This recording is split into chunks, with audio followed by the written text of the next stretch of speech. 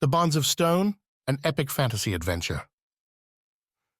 Book 4 in the Seven Isles series. Written by A.R. Knight. Dedicated to Blythe and Clint. Chapter 1. City Living. The ringed city claimed its name as a gentle snowfall graced the evening. Lit lanterns gave shape to sloping rooftops, to pleasant shadows in quiet alleys. The populace, and there were so many, laughed and sang, bartered and bought their way to the day's end. Wax, after 2 weeks in the city, no longer jerked his head around at the myriad noises, no longer crinkled his nose at the smells, as sewage raced down to the sea. He wore thick Rana linens, buttressed by went furs, a new 40-forged blade on his hip, thicker than a Kansei rapier and less likely to get Wax into trouble. Tufted boots and a wool cap added themselves to his new wardrobe, provided by Yujo's largesse. Kansei's second queen walked nearby, the two making their way back to her vessel for what its captain, Du, declared was a special dinner. A recent warm spell, despite it being early winter, had opened a path through the sea ice, or so the rumor said, and they had a chance now to make it north to Went. A celebration tonight, and soon an embarking to that rocky isle. Neither Yuho nor Wax seemed to find a smile in their slow wandering. Wax couldn't guess at Yujo's reasons for seeming reluctant, but he knew his own lay in the quest itself, in taking up a Renewals mantle yet again and throwing his family himself into harm's way. They'd barely survived the last fiend assault, not to mention the traitorous Kansei guards, and the nightmares from both had plagued Wax ever since. How many more would he earn before someone took the new seat on the wound's throne? The whispers in his mind flickered at the thought. 3 Skars from Vis, Foti, and Rana set their small gemstones into Wax's necklace, one he kept tucked beneath the layers. For all the honors bestowed among the Renewals, he'd learned the Isles were often a desperate place, with Skars just one more valuable to be stolen or traded. Best to keep them hidden, best to keep his eyes from meeting others. Such a far cry from Cassignol's casino on Foti's southern coast, when Wax had been feted, paraded about like a celebrity. Now, searching looks seemed to pace his steps, and every sound carried an invisible menace. "It'll be good to leave," Yuho said, breaking the silence. "A city like this infects you if you stay too long." "Most things do." Wax fought free of his dour suspicions. Those feelings could take hold when he was alone in his cabin, in the dark. Now here, he had a standard to uphold. "Think I'll be missing the ale, though. Beats our sweet wine any day." "Really? I love a good mango twist." Wax's heart twinged a bit at that. Sawi's favorite drink, too. Fermented mango juice, spiced with some lemon and a bit of sugar. Like all the best Vis wines, they'd store them deep under the water in airtight barrels, the only place the wine could get cool, get stable enough to keep its flavor. Then, at the right time, the rope and buoy, marked with the proper date, would get pulled back to the surface, tapped or traded. "Best find some to take with us then," Wax said as they turned down a narrow, sloping road, the last bit of Noctia's living districts before they hit the port proper. "Can't imagine when we'll have anything like it." "Oh, they're closer than you think." The Queen adopted a get-up much like Wax's own, hiding her royalty beneath standard Noxia garb, dull browns, greys, and furs everywhere. "A little ice wine is a delight." "You know all the best drinks from the Isles, then?" "Do you know what a queen does, Wax?" "You're giving me a good idea." For all the time they'd spent together, while Du had the Storm's Edge repaired, Wax and Yujo had avoided getting much into their pasts, their real lives. As if, after the Rana adventures and their near deaths, both needed to adopt a fresh persona.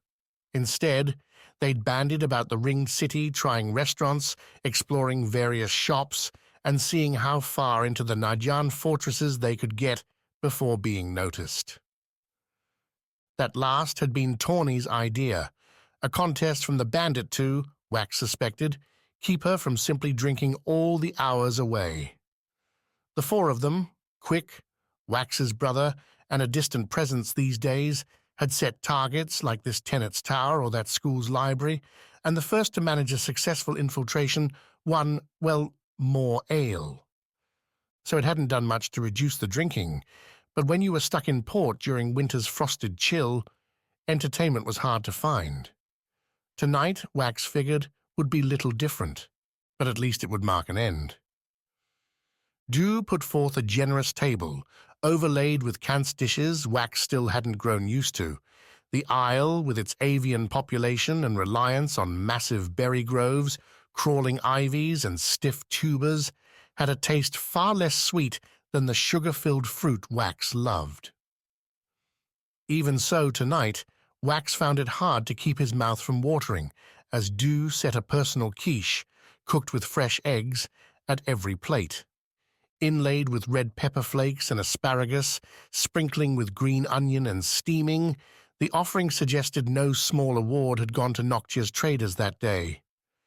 Then again, this was the first meal in more than a week that the whole group had been together.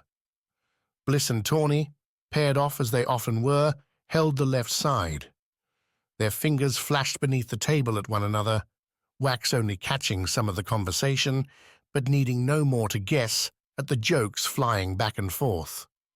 Plans, too, for later parties at one of Noctia's endless revels.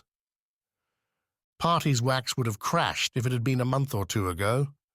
The jubilation felt wrong now, at odds with what they'd been through, with what was being visited on the Isles by the fiends. When Wax had confronted Bliss with the same, she delivered a defiant rebuke, signing that if they were going to die, then better have their fun now. After that, she'd stopped asking Wax to come along. To Wax's right sat Quick, more distant than ever, but at least no longer reeking with disappointment. He'd been even more a ghost, disappearing for days at a time. Dew muttered that it had taken multiple messengers to even find Quick and deliver the invitation. As to what his brother had been doing, that marked Wax's post-dinner agenda. Information gathering on his wayward guardian. Yujo, at least, filled Wax's schedule with less abrasive opportunity. She used her royal rank and their mutual renewal status to score dinner and lunch with well-to-do Najan and city dwellers, all loving the chance to boost their reputations with the Renewals' presence while salving their consciences by helping the pair to a meal, to a gift of some useless trinket, or a promise of future aid, should either one become the Aegis. Wax held back a grin as the meals, the shows, the invitations blurred by. At first he'd been nervous, until Wax realized everyone on Noctia expected him to know nothing of civilized society. They expected a bumbling Vis, lost and confused away from the jungle. Once set, Wax found a devious distraction in playing into and then destroying the idea, leaving the hosts, the other guests, in turns offended or delighted. The latter were the ones that gave the next invite, usually asking Wax to do the same, to prove Noctia's assumptions false. That those people often came from other isles surprised Yujo and Wax not at all. The Kansei Queen, meanwhile, kept her regal mouth shut, playing the diplomat. She praised the Wind Isle, pushed merchants and artisans to send their business Kansei's way, and acted in every way like the ambassador Wax supposed she was. Until, late at night, they would return to this ship and collapse in their respective cabins, mocking their oblivious hosts the entire way. So you're ready then?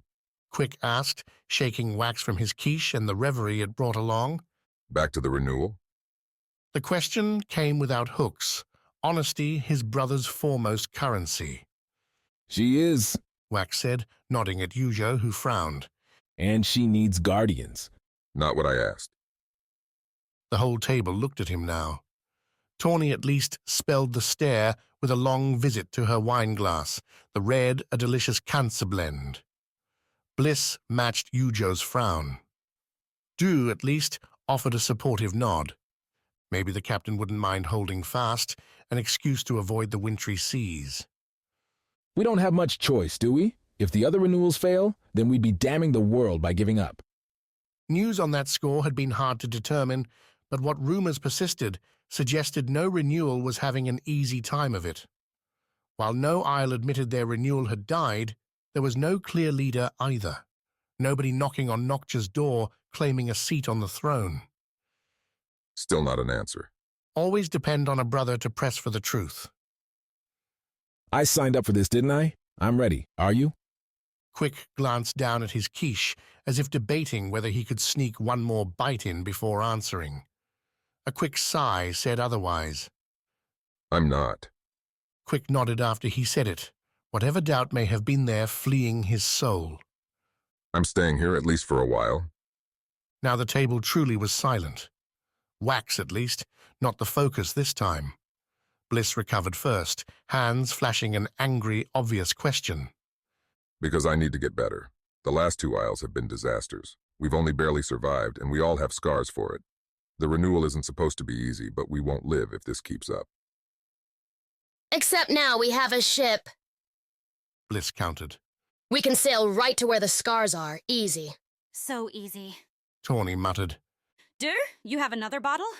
On it. The captain stood, seeming grateful for the chance to get away. Until a fiend attacks again or someone else lays another trap and we're left alone to lose. We're not ready. You heard Wax. He is. My ship is. We leave in 2 days. I would like you to come with us. Quick shook his head. I've already made another commitment. I'm joining the Nayan. If quiet wrapped the table before, it never had a chance now. Bliss slapped the table. Tawny cursed. Wax and Yujo both asked why and what, and then how.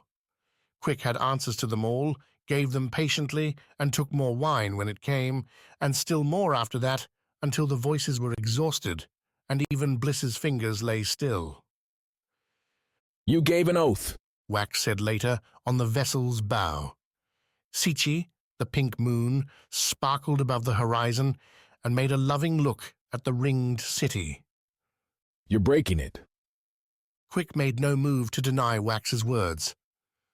I'm doing what I think is right, Wax. The only thing that might let us live. Sure, until you remember those fiends you just talked about. When one attacks, we won't have you helping us out. Then stay here. Let me get stronger. We can get more resources, more guardians. March with, if not an army, then something close to it. A fire Wax hadn't seen in too long found Quick as his brother spoke. I'm not just joining the Najan. I'm going to try and persuade them to join us too. It's not enough to watch the renewal from the sidelines anymore. They have to help. One voice, one Vis voice, isn't going to get their attention. Quick sniffed. It's not just any Vis voice, it's me, brother. Even you, Quick. Wax, though, saw nothing save determination. He'd seen the same look on Pan's face before the great Sana. A choice had been made, and Wax wouldn't be changing it. Then promise me something. What? If somehow you hear I need your help. Wax said, not quite believing the request as he was making it, but knowing it was necessary all the while. That you'll come. You don't think I would? Wax put his hand on his brother's, gripped it hard. You asked if I was ready in there. Truth is, Quick, the only way I'll be ready is with all of you standing beside me. I am, we are. I'll just be away a while is all. But when you see those purple cloaks, that black armor coming to escort you home, you'll thank me. If Wax didn't say, they managed to live that long. Chapter 2. First day. A thin satchel, his linens, and his gauntlets. The total accounting of Quick's possessions, all strapped to his person as he climbed Noctia's cobblestones in the early morning frost. Diligent workers kept the streets pebbled over to keep slipping to a minimum, effort Quick's Kant's boots, taken from a drowned deckhand who wouldn't need them anymore, appreciated. The footwear felt like a second skin, but lacked faulty weight. Quick felt the same about most things fancy, sure, but too light and ephemeral to be worth more than decoration. Except the ships. The ships were as fast, as great as rumored. The Nayan hit the same mark as Quick reached their portion of the ring city. Occupying an entire cliffside, but barring entry to a large gateway halfway up Noctia's crater wall, the Nayan controlled what some called a city within a city. Like the outposts they ran on every isle, safeguarding every Skar for the Renewals, the Nayan operated outside the usual bounds, and not a soul dared challenge them. The why came as Quick approached the first gate. Standing outside, fresh into their shift, were Nayan guards in their full regalia. Purple tabards ran their chests and back, draping black armor that ran all curves, as if the soldiers were living blades. In one gauntleted hand, the 4 guards outside the gate each held a vulge. The spears stood almost as tall as the guards themselves, their curling points adding utility to lethality, able to hook or deflect as needed. On their backs, in various colors, rested chakrams, razor metal discs, light enough to throw and mean enough to guarantee you only needed one. Next to the display, Quick felt his own gauntlets bobbing at his waist. On Vis, with their homespun spears, blowguns and bows, the gauntlets and their hardened wood claws seemed more than strong enough. They could carve a Hanoko's hide, sure, but against armor like the Nayan wore, Quick wondered if a single blow wouldn't turn his prized weapons to splinters. That, though, was why Quick was here. He needed better gear, better training, better everything to deserve his place with Wax. Quick just had to hope his brother would last till Quick could find him again, with all the Najan and their armory at his back. Getting through the gate involved showing a letter and the seal inside, one granting Quick entry as a new recruit. The simple paper had been handed to him several days ago, not far from these very walls, where the Najan maintained a civilian office, and with it a chance for society's lost souls to find a new path. At least, that's what the woman outside had said to the passing people, declaring in her purple and black that here was an opportunity to turn fear into ferocity, loss into vengeance, and horror into hope. The words worked on more than a few. Quick counted 11 in the room when he entered, all standing in the sparse stone chamber.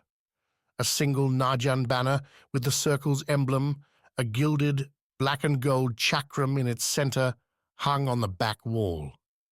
The other recruits matched Quick in their shifting nerves, either looking at nothing or everyone, bouncing from foot to foot, or shivering in the cold.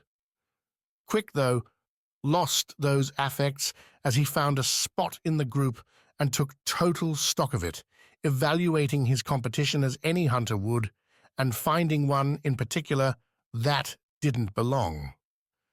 Sowie?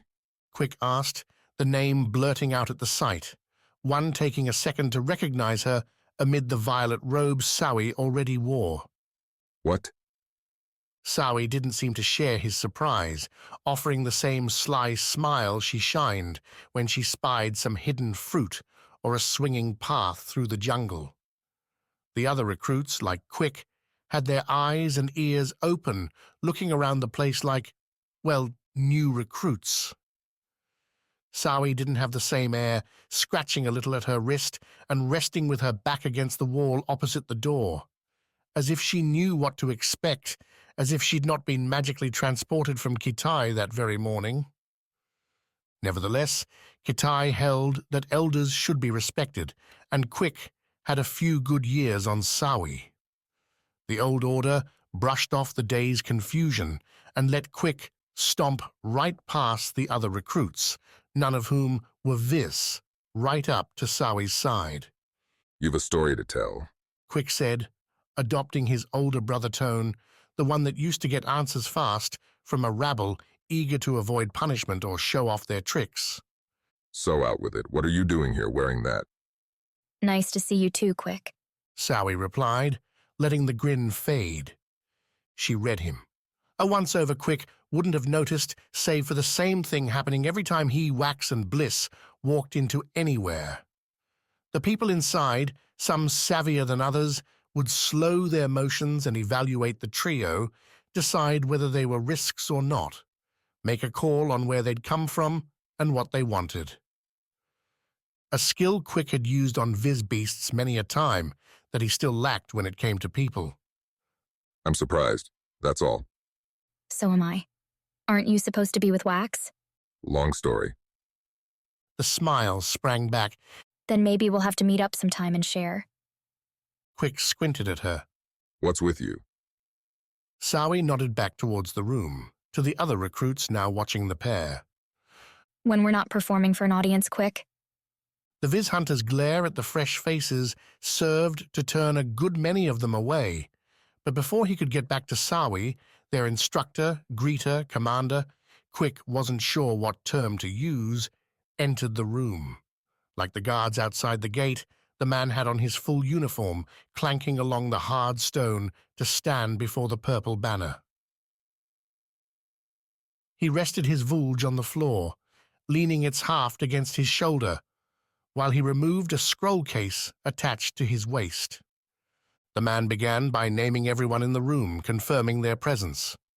When the roll call concluded, 2 names were left unanswered. The man repeated them louder, and when nobody decided to claim a second title for themselves, the man declared them delinquent. As he did, outside in the hall, loud steps echoed as someone acted on the words. They'll soon find themselves brought in to explain their absence. Their leader said, showing no pleasure at the situation. With good reason, they will begin next week. With bad, they'll find themselves sweeping the sewers for a month. He matched eyes with everyone in turn, not shrinking or speeding through any. Understand this. The Circle, the Nayan, are fair, just. But we are not lax. We carry the Isles, and that is a duty we cannot forsake. So far, so typical. Quick could admire the Najan's organization, their lethality without obeying their propaganda. He'd made his oath to Wax, and he'd keep it, marching in at the head of a Najan host to escort him, and that Kansequeen if need be all the way to the wound. Me. And you will find yourselves paired through the rotations. The man continued, shaking Quick from his daydream. A full year may seem like a long time to learn how the Najan work, how you will work, but it is a small drop in the rest of your life serving the Circle. Every tenet you assist will teach you, and when your year is up, the area most suited to your talents will be your home. Best find one you enjoy, as there are no sadder Najan than those without a true love. A true love? Quick glanced at Sowie, hoping to see she thought the same about this drivel as he did. Indeed, she didn't appear to be listening too closely, though not because of mockery, but instead a distinct concentration. Pondering something, her eyes narrowed to match her tight lips. What was she doing here? The Nayan speech then turned to matters ordinary, like food and facilities. Libraries open to new recruits, armories to visit for gear fittings, training grounds for exercises. This seemed to capture the others more acutely than the rules for their new lives, something Quick would have found surprising until he reassessed their outfits. Young, yes, but not wealthy. Slops, rags, and moldy clothes seemed the dominant fashion. Girl and boy alike bore dirt and soot, hands roughed up with days spent earning a hard keep. Vis had its poor and their betters, yes, but the distance between them seemed so much slimmer than what Noctia propagated. Up till right then, Quick had been faintly disgusted with the whole practice, the beggars and desperate rushing to the streets to find what they could before some Najan guard hustled them away. Now, though, he understood. The Nayan had jobs that needed doing. That would only be done by those too lost to refuse them. He fought off the shudder. Vis wasn't all the Isles. Things were different here. The oath of allegiance is sacred. Its words will mark your soul and bind you forever to our calling. The Najan man said, his tone changing to the same steel he'd used when calling out the delinquents. Repeat after me. Quick found his voice rising, with that of the other recruits, their words filling the chamber as they matched the man's own. I pledge fealty to the Circle, the Nayan, and the Seven Isles. I will face our enemies, protect our people, and put all my will to serving their needs until Noctia takes me into her warm embrace. As the last words faded, the Najan commander gave them all a slow nod before announcing the ceremony's close. They were all to report to their barracks, find their partners, and learn their first rotation. I'll see you around quick. Sawi said, breezing by him toward the room's exit. Wait, Quick tried, but Sawi didn't hesitate a moment, slipping by recruits picking up their gear and making for the same door. Zowie, just stop.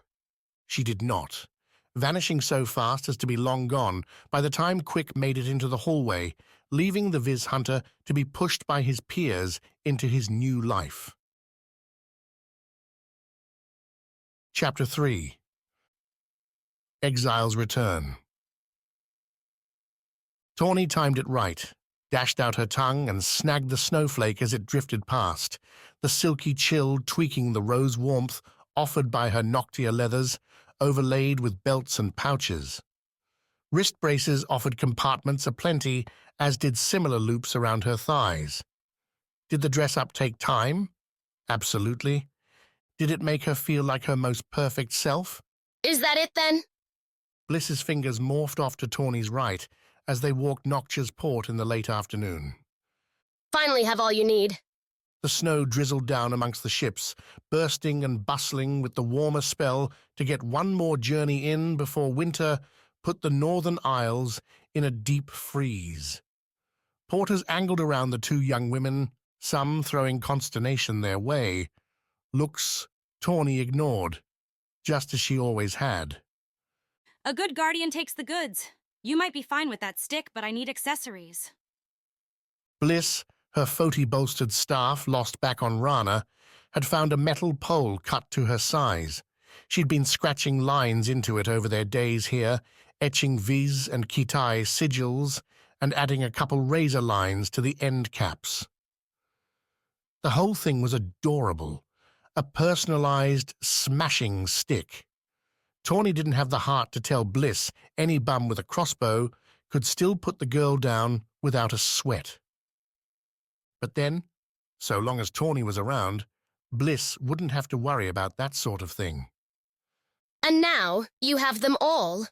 Almost. Tawny replied. True, she'd collected the knives, found a fresh grapple, replenished a stock of various minor poisons, and the darts to deliver them. All well and good, ready to brave the went wilds. Save one thing. There's something I've been saving. Saving like a treasure. Sure, why not? Let's call it treasure. Tawny glanced towards the ocean as she replied.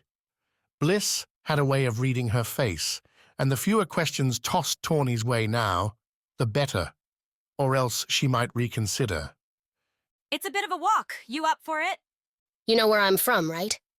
Jungle hikes day in and day out. Bliss would have that endurance. Tawny coughed into her glove to hide her own annoyance. Not at Bliss's reply, no, but at herself for asking the obvious question. Be better. Don't make mistakes. Or she might wind up on Foti again, slumming it with lava rocks to earn her dinner. Bliss kept right on up with Tawny as they left the ringed city's port district behind. The Nayan Quarter loomed behind them, a dominating force so far as afternoon shadows were concerned, all those inscrutable towers leering from the cliffs. If Bliss knew how many times Tawny had taken a closer look inside those places. Where are we now? Bliss's hand flashed to Tawny's right as the pair walked up the rougher street side, smoother cobblestones in the center, offering breezy passage to rumbling wagons, porters, and the hissing steam engines puttering them along.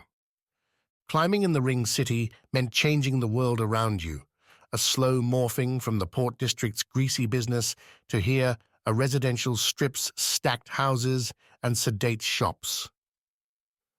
Eateries lacked the coarse curses from dirty sailors, instead targeting families and locals with their specials.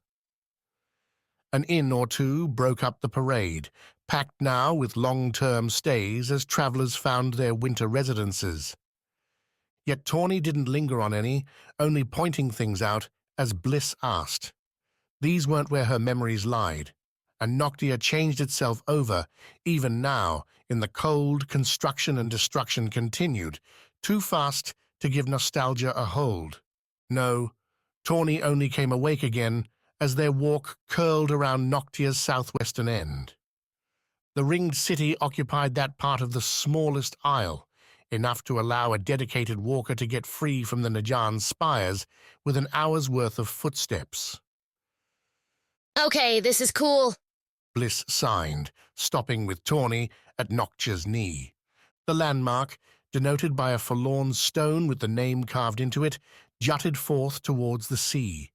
A mossy grey wall, less than Tawny's height, and perfect for sitting, wrapped the cliff, springing up where the last house ended and going till the buildings began again. The stone centered in the space, and Tawny walked past it to the absolute point, waiting a moment for several kids to catch her meaning and leave.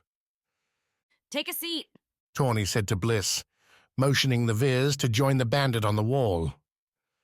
Back to the north from here, the ringed city fell away along the rocky cliffs, a sprawl that, with the crater's monstrous wall to the east, looked like a view cut in half. Ships crowded in, many at a final anchor in the port's modestly protected surroundings. Pretty, but Tawny's heart lay the other way, and she found a smile when Bliss didn't even bother looking back towards the Najan's side. Noctia's not only the Nayan. There's beautiful things here, too. The houses ran some ways further along the southern shore, spreading in irregular tranches through easier rock, both up and down the cliffs. The density, though, wasn't the same, paving the way for broader cliffside fields. Trees and bushes, skeletal now with winter's onset, but entrancing in their own way, crawled along the rock. Jutting terraces, built so many years ago, held plants and animals less able to scale the steep sides, but so essential to the ringed city's survival. Like scalloped handholds, the outcroppings ran along Noctia's southern edge all the way to the isle's far side, beyond the horizon.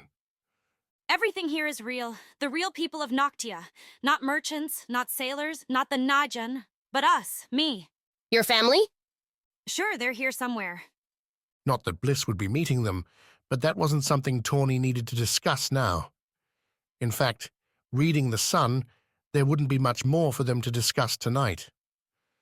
Look, I know it's a long walk, but I wanted you to see this before we left. Most people don't like Noctia. They think it's this rocky, ugly place full of dangerous people, but it's like anywhere else, mostly. Just families trying to survive. You've never talked this way before. Home brings out a weird side of me. Tawny put up a frown, glanced in the falling sun's direction. Speaking of, think I might stop by there. Home? Yep. Not sure when we'll be this way again. Figure I ought to say hi. Let them know I'm still alive. Bliss nodded, waited a second, then nodded again. You don't want me to go with you. It's going to be awkward and long. Maybe next time. As deliveries went, Tawny figured the line went okay. No tremor in the voice, no slip in her eyes. She kept her hands on the stone wall, pressing them against the dirty grey, hard enough to ensure no slipping. Okay, back at the ship then. I'll be there before Sichi's too high in the sky. You better be. Bliss, as she so often did, broke the conversation there, slipping off the wall, catching herself lightly on her feet, and walking off with a flipping wave. Tawny waved back, then tilted her head. Bliss wasn't turning left, heading back home. Instead, she went right, joining the people heading towards the outcroppings, the houses, a life Bliss had no business digging into. Tawny took a lower road. She'd tailed Bliss for a few minutes, keeping careful enough to drag behind townspeople and stay out of sight. The Vis did exactly what she ought to be doing, wandering along and scoping the buildings, the earthworks, the sheep and chickens on offer. Once Tawny established Bliss didn't have some ulterior motive, the thief slipped downward at the next break. The thin switchbacks descended alongside cavern crannies, not their official name, but what everyone called the narrow homes built into the rock. Supported with heavy beams and not much larger than a small boat, the crannies served as housing for everyone that couldn't afford something better, and that everyone included more than a few of Tawny's former friends. Thankfully, another not-so-written law of owning a cavern cranny was keeping your door shut. Most opened outward, right into the walkway, so Tawny avoided any uncomfortable chance encounters as she wound back and forth several times, always getting closer and closer to the in-and-out waves. Noctia's southern side bore the goddess's angry whims, the shallows crusted over with jutting rocks and swirling pools. Black sand beaches offered options to those with little else to entertain them, and they were empty now with winter's cold. A summer day would have brought laughing children, tired parents, and couples looking for a little romance. No ships would dock here, no business save some brave food stands broke in on the fun. Tawny fought away any memory, instead focusing behind the beaches to caverns and cutaways too old and unstable for any sustained business, for any home. Any, that is, save the one she was going to find. Her boots crunched on the stiff grains as she walked past a few sightseers braving the surf, drawing little and less attention. Like on Foti, everyone here knew to keep to their own affairs. Catching the wrong eye could ruin so many good things. The third tidal cave, a sawtooth number whose rock overhangs crusted over with salt, still smelled true to Tawny, a faint whiff of pipe smoke and boiled clam brine drifting out. The bandit gave one last look around, found nobody on her tail, and slipped inside. A few steps warmed the air with a fire's comfort, those flickering flames soon drawing up on the dark, pitted walls. Noctia's caves carried with them a bleak history, one written not in the purity of Foti's black lava rock or in the packed sediment of Vis's living caves, something Tawny had only heard about. Instead, Noctia offered a lifeless swill, as if someone had taken a stale gruel, thrown in some old black ash, and swirled it together before baking it into bricks. Smooth, dull, and altogether worthless was Noctia rock. Less so were the people clustered around the fire and the whole cave, a deceptively large room that looked like a spoon expanding out from Tawny's tight entry.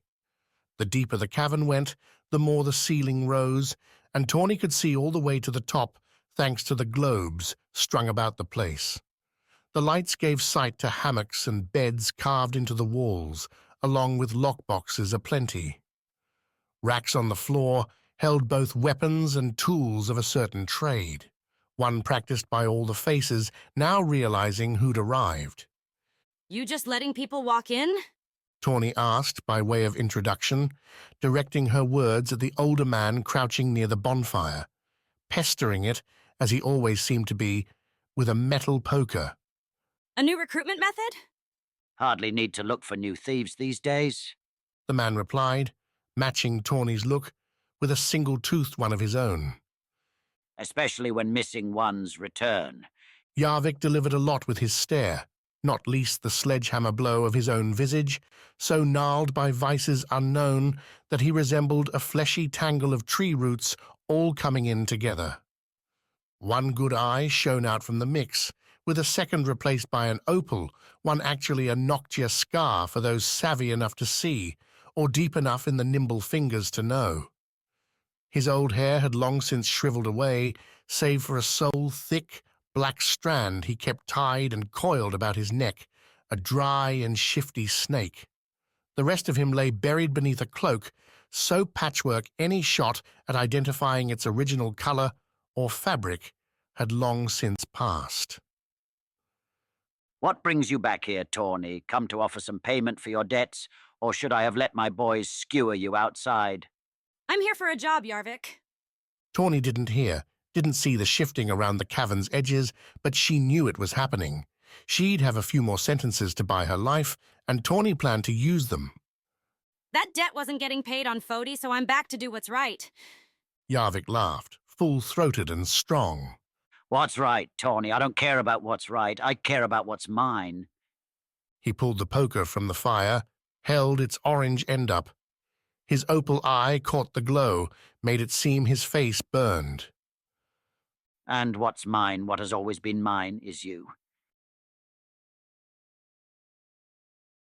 Chapter 4. Sand Training. The dive fell short, and Sawi hit sand hard, the rocks between the grit gnarling into her hair and teeth. Her arms, reaching for vines that weren't there, lay out wide. A moronic pose. Sawi closed her eyes, suppressed a curse, and waited for the verbal lashing. You're using your instinct again. Came her teacher's voice, as expected. Ami never missed a chance to criticize. This isn't Vis. Stop acting like it. Sawi rolled over, a move harder in these Najan robes than it needed to be. She'd asked for and been denied a suit of Najan leathers. Ami declaring Sawi hadn't earned those yet. The Vis would be in a student's robes until she could handle herself, a process that might take a day, a month, or a year. Right now, if Sawi had to guess, Ami had her bet on the latter. The flame-haired, golden-faced woman leaned on a thick, dark blade as Sawi rose back to her feet, brushing sand off along the way. Why they always trained on the seaside beach was another question Ami brushed off time and time again. Footing, Ami would say, during the long walk down the stone steps in the morning, was something you couldn't guarantee. Learn to fight on the terrible dunes, and you could dance anywhere. Sawi wanted to argue that the odds most of her fights would be on sand was a poor proposition, but Ami refused to hear it, as she refused to hear most of what Sawi spoke. This time I want you to attack me. With what? Your hands. Sawi blinked. You've got a sword. Thank you for reminding me. I'll use it. Ami took a single long step back, drew the blade from the dirt, and grasped its large black iron hilt with both hands. The blade itself seemed pitted and in poor form, one of many battered training arms kept down here on the sands. A victim, so Sawi gathered, of sea salt's devastating effect on the metals. Nevertheless, blunted and battered, the blade could still turn Sawi into a sliced sucker. What's the point of this exactly? Is this Gladring's idea? Gladring's not your concern. Attack now. Knock me down. Sawi sighed, spread her bare feet. The sand tickled with its chilly touch, but the Nayan boots were even worse. Their leather soles told Sawi no stories about where she stood, how much strength she'd need to move. Vis climbing shoes would be better, but Ami kept ordering Sawi to leave all those things behind. Behind the pair loomed Noctia's craggy rocks, broken up into caverns and tunnels this near the sea. Lapping water occasionally flushed through, leaving the rocks glistening wet and crawling with critters. Gulls and other birds joined in the ocean's song, despite the day growing long. She'd started the morning with the shock of seeing quick, and now was ending it with a sword angled at her chest. What a great day! Now. Sawi pushed left first, angling towards the waves and putting some sand-spraying distance between her and Ami. The Guardian held her position. A clue to the exercise, then. No active pursuit. Sawi could dawdle, could poke and prod. A fiend won't let you run like this. Ami said, as Sawi slowed, turned at the brown, wet edge where the waves stopped. A solitary pier ran out behind her, old wood creaking with every wave strike. They'll follow you as far as you can go and farther still. Guess I'll worry about that when I'm facing a fiend. Sawi bent her knees, reached down, and scooped some wet sand, pressed it into a flimsy ball, stood back up. Ami, eyes narrowed now, studied her. Could she guess what Sawi meant to do? Probably. Ami had seen the world, had fought half of it by the stories the Guardian had told in Sawi's first nights here, before their relationship became so brutal. Before Gladring changed the game, kicking into the sand again, shivering off the sharp gale swiping by, Sawi cut up the beach to the rocky cavern's entry. A slow circle around Ami, forcing the older warrior to turn with the Vis gatherer. Was she still that? A Vis gatherer? After yesterday, was she not a Nayan recruit? A question worth answering when Sawi wasn't being tested.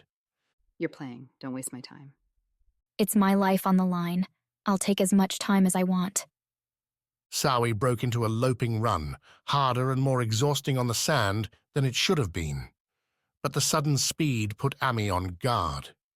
She lurched in her turn, raised the sword as Sawi twisted the angle, putting her route close to Ami's spot. A straight-line dash now would bring her right past the Guardian, right onto the sea's southern edge. As if Sawi would be so stupid. 2 strides away, as Ami angled the sword for what would have been an easy skewer, Sawi dug in her left heel and broke hard right. A turn difficult in the robes, impossible in heavier armor. Sand flew up in a wave, but an angle that would have sent Sawi sprawling on a flat surface held on the sliding grains. Sawi's cutback forced Ami to adjust. A fast turn made harder when Sawi's mudball smacked Ami right in that golden cheek. Ami cursed, the blade wavering, slow in its pursuit. Slow enough for Sawi to get inside its reach on Ami's right. She grabbed for Ami's wrist, found it, and snared her fingers on the leather gauntlets. Sawi tugged, sending a kick at Ami's shin, hoping together the pulls would send Ami tumbling to the dirt. The Guardian didn't move. Despite Sawi's pulls, her straining effort, Ami stayed right in the sand, the mud dripping off her face. As Sawi tried one more yank, Ami's eyes met hers, and in them Sawi saw doom. A clever tactic undone by idiocy. Ami said an hour later over Alice back in the tower. When you made your move, you should have gone for my eyes, my throat. At worst, pulled the knife from my belt to arm yourself. The pair sat at a small table in a chaotic room, one lit as much by scars as by the glowing lanterns on the stone walls. A single winding stair circled the space, crawling upwards and out to a hallway that'd lead to some bored, loyal guards before breaching into more open Najan territory.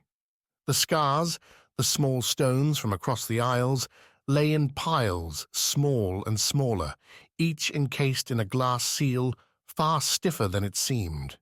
Sawi knew, because Annalise, the odd scientist sharing their space, and soon to be returning with dinner, had Sawi test breaking those cages. She'd tried a staff, a hammer, and even a sword. Nothing. A Went creation, Annalise had said at the time, almost gleeful. If Noctia knew what we were doing, they'd all freak out. Annalise said things like that all the time, though. Listening to her, Gladring's tower was a treasure trove of the strange and secret. Then again, that seemed to be why Ami and her scar-sealed golden faceplate lived here. Why, according to Gladring, Sawi would live here too. She'd be a Nayan recruit in name, but in all else, she'd be Gladring's assistant, or whatever he wanted to call her. Eyes and throat? You wanted me to hurt you? Ami tapped the golden faceplate, right where a Vis emerald glittered. You couldn't if you tried. Not unless those tiny hands of yours could snap my neck in a shot. Sawi glanced at her fingers around the ale mug. Tiny?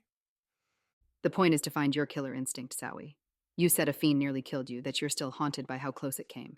I'm trying to teach you to take those feelings and turn them around. Use them to find control, to make sure you never feel so helpless again. Yet she'd felt helpless almost from the second the Nayan boat had sailed off from Vis. Away from friends and family, the adventure Sawi had been expecting never materialized. Instead, Gladring sucked himself into the intrigue and official nonsense the Nayan required, leaving Sawi to cast about on the vessel alone, watched by curious eyes and ignored by stuffy mouths. That feeling stuck with her when they arrived, with Gladring casting Sawi off to Ami and Annalise, promising only that he'd be back when he needed her. That'd been more than a week ago now, and since then, Gladring's visits had been sparse, and more for conversations with Ami and Annalise than Sawi. Not that Sawi was jealous, no. Not that she spent the later evenings alone in her slim room, looking out the narrow window, wondering how she'd made a terrible mistake. No, not that. Never that. Admitting her error was a step Sawi wouldn't take. Not yet. Trying to kill you won't make me feel stronger. Sawi said, then continued on before Ami's opening mouth could lay out more suspect wisdom. What I want is to know what I'm doing here, Ami. That's what's going to make me more confident, more comfortable. I'm lost. At that, Ami sat back, nodded slow. I've been there. Was lost on this isle for damn near 10 years, Sawi. That's a long time. Goes by quick when you have enough ale and a sword to swing at training dummies. Ami laughed, but it came out hollow. Joking. It's long as Rana's rivers. She drained her remaining ale in a single swig. But you're not that lucky. Sawi, it's simple. You're here to help us figure these things out. Ami swung the mug around at the Skars. Learn to talk with them, how to get them to listen to what we want. Then we use them to crush the fiends forever. Too many questions in there to pass. Listen to the Skars? Annalise and Ami hadn't mentioned that before, had barely talked up the gems in the days Sawi had been here. Annalise only went on about her inventions, had Sawi wear the worst kind of gear while she tested this and that device. Ami kept pushing Sawi to the training ground. No Skars, no noble goal. Only that, under penalty of a swift slice of the head, Sawi wasn't to say a word about what she saw here. Even to Quick, who she'd already ditched tonight. That's the same face I made when Gladring told me, Ami said. He's probably upset I'm breaking it to you now, but he can go lick lava. Ami glanced at her mug, as if hoping it had refilled itself in the meantime. But alas, the man's right. Annalise is a genius, but she's not a fighter, and it's fighters that will be shoving these magical stones down every fiend's throat if I get my way. Why me, though? I don't... You're loyal, or you wouldn't be here. Ami waved off the question. That's the most important thing, Sawi, because what's coming, what Gladring's planning? We can't waver, we can't doubt. When the time comes, the world's going to need us to act. I will, Sawi, and so will you. Sawi blinked. And if I don't, then you'll be dead. I'll kill you myself. Chapter 5. Dark Advance. Like so many in the long line behind and around him, Svarde's body told a story of toil. His beard, grown long and gangly, found kinship with snarled hair pulled into taut braids down his back. Went armor, stiffer than Foti leathers, but molded with the same rock pressing in around him now, creaked along with Svarde's knees, arms, ankles at every step along the cave floor. Aches from 100 wounds, both real and phantom, haunted his recurring headaches, a prize earned on the beach back to the south. Every breath pushed air past marred teeth, a face only clean thanks to a lucky pool some scout had stumbled upon. Yet his hands could still hold his axes. His stance still stood tall. His voice bellowed with the best of them, there in the dark below. At his feet, too, clawed his longtime companion, the stone-skinned ferret Kivi. She vented as they walked now near the long column's head, taking a shift leading the expedition ever onward. Ahead, Flashes flickered along the craggy curves, candles blinking, or the odd-colored mushrooms lighting up the walls in purples and blues. Those mushrooms would be scraped off as the army passed by, added to the food stores, and replaced by pounded lanterns. As Yochi, the Went warlord leading this charge, put it, this wasn't just a mission, it was a colonization. The Rockbiters were tired of ceding territory to the fiends. Instead, they would control it. The tremors of that control pulsed up through Svarde's soft boots now, the constant hammering behind him as engineers put in those lights, added buttresses to unstable walls, and plotted out places for way stations, inns, whole towns in the largest caverns.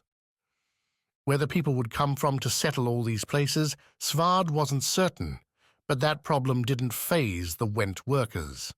Their warriors, too, marched with a conquering army's gusto, where Svarde and Maena's initial foray into the depths came with quiet urgency. The Went traveled with songs singing, drums beating, invincible confidence pushing them onward. The change, at first, was so jarring, Svarde found himself ranging ahead with Kivi just to feel that solitude, that explorer's edge. He would have brought Maena with, but the Rana captain seemed increasingly bent inward, tortured with some struggle she refused to discuss. Only during Jochi's regular briefings would Maena light up, as if the logistical challenges inherent in leading thousands through endless caves were life's greatest fascination. "It's her choice," Svarde said down to Kivi as the ferret snorted, her orange vents closing in a steamy burst. "I don't like it either." The fiends, so terrible during the earlier expedition, fell back against Went power. Crossbows, spears, and bone-crunching rock armor turned the haphazard beasts into so much gruel.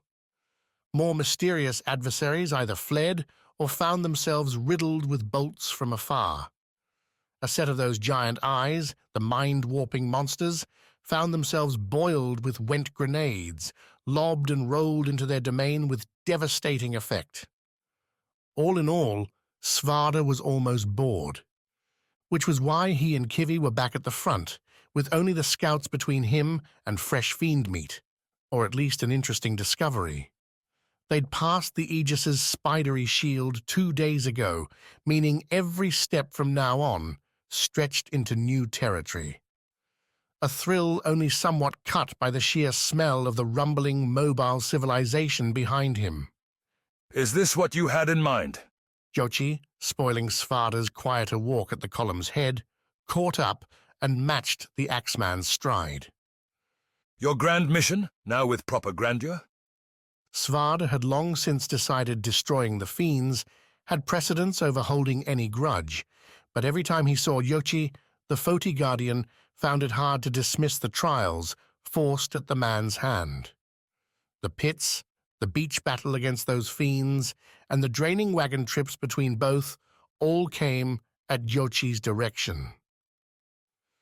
The urge to send the man's head flying with an axe was tempered by one thing, Katia. Seeing the Aegis's web gave a warm, distant comfort. She still lived, however much of a shell that life was. A signal, too, that Svarde's mission to ruin the fiends and their origins remained urgent. Both served to keep Svarde's hands steady, to keep his response to Yochi's question congenial. "If it serves to slaughter the fiends, then it's what I had in mind." Yochi laughed. The 2 body men behind him, hands ever near their own spears, chuckled too. Whether that sort of servitude grated on Yochi, Svarde would have socked any follower acting that way, was a mystery. The warlord seemed unaffected, instead launching into the day's march, or rather the night's walk. Somehow the Went scientists following along with them, all stolen from the university city whose sacking Svarde and Maena had prevented, kept track of the time, and in so doing preserved the army's sanity. Shifts kept the people in line, even as daylight fell further and further behind. For Svarde, walking the nights meant fewer people pressing his steps. A few hours unconscious during the day, rolling in a bedded wagon, was worth the sacrifice. Only the officers received that luxurious treatment, meant to keep them closer to the action, even as the army moved and worked at all hours. Others simply had to catch up during their waking moments, a prospect simpler than it would seem, given the grinding pace. So it went when every few steps demanded a new lantern, a halt for some scientific observation, or a fiend execution. Yet you don't seem at peace, my friend. What troubles you? Our inevitable victory? The slow speed that we're going for one. Yochi nodded in that sage way leaders had when they pretended to care. Everything comes with a cost. The more people, the more permanent our conquest, the longer it will take. And when the farmers have to return to their fields, what will you have then? The winter is long in Went, and our findings here are already making this a profitable journey. Yochi reached out to his right, plucked a purple mushroom off the wall. Glowing bits fell to the damp cavern floor. Already we're learning how to grow these. Can you imagine houses filled with both food and light in a single stroke? How much have we lost for fear of the fiends? Too much. Indeed. Yet I must ask if you're willing to lose more. Yochi's tone slipped with the words, gaining Svarde's focus at the same time. What do you need? Direction. Yochi waved back at the expedition's long line, though the curling caves put its bulk beyond sight. My scouts inform me that these tunnels go in every way, and for far longer than we can afford. You came down here once before, and seemed set in your path. How did you know? Svarde pointed at Kivi. She can hear the stones better than I can. They tell her the warmer roads, the ones leading down and down some more. A pity we don't have more ferrets, then? Yochi replied, leaning to pet the lizard only for Kivi to snort and dodge away. Yochi laughed, again matched by his body men, and stood. She still has the scent, I trust? Kivi snorted louder, vented steam. She knows where she's going. Your scouts have been doing well enough, though. A scattered, if valiant effort. I want you to take the lead with Kivi. My scouts will work with you directly, running the route between you and our force. I to destroy the fiends, Svarde. Spreading our roots throughout the dark below can come after. Do you agree? You're offering me a chance to get away from you and all your stinking soldiers. How could I say no? This time, at least, Yochi's laugh was genuine. This time, at least, his frowning body men didn't echo it. The changed assignment took effect immediately, with a scout materializing around the next bend with fresh satchels packed to the brim. The woman who'd skipped heavier, went armor for light leathers and belts crowded with tools, asked if Svarde could match a faster pace. When he assented, they shot off through the caverns, with Kivi soon taking the lead and choosing rights, lefts, downs, and on rare occasions, short jaunts up and over to reach viable ways deeper into the dark. After hours tramping ahead, the Went army vibrations replaced with a cave's dripping water and hollow wind, Svarde expected to find exhaustion trailing his every step. Instead, his walk came easy, the heavy armor lighter on his shoulders than before. It's a sign, the scout said, giving her name as one Olgata, that you're doing what you're meant to. Her only expressions seemed to be a serious scowl and a slapdash grin, and the latter filled her small lantern's glow in their current rocky home. We'll take 2 hours here. Sleep, then move on.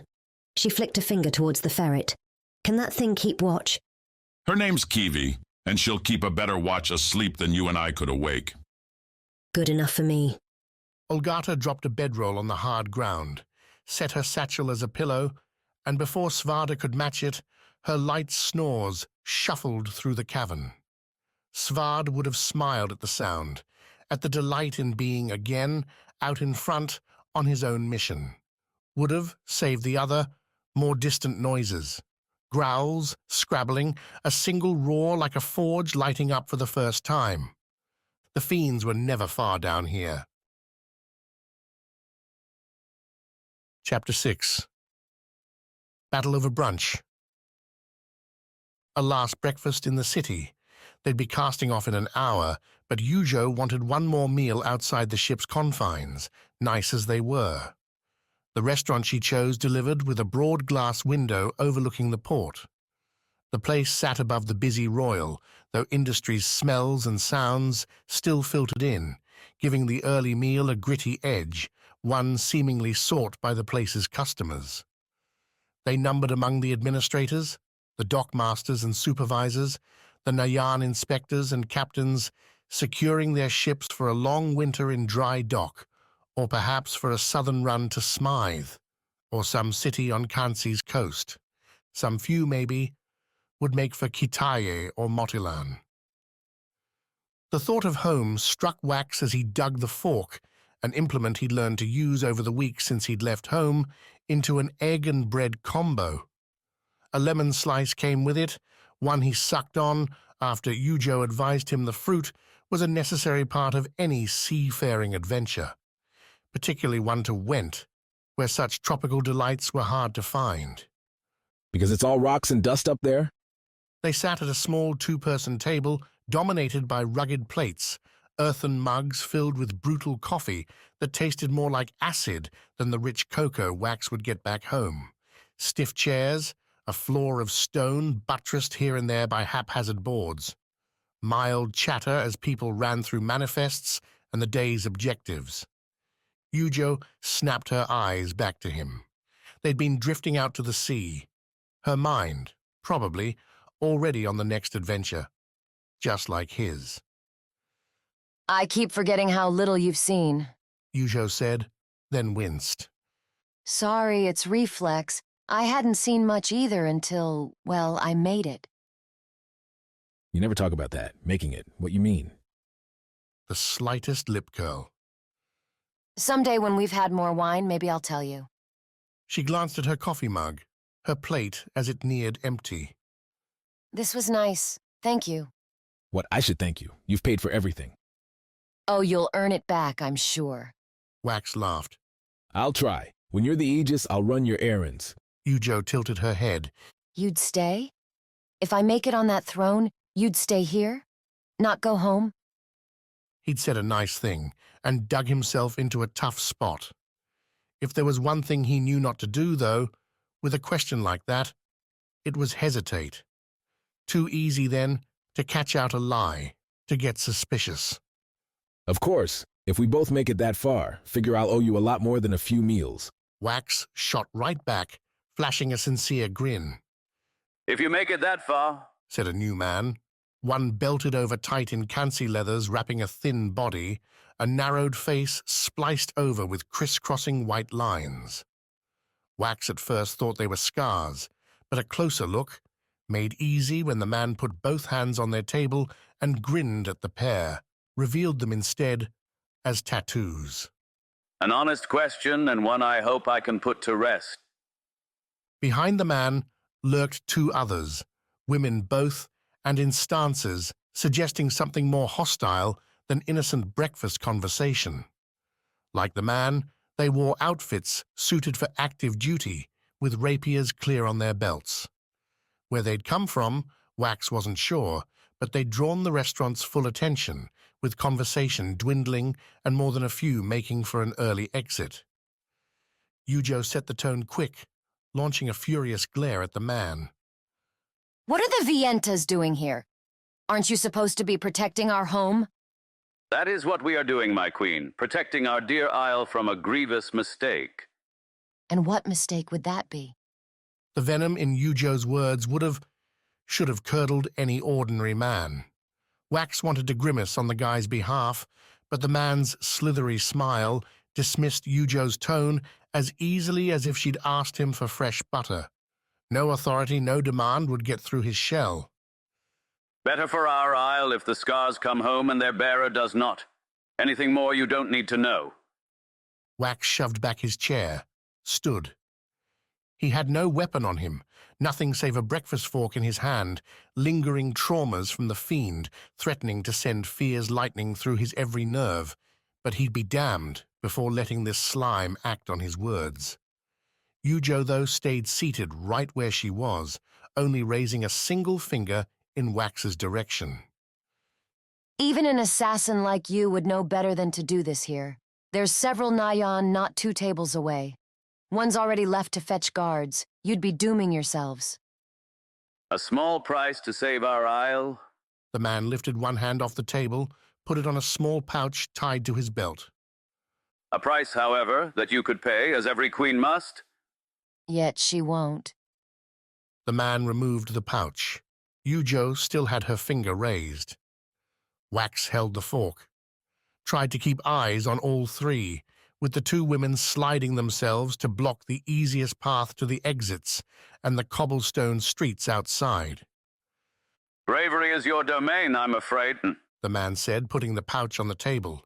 A simple sniff and all will be well, please. Yujo picked up the pouch. Wax tensed, would have done something rash except he'd come to know Yujo a bit better, found the queen to have a scrappy savvy. One she put to play in the next second, whipping the pouch up into the assassin's face. The bag burst, harmless sand breaking over the man's already shaking head. Wax, then, put the fork to good use.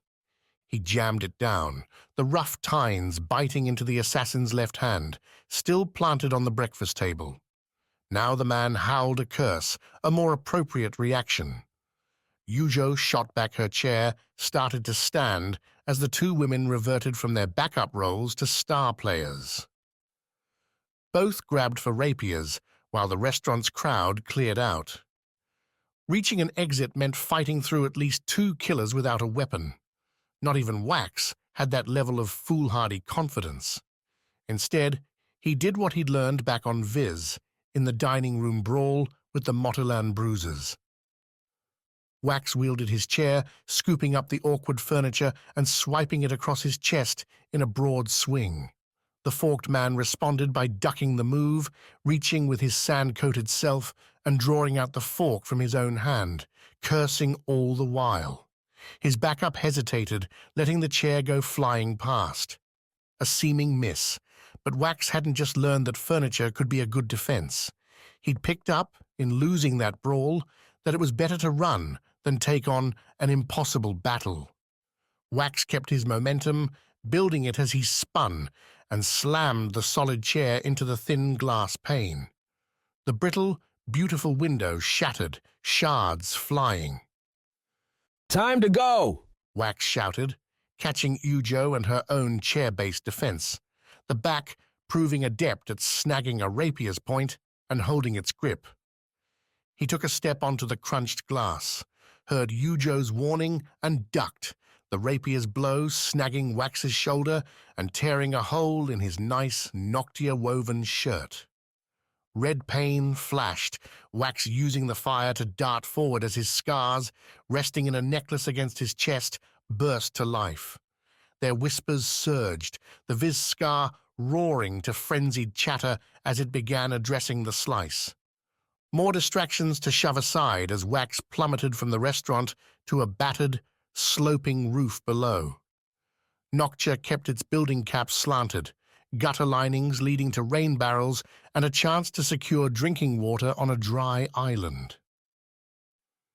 Covered now in morning frost, the slates proved a slippery landing spot, Wax falling onto his side and rolling. Yet he stole a look up, hoping to see Yujo and finding her, flying like some bird in the morning sun from the restaurant.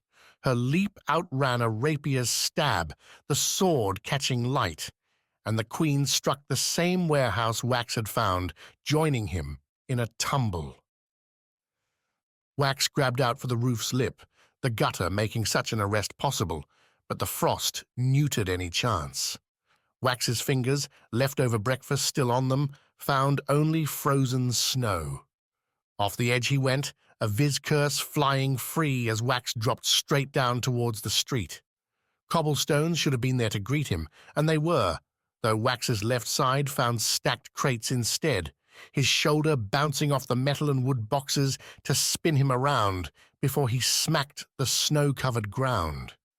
The white fluff, piling up and shoveled into alley corners like this one, gave Wax the slightest blanket, so he only found the air leaving his lungs, his shoulder aching, and a dismal freeze coating all parts of him as snow snuck everywhere. For one moment. In the next, Yujo landed on him, driving Wax deeper into the snowbank and ensuring a sputtering, coughing panic. The Queen, as ever, kept her composure and rolled off, standing on the slick street with natural skill. Her hand found Wax's left arm, yanked it, and him, up to a partial stand. You alive? Yujo asked, continuing to pull. I hope.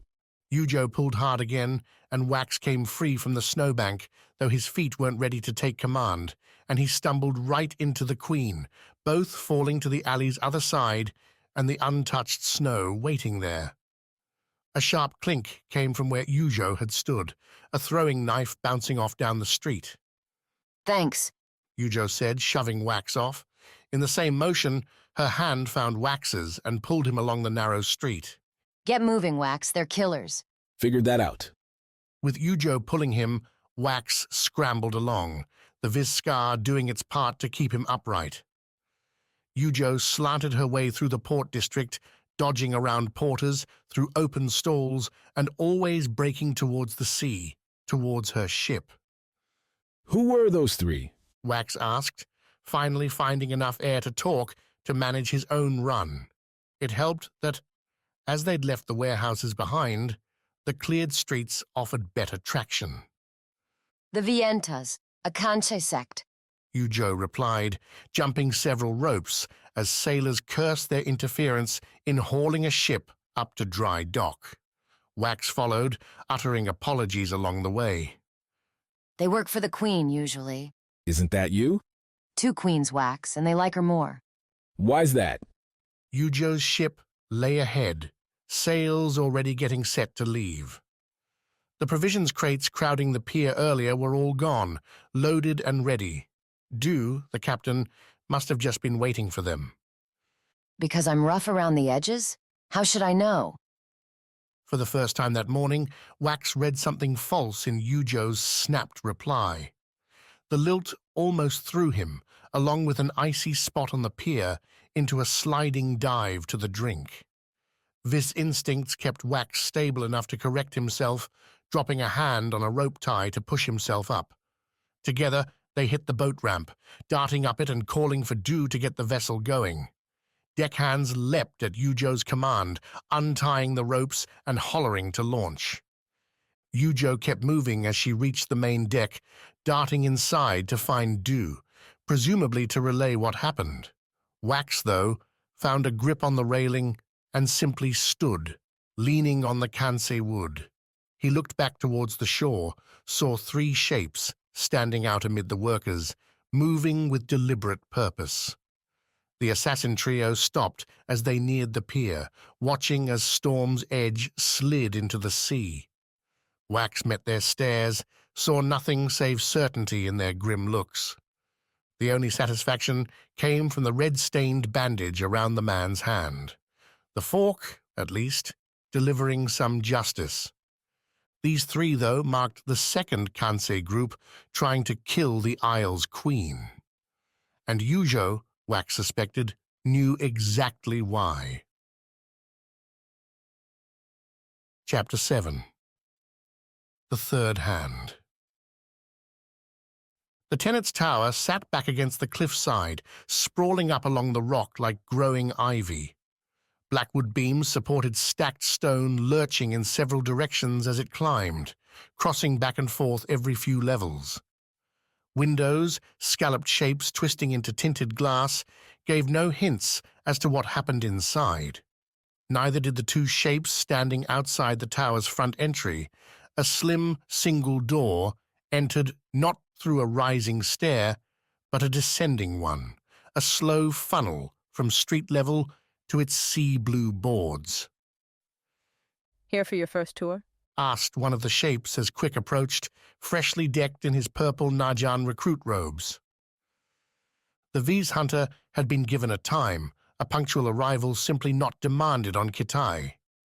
Here, though, clocks abounded, their mad ticking driving Quick's every action with a new kind of stress. A shoveled-down breakfast snared from the table, stocked for recruits, and out he went, joining the rush. Foot traffic, at least, was familiar, though Quick's bulk tended to give him leeway on his jungle home. Not so here, where deference seemed tied to one's robes and the sashes, medals, or weapons worn. It had taken 3 bumps and earned glares for Quick to learn that lesson. I think so, Quick answered, hating himself for his uncertainty. One of many pledges to himself that he'd failed to achieve, so far. The shape turned to the other, one shrouded in an inverted Nadyan robe, one with its purple replaced with the door's light blue colors, the black with white. A golden pin, at least, matched Nadyan standards, though Quick hadn't ever seen this one before. A distorted keyhole, as if someone had jabbed at the thing with poor effort and scratched, bent the lock. An odd symbol. Then again, this being Noxia, someone would tell Quick what it meant soon.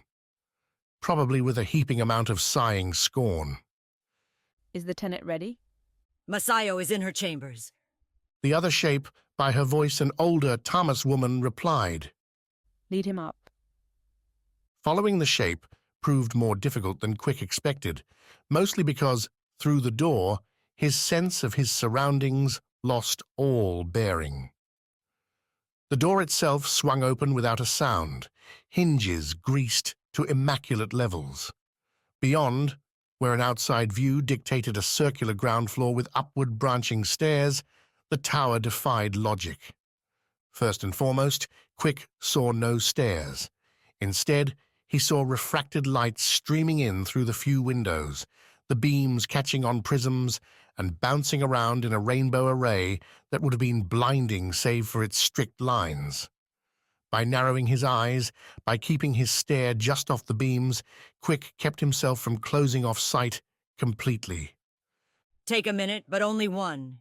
In this tower, adaptation must come quickly. Between the beams lay shadows, but not vacant ones. More shapes moved in those white robes, some followed by more usual Nadyan in purple and black. Some scurried on Quick's level, but others seemed to rise right up through the air, as if walking on the light itself. Tracking one pair, Quick saw them vanish above to his left through another door seemingly floating in air. It shut with a very real click.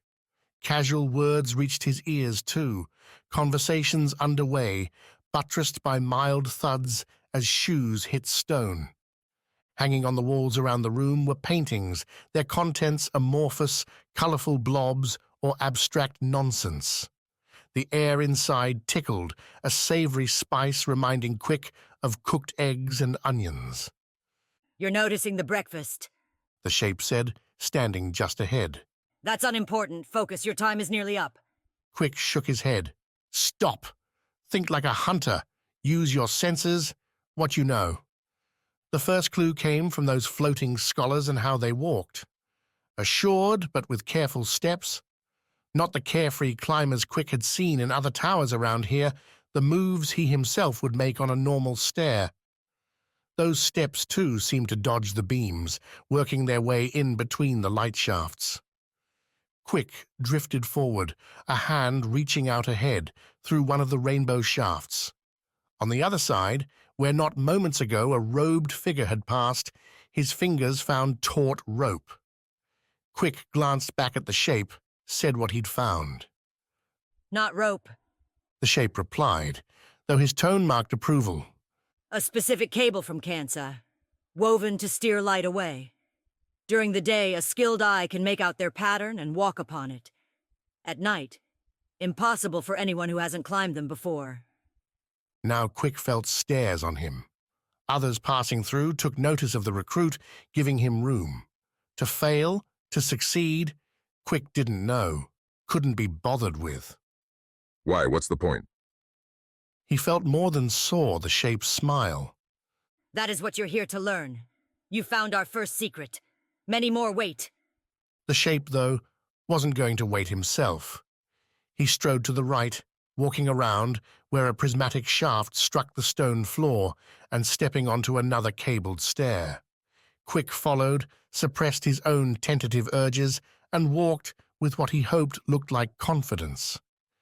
Yet, he couldn't keep his eyes from flicking down as he took the first step.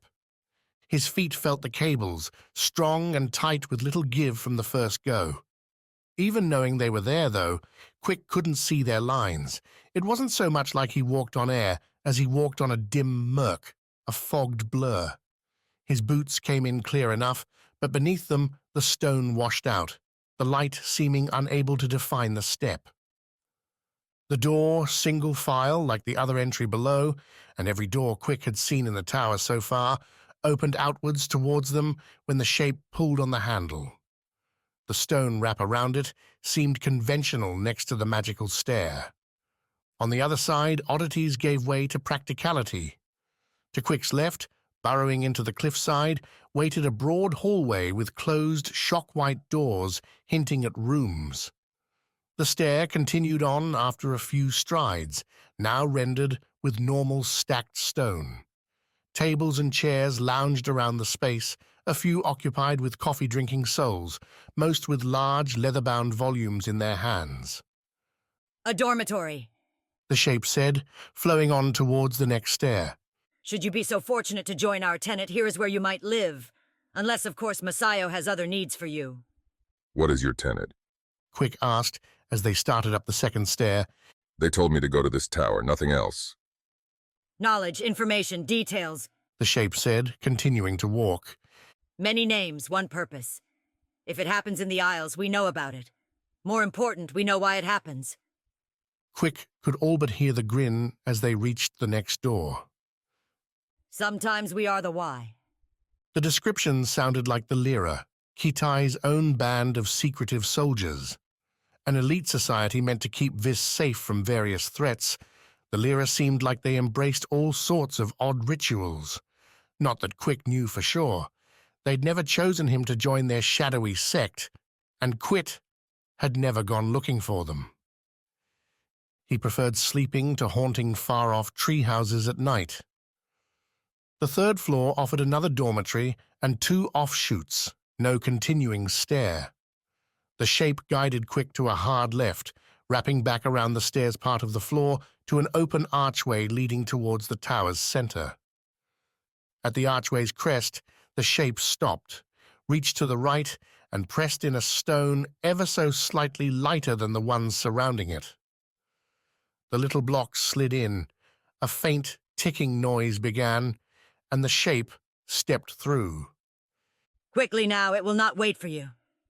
Quick did as the shape asked, crossing through the arch before the ticking ceased, and the stone returned to its former position. What would have happened? Pray you never find out. Every arch in this tower is like that. Make sure you learn where the triggers are. Seems needlessly dangerous.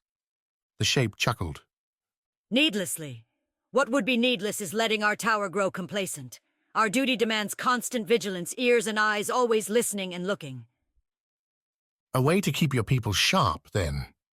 Quick could see the reason for that, though trapping your own home seemed a bit extreme. Coming back to the tower's central shaft, albeit one without a stairwell, ended their other options. They could have continued straight across to the other outside wing, but the shape instead turned towards the arc, cut before them, into the cliffside. Another door, single like the rest, waited before them. Its panel alternated the blues and whites. On either side waited chairs, a single table. Nothing bore any decoration except the walls, adorned again with inky paints of storms, swirling seas, or forests so dense they might just be black. The shape went forward to the door, knocked once. Quick heard no reply, but the shape pulled the door open anyway, waved Quick inside. The hunter went on past, crossing the threshold into what looked like a death trap of an office. Shelves abounded, as did tables all done up in glossy dark wood. A bed at the office's back, stuffed in tight beneath the slanting down cliff wall, looked made up with care. A large amber desk sat center, covered with several stacks of scrolls, books, and other random things. No chairs waited for guests. Masayo, if she'd been waiting... Instinct is a hard thing to teach, as is a sense for danger. Quick, though, hadn't grown up in some posh home. He'd burned his years in a dangerous jungle, ears and eyes always open to threats both hidden and clear. The step hitting the wood floor behind him wasn't the same one the shape had been making thus far, but landed quieter, shorter. The air moved too, a rush as someone pushed a robe wide, perfect for a sidelong skewer. The hunter pivoted, stuck his left foot, and swung himself around, raising his fists to block any attempting strike. Better a knife's gash on his hands than a stuck lung.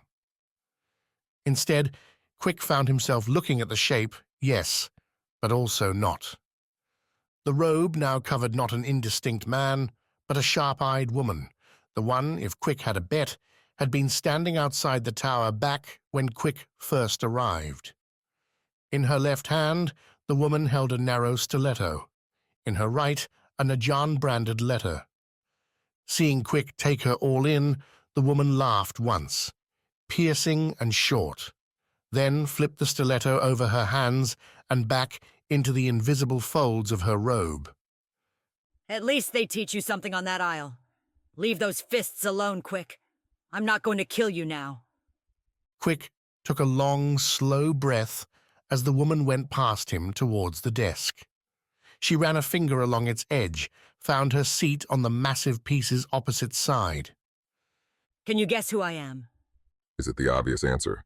Is it, Quick? Or is it some big secret? Confidence. That's what she was looking for, and what Quick had, now that he'd pieced the whole dance together. Masayo, that's who you are. Correct. Masayo nodded. Now why would I pull such a mean trick on you? Because you don't like new recruits? A real smile for once. I don't like hopeless recruits, Quick. Fortunately for both of us, you appear to be neither. Masayo reached onto her desk, pulled off the top scroll, offered it to Quick. This is for you, your first assignment. Do it well, and there may be a future for you here. Wait, that's it? No tour, no explanation? Masayo's eyes, cold gray, glittered. The first rule of success in my tower, Vis, is taking care of yourself. If you want a tour, go out there and take one. Then I suggest you get started. My patience is thin, but the circle's is thinner still. I'm just a recruit? A headshake. And you're a guardian, an experienced hunter. You'll be used as such and rewarded if you succeed. Now stop wasting my time and start using yours. Chapter 8. Thief's Tricks. Tawny lay on the sole flat spot on the otherwise sloping roof at the ship's top, covering the captain's cabin like some strange helmet. The flat spot, not much larger than Tawny herself and built of sheened Kansi wood, existed for accessories. A Kansi ship, with more military applications, might plant a small ballista there, or a firebomb-launching close-range catapult. Yujo had no such desires, more the pity there, so Tawny could use the spot as a place to escape. A ship underway held a different spirit than one docked. Deckhands swarmed, the sound of the sea battered by calls for this and that. On-the-fly repairs and re-riggings for the sails demanded constant attention. Even Bliss and Wax found themselves pulled into the act, though Wax now, as he always seemed to be, had to take things gingerly while recovering from yet another injury. What good guardians they were, letting their renewal get up close with Kansi's claws. Tawny's eyes tracked a gull flapping overhead, chasing their ship while Noctia remained close. No food for you, Tawny muttered, then pulled her knife in close and bit off some of the apples sticking from its end. Old and bitter, but setting sail this late in the season meant poor choices for produce. All this is for me, bird. The apple might take the edge off a growling stomach, but it did little to dispel the reasons Tawny was up here in the first place. Yarvik's grumbles, threats, and growls repeated themselves endlessly, had ever since the Nimblefinger's leader laid out Tawny's future in simple, stark terms: complete the request or find herself a hunted woman across the Isles. Her last failure brought exile. This one would bring death. And success? What would that provide? Time was Yarvik's approval, would have been enough. Tawny, along with too many lost others on Noctia, found themselves under the man's sway. Food, shelter, purpose, and just the right amount of kindness coaxed his targets in. Training followed, sharp words and sharper sticks coming up more and more, pushing her, making her desperate to hear Yarvik's voice, be in his favor, bask in something bigger than herself, until stark fate flung her to Foti. Lava and a forge's eternal stink could clear up an awful lot. So then why had she gone back? Tawny, you up there? Do, the captain. Have a favor one of your skills might be able to help with. One of her skills. Everyone hates a thief till they need one. 3 cherry lockboxes, all the same size and all gilded with Cancer Royal sigils, glossy silver winding around a blue diamond. Dew had them laid out on the dining room table. The mess for the deckhands lay lower in the ship, complete with a random assortment of tools Dew declared the closest things he had for lockpicks. Nice of you to assume I don't have my own. Tawny replied, though her hands didn't go near the tools. Not yet. What are these? The traitors. Their larger trunks weren't sealed so, and we gave away their clothes. These, however, remain locked. The keys must have vanished with them.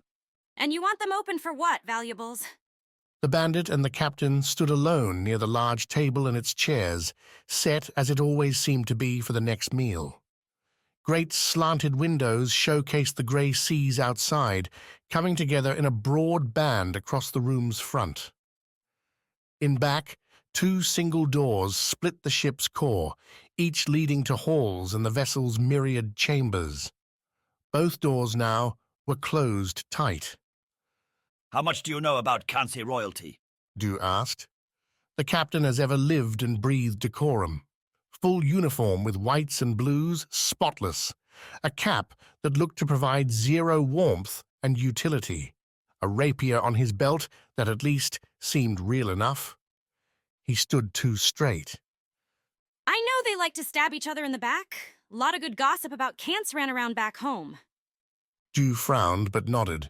Stabbing would be nicer than what often occurs. It's been a long, long time since our 2 queens have been friends.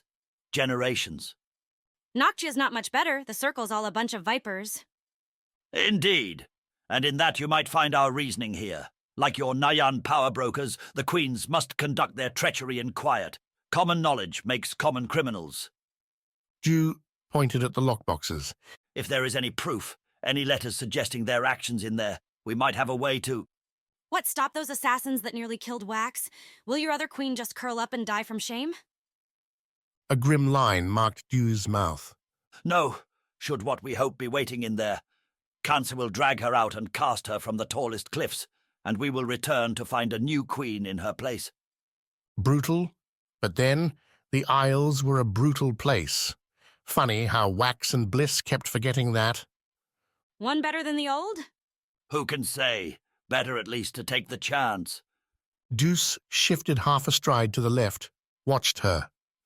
Tawny took another look at the lockboxes, at the frankly useless strips of metal and pliers Deuce had laid out on the table. One thing, Captain, do you have a lockbox of your own? I do. Does it look anything like these? It does. Then how about you leave your key here with me?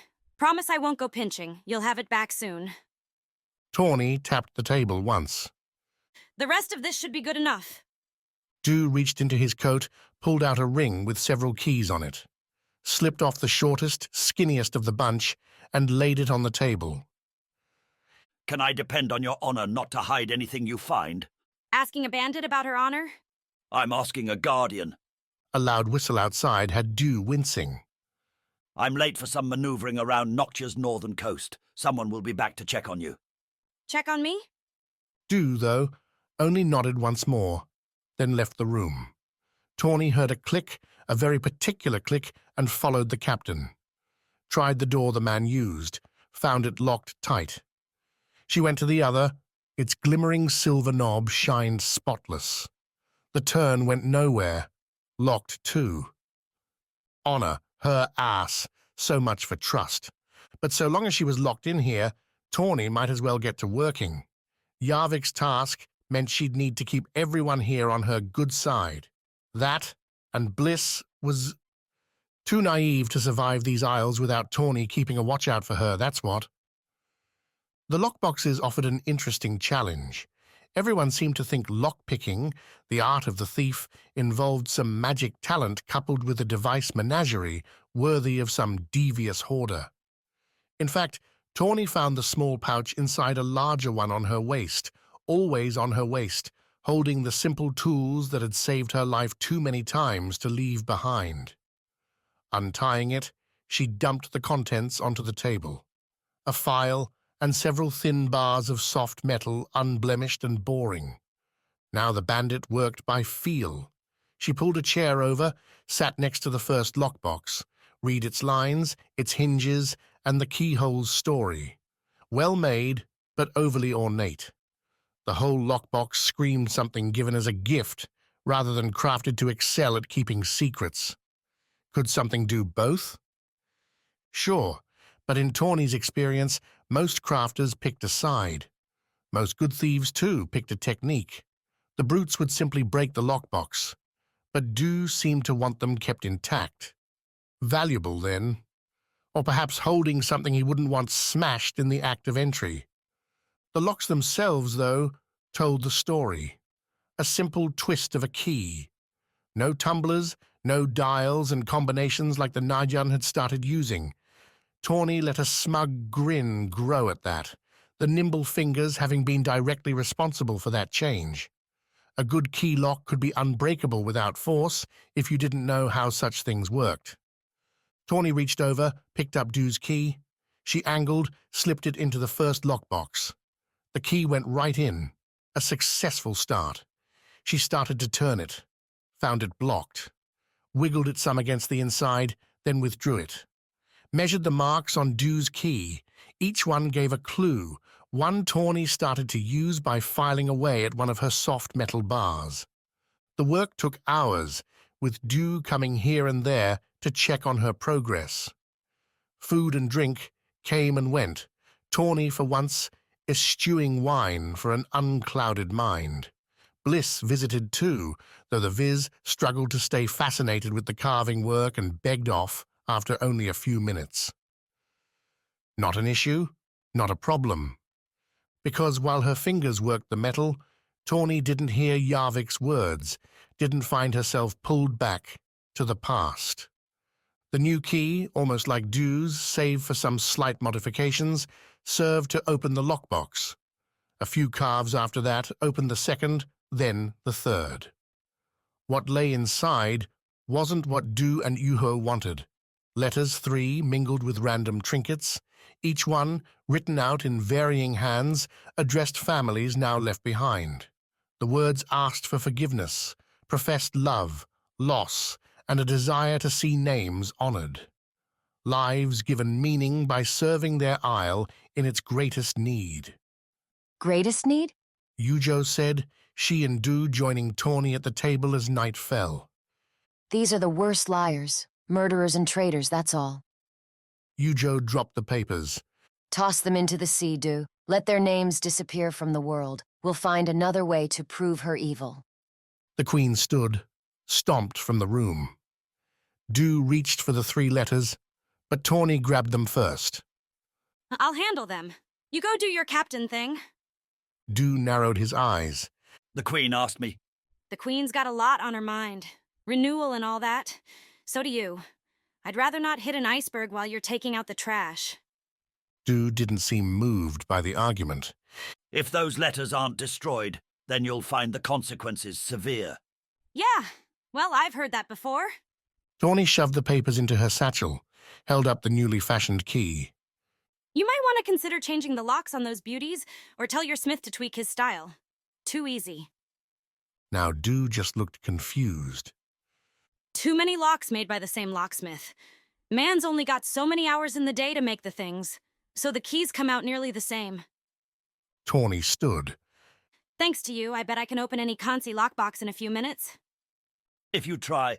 Severe consequences, got it. Tawny sat near the vessel's aft, on the main deck near a giant spindle with an anchor's rope wrapping around. A nearby lantern gave her all the light she needed to read those letters again. So familiar, so like the letters Yarvik would write on behalf of any thief that fell on a mission. A notice dropped under a family's door, telling them a son, a daughter, a father, or a mother wouldn't be coming home. A comfort, Yarvik would say to the family. Yet every one of those letters gave a place and a person where vengeance might be found, where Yarvik might earn a new recruit or a favor to cash in later. That latter bit stayed Tawny's hand, had her keep those letters in her satchel. Wax would be going to Kance eventually. Someone might thank him for delivering closure. Somehow, the idea might keep those voices quiet.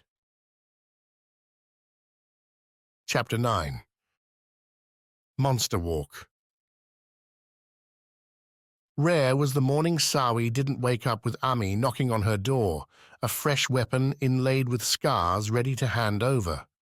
Sawi would spend breakfast getting acquainted with the whispers those gems spoke in her mind, already able to tease out a Vis's quiet, eager murmurs from a Foti's boisterous hisses.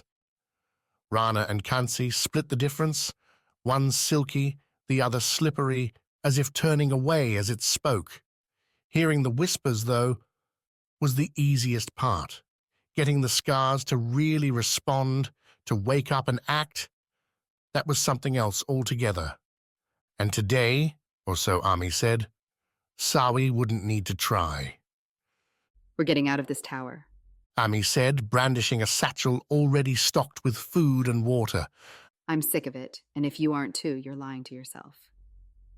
Sawi, tugging on her purple Najan robes at Ami's request, couldn't deny a sight beyond these dull rock walls would be delightful. Climbing the same tree twice in a week back in Kitaya would be a disappointment. Here all Sawi seemed to do was plod up the same steps to and from the low caverns along the beach. Where are we going? Gladring and I had a chat. Ami started, hooking Sawi into a different thought before bashing her back home. No, stop. Focus on me, not the Tenet. He'll see you when you're ready. When I say so, pay attention. I am. I was a young girl once too, Sawi, and... Sawi's glare came with enough heat to throw Ami off her lecture, the Guardian faltering into a lopsided grin instead. Okay, fine. Guess I do have your attention, which is good because we're going to the wound. Ami did, in fact, also have a weapon for Sawi, though this one bore no scars. A simple spear, nothing more than a haft of blonde wood, with a ragged head affixed to the front. Sawi regarded it as they walked through the immense Najan district, angling towards the mountain trail Ami said would take them all the way up and over the crater. Snowflakes drifted down, though not heavy. Noctia seemed prone to blizzard bursts, followed by days upon days of dainty flakes. The snow always seemed to get beneath Sawi's robes, her leathers, and freeze her out from the inside. You keep looking at that spear as if it'll change, Ami said as they neared the gravel path. Let me save you time, it won't. It's trash. How do you know? Have you fought a fiend with it? Vis has spears everywhere. I know a good... Ami turned on her right heel, digging it into one of the last cobblestones. Rather than standing a bit ahead, and to Sawi's right, the Guardian now had her ember-red hair and gold-plated face up against Sawi's own. For once, Ami said, her voice dropping to a razor whisper. For once, use your knowledge the right way. Keep quiet. Study what's around you, and rather than dismissing it, ask why instead. Sawi fought to keep her eyes from rolling. Why then? Because a novice Nayan, the rank your pin-free basic robe shows, is forbidden from carrying a real weapon outside training. You're with me, and that spear is old enough to be a relic, so nobody's made a stink about it. Otherwise, some scholar having a bad day would get you tasked with mess hall chores for a week. Sawi glanced around, saw the few souls this close to the path, not paying them any attention. As ever on Noctia, business was afoot and needed tending to. Wandering eyes and ears would be easier to find near the ports. Still, the thought of scrubbing pots or sweeping the stained stone floors earned a nose wrinkle. Then why give it to me at all? Because the wound's a dangerous place, and I'd rather you have to clear some plates than die under my watch. Ami's flat end to the conversation killed any further chatting, even when Sawi wanted to ask more about the carvings in the tunnel, crossing into Noctia's huge crater. Curiosity would go hungry today, and that was fine. There would be plenty more distractions, starting with the wound itself, and Ami's curse as they stepped from the cave into the crater. Legends made manifest struck Sawi with a coarse denial, as if she couldn't quite believe what ran before her.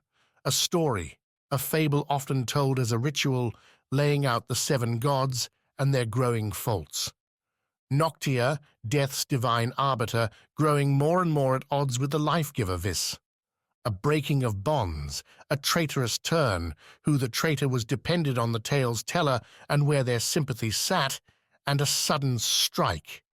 Vis, delivering a mortal stab to his counterpart, creating the crater, and beneath it the wound with a Foti-fashioned dagger. That crater now resembled a living thing, covered with laloon flowers top to bottom, black during the day, and a beautiful, astounding pink at night. A thank you, so Sawi's elders said, to Sichi for her helpful light. Forging through those flowers lay a gravel path, much like the one they'd just been walking on, save an important difference. This didn't end in a cave or an outpost, but a fortress. Ami, earlier, had told Sawi to expect tents and guards. Not stone walls, albeit one supported by standing planks, evidence of haste. Not several barracks erected on the grey dust at the crater's basin. A mess hall and other buildings seemed on the rise, cold weather no impediment to the rapid work.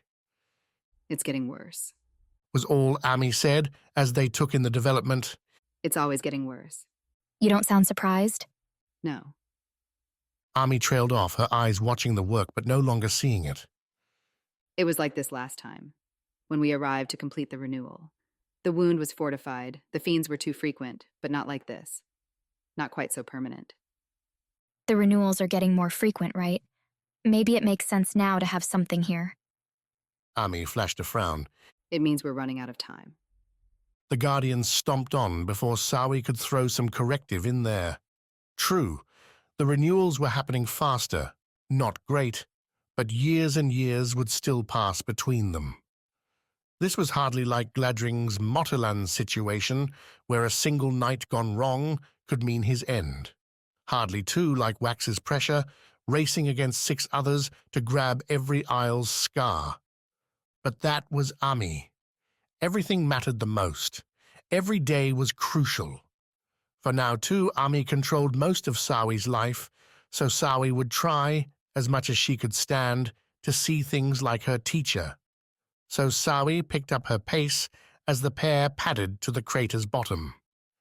The Aegis wasn't just surrounded on the outside, her sparse throne seeming much too huge for her faded, withered figure and her purple robes, had 2 Nayan guards in full armor. These 2, in contrast to the usual set, gave up their volumes and chakrams for small swords and giant shields. Sawi tried to figure out why till Ami told her. Those shields would keep the Aegis safe till other forces brought any fiends down. And there were other forces aplenty. The wound, its gash, sweeping near the throne and continuing for far too long on either side, had its length patrolled not just by 1 or 2 Najan, but a full squad's worth of archers. Half that many vultures accompanied the crossbow killers, curved spears, ready to fend off anything too deadly for a quarrel reign. Chakrams littered the area too, stacked in space sets throughout the domed area where any ambitious Nayan could grab and toss within a moment. Firepower throughout. After introducing Sawi to the Shield Maiden captain, the Guardian ditched the Vis and made for the Aegis. Sawi apparently was supposed to look around, get the feel of the place, understand what she was working for, who she was protecting. Hard, though, to feel empathy for so many soldiers blanketed head to toe in purple and black armor. So unlike her friends and family back home, and so unwilling to give Sawi much more than a glare, a confused glance, as if she were the strange one here in this coarse crater's bed. None stopped Sawi when she made for the most interesting thing here, the wound itself. The line through the rock looked like an unnatural fissure, too straight for an earthquake's wild lines, yet so crusted with age and battle to appear marred somehow. A natural wonder despoiled, like a sana with broken petals. Damage had its own fascination, however, and the wound drew Sawi to its lip. She waited for a gap between the walking archers, their crossbows pointing over the edge, and looked. Day and torchlight combined to cast a white-orange hue down the wound, illuminating sediment lines, some scurrying insects and claw marks. Bloody splotches, some a far cry from human red, mingled with spent quarrels to show recent battles, recent terrors. Deeper, Sawi, tilting her head as if scanning a horizon, brought her to a growing dark. An endless pit, one so black as to render every night sky a balmy bright. The depth pulled at her, seeming to suck the warmth from her body, her breath falling still as her eyes sought something, anything, in that dark. A whistle sounded, sharp and clear, but Sawi pushed the sound away. Another shift change, another Nayan formality. Nothing compared to the void she saw, the wound demanding her every attention. The distance, the size grew, shoving away the rocky walls, the torch glow until nothing save that black could be seen. Only it wasn't just black. Not now, not anymore. Growing there, just there, if only she could reach it, was a gold pinprick, a glittering gem, the very color of the sun. And Sawi could reach it. She just had to try. Her hand went out towards that gem, her fingers stretching into the dark. As she touched it, found that glittering speck, it grew, encouraged by her efforts. Coming to the surface, coming to her. So beautiful, so perfect, and with it, Sawi felt no doubt only power. Strength to do what Ami wanted, what Kitaye needed, what the world deserved. The gold shined so bright, landing on her fingertip, its light a fire. Sawi's smile flipped, her spirit going cold as the shimmering glory broke into a seething orange, a raging red snarling up her hand, her arm, devouring her. She started to scream, to pull away, only to find her feet slipping, her arm only going deeper into... Close your damn eyes. Ami snapped, the guardian snatching Sawi and throwing her away from the wound, bouncing the Vis-gatherer across the dirt. The flames vanished, the dark gone, replaced with scrambling guards and crossbows clicking. Something rumbled an angry roar below. Ami paid it no attention, coming to stand before Sawi, her usual glare back on her gilded face. Fiends hunt with more than claws, Ami said, not bothering to offer a hand as Sawi, her arm untouched by any flames, found her feet. They'll rip your mind apart, anything to break you. Don't go tempting them if you're not ready. Ami glanced back towards the wound, spat towards the gash. And you, Sawi, are far from ready. The Vis shivered, rubbed her arm as the crossbows continued to fire, their clicks going on until someone whistled the fiend's death. Only then did Ami say they were leaving. Skipping an offered dinner, skipping any further lectures and lessons, Sawi retreated back to her skimpy room.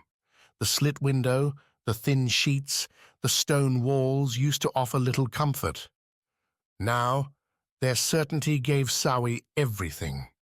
She curled up beneath the covers, had her head on the pillow despite the early hour, and would have dropped off to a nightmare sleep right then had not a scratchy sound shot her up. Its source, a letter, pale and clean, sliding in beneath her door. On its front, a particular tenet's wax seal, Gladring. Chapter 10. Ruby Roll. The deeper they went, the bloodier, the more battle-rendered the caves became. Natural walls bore marks not only from claw and fang, but blades and weapons Svarde couldn't identify. Stone chunks, some broken and others clean, as if carved off from the perfect ore ceiling, lay in their path, easy to avoid as the tunnels grew wide enough for Svarde, Kivi, and the scout Olgata to walk alongside each other. Forming a line made the fights easier too, the fiends appearing more often as the hours and days crawled by. The monsters came in all shapes, sizes, but matched in a more troubling characteristic: fear. These fiends were fleeing something worse, and while Svarde's trio avoided any massive monsters, Jochi's army would deal with them later. Such dodging wouldn't have been possible, save for the blind-eyed cowardice in everything they saw. The smaller ones Svarde demanded be cut down, often with a leaping strike from behind or a Kivi ambush from above. Wriggling beetle-like fiends, hapless walking mushrooms, odd, mossy horrors, all fell in what became an invigorating cadence. Walk, slaughter, camp, and do it all again. With Kivi's help, the trio would carve out a resting place off the main track, preferably near some pool with drinkable water. Olgata would insist on lighting a small flame, burning some moss, and use that to cook up what they could forage. Boiling, too, the water to ensure any drink came without disease. Stacked stones and Svarde's sheer bulk helped keep the fires light from travelling, though the fleeing fiends hardly seemed to care. The flights did, at least, point Svarde in a direction. Too many options, Svarde replied early on, when Olgata pondered which branch to take. We know something's scaring the fiends. Either it's an ally we can use or it's a worse enemy we need to destroy. So long as it's you doing the destroying, Olgata had replied. Despite her words, the scout was no slouch in combat. She deployed a trick menagerie, using a sling, numerous gadgets fashioned from the rocks and mosses around them, and twin curling stone hammers to annihilate any fiends slipping by Sax. Every time he complimented her on the prowess, though, Olgata would only duck further inside her hood and complain Svarde had forced her hand. A scout's job isn't killing, Olgata added just that morning, after they'd crushed a rambling quartet of spindly, spitting, spider-like fiends. Don't like the violence. Then you came on the wrong expedition. I want to help my isle just the same as you. Svarde could respect that. He respected more Olgata's understanding that principles needed to be set aside when danger demanded it. Where they were going, pacifism wouldn't work. Nearing midday, they walked out into another pool chamber, this one overflowing with purple and orange fungus. Mushroom caps, thin and tall, shot up between knotted root tangles. The water beyond bubbled towards the back, some spring making its entry. Only one exit, too, as the cave bent deeper up ahead, an ideal spot for lunch. We break here, Svarde announced, his own stomach already grumbling at the thought. Despite the foraging, despite the fiends they dared eat, soon enough they'd have to find their mark or wait and resupply with Jochi's army. A long stop. Olgata defined the two, short and long, as opportunities to grab a bite and take a breath, or clean, prep, and plan. Here, with surprises unlikely, and a chance not only to refresh water skins, but bathe off the blood from the morning's battle, Svarde figured a few more minutes' time might help them push farther into the evening, might even get them where they needed to go. The damn world couldn't be too much deeper, could it? Olgata didn't argue, and the pair alternated dips in the water, stepping over the mushrooms into the chilly pool. The cave air always held a loamy stuffiness, always kept a temperature like that of a 40 spring day, minus the occasional hot geyser spewing steam into the stone. While bathing wasn't a big feature of his home isle, where accumulated grit and grime seemed to carry a certain honor, Svarde found his cuts and calluses healed faster when freed from the day's dirt. More so, the baths marked the days better than anything, a sense of progress, as Olgata scribed on her growing map the distance between each pool. Water supplies meant everything to an army on the move. Yochi's secondary scouts would find her sigils on the cave walls, ones she carved with those stone hammers and pointed chisels. Those would lead the Went force after them, and... Kivi's snort turned Svarde around, the pool rippling with his motion. He hadn't gone deep enough to swim, but slick weeds coated the rocks here, and even a casual spin sent Svarde off balance. He flung his arms out in a splash, shook off the water to hear a different noise, a familiar one. Rana laughter. Giving Kivi's stone head a pet, mirth bright in her eyes as she stood over Olgata's small fire, was Maina.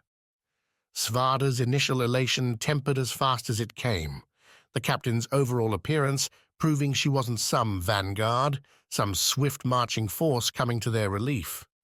Mayna's Went uniform, provided with her rank, bore rips and scuffs everywhere.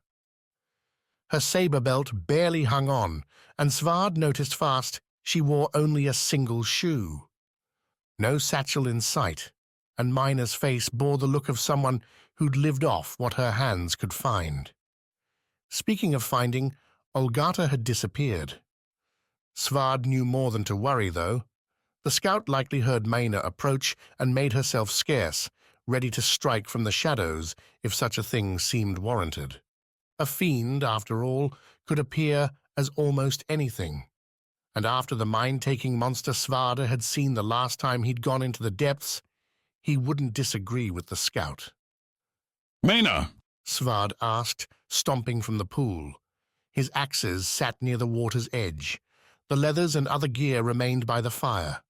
Both hands found hilts, raised the blades. What are you doing down here? Bored, Mayna said, continued to pet Kivi's scales. The lizard snorted again, confused. they're too slow back there. You were going to get all the glory. Glory? You know what I mean. Svarde had to focus, pick his way through the mushrooms.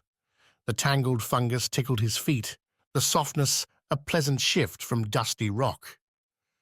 That focus, though, meant he couldn't give Mayna's words the attention they warranted, because they were strange. I do not. The end of the fiend's what we're all working for, why we're down here. I want to be there when it happens. Mayna pulled the saber from its sheath, waved it once through the air as Kivi stepped back.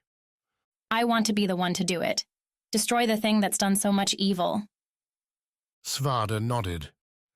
That, at least, sounded more like the Rana captain. You and I together. Mayna just grinned back, then looked around the fire as Svarde dressed himself. Is it just you and Kivi down here? Svarde hesitated. Deception wasn't his game, so rather than lying, he chose a different tactic. You're looking in bad shape. Where's your satchel? Lost it. These damn caves, you know? You came alone. Everyone else was too slow. Rasselbeck and Pennifer, they wanted to stay with the army, where it's safer. Not the Rasselbeck and Pennifer Svarde knew, but perhaps they'd changed. It had been days now, and the last dive to the dark below had been harrowing. Svarde used his scars to keep charging forward. Others might see them as a reason to slow down. Svarde waved towards the pool. Then take the chance to clean up, Mayna. We're not in a hurry. That I might do. Mayna unbuckled her sword belt. Svarde reached for a roasted mushroom cap. Olgata had cooked them while Svarde took the first swim, and had the charred, mealy fungus in his mouth when Mayna broke into a run, a jump, and then a fully clothed dive into the pool. The water splashed, and Svarde spat out his mushroom, ready to spring to his feet and go after her, when the Rana captain surfaced with a wild laugh. Her voice echoed along the cave walls, bouncing to who knew where. Kivi snorted. Those echoes would have consequences. Nonetheless, Mayna splashed. She washed herself, her ragged outfit, and Svarde ate. Minutes passed, and Olgata didn't reappear. Something else did. They came with a steady slither, a slow shake like sand rubbing against stone. Two fiends, their long bodies built not of scales, but glittering ruby-like gems. The stones caught the firelight, highlighting opals scattered in amongst the red. Svarde, once again giving up on his lunch, stood and hefted his axes, studied the fiends. The pair didn't move like snakes, more like liquid, scraping along as a single mass towards Svarde, Kivi, and their fire. They lurched and reformed, almost bobbing along in their motion. No weapons, no claws, no mouths visible. What sort of monster are you? Svarde asked the creatures as they slithered towards him. The sort that wants to play.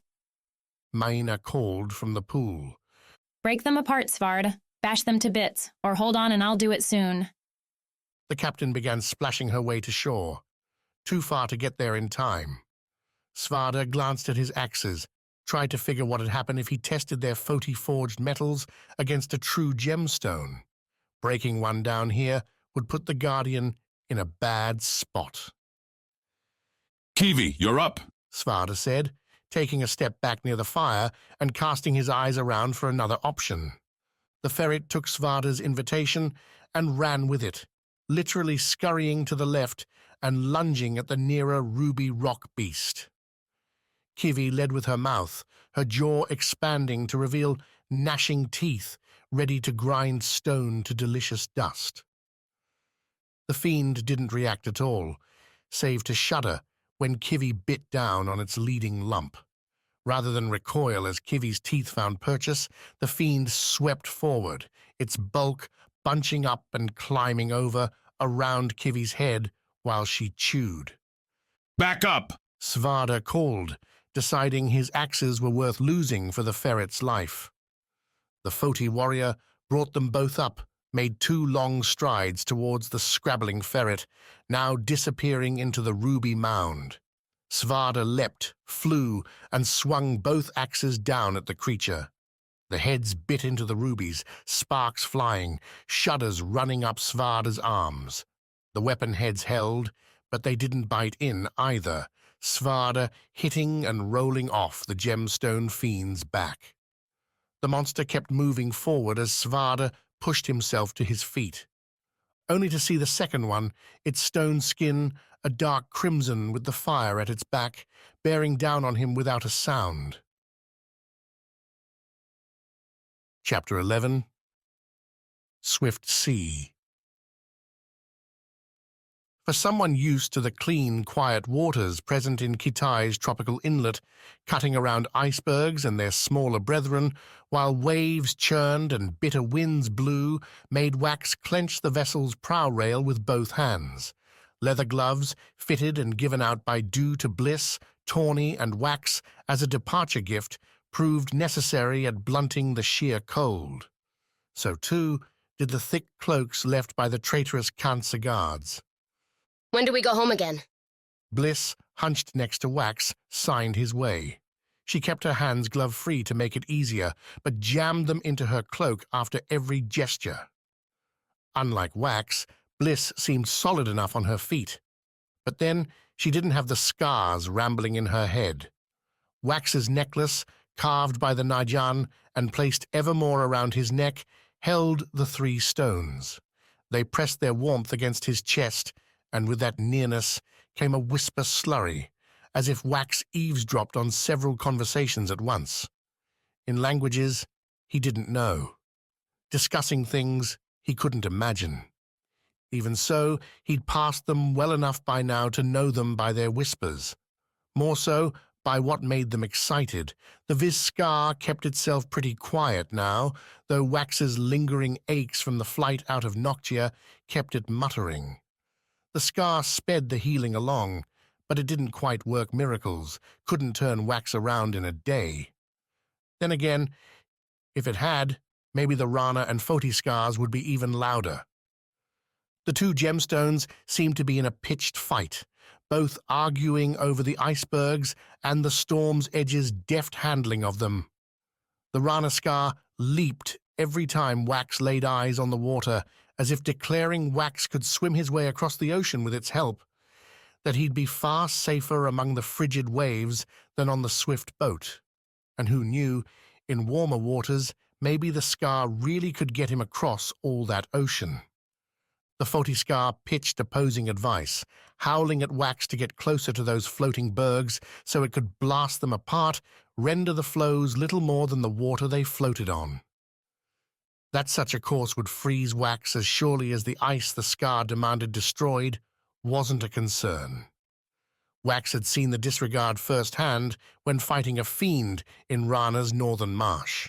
The 40 Skar's fire had done in the monster, while almost cooking Wax to the core. If I win this, I never get to go home. Strange thought, isn't it? Sad, I think. Don't see you having other ideas for how to save the world? Svarde had one. The old 40 Guardian? He'd mentioned something about the dark below, finding the fiend's source, but Wax hadn't heard anything about the man since leaving Vis. He'd tried listening around on Noctia, but if Svarde had ever made it to the city, he hadn't been worth noting.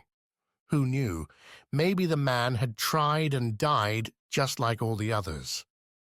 What, you going to go find some cave and disappear? She wouldn't get far, Tawny said, butting into the conversation with several hot tea mugs. Not without us helping her. And how would you help me in a cave? Tawny's Kant's cloak engulfed the smaller bandit, so much so that the steam from her tea mug shrouded her face. Her hands, invisible beneath the cloak's sleeves, left only fingertips on the silver-coated cup. The bandit, though, had been a chipper presence in the several days since leaving Noctia, less bitter and more enthusiastic than before. A lesson, Wax figured, he could learn. Well, I'd point out all the poison mushrooms so you wouldn't gobble them down, Tawny said, and when Bliss started signing an objection, Tawny kept right on talking. You'd obviously try to jump in all the wrong pools, too, so I'd stop that. Not to mention cooking, which I've tasted yours and... Wax laughed, shook his head, turned away from the outside, while Tawny continued poking and prodding Bliss. Raising his tea mug in thanks, the Vis Renewal took a slow walk back into the vessel's upper cabin, squeezing by a deckhand, heading out to clear ice from the sails and rigging. A brutal job, that. Inside, free from the wind, Wax let his hood drop. The Skars, too, went quiet as mortal peril left the view, letting him breathe. Wax, good timing, Yujo said, walking by on her way to the forward dining room. As usual, the Queen wore a rough regality, with silver-blue kanse robes coupling with a strict stance, demanding respect. Come with me. Wax looked after her as Yujo kept on walking. No question there, just an order. A habit Yujo hadn't quit, even during their time in Noctia, when it seemed like her icy wall was melting, bit by bit. It had come back on the vessel, though, as if being around her crew, and Du reminded Yujo who she was. Now she prowled the ship intent on action, and finding none, tensed like a Hanoko surrounded by hunters. So Wax had been spending his days mostly outdoors, avoiding Yujo and her biting tongue. What do you need? Wax asked, as he followed Yujo into the staid dining room. What once seemed so fancy now held scant character, the refined wood and clean walls offering little to love. At least the window gave a good view of the grey sky. Breakfast? Already had mine. Yujo went to the table's head, beckoned Wax to the foot. Du says we're only a day away from Went's southern coast. The winds are letting us make good time, which means we have to use what we have left. I take it you have an idea. Am I going to like it? You know as well as I do that liking it doesn't matter. If we're going to be successful Renewals, Wax, then we have to use the Skars. We do? I thought the Aegis just sat there on the throne. Yujo soured, planted both hands on the table. Wax, you're not taking this seriously. Yeah, well, I'm cold and still hurt. The Skars won't stop talking either, like they're agitated. So you hear them. Don't you? Yujo reached over to her right wrist, where a silver bracer lined her skin with slots for 7 scars. 4 already lay inside: Cancer, Vis, Foti, and Rana. She ran a finger along the gems as she nodded. They want to work, Wax. I think we should let them. Wax laughed. From what I'm guessing, my Rana Skar wants to throw me into the water. Exactly. A slight sly grin. Oh, now you want me to drown? I want you to direct it, with me. Use the Skar and see what it can do. The dining room proved nothing more than a preamble, where a deckhand delivered hot tea meant to warm the pair up for the next step. Yujo acquired her cloak, and before Wax could find a real line on what Yujo wanted, they were back outside on the vessel's prow. Again, the wind, the whipping waves, the ice, sliding left and right as the Kansei ship glided past. Every time I've used a Skar, it's been following the stone's direction. I'm not controlling it.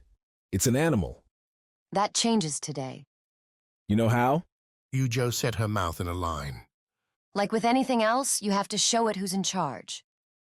Well, this would be fun. At least Tawny and Bliss had retreated inside, so nobody except a couple deckhands working the sails would bear witness to Yujo's bravado. Okay, show me how it's done, Wax said, then took a large step right. Cance first. I know it best. She slid the bracer around so the silver gem shone on top, nearest the back of her hand. Her eyes closed, the fur cloak shuddering with the snapping wind around her. Wax wanted to crack a joke, something to throw off the moment, but nothing came to mind. Not that it mattered. Yujo looked too focused to care. The reason why made itself known when the ship's sails stretched, a sudden billowing that had the deckhands scrambling to release more tension, keep the canvas from tearing. The vessel shot forward, and someone inside cursed loud enough to overcome the ocean's noise. Ice and water blazed by, Wax grabbing at the railing to steady himself, while Yujo, her left hand clasped over the bracer, appeared utterly unaffected. Too many minutes went by before the sails relaxed. The ship launched over waves, grazed icebergs in frantic maneuvers. The deckhands scrambled, swapped spots in tumbling exchanges as muscles grew too tired. Through it all, Wax clung to the railing, watching, the cold, driving tears down his face. Until, at last, the light dipping into the afternoon, Yujo's eyes opened, her cheeks flushed, and she breathed like she'd just been swinging through the jungle. You okay? Wax asked, letting go his lingering grip. Fine, Yujo said, her voice trailing off. I tried to tell it what to do and it didn't listen, Wax. The Skar shouted at me. She looked at the bracer, frowned. I don't understand what it's saying, of course, but it wasn't happy. Not till I relaxed. Until I stopped trying to tell it what to do and let it run wild. So, it found the sails on its own? Did you see what it did? I felt it. Yujo rubbed the Skar, an almost affectionate caress. It protected me from the wind, like this cloak, but stronger. Then it came for me. Wax had felt the same sensations. The Foti Skar, after blowing up the Rana fiend, had reached for Wax, snatched at his breath as if to steal it. Even the Vis stone ate at him if the wounds were severe enough. So what then? You're saying you can't control it, that it has a mind of its own, that it's not afraid to drink us up if it can. We knew that already. I don't think it's that simple. They want things, Wax. They're helping us, and maybe they'll hurt us if we let them. But I don't know why. Another laugh. You think the Skars have an agenda, Yuho? They're just stones, awesome stones, but it's not like they're plotting something. Yuho didn't share the laugh. Are you sure? The circle says the Skars are pieces of the gods. If that's true, then maybe the gods are still alive in them. Getting mystical, Yujo. Our world is dying, Wax. It's being invaded, destroyed, torn apart. Reaching for something magical might be our only chance. The Queen turned to look back over the ocean, and Wax followed her gaze. On the horizon, a grey line rose and fell, went almost a full day ahead of schedule. The sight didn't bring the Vis renewal much comfort. Know what I remember from all those legends, Yujo? What's that? The gods killed each other. Chapter 12. Tower Trap. A hunter stalking prey was nothing new. Finding its tracks, learning the creature's preferred foods, its habits, where it slept, Quick had done these things countless times. Masayo, the third-hand Tenet, and Quick's leader for his first Najan rotation, insisted spying would be much the same. She had lied. Quick wiped the spilled tea off the battered mess hall table, the rag already soaking from a dozen other miniature disasters. There'd be another dozen before this pass finished too. The mess hall, built into a lower Noctua cliffside and benefiting from westward ocean views, a brisk breeze, vaunted its style with sheer size. Several hundred tables mashed into the wood-floored space, buttressed up from the bottom to lunge out into the air. Those tables, bracketed with benches, played host to the Najan's blubbering masses. For such an honorable institution, for such well-trained soldiers and scholars, they all descended into slobs once they took their seats. On Vis, a good meal was something to be valued, savored. Dropping an orange or a mango demanded cleaning off the fruit, and if not eating it yourself, offering it to a pet or delivering it to a composting basket. Here, the plenty invited putrid habits, wanton disregard covering the floors, tables, and chairs. Yet Quick kept his mouth shut, followed the shift leader's commands, a man who drank too much of his own coffee and seemed on a frenzied quest to keep the mess sparkling clean. An impossible task. But Quick didn't care to tell that frothing face different. Better, as Masayo advised, to keep his eyes open for an opportunity. If a chance opened for Quick to get near Gladring's tower, to get inside, he could ditch mess duty forever. At that thought, just as he had in Masayo's office, Quick scowled. His only audience was another table, another splattered bit of milk and butter. Thievery was Tawny's domain. Best it stay that way. His fingers were meant for weapons, not sneaking. Quick had planned to be subtle with Sawi. Try to meet with her, see if she would help him out. But the gatherer had disappeared. She'd avoided their one planned meeting, a time and place exchanged in a surprise street passing, and while Quick had strived to get to the spot every day since, not once had the Vis kept her word. For now, a lost cause. Hope, though, came near the shift's end, with the mess moving from breakfast to lunch. A late breakfast order came in, delivered by a harried scholar bearing Gladring's trade tenet pin. The interweaving arrows and satchels didn't gleam much in the winter grey, but as Quick squeezed out his rag into a massive, dirty barrel, dumped later into the sea in a spectacular gross display, he noticed the scholar's own scowl and the man's thin arms. "You'll need help carrying all that," Quick said, as the kitchen's cooks sprang into action, popping eggs into iron pans and pulling onions from sacks about to be set away. "I have the time." The scholar flicked his eyes up to Quick's face, ran them along the smeared apron protecting Quick's Najan robes. The scowl flipped up to a curious line, followed by a nod. "I believe you're right on both counts. If you're offering assistance, I'd be glad to have it." During their long walks on Foti, when Tawny would yammer on and on about her bandit life, she'd often come back to confidence and kindness, being two great, if often forgotten, tools in a thief's arsenal. Make someone believe you belonged, or that you meant well, and doors would open without needing any key. Quick deployed that maxim while they waited for the food, pitching questions about the scholar's day, his duties, why he'd wound up in the trade tower. Any defenses the scholar might have put up were disarmed when Quick explained he was a new recruit just trying to learn how the Najan worked. When the scholar fell into a far too long, far too detailed diatribe on cross-aisle trade negotiations, Quick fought to keep his own smile hidden. He'd won his way in, and Tawny did have a point. It did feel pretty darn satisfying. In the scholar's defense, the meal would have been impossible for him to carry. 3 baskets and a serving tray stuffed with omelettes and sides. Quick nabbed that and looped 2 baskets over his shoulders, letting the scholar keep a smidge of honor with the 3rd. The scholar kept up the chattering, taking Quick's single-syllable replies as invitations to carry on, all the way to the trade tower. Quick hesitated as they went inside the normal wooden black metal door, expecting some other riddle inside like the 3rd hand. Instead, normal hallways, lined with purple carpeting and hanging art, greeted him.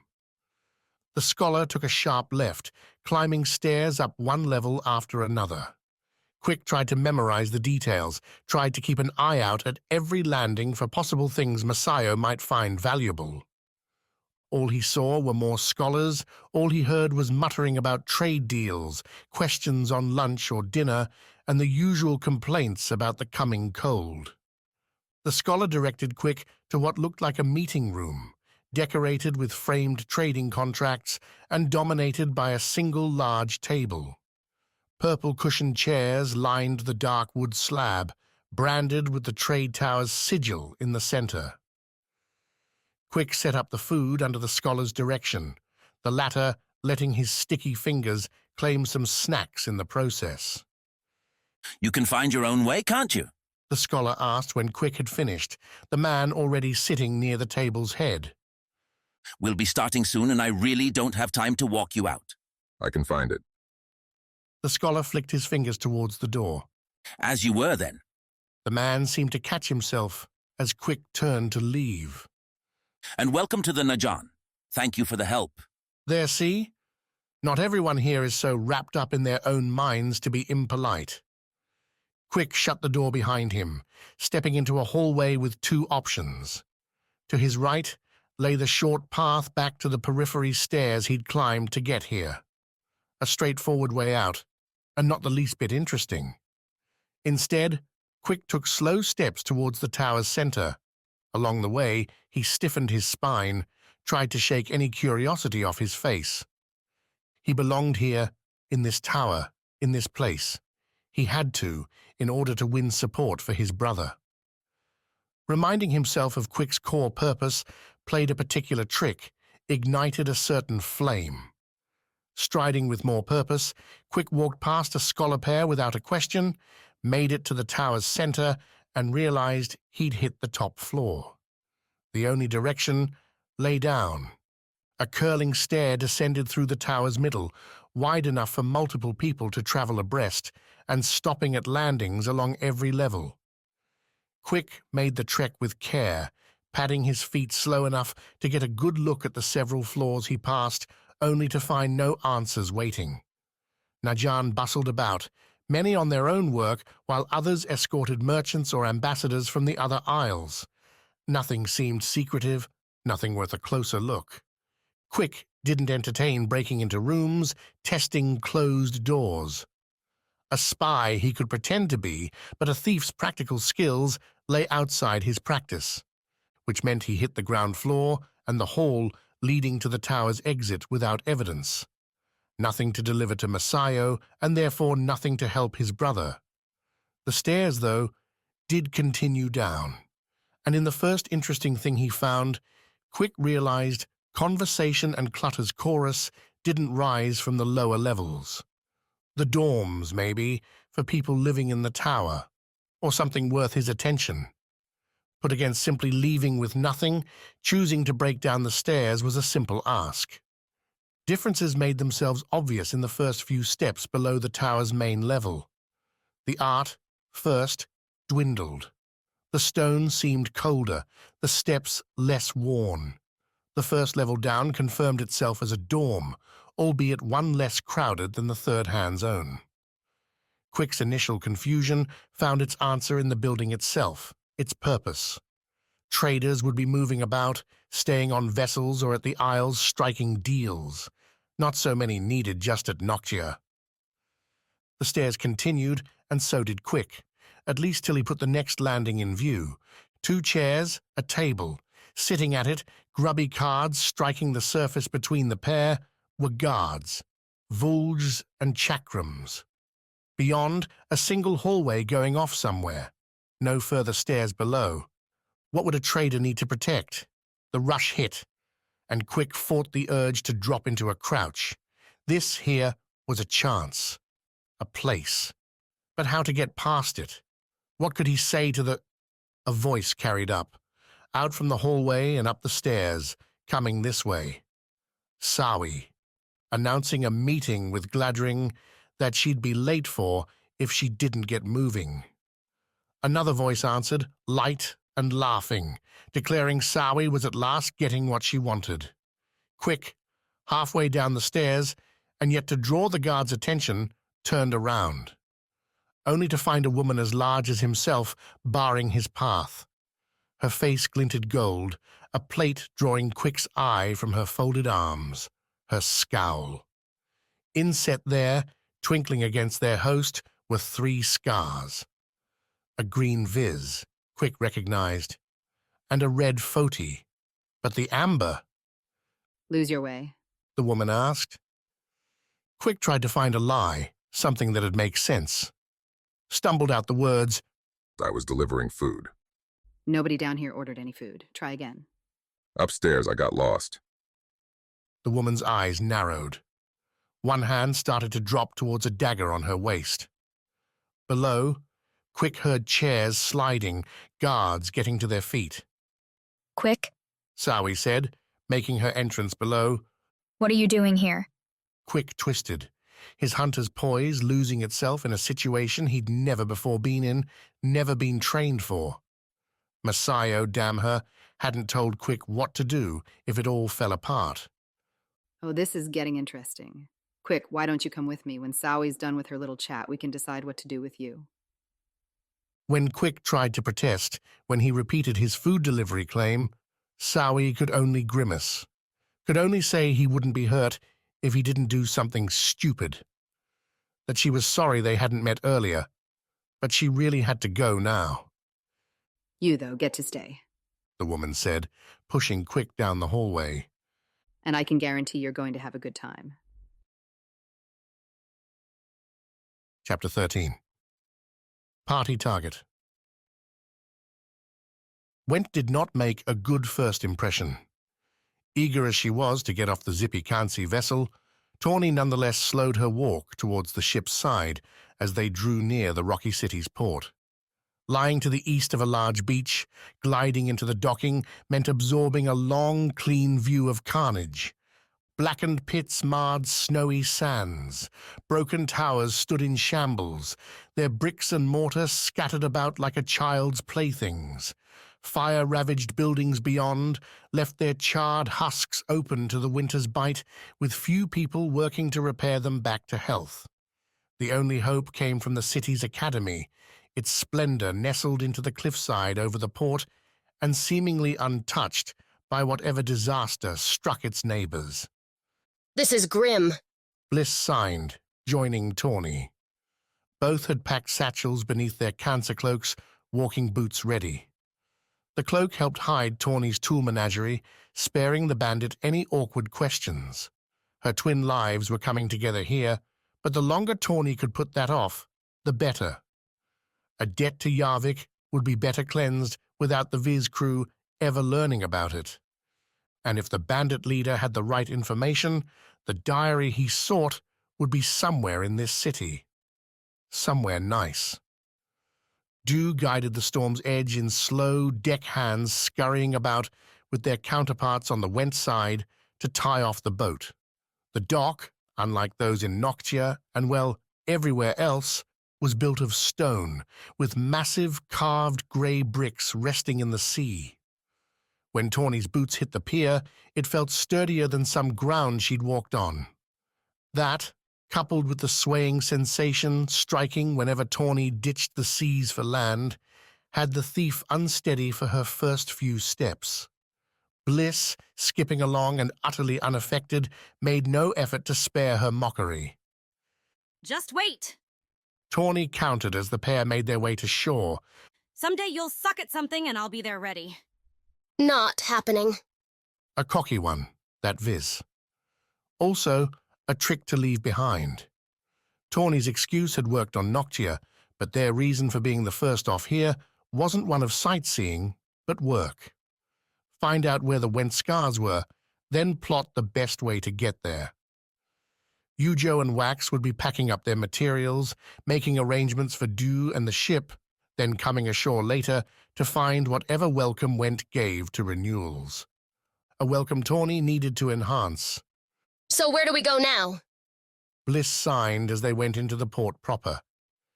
Winter and a smaller size meant the docks were near deserted. Only a couple other Went caravels rested in the port, and neither looked nearing to sail. One lonely tavern had a sign in its frosted window, claiming it'd be back in spring. Crates and barrels bore a snowy coat, suggesting a long time sitting. Beyond the silent warehouses, a gravel street beckoned. You want to get to know a place. Normally I'd say hit the bars. Tawny said, as they crunched along towards the first burnt buildings. But I'm guessing this place is lacking in good cheer. It also seemed empty for its size. Assault or no, the number of clear smokestacks suggested a city half deserted. Instead, let's use what we've got. What's that? 2 renewals and one of them's a queen. Tawny rode that argument through the town proper, a ramshackle place split between haphazard rebuilding efforts and glazed families trying to cook food, and towards the academy, set in the overlooking cliffside. As they neared, though, Tawny slanted her direction, making instead for larger homes and a wealthier district set alongside the learning institution. You're not talking much. Thinking, planning, you know, all those things a thief needs to do. A thief? Aren't you a guardian now? Multiple hats, Bliss. Tawny embodied that ethos in the moment too, trying to run back the details Yarvik gave her. Information, so he said, collected from some hapless former bandit who'd taken on the diary job before Tawny came back. That one had narrowed down its location before getting himself caught with grubby hands after a dinner. A quick trip to the pits and a long, suffering demise followed. Such was the way of thieves in Went. The description Yarvik passed along worked well enough, guiding Tawny past gated, sloping estates pressed up against the rock. Most sprawled out a shrubby yard before the building proper, all wintry beauty as snow clustered on bare tree limbs and spindly bushes. Songbirds, untroubled by their homes near annihilation, hopped about and twittered. The wind seemed to take exception, racing up in unexpected gusts to overpower the chirps with snapping roars. Myriad chimes sounded every time too, shimmering in arched stone windows and entries as if in answer to the elements. That's the one, Tawny said aloud, catching herself at Bliss's curious look. I mean, that's a good place to try. To try what? Getting our information. Tawny's target had 3 levels, all in ascending, contracting layers like some fabulous cake. After the ground floor, each one began with a wraparound balcony, white railings that likely bore ivy in the summer, providing bare barriers to an open view. Occasional arches and walls jutted out along those levels, splitting the wraparound into private places, some covered and others not, just like Yarvik's description. And the place already had a crowd. Unlike the dock workers and masons trying to repair the town, the people milling around here looked the type with smooth hands. Even ignoring the 2 guards at the gate, Tawny would have a story ready to spin for them shortly. The people beyond moved with the affected air of the privileged, a floating glide step around grounds where the snow had been cleared. Someone inside played music, a stringed instrument making its way around a piece with skill too refined for pub nights and chance practices. This is definitely what we're looking for. Keep quiet, Bliss. I'll do the talking. Shouldn't be a problem. Tawny turned a laugh into a half-smile. Of course, Bliss would play along. That's what made her so great. She'd come right into any dumb adventure. The key, though, would be getting Bliss gone when Tawny had to do the real thing. Or perhaps gone wasn't the right word. Was it mean to use your friends, even if it meant salvaging your life?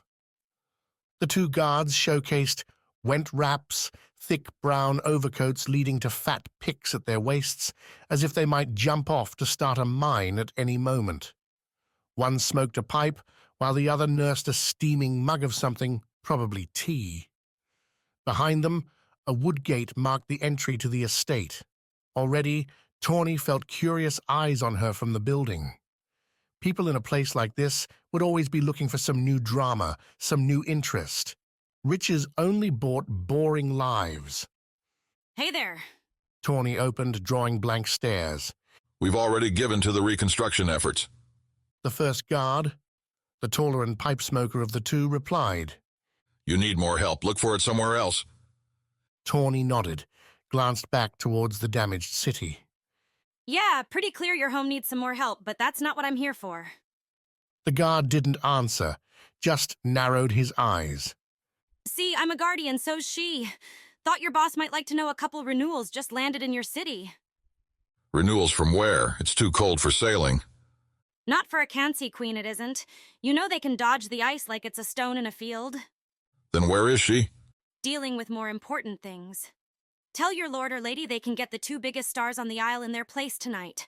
All it'll cost them is some food, some drink, and a nice fire to warm our hands. Something to take the sea's edge off, you know. The guard didn't move.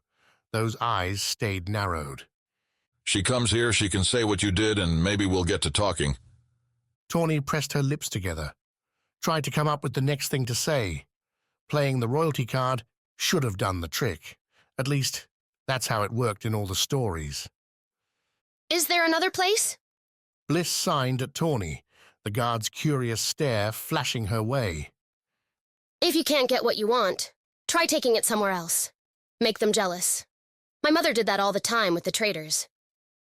Good point, Tawny said, turning back to the guard. My friend and fellow guardian here senses, like I do, that you're not into playing host. Guess we'll go ask the Academy instead. See if they're willing to let the world's saviors come by for a night. The guard laughed. The Academy? Most of them went off with Yochi. It's as empty as the city. They won't help you. Jochi? The reason the city's so deserted, the warlord decided to go on some fool's march into the dark below. Took most of our fighting-age people with him. A crusade to save the world, or so he said. The guard shook his head, chuckled. That's what the renewals are for, I said when he asked me. No way I'm going to find more fiends.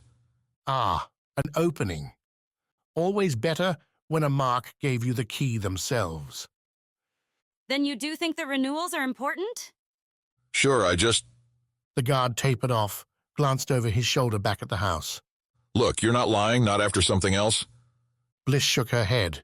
Tawny went straight for the kill. You don't have to let us in now. We'll be back, renewals, and plenty of proof. You put the word out, and I swear you and your lord will look like heroes. If you're lying, it'll mean my job. If I'm telling the truth and you leave us in the streets, that'll be just as bad. Tawny countered, then snapped her fingers, whirled, and pulled off Bliss's hood. Does she look like a went to you? This is a Vis guardian, right here in the flesh. The two guards had a hard time arguing with the obvious. They gave Tawny a few hours head start, told her to come back with the renewals near the dinner hour. The afternoon already was growing long, and the estate would be ready with a proper welcome. See? Tawny said, as the two loped back towards the docks. Easy. Thanks to me. A hero always needs her sidekick. Not what I meant. Tawny just laughed, let her mind turn back to the estate, the levels, and where in that massive place a certain diary might be hiding. Chapter 14. Circle Spy. The Tenet faded. Sawi watched Gladring throughout the long lunch, one where, aside from a few token questions about Vis and how superior she found Noctia, Sawi was ignored. The various scholars and officials there 8 in all, seemed far more interested in getting words in with the Tenet, spewing some random babble his way to earn an approving nod, or the best thing, a remark calling their idea good, their proposal smart, their initiative in the best interests of the Najan. Watching Gladring work outside the desperate and deadly traps in Motilan took Sawi on a different path than she'd intended. The surprise encounter with Quick she'd shoved away into the same part of her mind where she stored any lingering feelings for Wax, her family, her culture. A spot to be visited only when the stars came out and Sawi her sole confidant. Instead, Sawi spent the steps turning over questions, offences, and the general grievance that suffused her in the days since coming to this desolate city. She'd been promised adventure, not experiments and thrashings courtesy of Ami and Annalise. She'd been told to stay loyal, to trust that Gladring had great things in store for her, and thus far the greatest thing Sawi had seen was the quality of the ale. Noctia could turn out a good beer, at least. Gladring's chosen meeting space worked well to amplify his effect, clustered along walls and floor with various trinkets from across the aisles. The place reminded Sawi and everyone else who entered exactly where they were. The trade Tenet. The setting staged, Gladring used it to pit his guests against one another, nudging them into greater concessions or onto riskier platforms, where he'd then cut down their plans in public fashion, not quite humiliating, but teaching the Nayan, attending how to achieve goals at first glance impossible. Don't merely secure next season's rice from Rana, but get all their prime wool, too, Gladring suggested once, prompting his target, a sweating man wearing too many robes, to bluster out that such an ask would be too expensive. Only if you don't find what they value most. And how am I supposed to do that? A straight question would get me laughed out of their city. Ask the raider captains when they come to our port. Find out what they seek with their cutters and get it. Buy it all off their targets and hold it ransom. Gladring kept his hands steepled the entire time, pieces and plays moving behind his eyes. Then when they acquiesce, turn around and demand a fee from those same targets for our protection. Everybody, but mostly us, wins. Nods and mutters of approval smattered around the table, whereupon Gladring turned to the next, received a new problem to eviscerate. Through it all, Sawi ate and listened, waited for her chance, which didn't come until the lunch concluded and the Tenet dismissed all the others from the room. He waved for Sawi to come closer, sit at a nearby chair. No reason to shout across the table without all those nattering voices, Gladring said as Sawi relocated. They work for you, don't they? If you don't like them, why keep them? All sorts of reasons, most of them political. Gladring rubbed his temples. They're all someone's son, an ambassador's daughter. Favors upon favors. He sighed. Sawi, I'm sorry to drag you into this game. I can only imagine how much more delightful the trees of Vis must seem right now. They are better than the stone box you've put me into. A box with a bed and a pillow is far better than some. Sawi chose to drink her water instead of reply. The cold liquid here always shocked her, so different than the warm raindrops or sweet coconut juice she'd sucked down at home. Which was better? She might, grudgingly, give this one to Noctia. The Najan rule Noctia, the Circle rules the Najan, and Facile rules the Circle. Gladring commenced, his voice falling into a teacher's plodding register. Facile has 2 adepts working beneath him, with the rest of us tenants a step below. It's a hierarchy and an immutable one. Anything I do can be forbidden, destroyed, or co-opted by Facile at his whim. If he knows about it, you mean? Gladring blinked once, then curled up a lip. So you're not a novice? I've been working with you for a little while now. Then yes, you're right. When I had few scars and fewer people working with me, Facile had little chance of discovery. Little at risk, even if he did find I was playing with the gemstones. All tenets have their own forays. Gladring reached into his robe, pulled out the amber stone. Ami said that was the source of Gladring's ability to swing a room, a Tamas Skar. Yet our adventure is growing too large. We're making too much progress. People are noticing. This leaves us with two options, Sawi. Either I can go to Fassel and ask for his approval, thereby passing over all control to him. What Fassel would do with such control, I'm not sure, though he's so invested in maintaining the old order that I doubt his actions would be helpful. More likely, the scars would be stuffed away, you sent home, and my position replaced with someone more pliable. They'd kill you. Gladring shrugged, continued twisting the amber stone between his fingers. It's the right move. I'd represent a threat, especially if I began talking up the Scar's potential as weapons against the fiends. Fassel hates all threats, particularly those that involve the common people. Why? Losing power is any despot's nightmare, Sawi. Fassel believes the only way he'll be removed is if Noctia, all the Nayan, rise up against him. Sawi shook her head, looked back at her water, as if it held some sort of comfort. Nothing Gladring said seemed a revelation. Nothing left her befuddled or in any shock. Instead, it all seemed pointless. You're telling me all this why? Because you're going to help me destroy Fassel in the very way he doesn't expect your help. We'll twist those closest to him, tear apart his power, and when the vacuum is exposed, I will fill it. Then, nothing will stop us from using the scars to defend the Isles.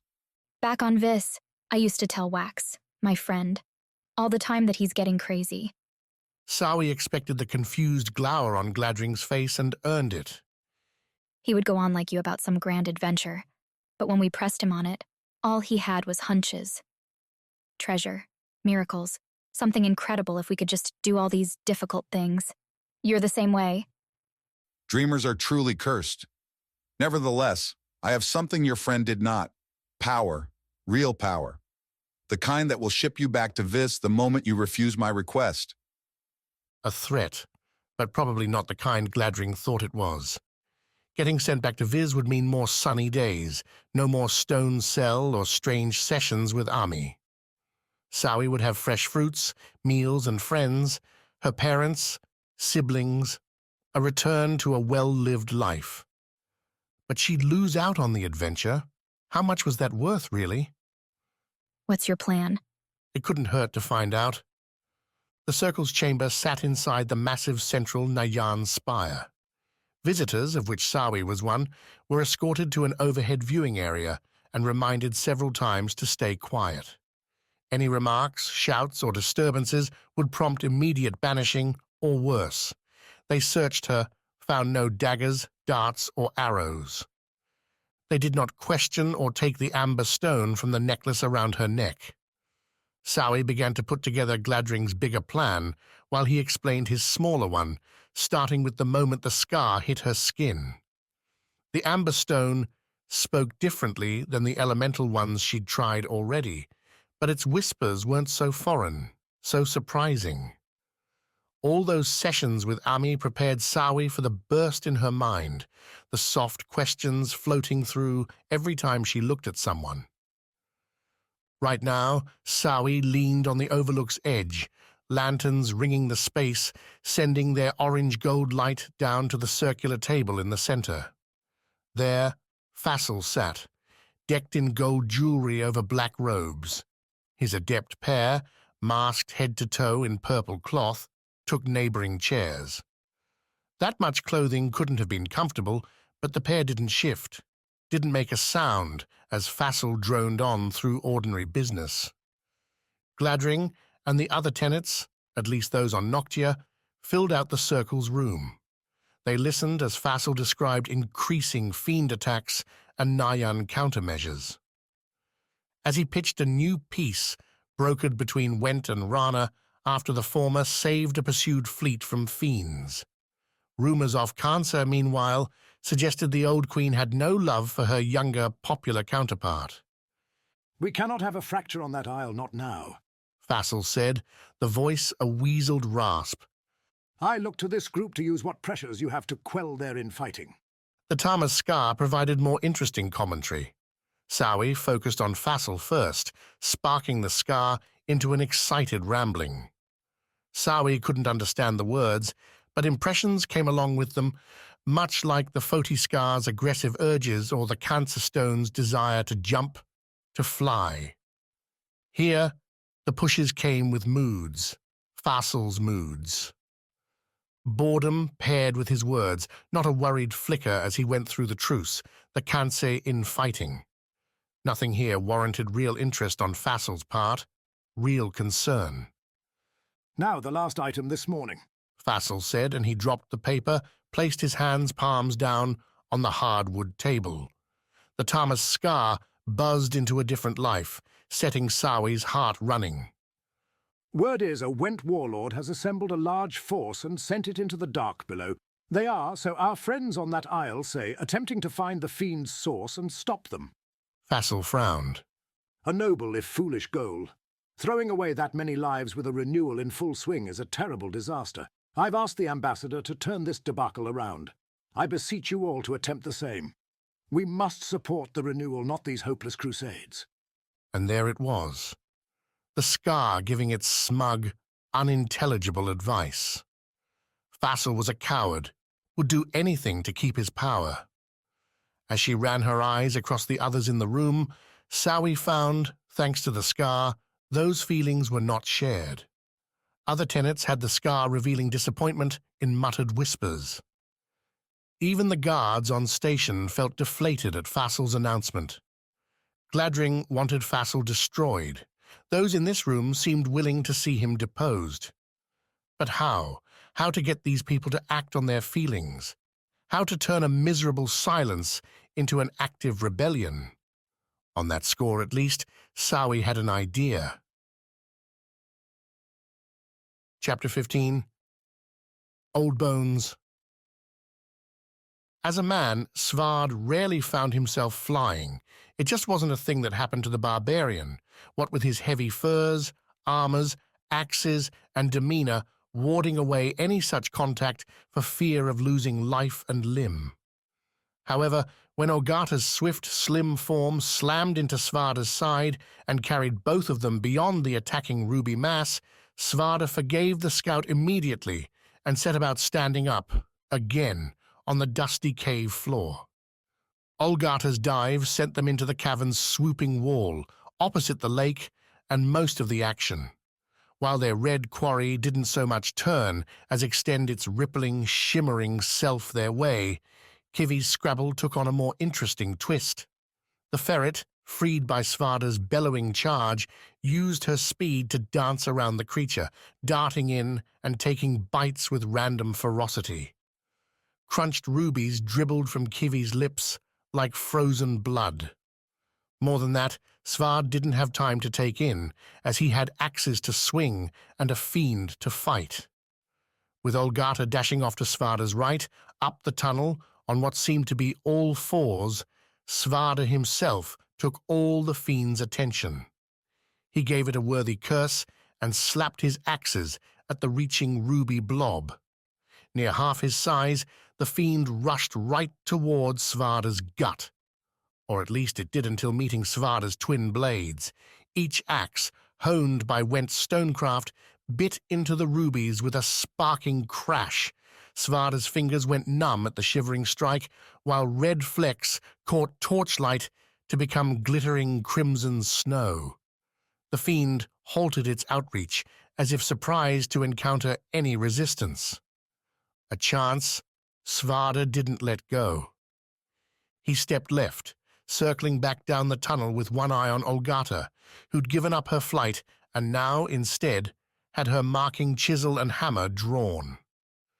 The fiend recovered its lapse, turning its bulging mass to follow Svarde, opening up its back, or front. Did this thing really have either? For Olgata to strike.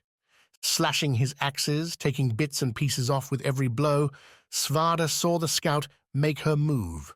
Saw, too, a different shape following the scout, one taking a moment to recognize at the sheer oddity of her presence.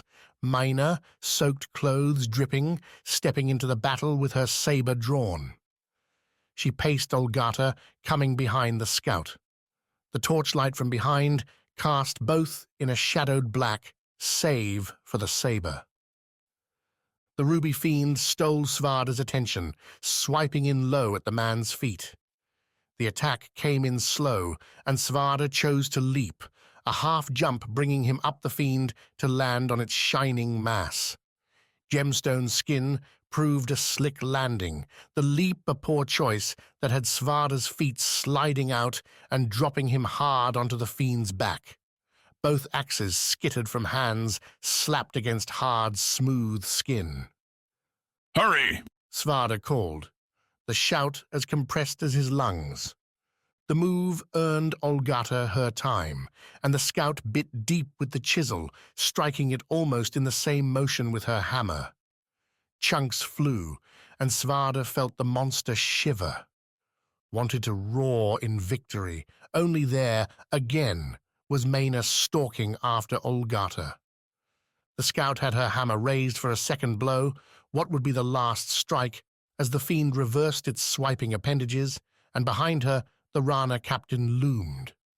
This close, a couple strides apart, Svarde saw a dangerous gleam against Mina's eyes, a reflection off the fiend's scales, casting both the scout and her follower in a sunset red.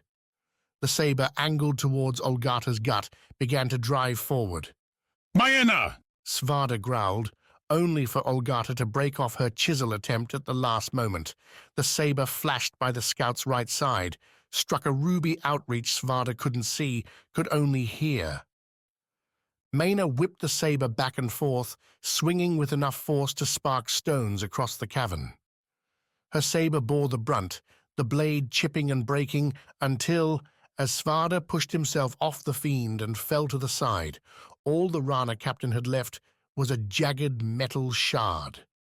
That shard made a questionable weapon against the fiend, its short reach failing as the fiend pressed Maina backward. One slip, one poor strike, and the captain would be devoured. Over here, Olgata said, a dead calm in her voice. They won't get us in the water. How can you know? Svarde asked, again pushing himself up off the hard ground, making for the pool. Kivi snorted, her agreement giving Svarde confidence despite the scout's silence. The ferret, its own jewel apparently ending in a draw, darted past Svarde and jumped into the pool. No light feather, Kivi started to sink, a process stopping only as its rapid paddles and momentum carried it to the rightward wall, whereupon the ferret scaled the side and took up refuge on the ceiling. Svarde followed, joining Olgata and soon enough Maina at the pool's edge and beyond. The scout treaded water, urged them all to go deeper. Svarde and Maina obliged, once again embracing the chill. Through it all, while Svarde cursed up a storm, Maina only laughed, waved her saber's ruin about like some hilarious trophy. They won't try it, Olgata claimed as Svarde reached her near the pool's center. Watch. Indeed, the fiends took Olgata's dare and ran from it. Both morphed their way to the pool's edge, touching the water and the wriggly plants before coming to some shared decision to leave. Without a sound, without any way of communicating Svarde could see, both marred monsters shifted their glittering, gelatinous selves and moved up the tunnel towards the surface, and eventually Jochi's army. We'll need to warn them, Olgata said as the two fiends left. They'll be fine, Maina countered, at last chucking her useless blade into the water. A few more hammers, and instead of fiends, they'll have a fortune's worth of rubies. Maina spun, splashed once at Olgata, earning the Rana captain a glare. Besides, how are you going to warn them? Run all the way back? Let Svarde keep going without you? I'd be just... Svarde started, only for Maina to splash him. Not talking to you, Maina said, throwing Svarde a wild smile. Olgata, I asked you a question. How? What's your plan, Scout? Can't tackle your way out of this one. Olgata, dripping, didn't answer. Instead, she swam by Maina, picked herself from the pool, lofted the torch while Svarde and Maina joined her. Like the captain says, Olgata muttered as the trio stood, Kivi clutching the cave ceiling over their heads. They'll be fine. Let's go. You would think wandering through caves would get old. Rock, though, held endless permutations. The deeper Svarde went, the more variations he found, from dangling smooth teeth to puddles seemingly arising from nowhere, cupped in cuddly stone. The curling way would rise and fall, writhe left to right, branch and dead end to force backtracks or squeezes. Those last dwindled now, not least because they had a clear trail to follow.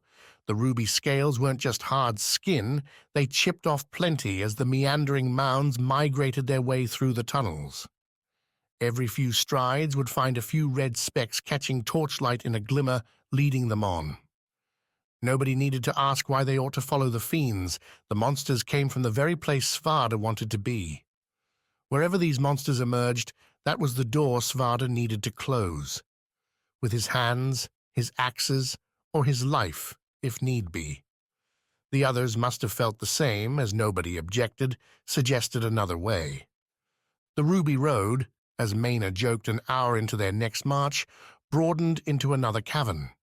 This one bearing a different look than the more natural spaces they'd found before. Carved out, Olgata noted, and Svarde could only agree. The walls here didn't have water's smoothing effect, but instead bore a straighter-edged cleave to them, underlying stone laid bare with a hammer, a pickaxe, something larger. The floor held itself smooth, with spare rocks missing, as though someone swept it. On the far side, several large tunnels broke off downward, with one more almost directly to Svarde's right and staying level. Smeared across the ceiling and in carved nooks along the walls sat glowing mossy clusters, their biolight spitting a cerulean blue around the room, just bright enough to cast shadows wherever anything sat. Those shadows spilled everywhere because the chamber was far from empty. Kivi snorted a warning, and Svarde drew his axes as they looked around. Olgata even backed up a step, letting Maynard take her place beside the Foti. The reason, bodies, many. The motionless, ragged forms, Svarde could tell even in the dim light that this wasn't some well-equipped army facing defeat, lay still in all positions, showing the rigid aftermath of a bad battle. Between them, as if scattered favors for the dead, were ruby piles, chunks lying in unnatural clumps, inert. Guess we know what happened to the other slugs. Maynard muttered, stepping past Svarde and heading towards the first body. Look at this guy. He's had his whole chest bashed in. With Kivi sticking to her ceiling climb, an ideal ambush position, Svarde joined Maynard in the gruesome inspection. The Rana captain had it right. The man, clearly a man too, had suffered a mortal blow. Still, as Svarde looked closely, trying to find weapons or some clue beyond the faded rags as to where the man came from, he picked up other oddities.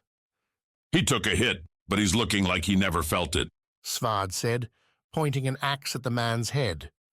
Lit in the eerie blue, the man's closed eyes and shut, straight mouth suggested an easy sleep over a sudden, painful death.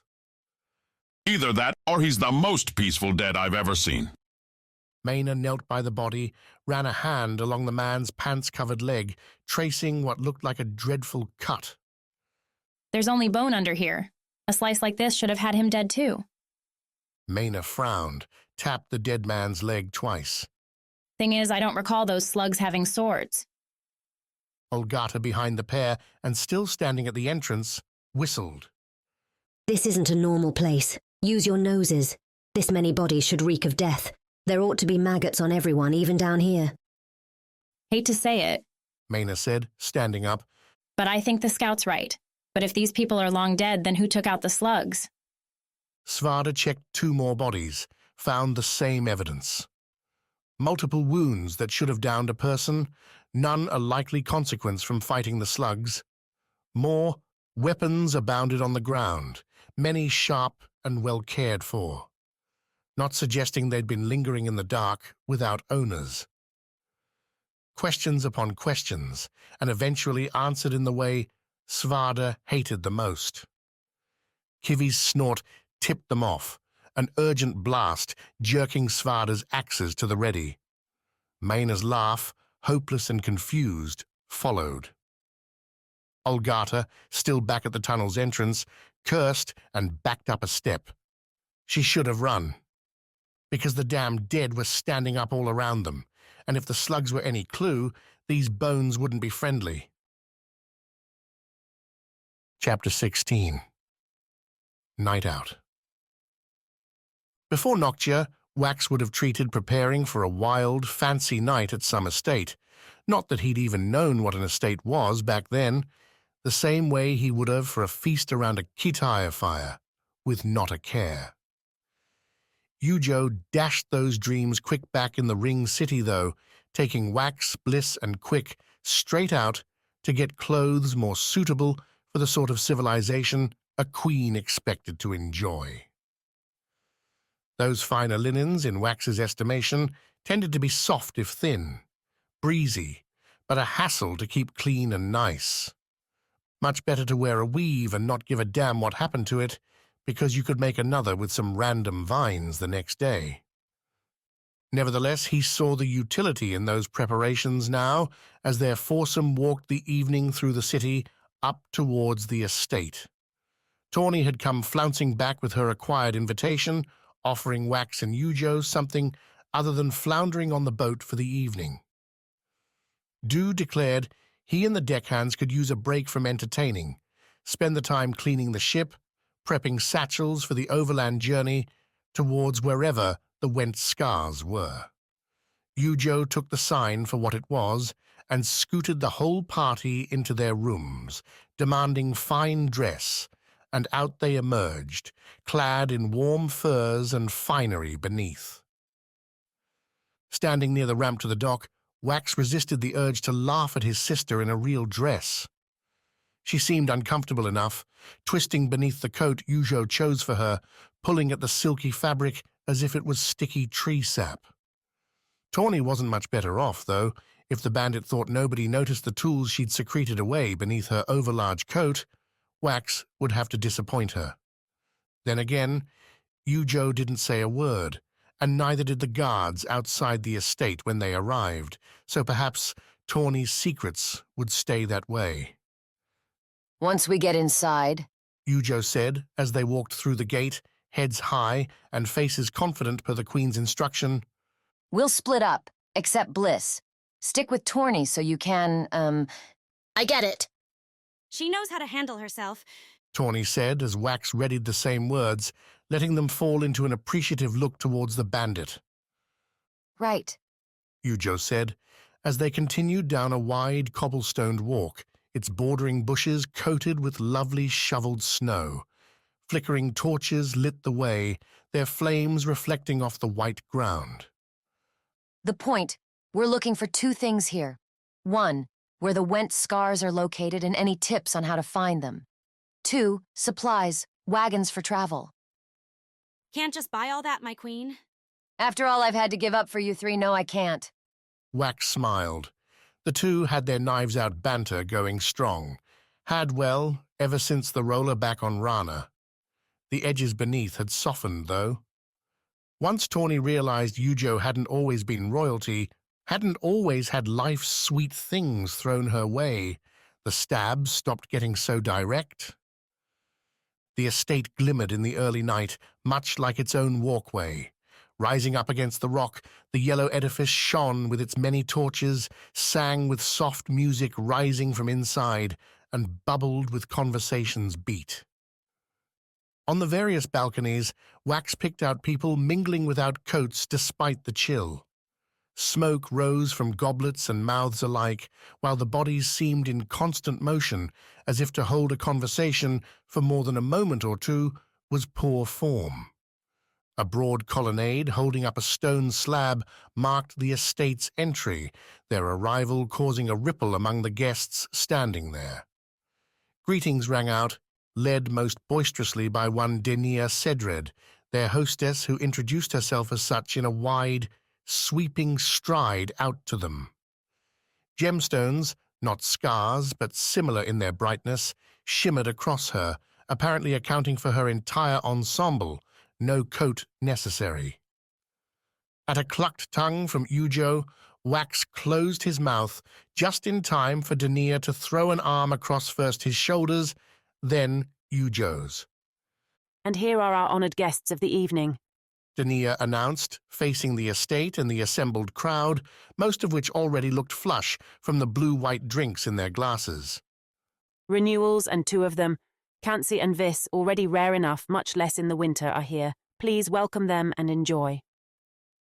A half-hearted cheer rose, with many of the guests turning back to their conversations, their nibbles snagged from standing trays.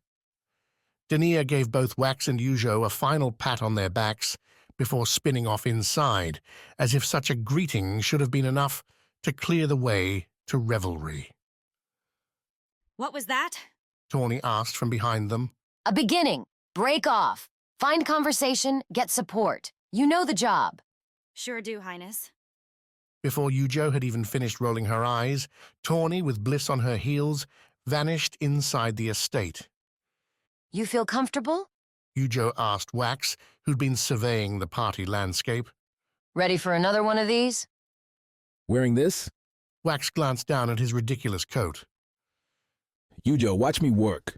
At her skeptical look, Wax went off. Snagged, first, a drink from the nearest stand. A sip confirmed the sweet ice wine, not all that different from the peach stuff back on Vis. Holding the glass, Wax went for a cluster to the right, a trio set about with various pipes, their output rising in circles over their heads. A simple trick, one he'd learned with far more vicious leaves back home. With an ask and a demonstration, Wax broke into their circle, laughing and daring the others to match his smoke rings. The inevitable failure turned to curiosity, turned to stories, both from Wax and the guests in turn, as Wax made sure to break up his own breaths with questions. He learned about the fiery giants torching the city, about the warlord Jochi and his quest to hunt the very source of the fiends, about the academy and its more and more secretive ways these days, how more Najan seemed to be in the city than before, though, of course, winter slowed all that down. One Tenet, in particular, had just made off with a prized researcher and crates of inventions. All under the pretext, said one of the pipers, that she was needed for some massive project. That was weeks ago, and we've heard nothing since. The man took a long drink, a gulp, while Wax puffed out another 3 rings into the clear sky. As if Noctia has the right to take our best whenever they damn well please. Don't they, though? Asked another, a person so layered beneath furs Wax couldn't tell if they were man, woman, or Hanoko. Without them, we'd be food for the fiends. Oh yeah? Where were they this last time then? Probably keeping another bunch from landing on our shores. The two kept sparring as Wax made his getaway, bouncing inside, snagging some delicious meats and cheese he could not identify. The estate's grandeur continued past the door, with crackling fireplaces set amongst lounges, stairs curling up the sides, and a 3-piece band playing silver flutes and drums in the center. The revelers milled about in amorphous groups, all shifting as if the music, light and slow, demanded continual motion. Wax couldn't spot Bliss and Tawny, but Ujo held court right near the music, a half-dozen peppering the queen with questions.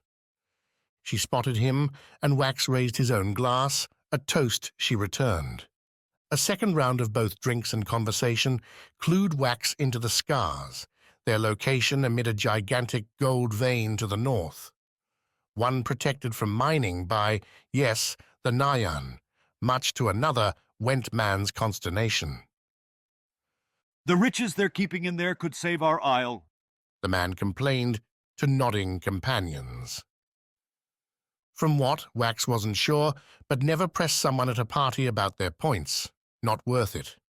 He did pitch a question into the air, asking about wagons, transport, any necessary arrangements to make for the trip, and received only a laugh in reply. If you haven't brought your own, you're in for a sorry state. Jochi took everything this city had for his escapade. It'll be your boots or a long wait. And that'll take how long? The walk?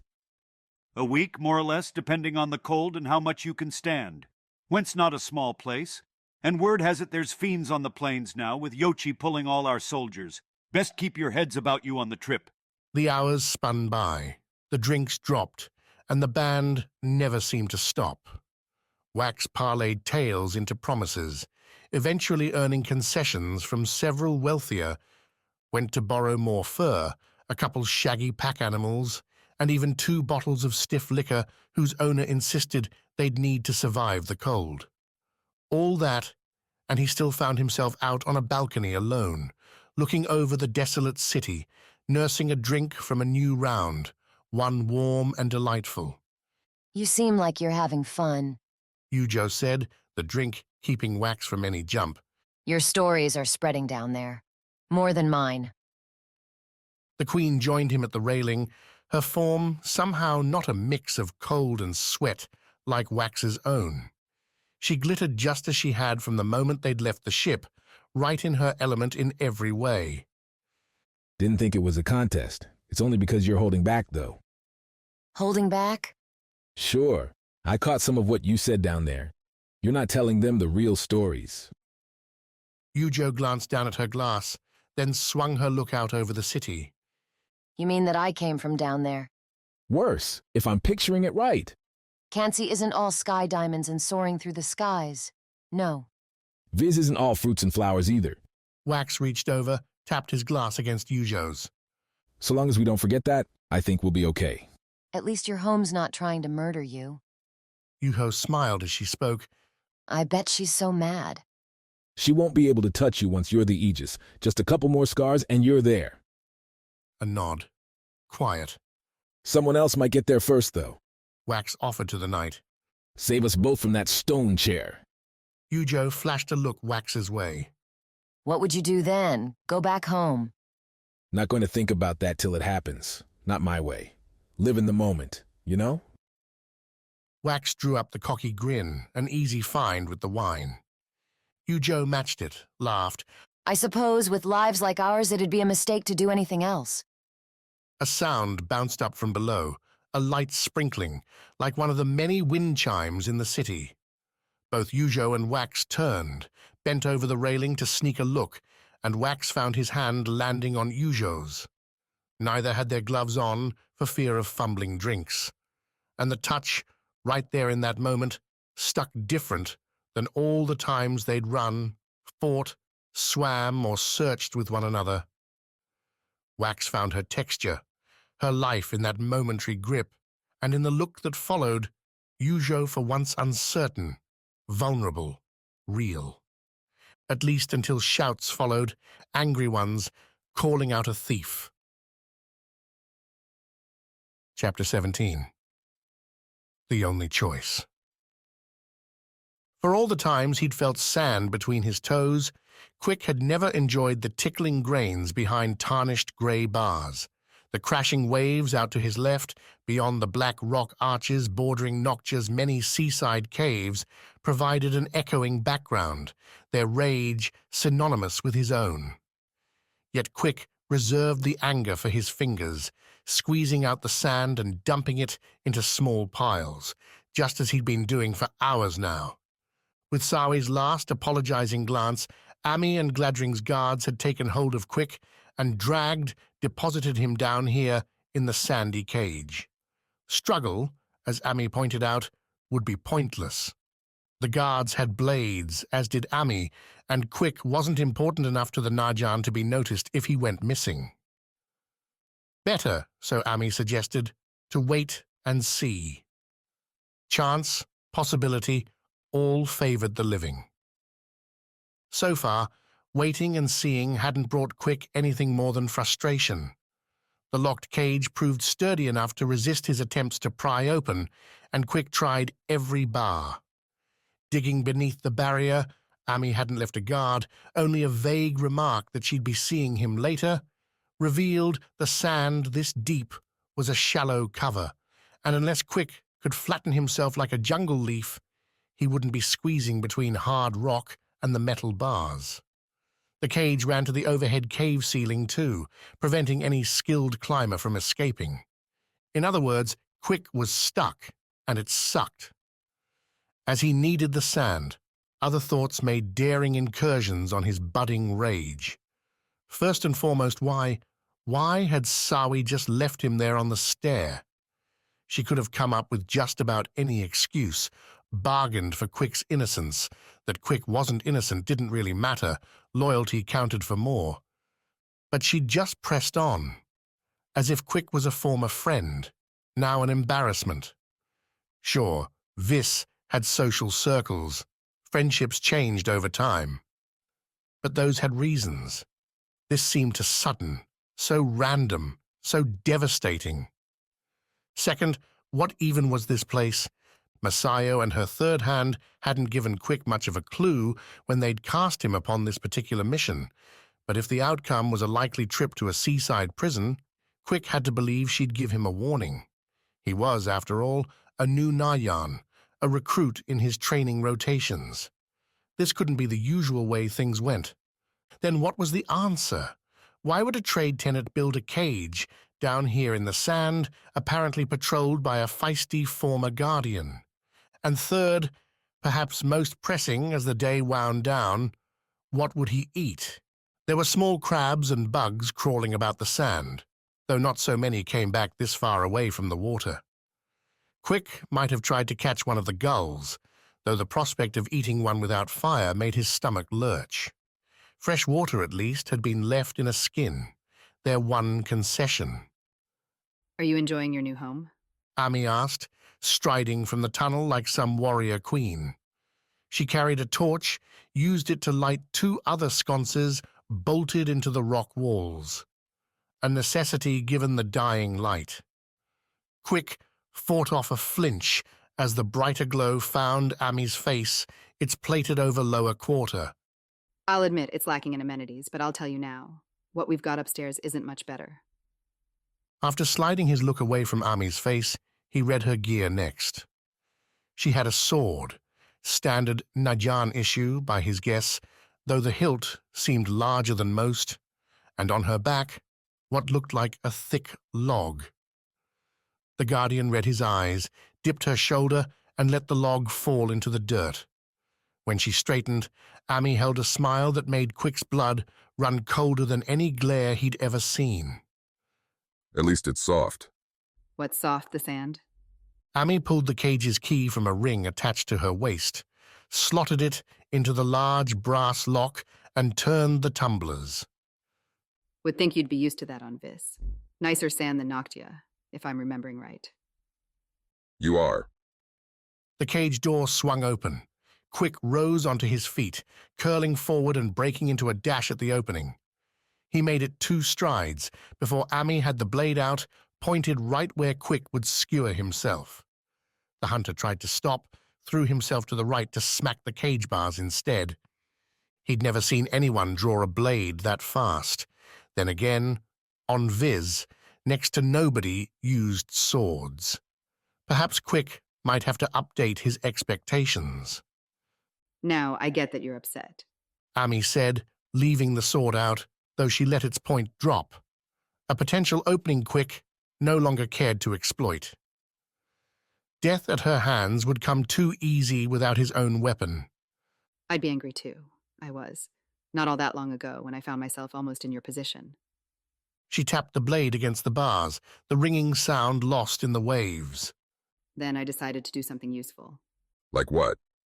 Quick moved so that he faced Ami square, brushed the sand off his legs. They'd at least left him with his robe, though the sand caught in the linens and made them scratchy. Give Gladring what he wants. Save the world, Quick. Save the world. Amy's world-saving plan seemed to start with knocking the ever-loving crap out of Quick. She gave him the log, a kind gesture that soon revealed itself to be a trap.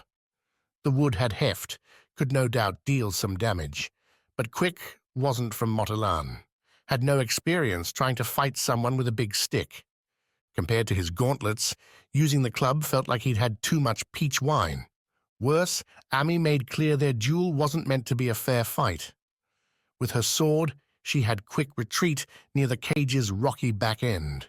She entered, closed the door, didn't lock it, behind her. Held the sword with both hands now, twisting it so Quick could catch just why its hilt put on some size. I'm going to tell you something now. That will mean your life if it ever gets out.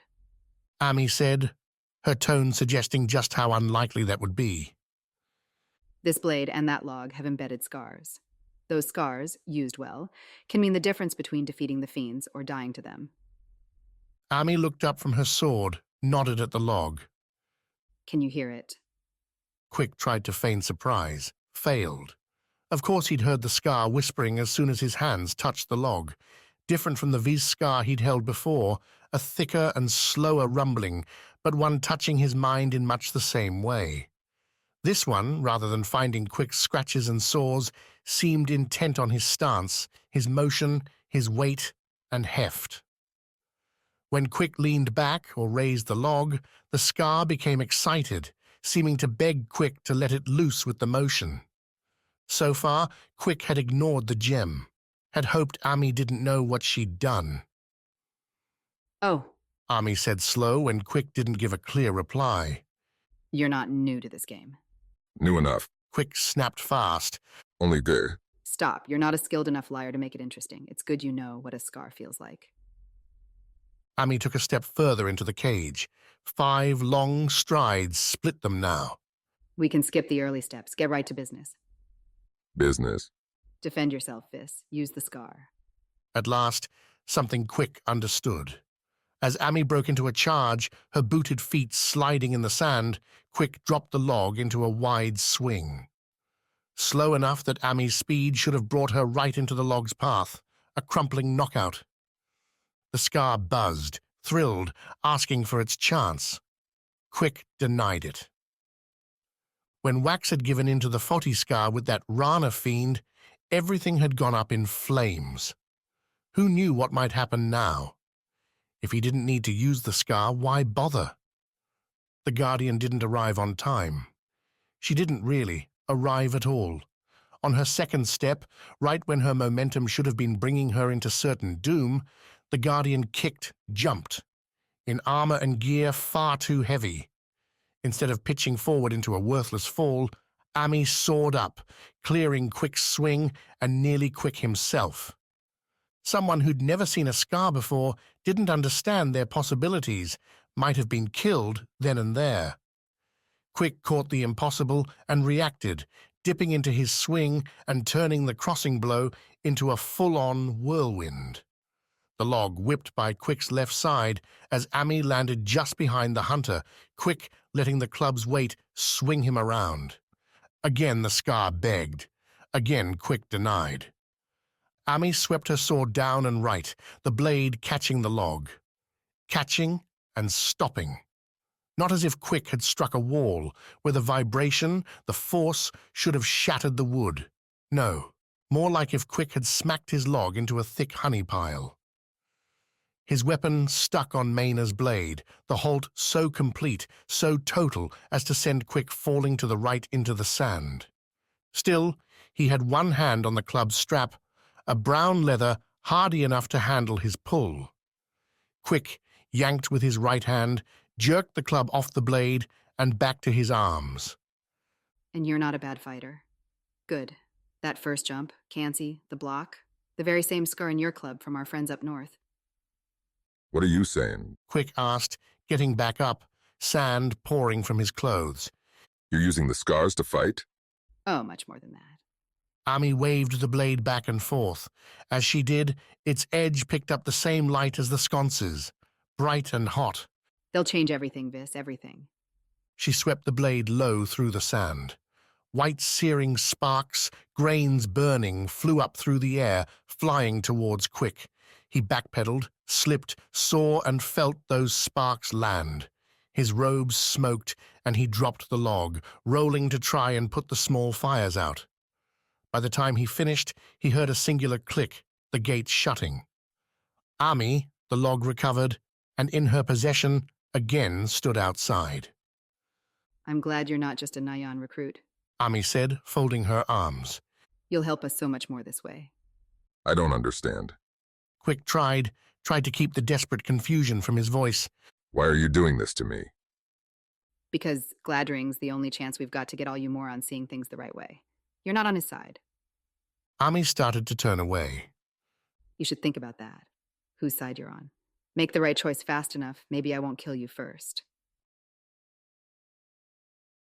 Chapter 18. Private Pages.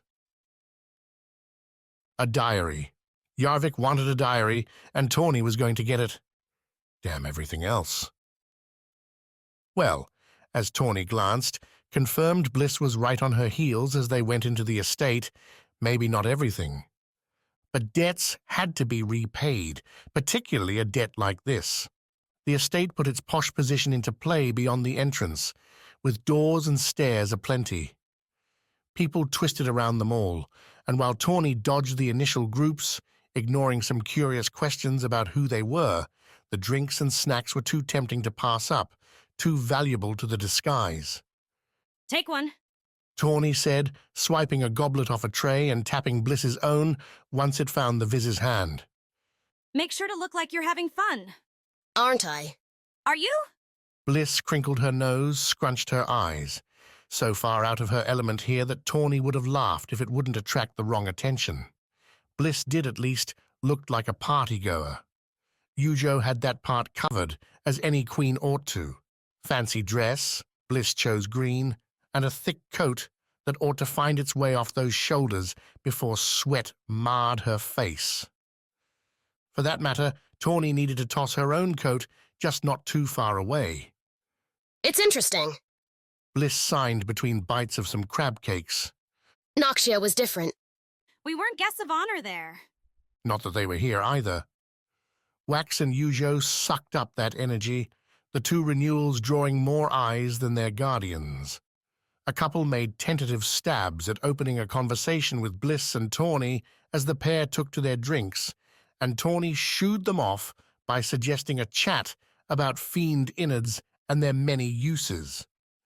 Bliss stifled a laugh as the innocent, absurdly fancy twosome turned green and mumbled off an excuse to flee. Why'd you do that? Hilarious, but why? Because we have work to do, Bliss. Another tilted head, another question. Sure, Tawny would reveal the mission in time, when the goal seemed secure. Now she had to keep looking.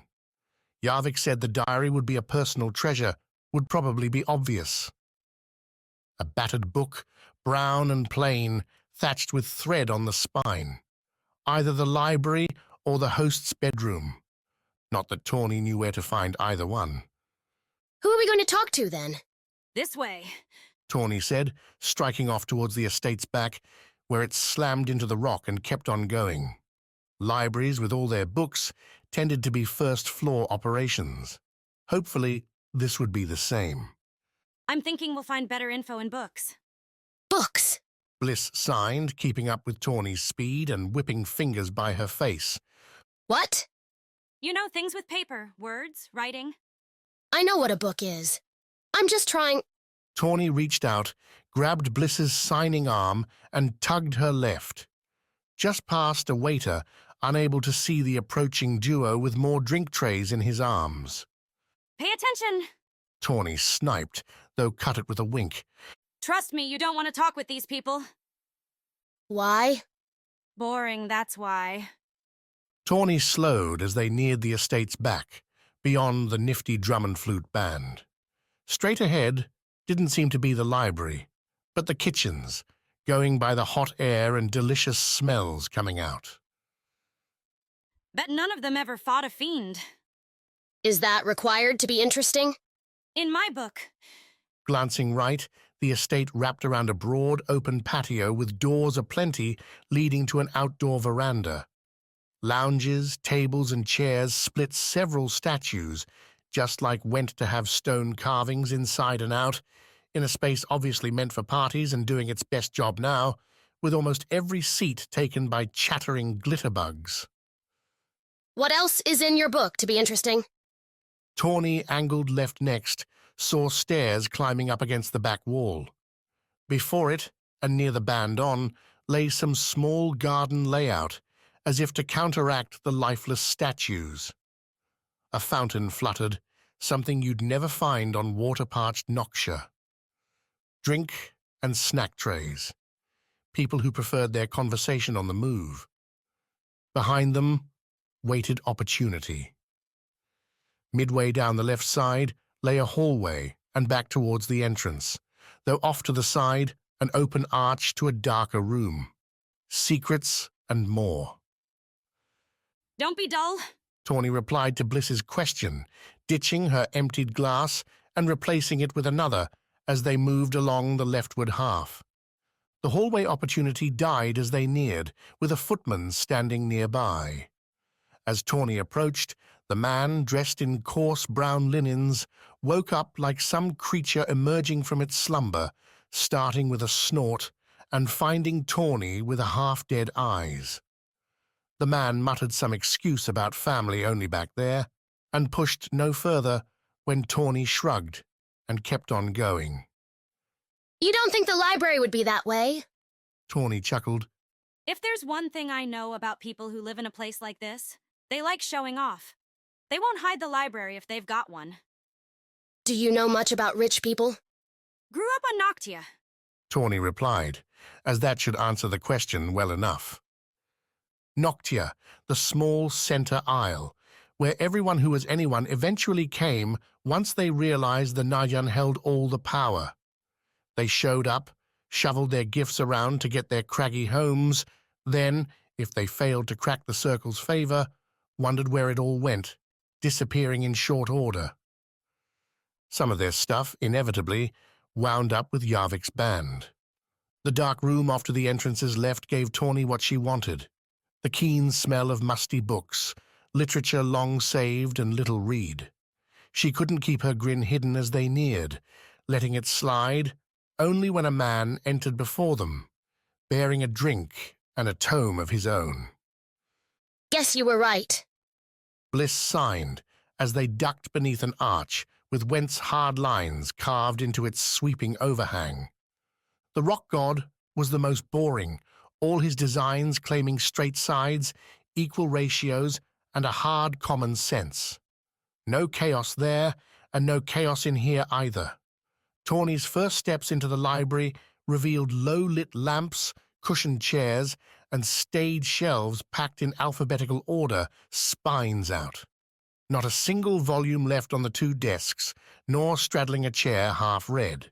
No paper for spontaneous note-taking either. Creativity left to wither in its home. At least the windows offered something useful, bright and large, right into the yard. No patio here, no onlookers smoking pipes and wondering what might be going on inside. Which left the man. He, a thin and short soul, seemed to ignore the two ladies following as he took a chair, cracked his brought tome, and sighed the contented sigh of anyone finding comfort in a place without much chance of it. Bliss didn't take as much notice of the interloper, walking right past Tawny and staring at the books with a surreal wonder. Tawny did a double count of the drinks they'd had, 1.5, and figured Bliss couldn't be drunk, so what accounted for the open-mouthed delight on her face? You okay? Tawny asked, shrugging off her fur onto a chair. Turning, she pulled Bliss's own coat off while the woman signed back at her. I've never seen this many books in one place before. Tawny did a double take. The library wasn't that large. She'd seen bigger, even in a modest Noctia estates. But then, maybe Vis was different? What, don't you have libraries at home? Bliss shook her head. Not really. Some few have books, but it's too wet. They fall apart, so we use other things. Songs, memory, etchings. Well, take it in then, because we're not going to be here long. No. The small library offered another big advantage, an easy opportunity to find her target. Without an author, the diary had been packed in along the farthest end of the farthest shelf, nestled against the outer wall with a number of other journals. The twine stitching confirmed the discovery, the little threads dangling out the book's end like an overgrown vine.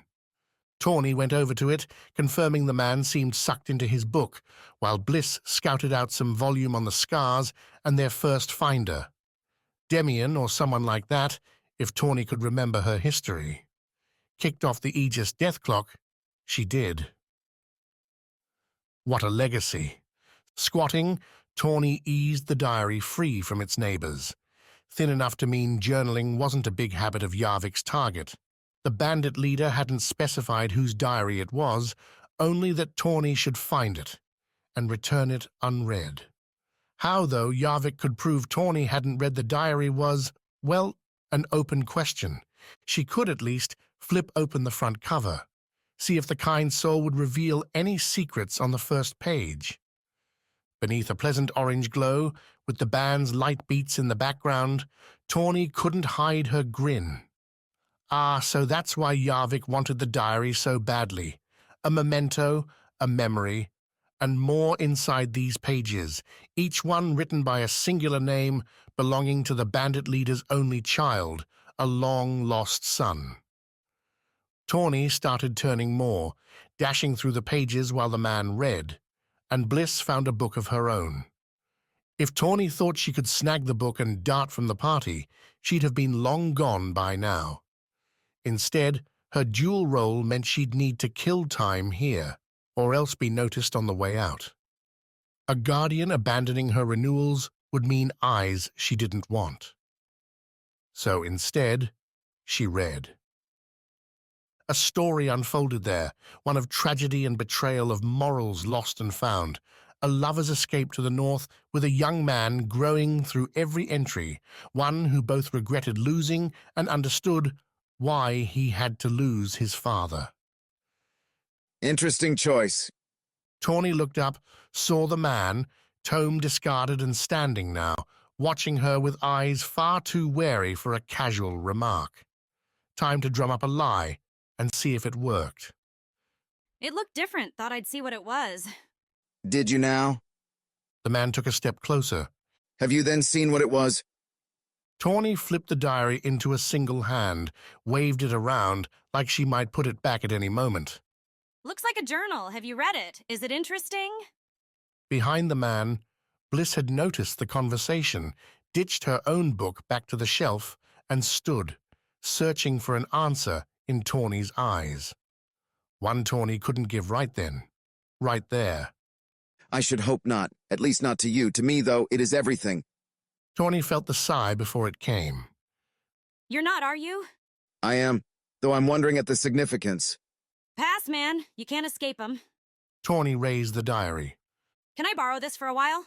Narrowed eyes. What? Why? Better if you don't know, buddy. Trust me. I don't trust you at all. Tawny had a knife in her dress folds, more in her coat over by the chair. Pulling that would bring a swift end to the party. Then again, so would getting in a brawl with Yarvik's kid. She needed a different solution. Then it looks like we're stuck, because I'm not leaving without this. And I'm not letting you leave with it. The man half turned his head towards the library's exit, took in a breath for what was going to be a particular word Tawny knew all too well. So she punched him with her offhand in the gut. The would-be call for the guards turned into a sputtering curse instead as the man doubled over. Time to go! Tawny snapped at Bliss, who took those words and did the most wrong thing with them. Taking a step, Bliss picked up and hurled a chair at the window, shattering it. At once, an impressive feat of both strength and stupidity. Bliss kept right on going, slinging her heavy coat on and launching Tawny's own at the thief, who caught it with her free hand as Yarvik's son recovered. What are you doing? Tawny said, pushing the young man into another chair and following Bliss out into the chilly night. You said go, so we're going. Bliss flashed as they ran across the lawn. We'd never get back through the party. But your brother? Yujo. They're not going to like this? You should have let me run. Bliss didn't answer, as the first shouts carried out into the night. Didn't respond, as she and Tawny climbed the small wall around the yard and swept into the city streets, heading back towards Yujo's boat. Only when they were well away from the estate, any pursuit a hopeless endeavor, did Bliss stop, turn, take a breath. Why? Tawny, catching up herself, huffed, the diary secured in her jacket. Why are you helping a thief? In Sichi's rose light, Bliss flashed a single reason. Because you never left me. Chapter 19. Backstab betrayed. According to Gladring, Sawi succeeded because she didn't know how to play the game. After her first visit to the Circle, Gladring helped Sawi find the right times, the right places to bump into other tenets, aides, and Najan close to Fassel and his adept pair. With a new outfit, her robes bearing the trade tenet's aisle-crossing sigil and some gold filigree, Sawi walked around like, if not royalty, then someone well above the usual rank. The nodding heads and open doors put her in hallways when targets left meetings, put her in exclusive restaurants when officials settled in for a meal, now with a surprise guest. Soon, Sawi handled it on her own, finding the same parallels to a Vis sect she'd been shut out from. A hunt, a kill, the reward. The first time, a morning coffee interruption with a secretary to the Najan's naval tenet, came with awkwardness, confusion about how exactly Sawi was supposed to probe for weaknesses in Fassel's loyalty. She stood behind the aide in the line leading to the counter, seconds to make a move dwindling in the crowded cafe. Until the Tama Skar spoke up. Like the other Skars, its ideas came more as impressions amongst the whispers. Less discreet commands and more urges to speak in this way, poke at that thing. The aide, according to the Skar, seemed nervous, glancing about as if suspicious of being watched. An opening, perhaps. Are you okay? Sawi asked. A flickered slight smile and a nod. Just fine. The voice trembled. The Tama Skar pounced on what Sawi could already tell. You're almost shaking. Sawi said, frowning. What's wrong? A quick glance left and right. A half-hearted gesture with a hand as if waving at the world. I don't understand how everyone can be so calm. The fiends are everywhere, attacking every day. How long till they break through here? And there it was, the source. Not a surprising one, but something she could use. Sawi sympathized, as she'd seen Gladring do all too many times back on Vis in the meetings.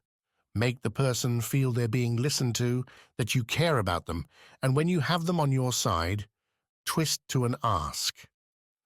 They'd only be repaying you for the service you've already done, lending them a listening ear, a shoulder to cry on. She made that ask minutes later, at a small table outside, and masked from eavesdroppers by the morning's cart cavalcade. Noctia always rumbled, always roared, an annoyance if you wanted to sleep, a boon if you wanted privacy. Why doesn't Fassel do more? What more could he do? Plenty, but he's not. Confusion became curiosity. The aide nodded at her medallion. What does Gladring know? You'll find out soon, provided you can keep an open mind. If Gladring has a way to stop the fiends, he'll have more than that. The aide swirled his smoking coffee cup, steam rising into the cold gray morning.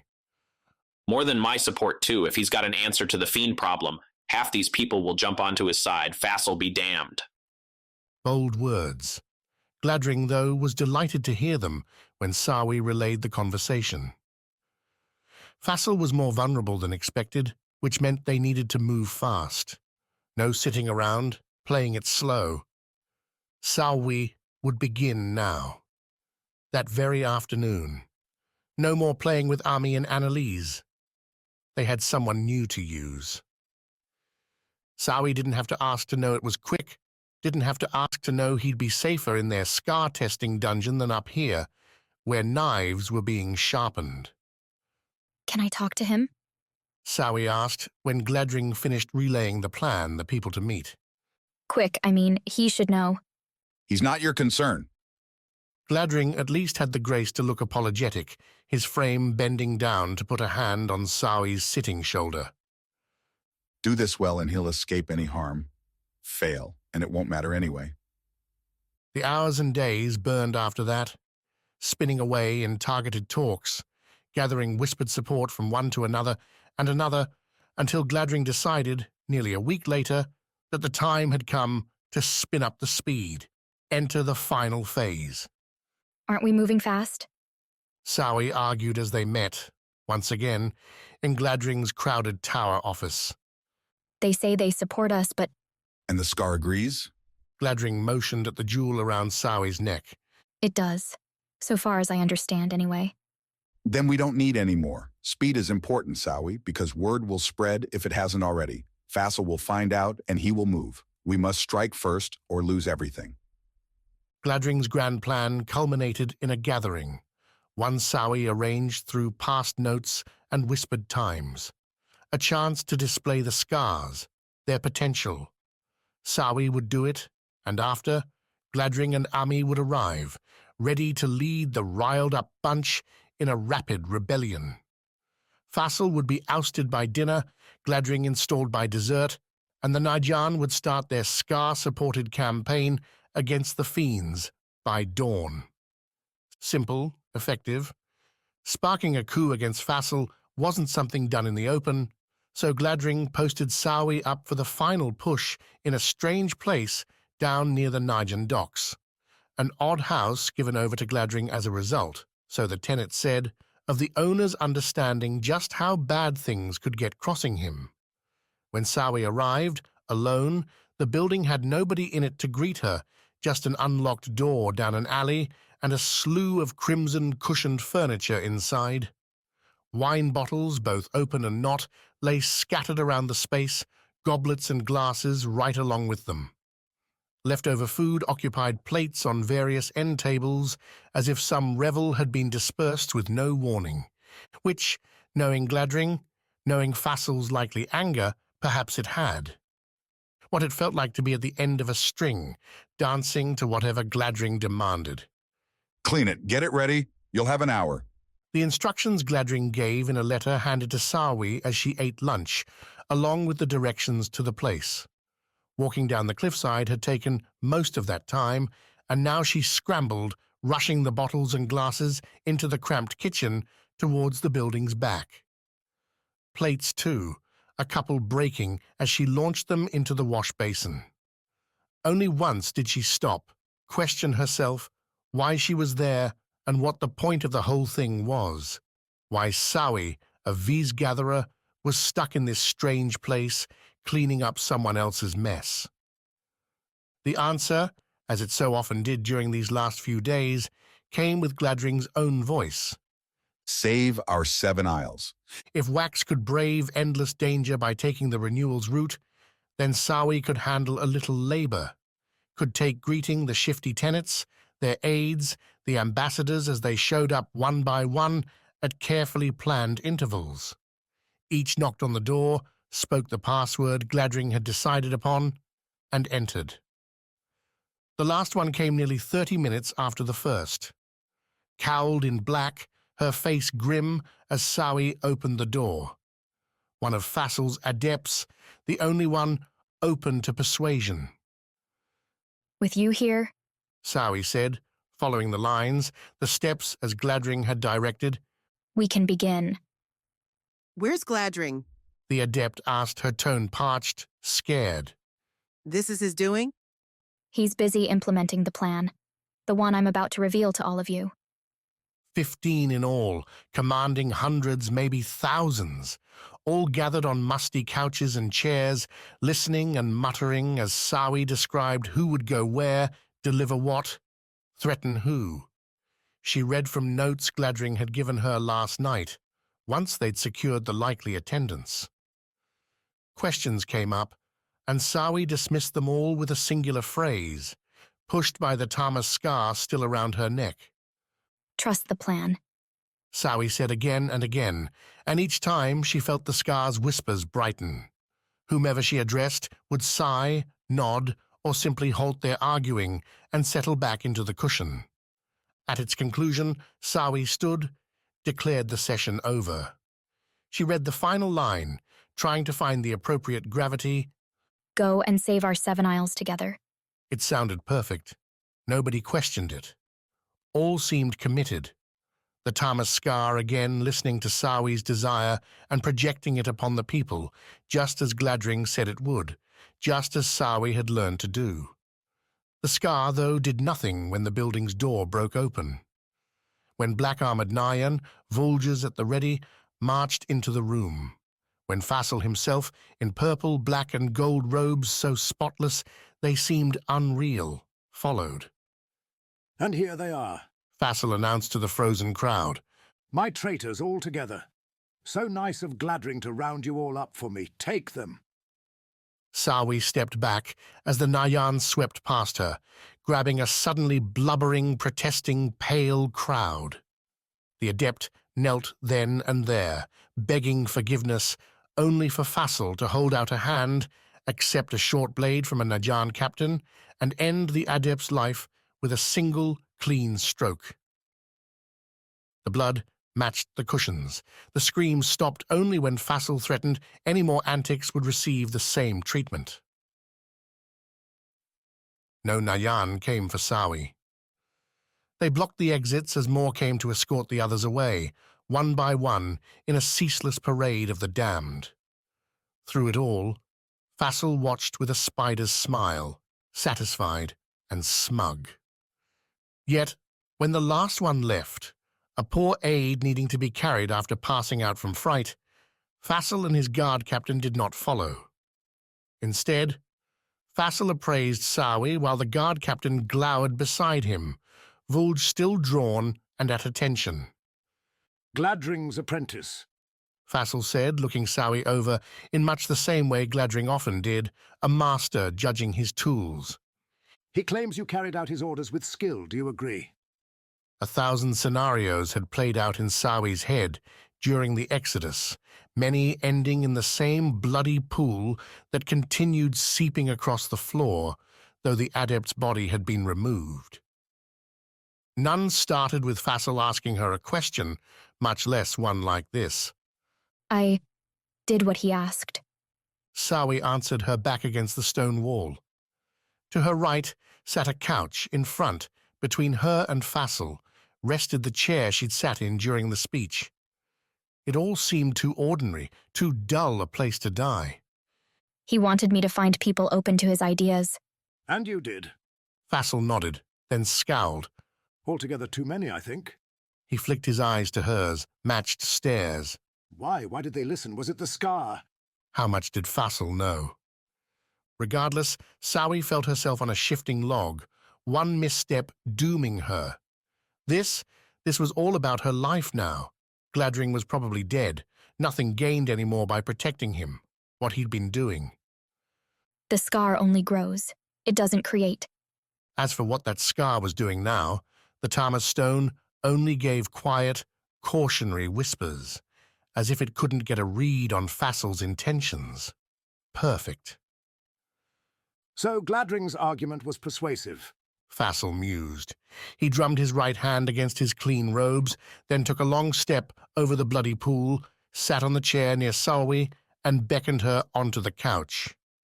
Give me his plan, then, Vis. I would know what is causing unrest among my people so that I can stamp it out. Chapter 20. The Dead King. The corpses kept to themselves, quiet dead.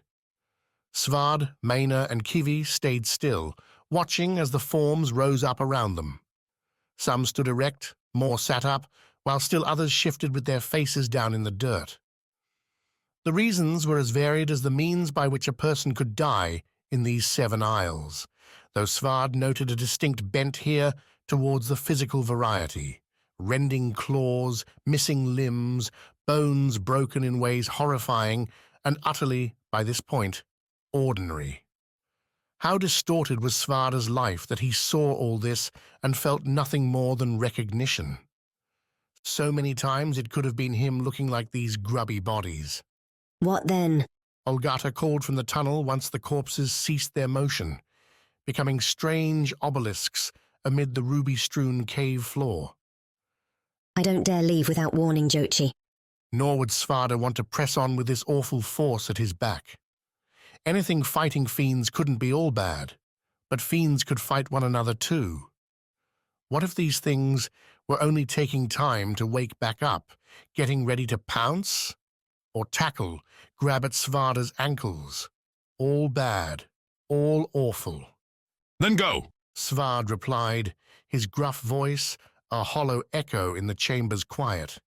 Make sure Yochi's aware. Olgata didn't wait for a second opinion, leaving nothing more than a frown for Maina before dashing off. Her footsteps made no sound, and the dead didn't seem to notice. Getting rid of another ally? Maina asked, her hands free and looking like they needed a weapon. Not a smart move. Kivi snorted up above. Not agreement, but a question. Pick a tunnel, we'll follow. Hope these things don't bother us. And if they do? Take as many down as we can. Maina laughed. Not sure that'll work. Not sure we'll care either way.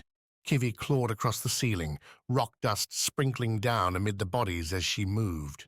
The corpses took the grey shower as they took everything else, without reaction. So who goes first? You? The captain's ask had a laughing tilt to it, one bearing a bit of danger in the tone, a dare and a doubt together, as if she wasn't sure Svarde should, but knew she shouldn't. A different turn from the Maina Svarde had known, who tended to leap into deadly situations with both plans and prowess. Svarde would make do with strength.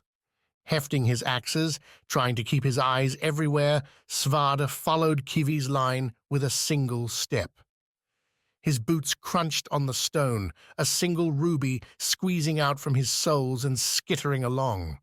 Svarde caught his breath, listened, looked. Nothing. Okay. Maybe these things really were just waiting for fiends. Maybe they didn't care. 2 steps, 3, and Svarde neared the chamber's middle. Kivi had chosen the leftward tunnel of the choice trio, the one angling downward from the start. At the chamber's center, with few dead right around him, Svarde angled that way, glanced to see Maina too had started off, matching Svarde's route. Copying me? If there's traps, you've been avoiding them so far. Only seems sensible. Traps. One more thing to worry about, though Svarde saw little opportunity for hidden pits or darts among the rocky walls. Difficult to rig up in a place like this. Nevertheless, as he started off for the leftward tunnel, he kept his eyes scanning up and down for threats big and small, which, perhaps naturally, led Svarde more and more to the black, lidless eyes and grey skin, the toes on the ones lacking boots, gnarled and yet not rotted. As if something held these things, these people locked in time a fraction after their death. A curse behind him prompted a turn, Svarde seeing Maina looking at a standing husk off to the right. A full-standing man, though one lacking most of his left torso, pointed an arm, not at the living, but instead down the rightward tunnel. His vacant eyes locked on Maina, then Svarde, a rotation so slow and determined as to be mechanical. Svarde may have shivered, though he'd never admit it. Won't quite call that a riddle. Think we should follow it? Don't want to make his friends unhappy. You lead? So you can cut me down with that axe? I don't think so. What? Maina, though, jerked her head towards the corpse. Get going, Guardian. Kivi's snort cracked the conversation, the ferret scuttling above Svarde and heading right where the corpse pointed. As the ferret passed over the body's head, the corpse moved, lining its steps towards the tunnel, sated, apparently, with Kivi's intended direction, which brought up a whole different question. Don't even think about it, Maina said as Svarde hesitated.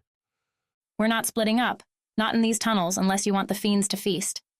On that, at least, the captain had a fair point. Together, they followed the corpse. The chosen tunnel split itself from the usual cave trappings quick, What would have been natural walls just a few strides in the other direction now held sconces, albeit ones made with poor craftsmanship, the iron used smelted from junk ores. Svarde's foti blood quivered at the pitted metal, now holding glowing moss in clumps. Still, ash-marred patches behind the holders hinted at a flammable past. The ground, too, had its worst tendencies smoothed over. Normally, rogue rocks and odd spikes made any cave walk treacherous. Not here, where a tunnel more than twice Svarde's span bore the same topographical challenges as an average Noctia street. Kivi even dropped to the ground to take advantage, as the tunnel's top had been left alone to bear its natural juts and jumbles. Someone's caring for all this? Maina muttered as they paced behind the corpse. She and Svarde had kept their mouths shut, weapons ready till they'd left the room free of further pursuit. Apparently the corpses had their leader and needed nothing else. How many years would it take to hollow out a tunnel like this? Too many, Svarde replied, and meant it. Foti mining operations, and Svarde had to believe whence were similar, ran long on metal and manpower, smashing rocks with pickaxes whenever ferrets couldn't be bothered to help chomp deeper beneath the surface. Actually manicuring a mine to look as nice as this would? Well, it just wouldn't. Nobody would pay for it, nobody would care. Unless. The realization came as the tunnel broadened into the start, and only that, of someplace massive, someplace that shouldn't exist, someplace barring them from further steps by a giant cavern-crossing gate. Svarde couldn't keep his mouth shut, letting his jaw drop slow as he looked over the rough, ramshackle mass before him. The base, if Svarde could really see it, seemed to be some mishmash of metal and stone, a hurried construction to make 2 slabs as fast as possible. A great line ran down the middle, from the jagged tooth-like points at the top to the barely brushing bottom, where further iron spikes jutted out towards them, like some horrifying mouth. That line bisected the cavern, bisected the gate, and it expanded when the corpse reached towards it with the same arm that had been sticking straight out this whole time. Are those?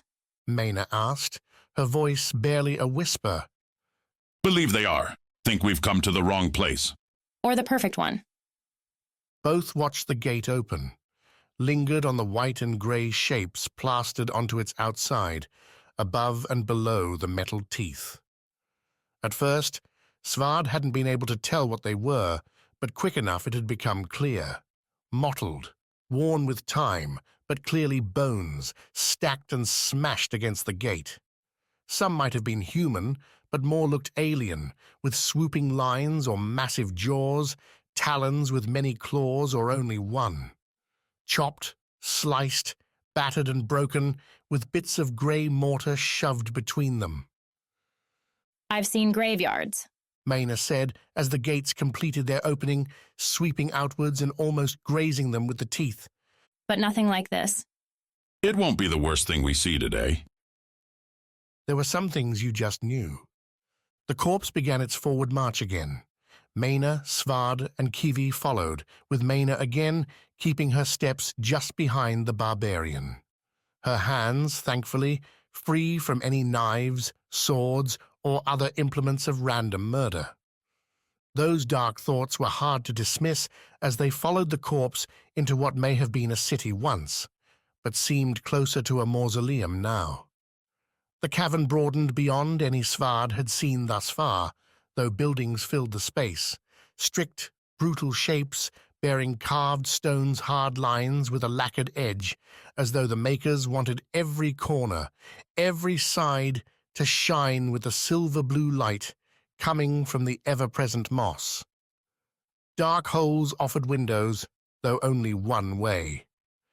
Did eyes follow Svarde as he walked, the buildings growing and shrinking alongside him in a ramble reminiscent of a city growing too fast for itself? Were the standing hairs on his neck, the dryness in his throat imagination, or a real threat? The corpse, for its part, explained nothing.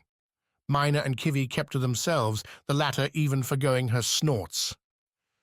They passed open squares, storefronts with signs long lost to dust, fountains running dry, empty stairs, deserted stone tables. Yet nowhere did mosses grow save in controlled lots, nowhere did water or weeds run free, as if the city designed its desiccation. At last, though whether Svarde had walked for an hour or a day, he couldn't be sure, they reached wide yet shallow steps.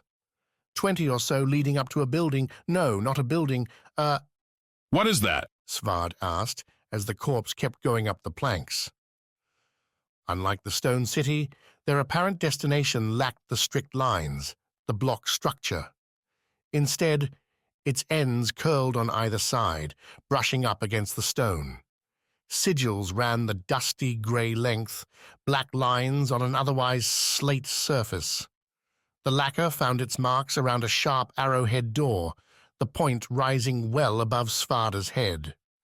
At the building's top, a couple cylinders, possibly smokestacks, rose the distance at an angle to the cavern's roof and vanished into the rock. I know better than to guess about anything here. Maina said, her voice still quiet. Feel like we're being watched and heard. You're not the only one. Follow the thing? Svarde nodded. We've come this far.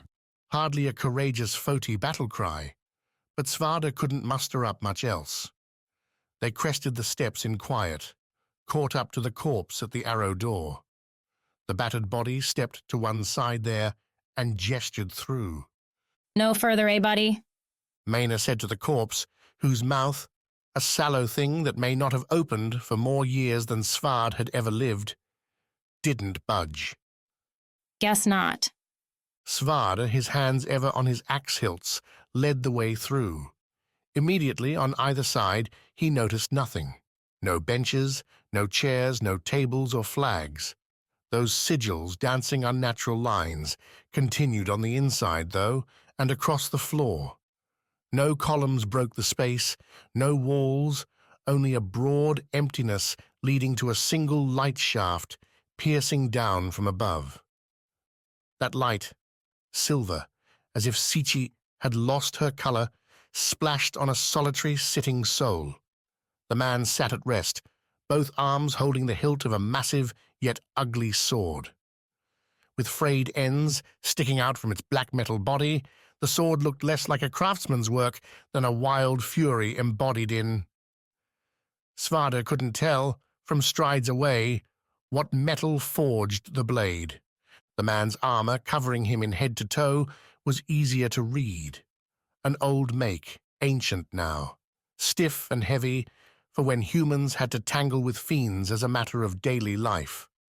A fact Svarde knew because it was Foti that made the armor, Foti that preserved its knowledge around the Grand Forge in case such moving bastions were needed again. Hey there, Maina said, and Svarde snapped a glare her way, waved a hand to get her to shut up. If the man was sleeping, no need to wake him. An effort Maina ignored. Neat place you've got here. Mind telling us what it is? The man creaked, his head masked by a helmet graced, like the gate, with small columns made from stolen, mortared bones, rising to stare its nothingness at them. Welcome, the man said, his voice a chill wind, a harsh whisper. Welcome to the unending nightmare. Chapter 21. Godplay. A guardian and a thief. The role's latter half, part of Tawny's past, but not, unfortunately, staying there, came to the fore quick as Wax and Yujo left the balcony and returned to a party in chaos. Some young man killed the band's drumming with loud calls about an assault, a smashed window, and a burglary.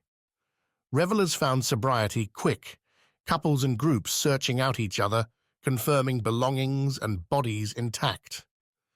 Wax even reached for, found his scars in place on the necklace, an unnecessary check given their whispers floated in his mind's periphery. We should leave, Yujo whispered, as their hostess began wrangling the party together, overriding the caustic yells with a controlled call to come to the ground floor's middle. If that's Torny we saw, then they'll turn on us. Wax snorted. Turn on us? If that was Torny and Bliss, why would they? Because your guardians are the same as you, Wax. Don't you know that? On Vis, you're not responsible if your brother does something stupid. Yujo took a deep breath, the kind she seemed to take a lot around Wax, the kind that usually meant a lecture would be forthcoming. Wax could guess what it was, too. Something about his position giving him responsibility, how he'd need to make things right, so on and so forth. Yujo seemed to love giving him these lectures, as if Wax wouldn't know the first thing about civilized society without them. Not that this party would be civilized much longer. Yujo started towards the curling stairs down as the young man, invited by the denier, went in on the scene. 2 young women patrolling the library, looking for books to steal and finding an old family diary. One that must, so the young man surmised, starting to play to the interested audience, contained some secret worth knowing. When he tried to stop them, the foul thieves knocked him aside. Rather than prolonging the fight, scared, no doubt, of the man once he recovered his wits, the pair shattered the window and ran. "Then we must chase them!" one listener shouted, only to realize what he said and amend it a moment later. "The guards should, anyway. Where are they?" "The good ones left with Yochi." Someone else, drink sloshing in an angry wave, said, "The warlords made us vulnerable, giving us up to the vultures." A din broke out at the words, screaming back and forth as cocktails, and worse, found their hold on the crowd. Wax noticed Yujo had stopped her descent, instead sidling back to him. The noise, the tension, pushed Wax to reconsider her remark. Leaving now did appear to be the better play. Reason had left the building. Don't think I want to wander into that. Is there another way? The balcony, it's a jump but makeable. Or is that too far for royalty? Before I ever wore a dress like this, I could make my way across any sky island. Let's go. What a sky island was, Wax didn't know, didn't have time to ask. Instead, with Yujo pulling his arm, they retreated back through to the balcony and the cold night beyond. The railing invited a leap. The snowy ground below gave them a good place to land. Wax took stock of himself, the nice clothes Yujo had put on.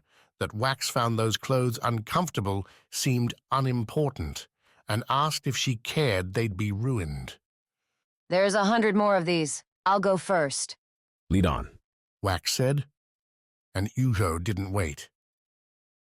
Despite her dress, the queen took 2 even strides, then lifted up, kicked off the rail, and launched into the torchlit air. She didn't plummet, duck into a roll, or fall in helpless abandon like Wax expected. Instead, Yujo glided into a gentle landing.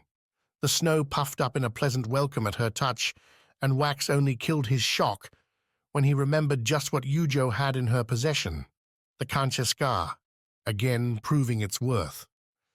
"Cheater," Wax muttered, then squared his approach, only to stop when a heavy hand landed on his shoulder.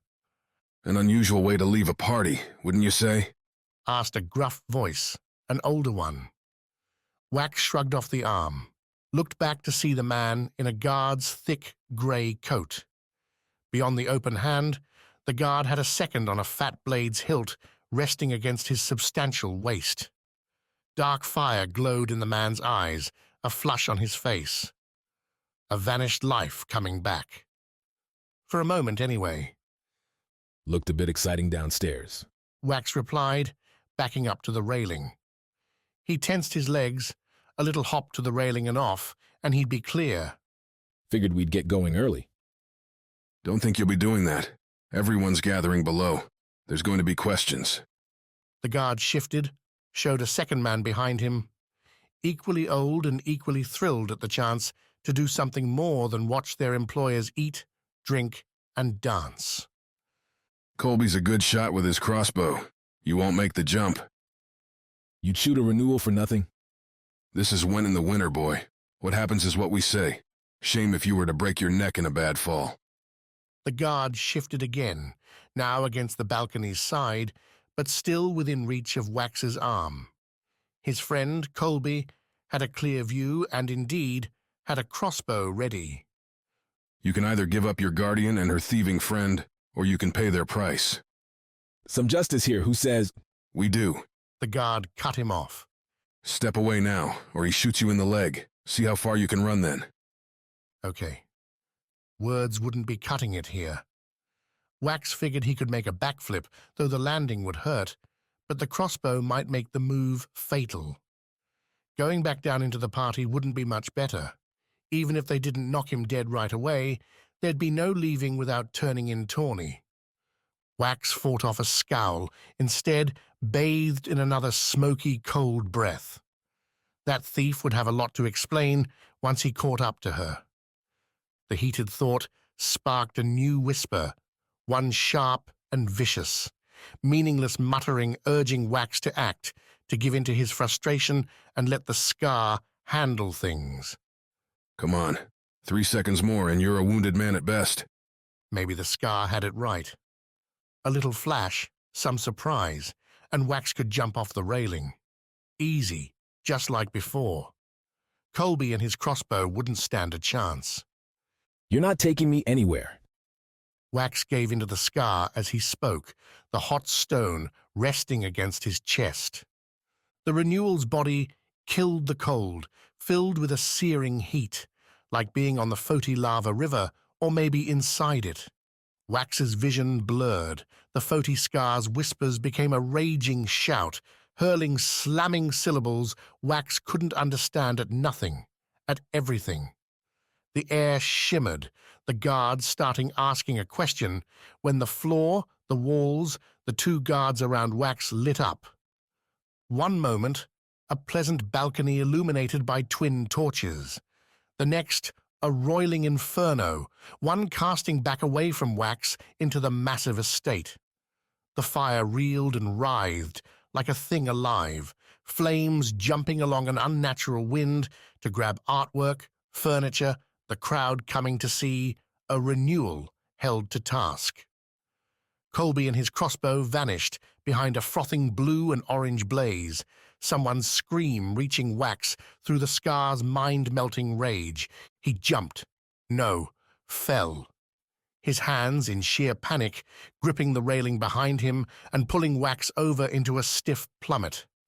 Instinct saved him at the end, turning Wax into a roll, saving his shoulder from a dead strike, his head from a worse one. The landing sizzled, snow breaking his fall before bursting into steam. Wax at once froze at the chill wet and burned with the Skar's whipping anger, its desire to cast yet more fire upon everyone, everything that might threaten Wax now or ever. No, no, desperately no. Wax tried to focus, push away the Skar. He found a source in his fingers, plunging into the frozen ground beneath the melted snow. The sturdy earth served as a center, his fire-blinded eyes finding comfort, the dark brown. Get up! Yujo's fervent words. We have to leave now. She pulled Wax to his feet, a stumbling move made worse with her sucking curses at his hot skin, his coat's singed edges. As he found his balance, Wax looked back, followed the screams, the calls for water, for help of any kind. The reason was impossible to miss. The estate, not just the balcony, burned. The beautiful corridors, their arched openings, the cause of so many quiet, wonderful nights, crackled with orange death. Ash met drifting snow already. Other bodies copied Wax's move, leaping from balconies to land in dead thuds on snowbanks. Still more fled the estate's main doors, dragging their partners, their instruments, or their last necessary drinks with them. Wax, Yujo said, icy as ever. You've done this, and they'll come looking for you. Our time is up. Not yet. Wax fought off terror, guilt, confusion, and looked to the other whisper in his mind, the Rana Skar's bubbling curiosity. If the Foti Skar could create fire, then Rana should be able to make water. Put out the fire. So do it. Wax pushed the command at the stone, wished, ordered, demanded the Rana Skar pull water from the sky, from the snow, from anywhere, and quench the flames. Yet the stone didn't respond, its whispers the same muttering as before. It's not working, Wax said, as Yujo pulled him back another step, the queen tugging on his arm. The Rana Skar's not listening. They're not tools. They're pieces of the gods, Wax. They'll do what they want. I didn't want it to burn the whole building. What they want, Wax. We open the door, we give them a chance. What happens then is up to them. The words, the reasoning, snapped Wax's hope, doused it in Yujo's cold logic. The estate burned. He'd lit it on fire, and he couldn't put it out. To stay any longer would mean death, prison, or something worse. Their only hope, the Renewals' only hope, was to run. And at last he did, following Yujo beyond the abandoned gates into the city, while behind them the building burned bright. Chapter 22. The Scientists' Skar. They shared breakfast on the small dock, spearing the ocean off the Tenet's secret cave hideaway. The fourth day in a row, Annalise had come down a little after the sun made its start on the horizon, unlocked Quick's cage, and led him near the sea, plying him with fresh oatcakes and eggs. At first, she'd done so with a knife by her side, a weapon Annalise later said she could barely use. She dropped it after that, trusting Quick's word that he wouldn't try to overpower her, try to run.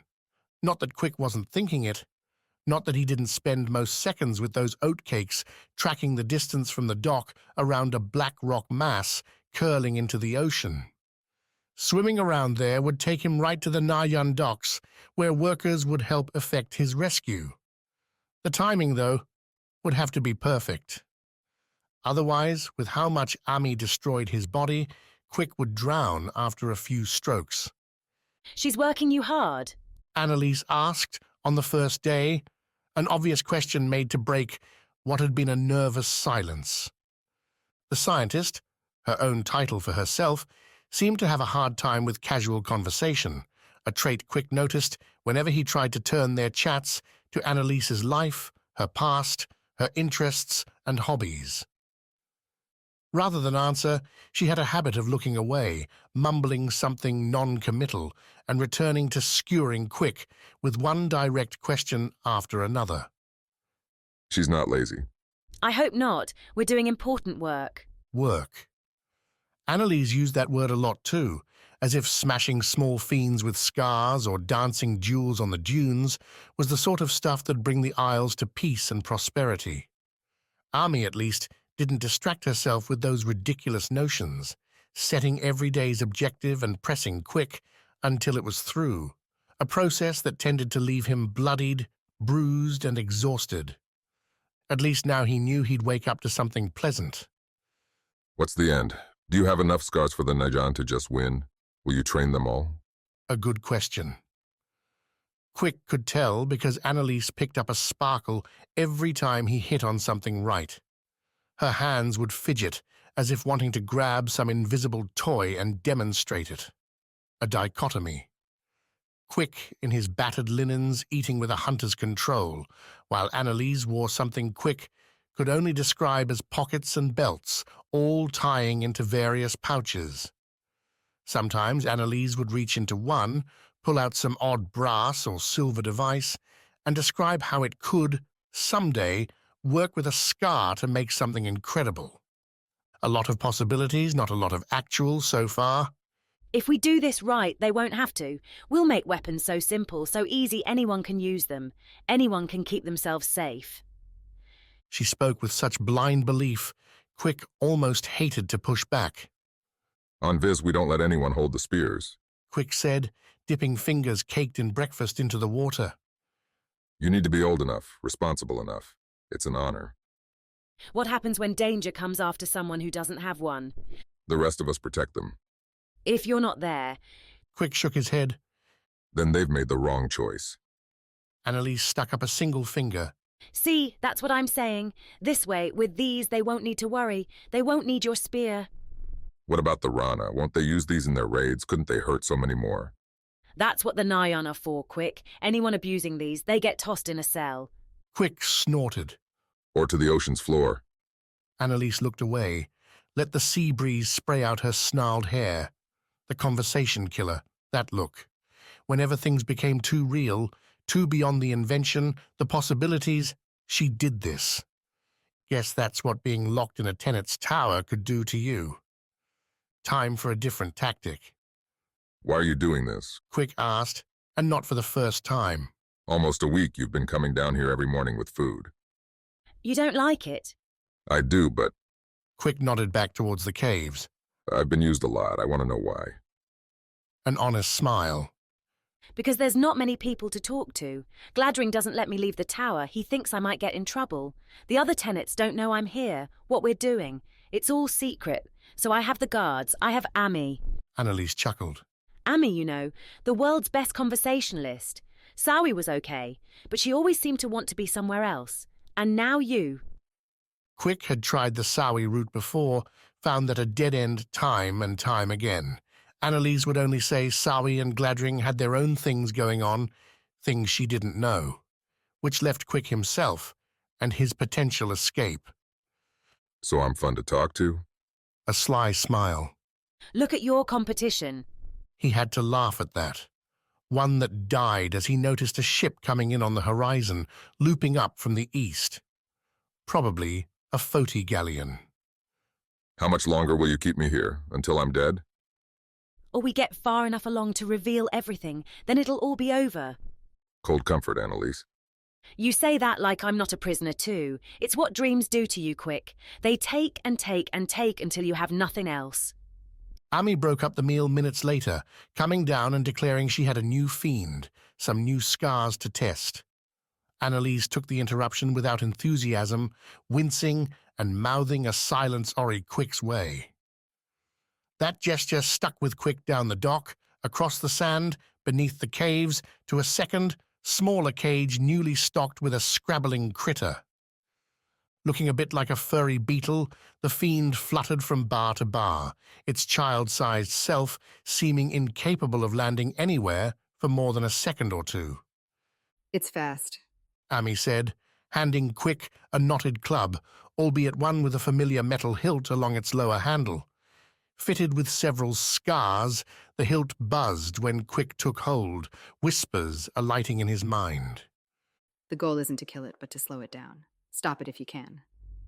They'd moved past sheer slaughter to more refined skills now. Annalise called it finesse, a way to expand the gem's utility. The scientist stood behind Quick and Ami now, her ever-present paper and charcoal pencil ready to scribe the observations. The whispers told Quick which scars the club had. Foti, already snarling away to get going, get bashing. Rana, a mild, bubbling murmur, only picking up excitement if Quick looked towards the ocean. And the intended for today's test, a Kansei Skar skittering about in his head as if Quick had downed too much coffee. Do it without going in the cage if you can. Ami continued. The Guardian, as ever, dressed for battle. As if her every day was a war, and she'd never be caught surprised. I want to see range. Quick nodded, focused on the Kansei Skar. However much he obsessed with escape, with getting free from his own prison, these tests always forced his attention. Ami had shown right away anything less would earn a slap, a slice, a battered punishment. So he looked at the flitting beetle fiend, sent his impression, what he wanted, for the monster to stop its flight and crash to the ground, right to the whispering Kansei Skar. The club seemed to warm in his hands, the air around Quick picking up an electric tinge as if a lightning storm neared. The Kansei Skar's whispers lost definition, became a fuzzy, excited static. The beetle leapt again, the spotted brown fur splitting to show iridescent wings in another fruitless journey across its cage. Midway, only a couple beats later, Quick felt the Skar snap. Like a fast exhale, a rush left Quick's body and found the beetle, knocking the bug into a sideways spiral. The fiend hit the sand, bounced, righted itself as Quick tried to hold his focus, eyes blurring with as the cancer Skar swirled the air around him in a rapid, targeted funnel towards the fiend. Keep going. The Skar listened when Quick urged it on, the gusts wrapping the beetle, shoving it down into the dirt, pressing the struggling fiend to the sand. Quick found himself getting lightheaded, realized he was trying to breathe and failing as the Kansei Skar shoved all the air around him at the monster. Don't stop. Crush it now. Another command, another Skar strike, even as Quick fell forward, legs no longer able to keep him up. Ami caught him with one hand, continuing to urge him on. Stop it, Ami! Annalise shouted, sudden and with more anger than Quick, in the dim fragments of his air-starved consciousness, had ever heard. We have what we need. Let him go. We need to know the line, Annalise. But Ami released Quick, let him fall to the dirt. When the hunter lost sight of the beetle, the Skar relaxed, returned to its skittering. He breathed, tasted the sweet salt air again. Felt Ami's disgusted spit strike the sand near him. If we don't know when whether a Skar will kill the person using it, we don't know the limits. Maybe we don't need to.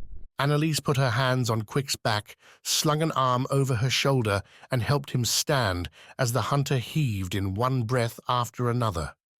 The whole point of this is to save lives, not spend them. 1 for 1,000, Annalise. 1 for 1,000,000. Ami replied, then sighed. It's fine. Gladring wants to see us anyway. Something's in the works. Let the Vis rest. Annalise did just that, guiding Quick back to his cage, setting him in. Quick lay on the sand, letting his tired lungs put themselves back together. Heard Annalise return, say he'd left part of his breakfast uneaten. There it was, waiting. She locked the door, walked away with a soft goodbye. When Quick sat up, he saw the plate, the remaining cakes. Nestled in among them, wrapped in folded paper, was a turquoise gem, a Vis Skar. On the paper, scrawled in Quick letters, was a note. Stay healthy, stay alive. Annalise. Yet, as Quick took the Skar into his hand, heard its comforting whispers, he had a different idea. Chapter 23. Fleeing North. Amazing how different it was to run with someone else than alone. Picking through unfamiliar streets, down random alleys, jumping obstacles in confusing pursuit, were all things Tawny knew how to do, as well as she knew how to breathe. Skills Yarvik hammered into her over and over before letting her take on her first jobs. Skills that faltered quick when she had to keep track of the particular person on her heels. Bliss slipped and slid along the icy roads beyond the estate. Her boots kept what balance they could, but the Vis had no experience on the ice, and it showed. Every time Tawny twisted around a corner, every time she told Bliss to jump, to squeeze through a slim opening in a fence, the thief had to stop, turn, and catch the Vis before she splayed out on the ground. The sloppy flight didn't do much to keep them quiet either. The city wasn't exactly what Tawny would call populated. Having a good part torched by the recent fiend attack must have dampened the mood, but enough were out in the late evening tending to repairs, scrounging for food, or just staring up at the snowy, clouded dark to ensure the pair never went without shouted questions or curious looks. All in all, a crappy time for thievery. The diary, though, kept its weight in her coat pocket. Success salved many things, and Tawny, in those brief stable moments dashing along an avenue or behind a building, flashed to the approval, the compliments, the kindness Yarvik would finally show when she returned the book to him. A sweetness she'd gone far too long without, quiet in its impossibility, but now tantalizing in opportunity. Perhaps a problem to consider sometime when she wasn't dodging around a wagon, ducking an ox's chuffed look, or picking a new route on unfamiliar roads. Where are we going? Bliss signed when Tawny slowed, coming to a broad circular square. In its center burned a bonfire, a beacon in the night, and the repository for things too damaged to save. Or are we running at random? Several ash-flaked people who'd given up their fur coats in the fire's heat tossed scrapes on the blaze, while carts filtered in here and there to add to the piles.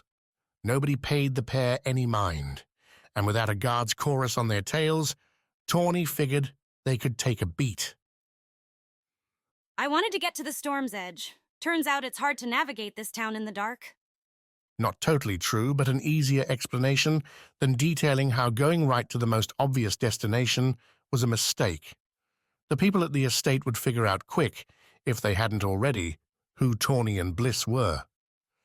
They'd swarm to the storm's edge first in a frantic search, then slowly scatter out when they didn't find anyone. That's when there'd be gaps in the patrol, a way to slip past, get to the ship, and... Wax will understand. Bliss signed, apparently reading the worry in Tawny's face as they stayed standing on the square's edge, watching embers spark up with every toss. He trusts you. After this? I doubt that. You have your reasons. Doesn't mean he'll understand them. Doesn't mean I'm right either. It's a choice I made, Bliss. I'm not going to run from it. Bliss took Tawny's arm, a grip too tight for affection, more one to keep a captive from running away. And you're not going to give all this up for a book, are you? What would you give up for a chance at getting your life back? I don't understand. This book is my ticket. It pays a debt. Tawny again felt for, found the diary, right where it was supposed to be. When I bring it back, I'll be forgiven. And what about us, my brother? Your oath? Juggling debts. Nothing new there. I'll find a way to pay him back too. Square everything. You believe that? Not a question. Tawny appreciated that. Bliss wasn't some rube waiting to get scammed, though maybe she had been back on Foti. Not anymore. Something, at least, Tawny had done for the Vis. Now, she could do Bliss one more favor and let her escape without something worse. Let's go. Circle down to the water. They'll be getting to the ship soon. This time, they walked. Bliss kept her footing, Tawny kept their pace controlled, and the people they passed lost their curiosity. Just another pair lost in the ruin. The beach didn't provide many answers. More frigid than the town, the sand speckled with flashing sparkles. A mystery answered when both Tawny and Bliss approached a mound brighter than all the rest, finding a strange obsidian stone at its head and a glassy sheen beneath. Bliss touched it, proclaimed the glass a bumpy version of what they could find on the storm's edge. Fiends are getting worse and worse. Now they can do this. This isn't so bad, it's almost pretty. Tawny laughed. Bliss, how do you do that? Turn every situation into something better and brighter than it should be. At first, Tawny would have called it innocence, a lack of knowledge about how grim the Isles were. Bliss didn't have that excuse anymore, and yet she still persisted, determined both to succeed and not to lose her soul in doing so. Admirable and almost irritating. Because I'm a Vis, Tawny. I'm a lucky one. I will not lose that. Even looking at this? Tawny pointed at the glass, the obsidian. What's going to happen when these things are everywhere? Bliss shrugged, the furred shoulders barely moving beneath the thick coat. They killed this one. How bad could it be? Tawny flicked her head back to the ruined town. Think that's your answer? They'll rebuild, just like we did. Another argument started to form in Tawny's mouth, only to die away. There wouldn't be any changing her, not this way. And was it so bad, having some hope for once? Come on, let's head back. Slow and quiet. We'll see if they're gone yet. The guards had never arrived at all. On the way towards the ship, Bliss pointed out the orange glow against the cliff walls towards the city's back end, right where the estate had been. A massive blaze, and one Tawny credited with saving their skins. Whatever good fortune had made it, Tawny thanked them. Though that thanks died fast when they found their friends aboard the Storm's Edge, Yujo and Du packing up satchels, while Wax stood on the ship's bow, glassy-eyed and stunned. Bliss went to his side, started signing up a furious series, while Yujo cornered Tawny and demanded an explanation. The Queen threw up her regal poise, but Tawny picked out a soft crack in Yujo's stern jaw, eyes, mouth. A bond there, of one thief to another. You understand? Tawny started, the two in Tawny's cabin, while the thief threw her vital things, the tools and knives necessary to survive wherever they were going. You know what it's like to owe a debt. The one I owe Cansey is larger than any you possibly could have, Yujo said, blocking the slim door out. She'd changed from the party's finery to thicker pants, shirt, boots made for a hike. A hint Tawny should do the same. I'm sacrificing everything to repay that debt. You nearly threw that effort away tonight. Tawny shook her head. They wouldn't have hurt 2 renewals. You're safe. 2 competing renewals? You're as cynical as I am, Tawny. Betting on their kindness is a poor choice. The satchel packed, Tawny stood, squared up to Yujo, set up a sardonic smile, folded her arms. The bet paid off. And now for the play's second act, slipping that smile into a serious, straight face. You want me gone, I'll go. But this was my one job. I'll never risk you or Wax again. A fine thing to say now that you've turned an entire isle against us. Tawny snorted. It's winter. By the time word travels anywhere, we'll be done here. Tawny nodded down at the boots. Guessing that means we're walking? Du says the ice is going to be too thick to sail around the isle's north side, so we're hiking. Long and cold. Now Yujo put on the grin. Too cold for a thief? Never said that. Then finish getting ready. We're leaving tonight before the people you royally pissed off decide to come looking for us. So I'm still your guardian? As if copying Tawny, Yujo let the grin fall into a glare. Until I find someone better. Don't screw up again, thief, or I'll turn you over to those rockbiters myself. According to Du, their departure began a little after midnight and well before the estate escape's energy ran dry. Wax kept quiet, his eyes often moving to the still burning mansion in the distance. But at least he walked.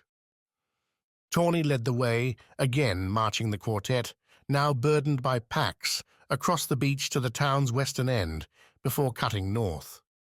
The streets were finally deserted, leaving nobody to accost their travels, much less any guards hunting thieves. As getaways went, Tawny ranked this one among her smoothest, though she found pride hard to claim. After Yujo mentioned Wax's Skar and its ensuing blaze, Tawny couldn't quite give herself credit. Neither yet did she fall into muted discomfort like Bliss and her brother. Yujo, at least, seemed to understand she couldn't control everything. Move on with the quest, don't get caught up in disasters. Just like a good thief or someone who needed to maximize every opportunity, slim as they were to find. At its northern end, the city dwindled as it ran up a slope breaking at last onto Went's vast plain. The cloudy dark meant nothing, save a windy, swirling snow lay beyond. The road, at least, had sturdy stone poles jammed into the earth every few strides to keep travelers on track in the blizzard. A trail, so said the lone watchman at the gates, a sleepy man too somnolent to register shock at their odd departure time that would take them all across the isle if they chose. And the scars? Will it take us there? The Golden Gash? Go straight, don't turn once, and you'll make it.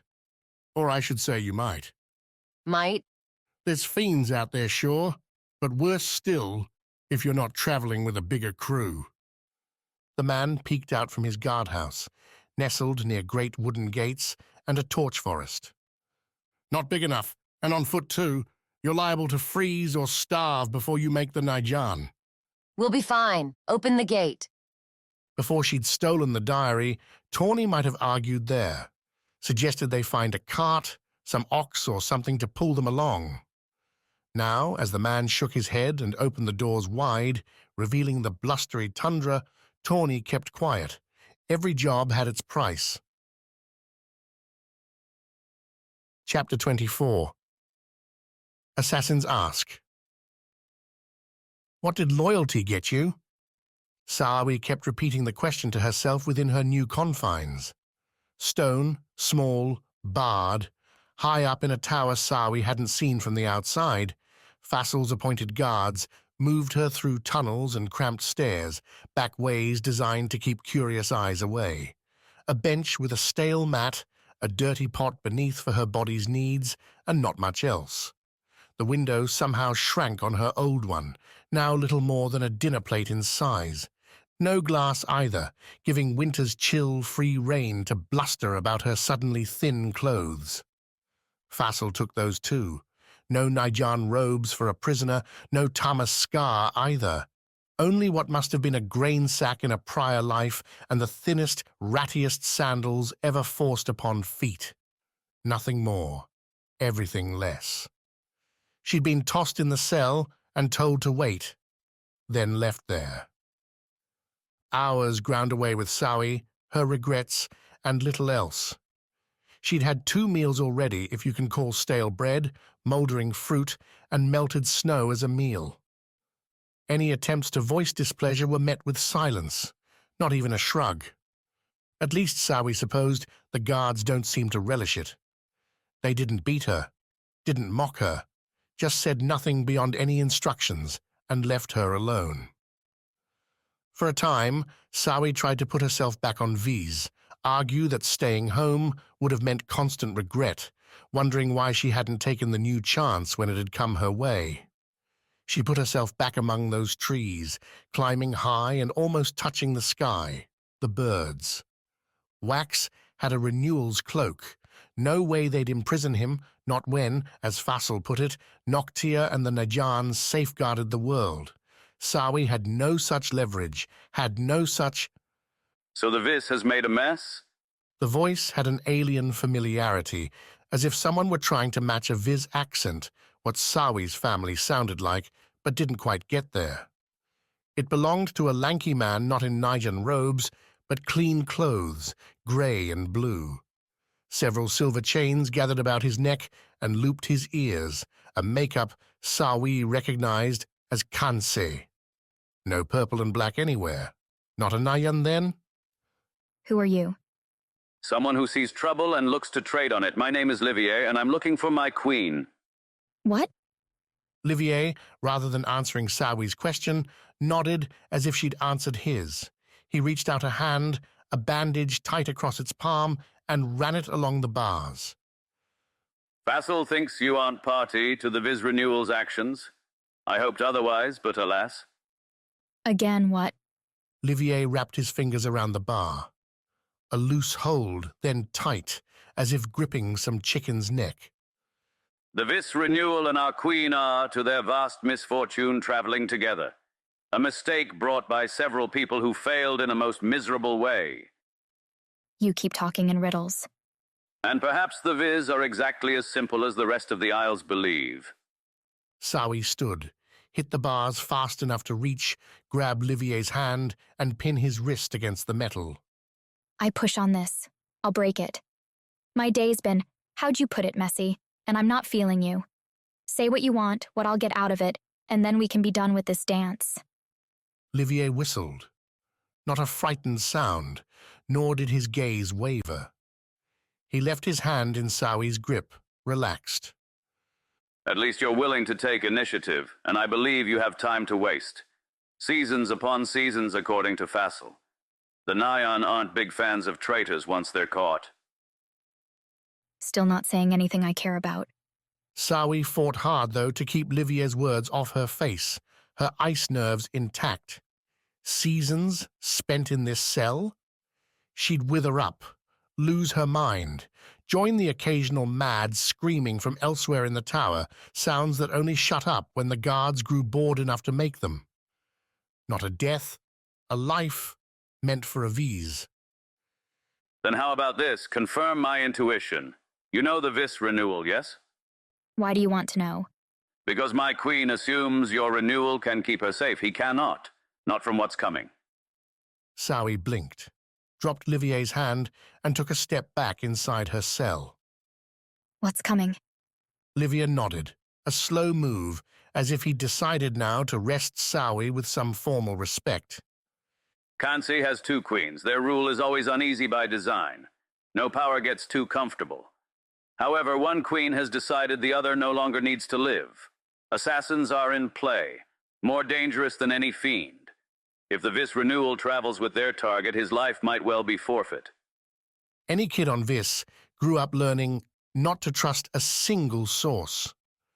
While that lesson tended to come with lies about fresh fruit, a good vine root, or the size of the fish caught for dinner, caution with wild claims had Sawi narrowing her eyes, tapping a finger on her thigh as she stood in the cell's center. So, what, in the middle of a renewal your queens decide to kill each other? Chaos often makes for opportunity. Then you're, what, the other queen's buddy? Trying to warn her? Protect. Livier fell into a stern mask at the word. It's a step too far to do this now with so much danger. And if Kansei claims the Aegis, then my queen's problem is resolved anyway. She's giving into aggression.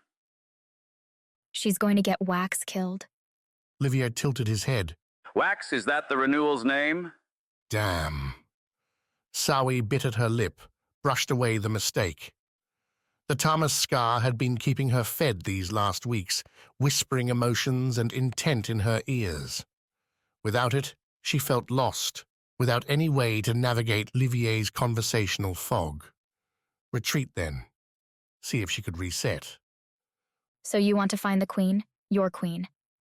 You want me to help with that? Because I don't know where they're going. I'm not a guardian. I can see that. We have their destination. With a little luck, the storms will thin the ice enough for us to catch up. No, what I'm here for, what I want to know, is what your renewal cares about. His loves, his fears. Can you tell me that? Astounding how fast curiosity could turn to loathing. Sawi would have called for the guards right then if she thought they'd come. Even if I could, why would I? A very simple reason, Sawi. When we find our queen, your renewal seems like he will try to get in the way. When he does, we'll need something to convince him to leave us alone. Let us do our jobs and protect her. That thing, that rope, that will save his life. I think you can give it to me. So Livier wasn't just walking up here on a hunch. He had information, and Sawi saw it now in Livier's stance. Not a man fishing for answers, but who had most of them and needed just a little bit more. Worse, the loose arms, the slightest curled smile, suggested he was someone who'd do what he thought necessary to get it. You're not trying to hurt Wax? Sawi asked, doubting she could trust him, but needing to ask it anyway. Why? Livier, for once, gave genuine affront. I live in this world. Kansi does too. We need an Aegis, and Wax could be the next one. Not everyone, though, has those scruples. A manipulative response? Yes. One she could argue with? No. What could Sawi do anyway? Get tortured or twisted for nothing? Maybe the guy would take what she said and really do what he proposed, use it to keep Wax safe.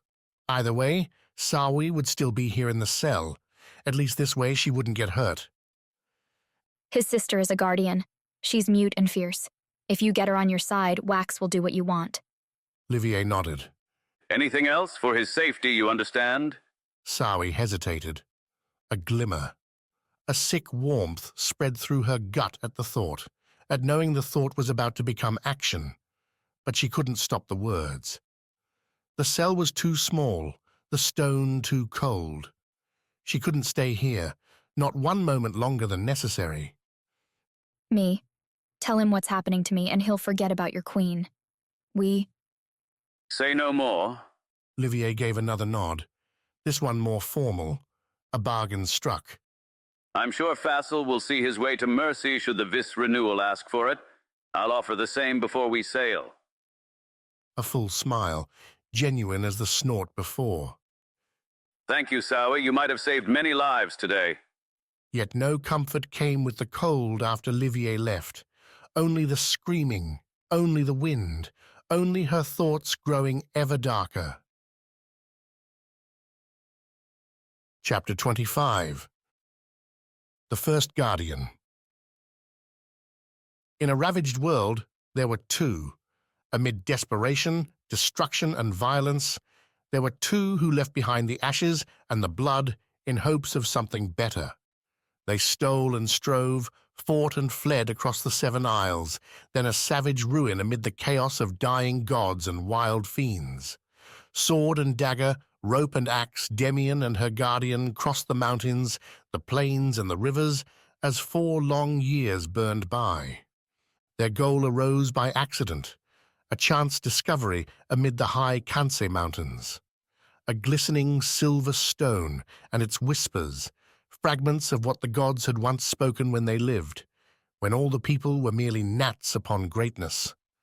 Demian, then just a scrabbler, a survivor, guessed what those soft fragments meant. The last musings of dead divinity. The Skars, as they came to be called, held power. Random, yes, but enough to shift the balance between the people and a hostile world. Demian enlisted her friend, a man more accustomed to hollowing out rock for cavern shelters than wielding those same tools against monsters. When hope has little to hold on to, it grabs what it can. 6 Skars, and the last brought them to Noctia, to the crater's center, the wound's mighty gash. The pair, battle-scarred and bruised, descended, aided now by followers, as legends often are. Demian's hope proved infectious, doubly so when she followed speeches with Skar-powered slaughter, driving fiends away or destroying them outright. Long ropes brought the pair down, ladders into the deep. Clinging to rock, Demian and her guardian retied their ropes and descended further into the dark. Their followers, from soldiers to smiths, weavers to woodsmen, put their feet on the knots behind them. Songs rang out, mixed here and there with a clash of blade on flesh as rising fiends met their end. Through it all, Demian used the Skars, their fire, wind, and rock, to clear their path. Until we came here, the dead king said, as Svarde and Maina rested, with Kivi munching on fallen rock nearby. Only a cavern then, and not a large one. Demian and I followed the caves to the end. There, we found Noctia's last light, her Skar, and with it, the source of the fiends. She took the Skar, told me to hold to the end, build a redoubt while she secured the surface. Then, with all humanity behind her, we would march together and end the monsters. Didn't work, did it? Maina said, crunching through a dried apple. As I said, it's easy to find hope. Harder to realize it. The dead king, still sitting on the rough dais holding the sword, helmet and armor on, stared back. We had supplies coming down, people too, ferrying them. The wound became our road as we hollowed out this place, built it into, if not a city, then a home. The man's left fist, unburdened by the blade's hilt, gave a gentle pound on his thigh. I still remember it. The shock when the ropes fell. One after another, they thudded into our dust, cut from above. Demian abandoned you? Did she? I don't know. You're the first one from the surface I've met since that day. We've sent emissaries, groups, chances, and all failed to return. The dead king sighed, a hollow sound. Hope dies quick down here. Life isn't made to last in the dark. When it became clear, after seasons and years, that Demian wouldn't come back, that our lives were being spent to block the fiends, we tried. Those of us that were left, we tried to make an end.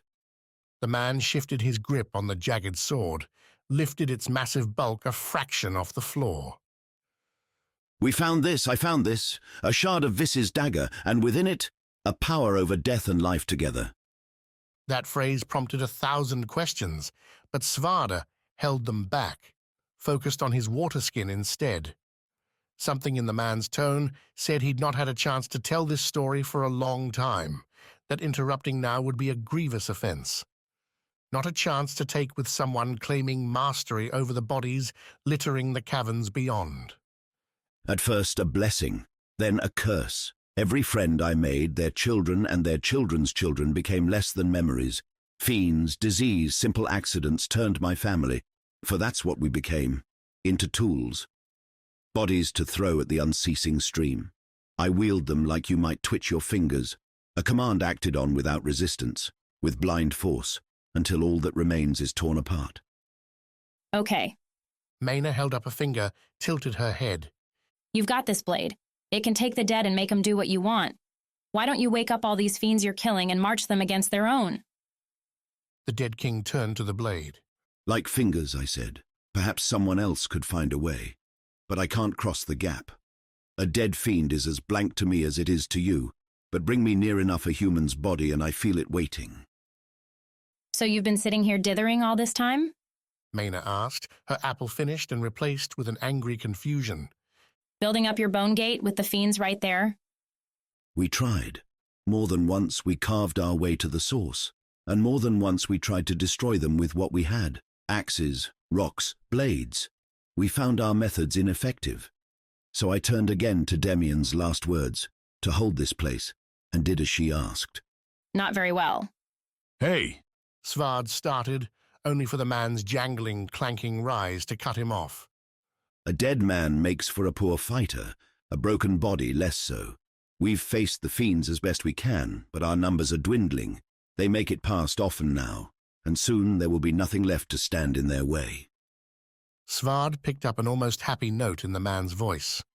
I'm going myself now to stand at the gate and wait for my deserved end. So you're giving up? Maina spat off to the side. Coward.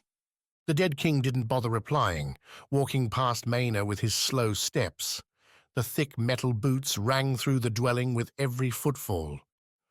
At the room's exit, as Svarde packed up his own meal, the man stopped, the heavy blade now balanced on his shoulder.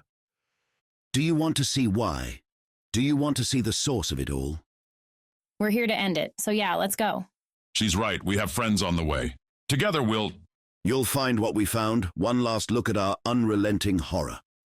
He continued out the arched door, down the steps and away. Not an uplifting guy, is he? Maina asked, following Svarde's example and making ready to walk. You'd think he'd be happy to see us. Demian was hundreds of years ago. Svarde slotted his axes at his waist, brushed off the exhaustion, the continual aches and pains following his every move. He's been down here so long. Does he even remember what it's like to be happy, to enjoy anything? Nothing to lose then. Might as well go for it. Svarde glanced Maina's way as they started after the dead king. You're not sounding or acting like yourself, Maina. What's wrong? The Rana captain snickered, a sound that made Kivi snort in surprise. You're not going to believe this, Svarde, but being just about killed a few dozen times in the space of a season changes a person. Getting your soul sucked out by a fiend might shift your outlook, your mind. Makes things a bit scrambled. She gave a wild wave after the king. But I'm still here where it counts. When those fiends come, I'll get all stabby-stabby with the best of them. I don't understand. Maina, though, only laughed and followed. An ancient warrior with a fragmented mind, bent on his own final rest in the dark, an unstable Rana captain, liable to do anything at any time. Those were his allies here at the last step. Svarde found Kivi, reached down to give the loyal ferret a pat on her stone head. You and me are going to have to stick close. Svarde muttered to the lizard. Don't do anything stupid, and you might get out of this alive. As for himself, as Svarde trailed the other two back through the dead city, what did it matter? The only thing that would bring him a little smile, a little happiness, was Jochi's army, and knowing it might bring word back to Katya about their grand end, and the deliverance Svarde would finally bring to her. Chapter 26. Snow March.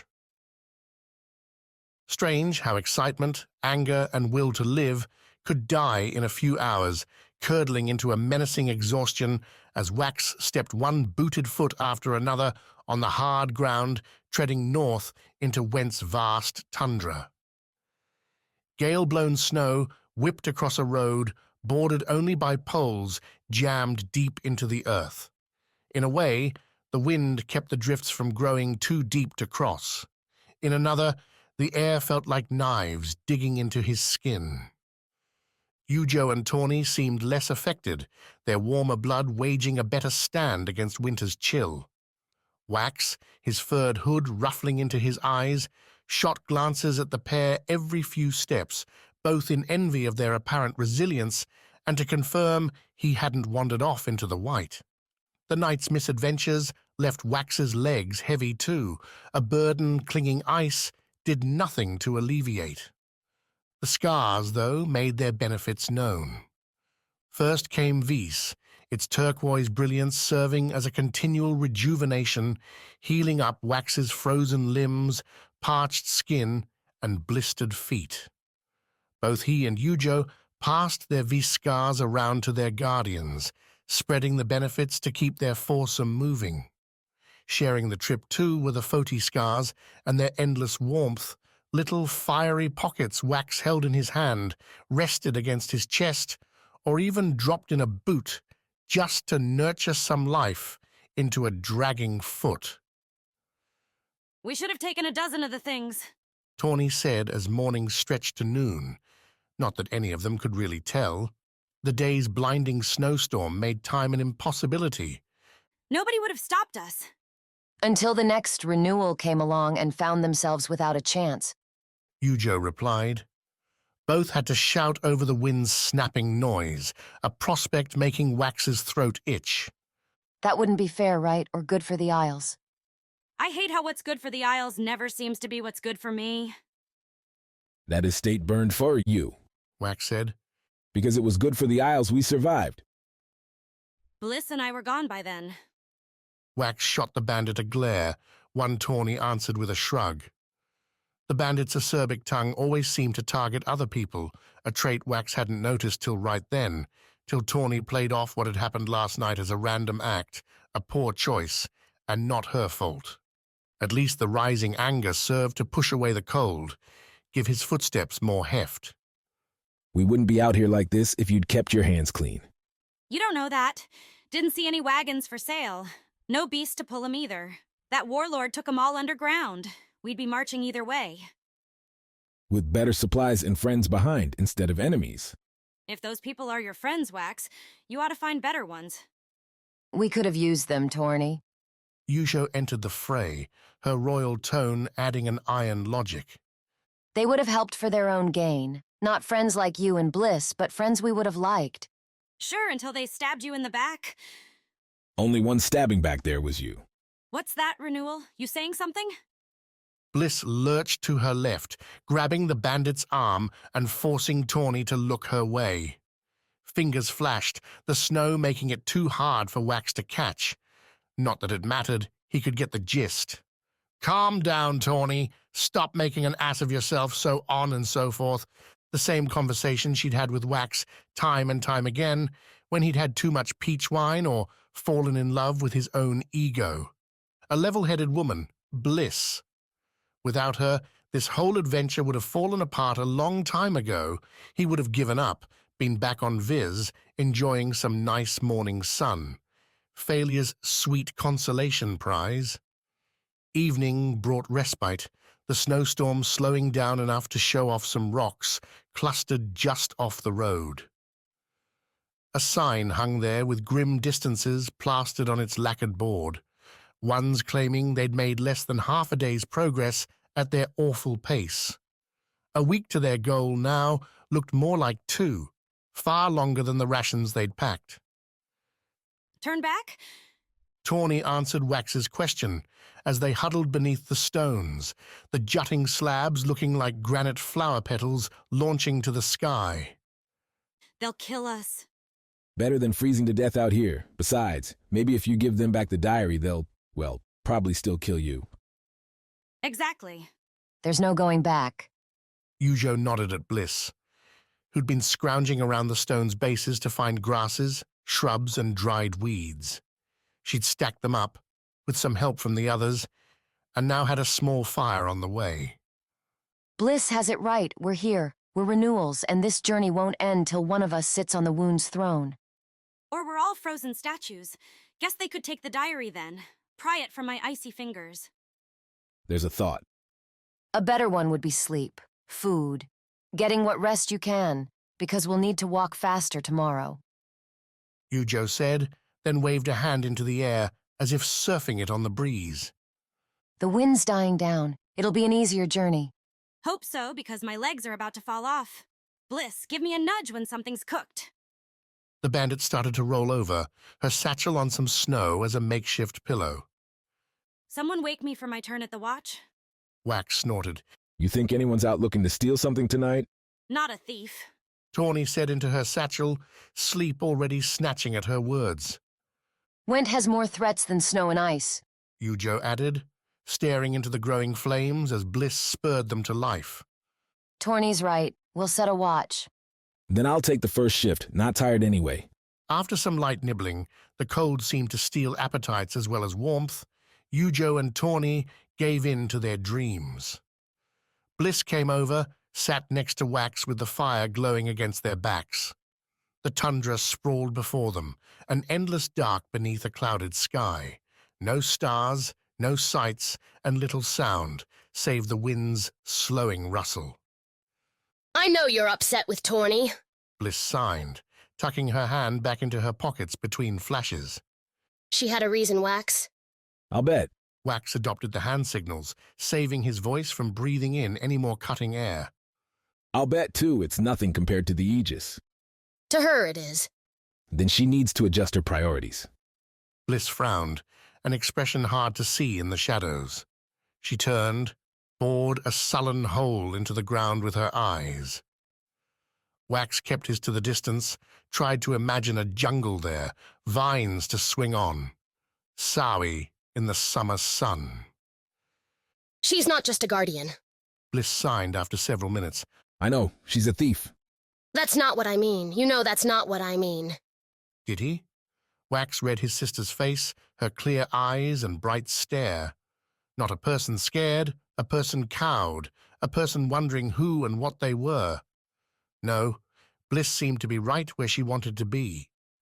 He drifted his look to the bandit's sleeping form, replayed Bliss's signs. They did spend time together, Bliss and Tawny. Everywhere the group stopped, those two tended to spirit off. Well after Wax and Yujo might call it quits on the ale, Tawny would have Bliss downing flagons, signing sloppier and sloppier signals. They'd come back from another Noctia night, talking about rooftops scaled, sights seen not meant for normal eyes. A certain kind of adventure Wax knew well. You think you know what you're talking about? Wax signed and drew a scowl. Trust me, I've been there. It feels real, like the best thing you'll ever know. It is the best thing I've ever known. Right, but Bliss, you're young. You've never had something like this before. Oh, because you're some sort of expert. Well, Sawi... Bliss had her head shaking before Wax finished signing the name. You left her. That's not what Tawny and I have. We grew up, Bliss, just like you will. Tawny's fine, but she's going to get herself hurt or killed with her tricks. I don't want you winding up the same way. Says the brother who asked her sister to come on this thing. Bliss stood up. I'm sorry that you can't be happy for me, that you're being sour, because if there's one thing I've learned over these last weeks, it's that anything can end at any time. I'm going to find my fun, no matter what anyone says. Bliss turned, walked over near Tawny and settled onto the ground, threw her hood up over her head, and offered nothing more to Wax. A cold goodbye, one salved not in the least by the scars whispering in his head. The stones, those cast-offs of the gods, offered no advice, leaving Wax to banter with himself, argue with visions against the dark. He'd made his choices. Bliss could make hers. Back on Vis, Wax hadn't ever judged Bliss, Quick, or anyone else for their romances, their flings. Why start now? Because his life, their lives depended on sober minds and stout hearts? The tundra gave no answers. Chapter 27. Traitor's Turnabout. His hands bled, the fingernails torn. His arms bore scratches, some bleeding and others scabbing over. His back bore gouges where the cage's bars made their marks, his hole not quite deep enough for a seamless escape. Yet Quick stood beyond the bars a free man, albeit one in enemy territory. He wasn't alone. The Vis Skar kept up its whispering comfort, a sound Quick knew well, had trusted in during the frantic hours after unwrapping Annalise's note. The Skar's healing kept Quick invigorated as the afternoon wore on, kept him digging well after Ami or Annalise should have returned. That they hadn't was a question in itself, one Quick resolved to answer after he'd done the important thing and left the Tenet's terrible tower. The cave network near the sea wasn't large, with its several chambers drawing back from a single surf-side opening. Those chambers all ended in cages like Quick, the other two holding fiends waiting for their chance to dance with the Skars. In the network's center rested a stone stair, one that had taken Quick back up into the tower and Najan life. The only other option would be to take a dive and hope the waves didn't dash him against the cliff rocks, a foolish move for a man who knew he wasn't the Isle's strongest swimmer. On Vis, one didn't need to live in the water. The stairs, then, a tricky path to climb in quiet, with little cover. Nevertheless, the hunter approached with as much stealth as he could muster, clinging to shadows beneath the dark rock as the sea echoed its usual grumbles. Quick's hair, skin bore saltwater's dryness, a starchy discomfort shoved aside, at last, with purpose. Those steps called, and with no shapes, no sounds up above, Quick took the first. Stepping on something other than sand for the first time in days had Quick wobble, had him reaching and gripping the narrow railing with his left hand, his right occupied with the Skar. The stone chilled his bare feet, but held, a marvelous feeling after so long uncertain on shifting sand. Another step, up and around the tight spiral, climbing up the drill into the tower's base.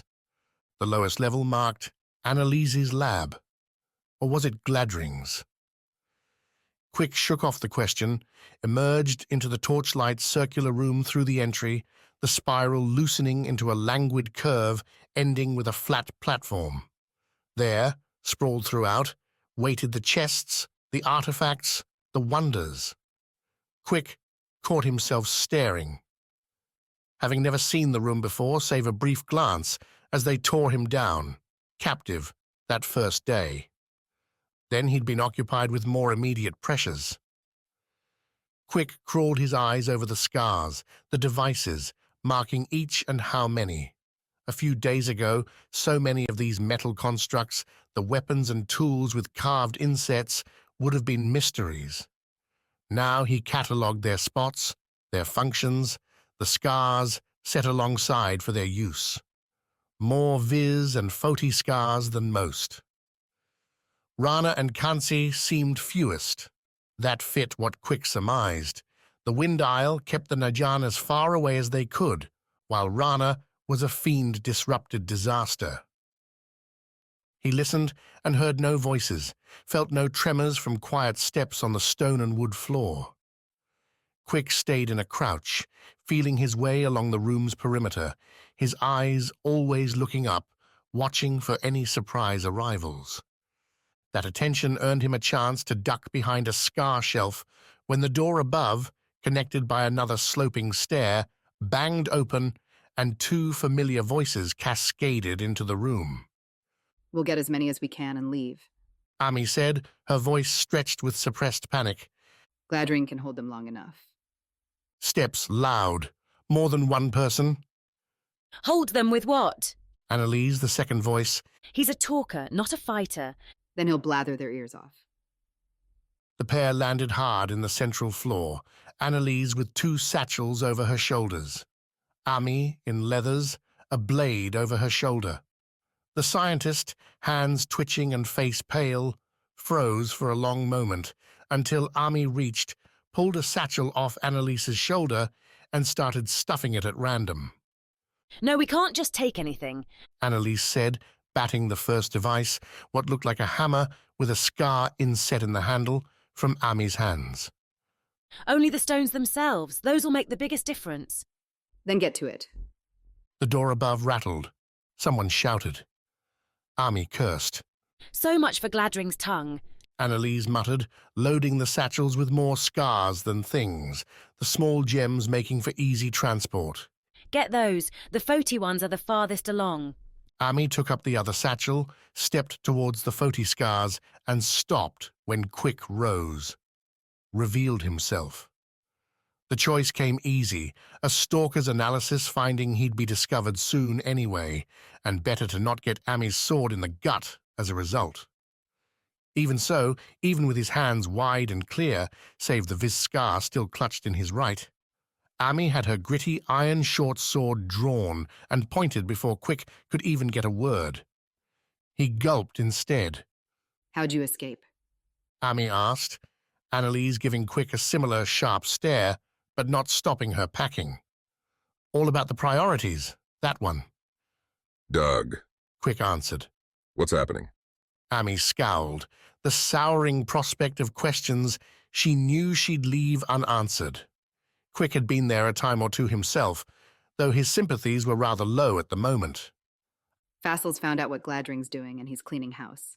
Choose Vis, with us or against us. Quick flicked his eyes at Annalise. Ami noticed. The door shook again, something hard striking it. They catch us. They kill us. Ami said, then found a smirk, an idea. They'll probably kill you too, just for knowing what was going on down here. Masayo sent me to do just that. Quick countered. Of course she did. Ami shoved the sword against Quick's stomach, the point pressing into his skin. She's not here now. Choose. Now Annalise stopped, her glass stare finding the hunters. He found, as he always did, no calculation in the look, none of the conniving, the hatred, the fear, only desperate desire to save a valued work. Work Quick knew could make the difference against the fiends. He'd seen enough to be sure of that. Give me the satchel. Ami replaced the sword with the bag as fast as she'd drawn on him, and Quick filled the satchel with scars in sweeping strokes. First the Foti, then the Rana, snagging devices as Annalise called them out. Ami, meanwhile, scampered back up the stairs to the door, splintering now as axes hacked away at the wood. The Guardian targeted a blow, stuck the sword through a new hole, and withdrew it. The scream came through clear. Annalise sucked in her breath. Quick kept shoveling scars. Almost done, Ami called down. This door is going to collapse. We've enough, Annalise said, meeting Quick near the stairs down and demanding a look inside his satchel. But Ami, how are we getting away? You're the genius. Think of something.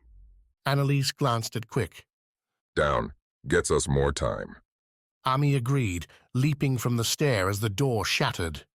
Najan's soldiers howled for surrender, received nothing save retreating footsteps in reply as the trio ran down the spiral stair. Without any doors, any defenses, the run down the steps didn't get them as much time as Quick might have hoped, but the sand offered options. Split up, Quick said as they hit the bottom, a second idea forming as he spoke. They'll have to pick tracks to follow. Only to corner us. We can hold them better as a group, you and me in a line, Annalise behind. We'll do neither. Annalise spoke before Quick could run his mouth again. Follow me, we'll use the scars.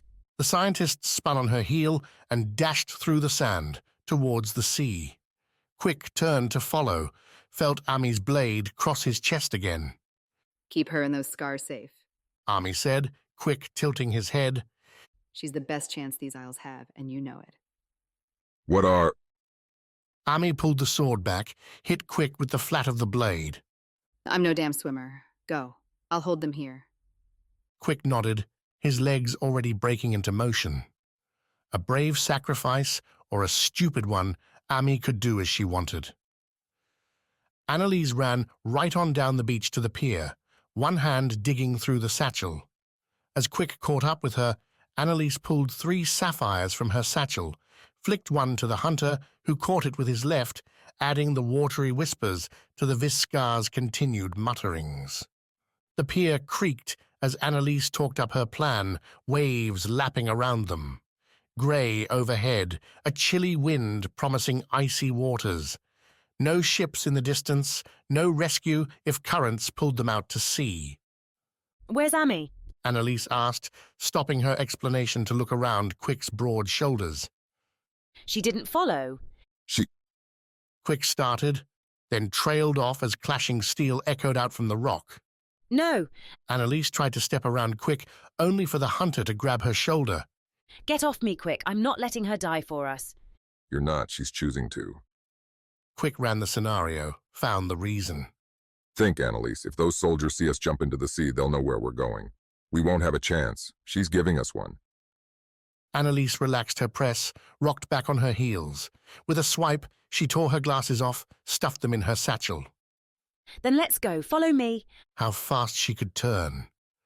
Quick hadn't quite wrapped himself around Amy's choice, the Guardian again performing her role, and here Annalise was, accepting the new situation and jumping off the pier into the waves. The scientist cursed as she leaped, a quiet yelp, swallowed up by the icy sea. For a too long second, Quick watched the lapping waves for a sign, wondering if the current, if the satchel's weight, or Annalise's own linens had dragged her under. A hand broke the surface first, followed by her head, hair spreading out like some octopus against the dark water. Feet kicked off her boots, breaking into a fast stroke to the south and west. Back towards the stair, into those caves, Quick heard more ringing metal, heard Ami's voice calling out challenge after challenge. She'd make those Najan work for it. He could turn back right now, carry this satchel and wait in the shadows for Ami to fall or strike her from behind. Be heralded a hero by Fassel, secure Najan support for his brother. Come on! Annalise called, bobbing in the waves already so far away, a strong swimmer or a strong Skar. Quick! Ami had it right. Annalise's inventions worked miracles, could swing power from the fiends to the people. She ought to survive, ought to thrive, and she wouldn't have much chance of either wanted and alone. But if someone asked Quick why he dove into the sea at that moment, why he embraced the Rana Skar's sudden excitement to push his every stroke forward and shoot him across the water, the answer would be a simple one. A friend in need. Chapter 28. Midnight Motes. Keeping watch, to put it frankly, sucked. Every second Tawny sat, her back to the small fire, her eyes staring off into the middle. Black distance carried with it possibilities baggage. Things Tawny could have been doing instead, like reading the diary and learning whether Yarvik was as crappy a father as he was a bandit leader. Sharpening her weapons or messing with her thieving tools would make too much noise, demand too much concentration to be a good guard. Also, Sledge had told Tawny several times in their journeys through Foti's awful wastes. At least went, offered a better temp. Tawny would take a chill wind and a thick coat over Foti's blistering days and suffocating nights. Frosted tundra and snowdrifts, while annoying, offered softer steps than hard lava rock, not to mention the lava itself and its tendency to melt anyone who wasn't careful. Otherwise, the deep, wet night was about as crap as Foti's, with little save Tawny's fidgets to keep her awake. That, and the knowledge that Wax and even Bliss might excise her from the group should she fall asleep.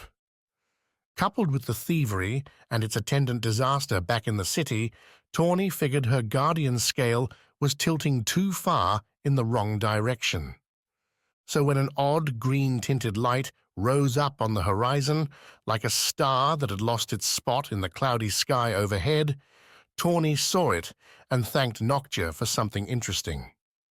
The light grew slow, like a candle finding its wick and emerging into full brilliance.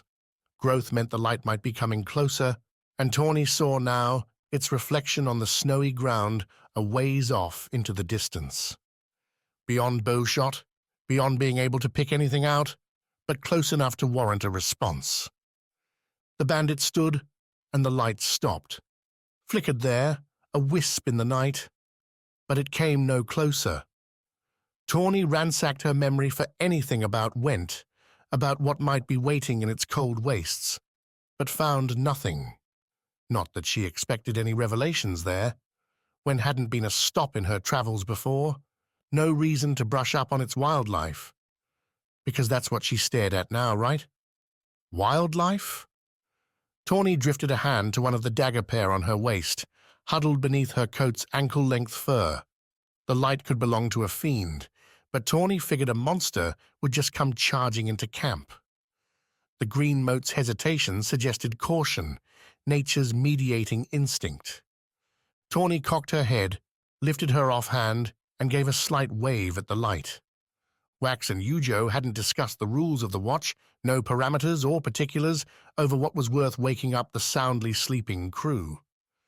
They'd hiked hard all day, with little rest the night before, so Tawny wasn't surprised the other three snoozed so hard.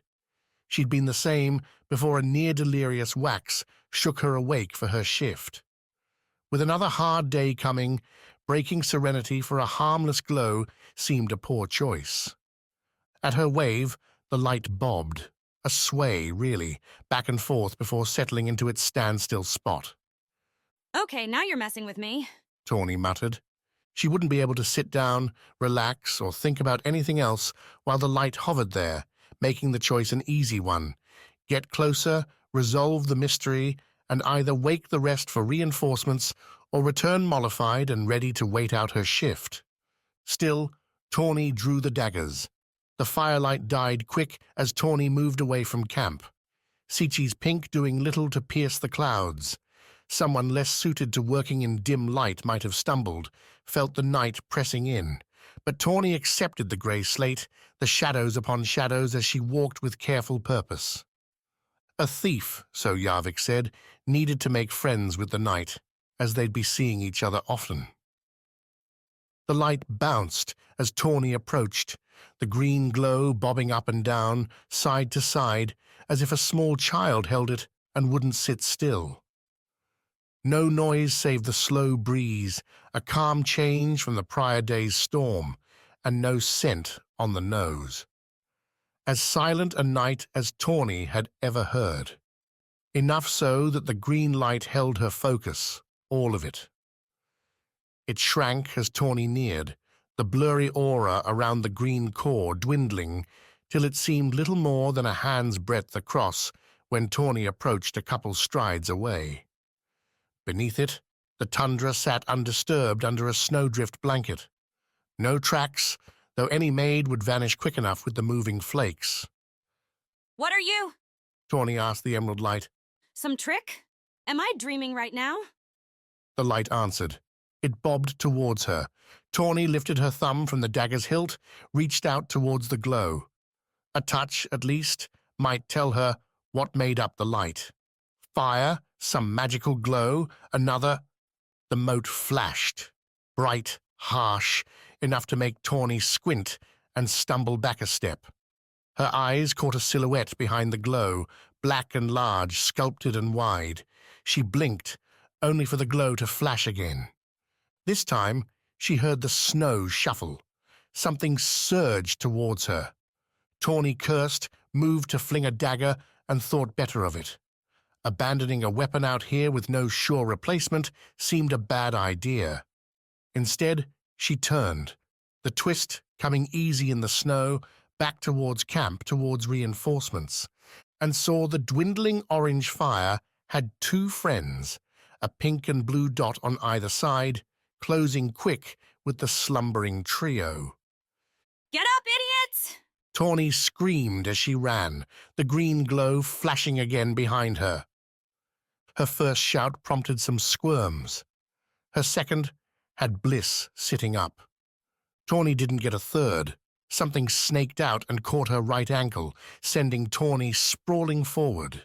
Her face hit soft snow, slid while the bandit twisted, pushing down with her dagger-holding wrists into a rollover.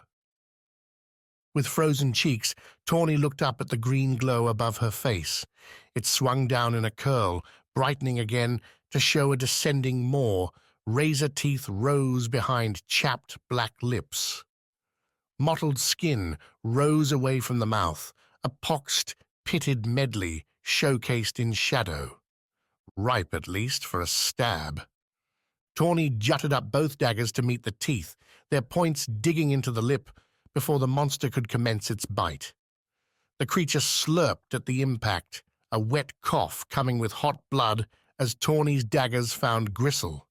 As it reared back, Tawny at last had her answer. A sloping tendril connected the green glow to its host. Pretty light for an ugly beast, Tawny said, kicking her heels into the snow, planting her left hand to get back to her feet. Only to catch a flat blow along her left side. Tawny rolled and sprawled, snow clogging her nose, mouth, ears. Instinct and a killer's grip kept the daggers in her hands, Tawny already pressing again to the ground for a chance to get up. Tawny's curses found partners now from the camp, Wax and Yujo adding their own invectives to what had become an absolute crap night. That Tawny might have succeeded in stealing the diary only to get devoured by some nightmare tundra lizard seemed so unfair that 2 renewals might meet the same fate after all they'd gone through. Well, Tawny didn't have time to measure that on her cosmic justice scales. The monster was on her again, its green light giving Tawny clues to its swipes and snaps. She backed up, a slow, slippery evasion, accompanied by wide dagger slashes. The beast shied back whenever a knife came close, a caution Tawny figured she could use. Her feet hit a shallower snowdrift, the boots catching actual footing amid frozen grasses and rocks. The monster pursued, the dancing green and the teeth behind it at Tawny's height and coming in fast for a lunge. The bandit had danced back before. No doubt she would again. Ah, simple enemies. How nice they were. Tawny bounced her weight from retreat to resist, bending her knees. She broke ahead and right as the beast drove the green glow in. With her left hand, Tawny swept a dagger down and away. The monster flinched, the green glow sliding to Tawny's left, the teeth away from danger. Tawny, though, hadn't taken herself out of the play this time, instead brushing up right into the beast's left side. In the emerald shadows, Tawny took in the 3 legs, each ending in a broad lily-pad-like foot. Several times her size, sure, but awkward and made for surfing the snow. The monster twitched its foremost left leg her way. An attack that might have worked if Tawny had some distance, but she brushed shoulder to slick, wet skin, and the left leg overshot its mark, leaving Tawny with a wide-open double-dagger draw. The knives did their damage, sliding into what Tawny hoped was the monster's gut. Again, a wet cough, a gibbering slide away, the snow now bearing darker stains than nature intended. Any good bandit would follow up an attack like that with a killing blow, and Tawny tried. The snow foiled her move, aggression meeting a slippery surface, throwing off Tawny's momentum as the monster scrabbled away. If the thing had tried a quick counter, its teeth might have found Tawny's head an easy snack. Instead, the bandit steadied herself to find the green glow fleeing fast. That's right, run, the thief said, before breaking towards the camp. The time on Foti and Rana must have done the trio good, as all 3 had themselves up with weapons in hand. Bliss and Yujo had their enemy encircled, trading strikes and dodging sloppy counters. The monsters apparently had their hopes in sneak attacks, as even Wax seemed stable enough in his one-on-one duel, the Vis man's scrap blade holding the flitting blue light at bay.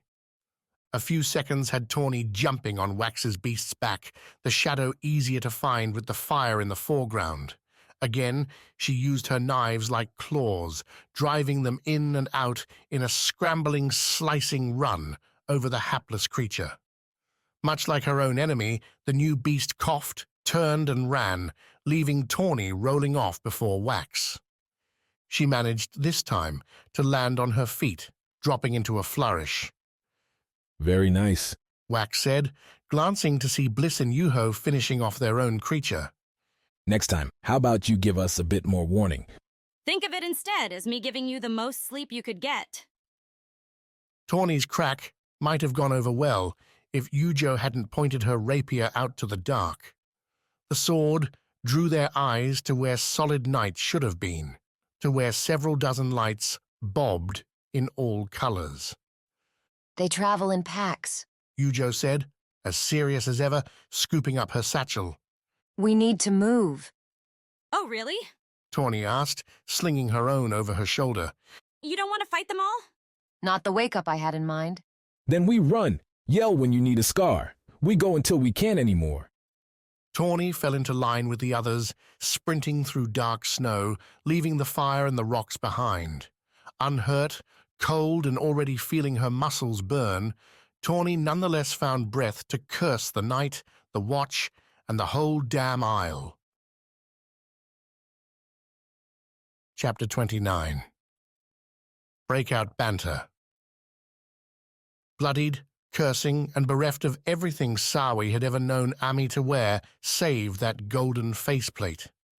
That's how the Guardian showed up on Sawi's floor, getting shoved past the Viz's cell towards a neighboring one. Sawi, scooping her midday gruel with a thin wooden spoon, stared as Ami went by, listened as the Guardian tore her captors down with one vicious line after another. Cowards, blind sycophants, motherless dogs, and more, until the Najan trio, hauling her along, locked the bars and strode away, chuckling to themselves. Amy went quiet quick. Sawi finished her meal, washed down the fatty rice with stale water before nestling up to her front bars, shoulder near the corner. She heard Ami muttering. Quiet curses, sure, but more too. Talk of strategy, plans, and probabilities. The Nayan, confident in their own cells and the tower's apparent invulnerability, took occasional laps but spent their time near the stairwell. With tables, chairs, and playing cards, the guards could burn their shifts in relative comfort. Their laughs and jabs echoed up here and there, a good hand drawing a shout, a pound on the table. Nobody eavesdropping on a couple doomed prisoners. What happened?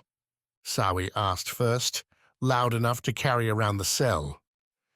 Ami's mutterings died at the sound, a hesitant silence. Sawi, that you? You didn't notice on your way in? Was a bit busy, and they busted up my right eye. Sawi winced in sympathy. At least her capture had come without violence. The wince faded to a hard frown. Twice captured now, first by the Motelan bruisers on Vis, and now here.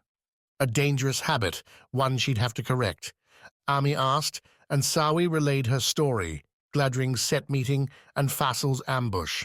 There'd been nothing to hide. Fassel had all the information he needed already. It was a loyalty test, a chance to see whether Sawi would turn at a tempting offer. She'd spoke up for Gladring's ideals, at least the ones she thought he stood for. Scars, saving the Isles, and dodged a knife waiting for her neck. For the moment anyway. Fassel spared her life to stick Sawi in a cell, awaiting a trial. A show, nothing more. Show? Fassel wants to squeeze every benefit from you. They'll haul us up before the Najan, proclaim us traitors, and kill us slow. The Najan like to claim they're civilized, but when the going gets gritty, they're as brutal as any of us. We'd never do something like that on Vis. Oh no, you just cast your criminals out into the jungle where they meet disease or a cat's claws. So much better. Sawi wanted to say that at least Vis let a person have a chance. But they didn't. Not really. Exile was permanent, and surviving in the jungle alone, with no tools, no shelter. Svarde managed it on a cliffside with a ferret, but the Foti barbarian stood among few others. You don't sound depressed, said. Sawi said, a little hope lighting in Ami's casual tones and sticking to it. Do you think there's another way? Always another way. And that is? Just wait. Sawi heard it then, as Ami rapped her words. Exertion. Hard breathing. What are you doing? Ami didn't answer. Sawi stopped talking, listened closer. A sawing sound, quiet and sharp, metal on metal. Minutes simmered as Ami worked, the guards played. Errant snowflakes drifted through the window, Noctua falling victim to another winter storm. Sawi bunched up, pulled the thin blanket over from her cot, and curled into the corner, waiting for a chance. Get up, Ami whispered, her voice close, too close. Sawi jerked awake, eyes snapping to Ami's, a shadow with a lit lantern glimmering behind her. The look almost had Sawi screaming, a disaster prevented when Ami clamped a hand over Sawi's mouth. The Guardian wore a devious grin, as if she knew just what Sawi was staring at, because what else could it be?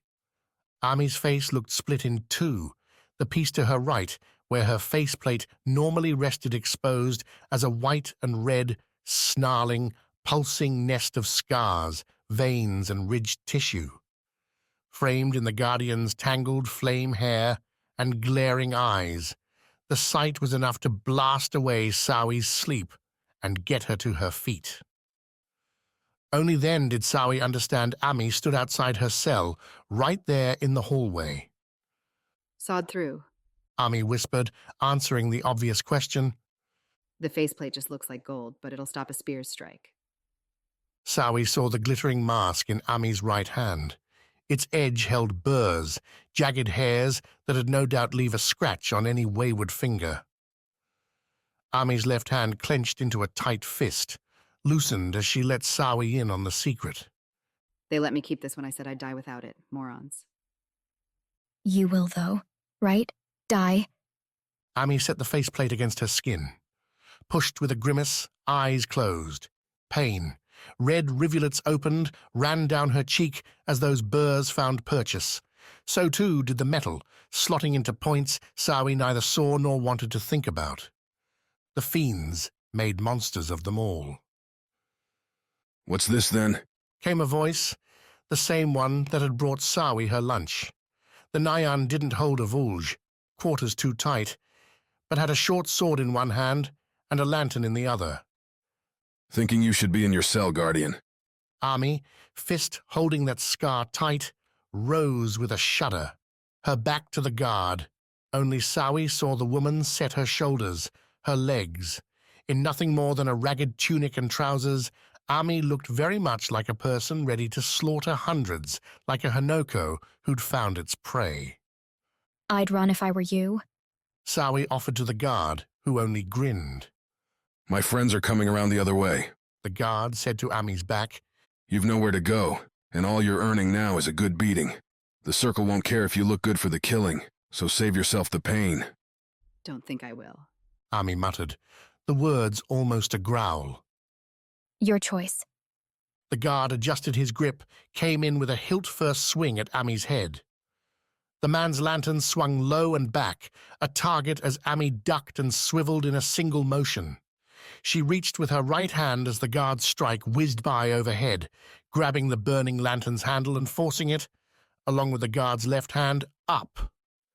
The lantern looped on its simple hinge, smashing against the guard's arm and bursting into hot, burning glass.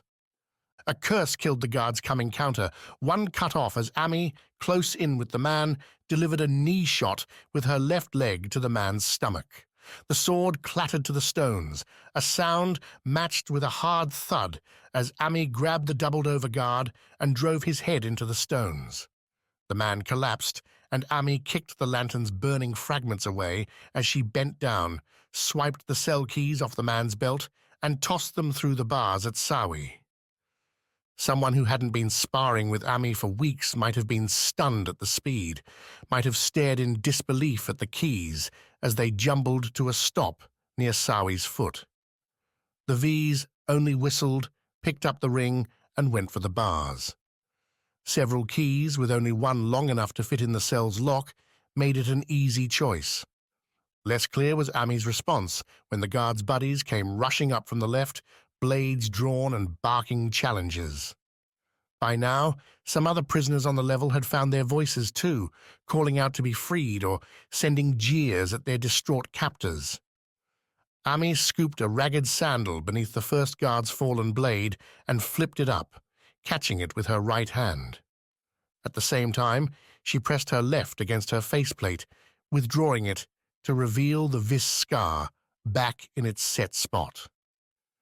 The two guards, side by side in the narrow hallway, watched both moves with drawn, gulping looks. Ready.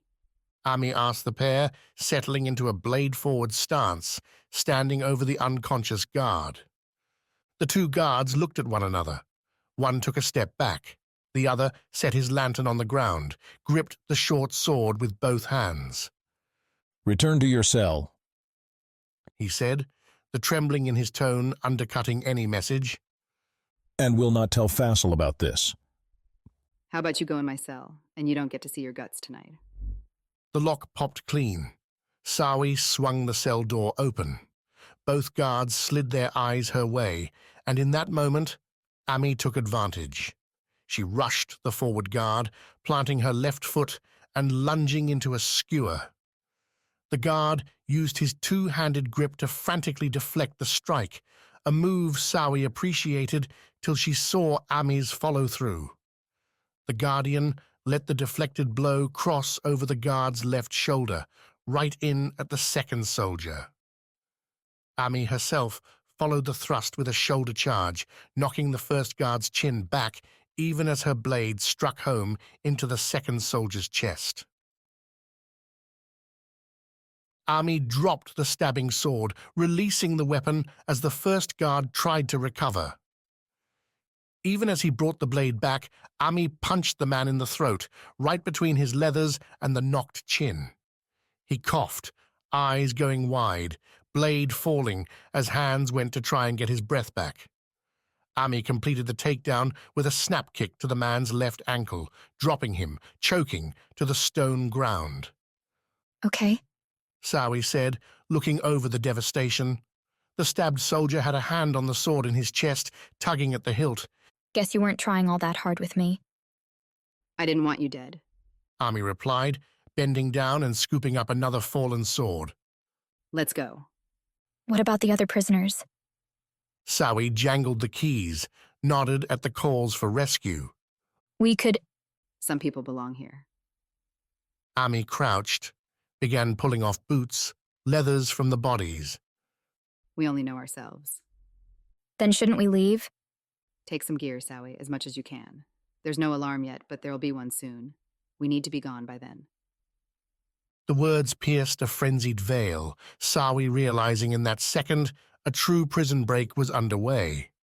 This wasn't some fun brawl, but an escape, a thing Sawi knew nothing about, save that they'd be hunted, wanted, pursued. "Where are we going to go?" Sawi asked, quelling the sudden confusion by doing as Ami asked, giving up on the two large boots, but snagging a knife, the unconscious soldier's leather. The ringed city doesn't cover all of Naksha, Ami said, keeping her stolen sword visible in case either guard wanted to make a show. Neither did, both groaning, cursing, crying on the ground. There's places the Najan ignore. Couldn't be that many of those on the home isle. None, too, the Najan would overlook chasing two prisoners like her and Ami. "They'll find us." We'll have some time to think. Ami replied, then cursed. Sawi, you want to stay here, do so. I'm leaving. When Ami swept by, wearing a Nayan guard mishmash, Sawi didn't hesitate. There were questions, there were problems, but where Ami was going, there wouldn't be bars and stone. Fresh air and a chance would be enough. Chapter 30. The Gates. 7 swirls like stars pulled down and spun together with blood. They whirled in the deep, far below, and yet so much closer than Svarde could have hoped. The dead king had guided them from the forlorn city, past his standing ranks, down the middle tunnel, its sharp sides decorated with fiend bones, all the way to a jutting precipice overlooking a vast, dark pool. As large as a sea, the far ends vanishing beyond sight beneath a toothy ceiling. Glowing mosses speckled the edges, a dim outline bright enough to illustrate the straggling forms swimming free, or, by the ripples on the surface, moving below. Fiends, the dead king said, planting his blade in the rock at their feet. On the precipice's sides, a hard slope made more level with skulls and ragged, rotted skin told a siege's story, a defense long held, now given up. Svarde didn't need to ask why. Too many of those bones belonged to humans. Wait, Maina said, stepping up next to the king and pointing. the fiends come from those? arise, spawn, travel. Pick your choice, but yes, those are their birthing places and they are all different. Look the same to me. Svarde, forming a line with the king and Maina, said, Then look closer. The Foti Guardian did as asked, crouching and trying to pierce the water's veil. Study those depths and... Oh, what had seemed to be 7 red circles were different now. The colors not the same, though close. This one here had a purple tint to the edges, while another bore a darker, blacker stripe running through white starlight specks. Their colors aren't the same. Svarde voiced the conclusion and heard Kivi snort her agreement. Why, we can only guess. Demian and I haven't found a reason, and no fiend has sought to explain it, yet there are 7. That we have 7 isles, 7 gods, seems too perfect to be coincidence. With one gauntleted hand, the king pointed to a far slope on the right, where several lanky fiends climbed the rock. They emerge, and those that don't drown eventually find their way here. We destroy them, or they get past to Demian's net. The little ones do anyway. There's a lot worse fiends in the waves. The king clanked through a slow nod. There are large holes beneath, scratched through to the ocean by, I believe, fiends desperate to be free.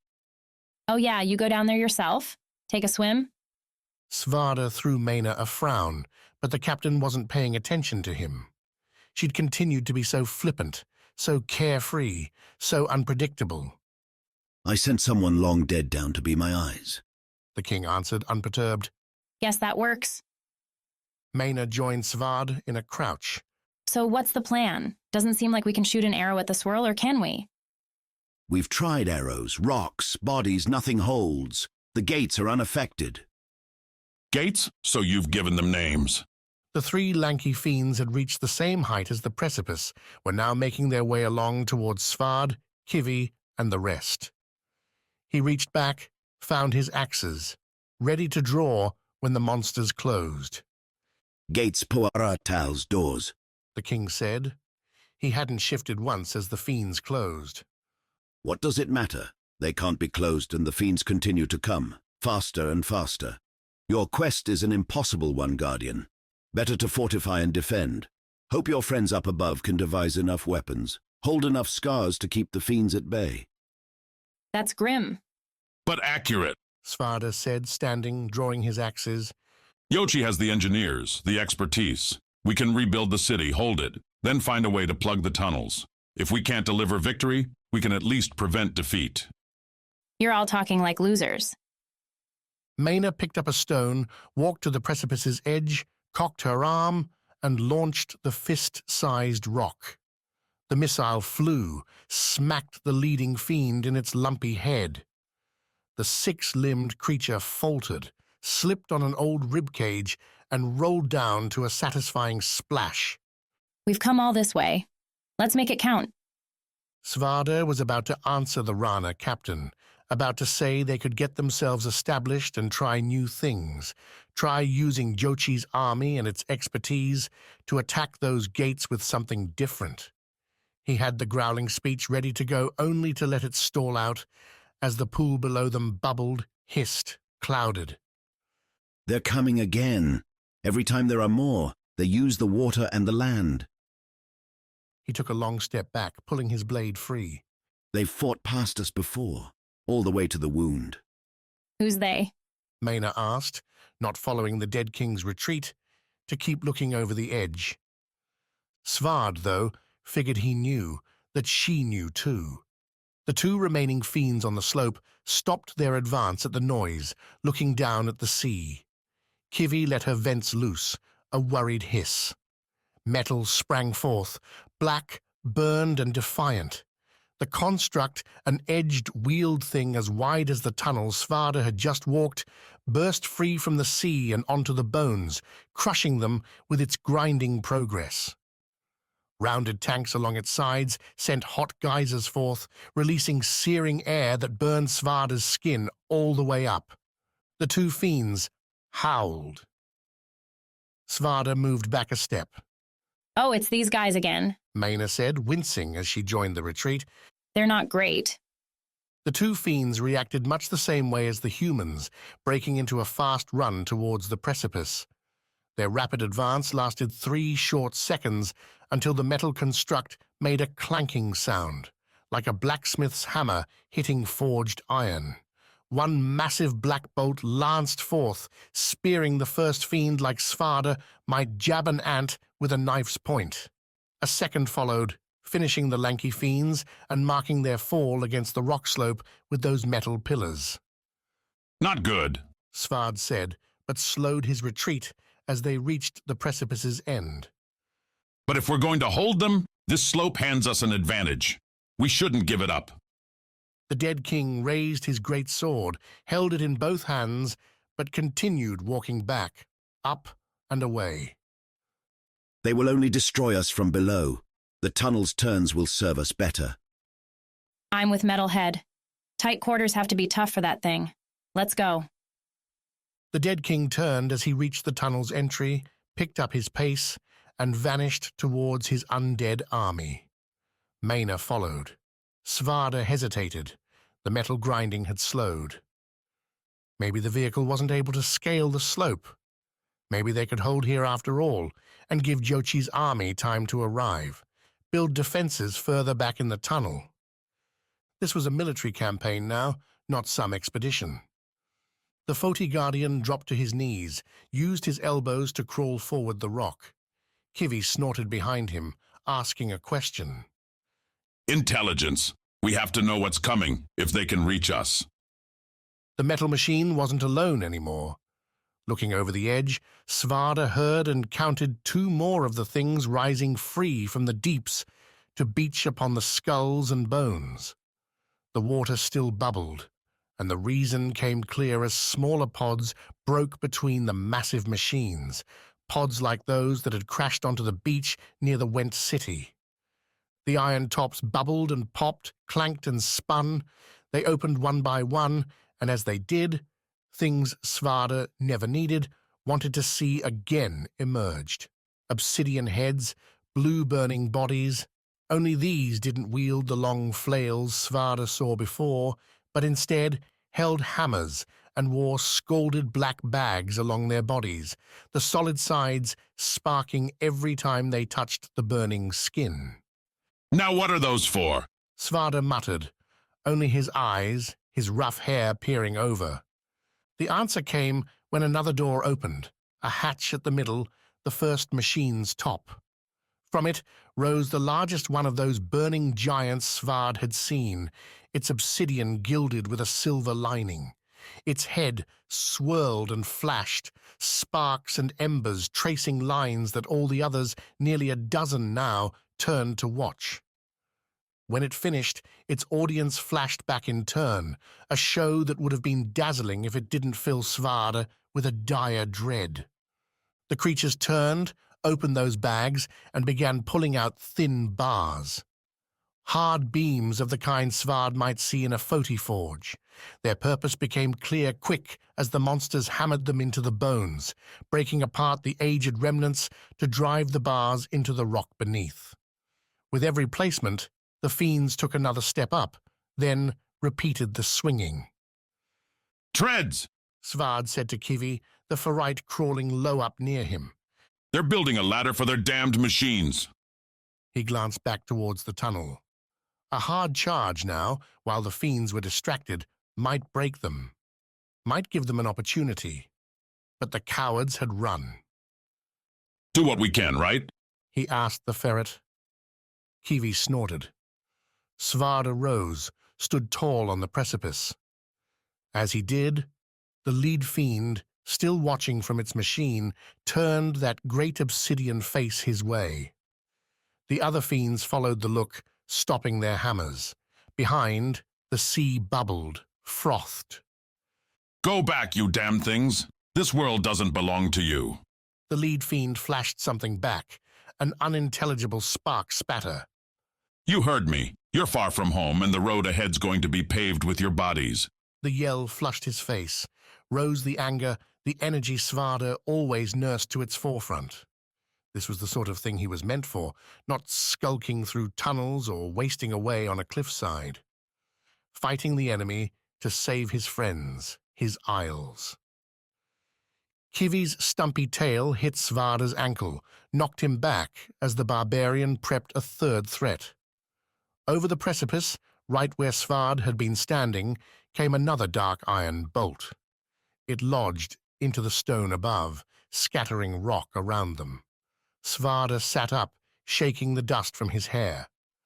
The ferret snorted, looked back towards the tunnel. Yeah, maybe you're right. The tunnels it is. And Svarde, Foti guardian, champion of the Went Pits, turned and ran. Chapter 31. A Refuge and a Reason. The ice frogs, as Tawny coined them, followed through the snow, their dancing globes an ever-present line in the dark behind the quartet. Wax and Yujo led, if he could call it that, through the dark snow drifts, every footfall pushed by panic. The scars again changed hands when breathing grew shallow, when paces began to slow, but even with the Foti and Vis stones doing what they could to stave off exhaustion, Wax found himself stumbling every few steps. Yujo and Tawny, though, were even worse. Neither one, with lives burned in cities, had little experience navigating tricky natural terrain. They had no torches, only what scant pink light from Sochi pierced the clouds, and that lack made it hard to gauge bumps, rocks, or deeper snow pits. Without the metal poles along the roadside, Wax figured they'd be long lost, destined to freeze or starve in Went's forlorn fields. What's the point? Tawny huffed some unknowable time into their flight. We can't keep walking forever. They're just waiting us out now. And do what? Yujo countered. Fight them.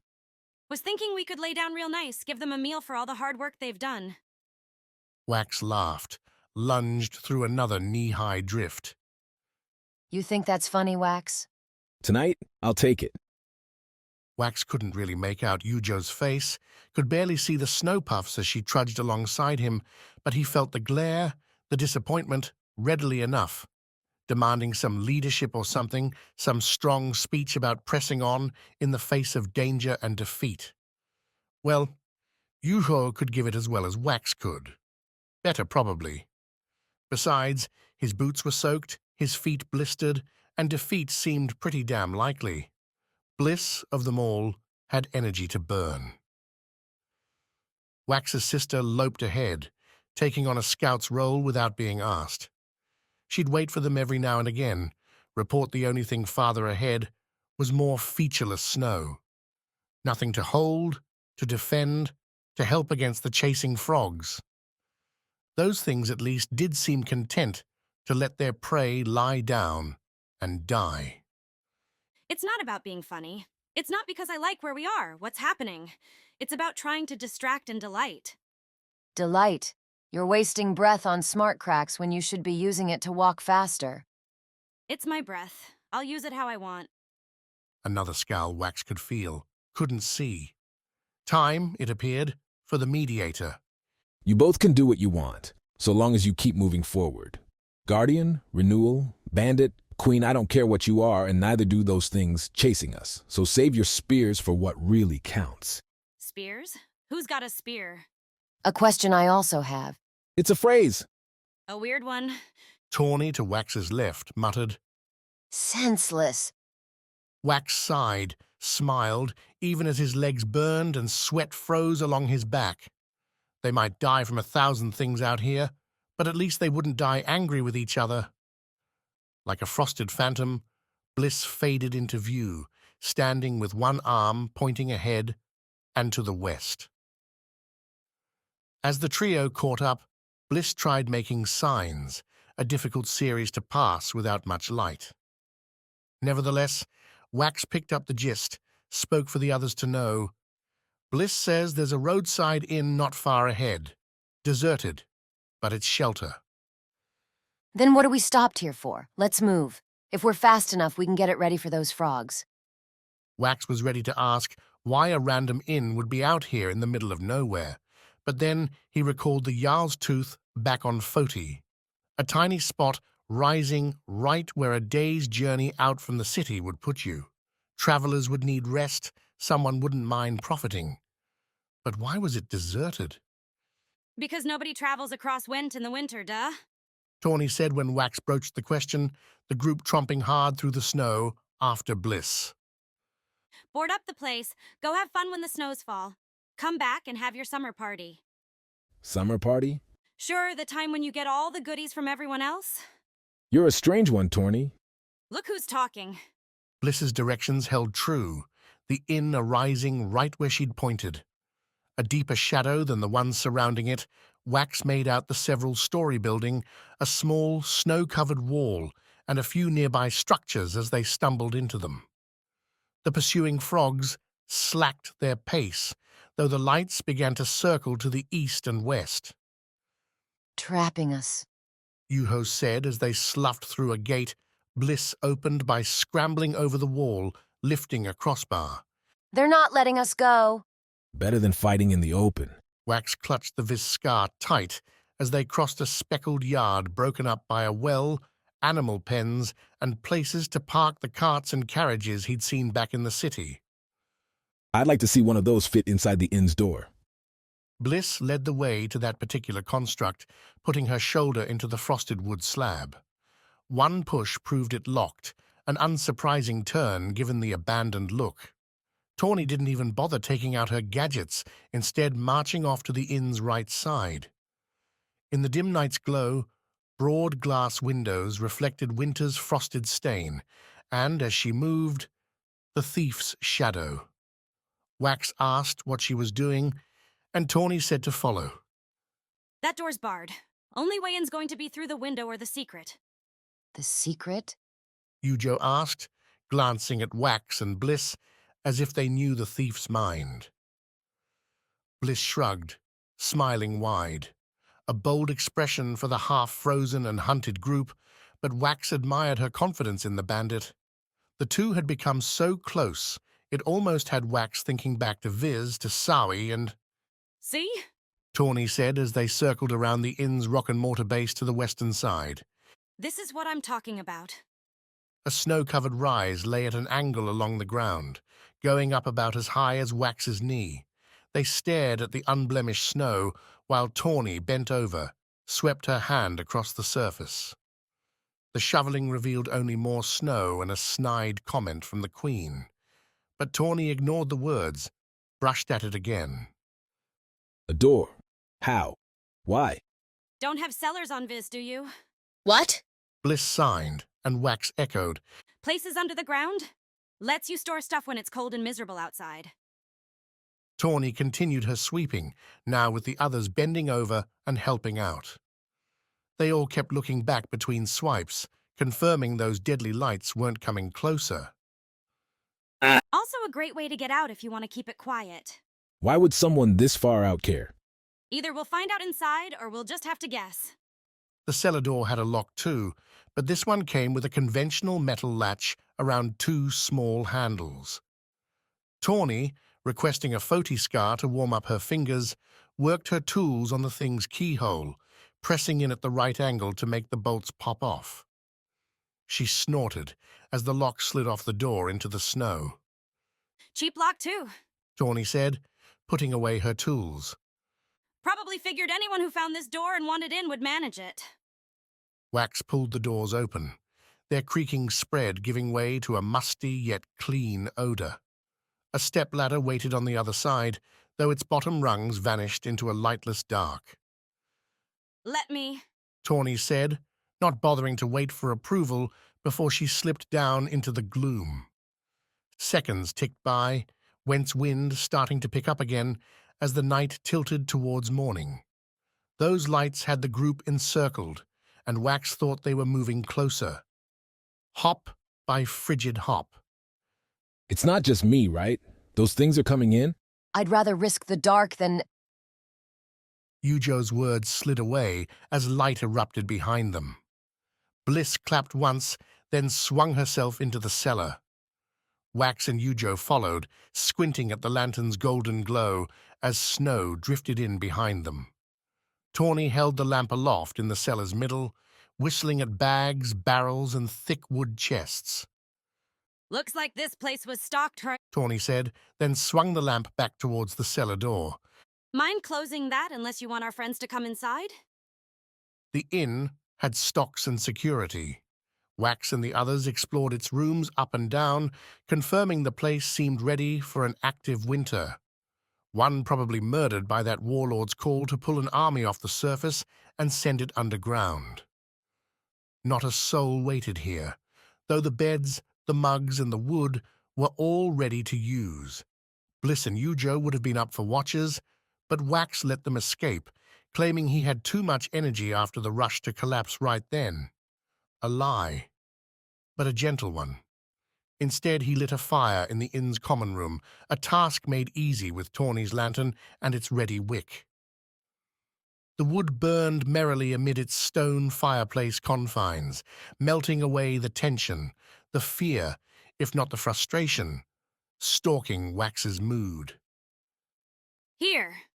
Tawny said, coming back from behind the bar with some dried meats, nuts, and 2 small glasses.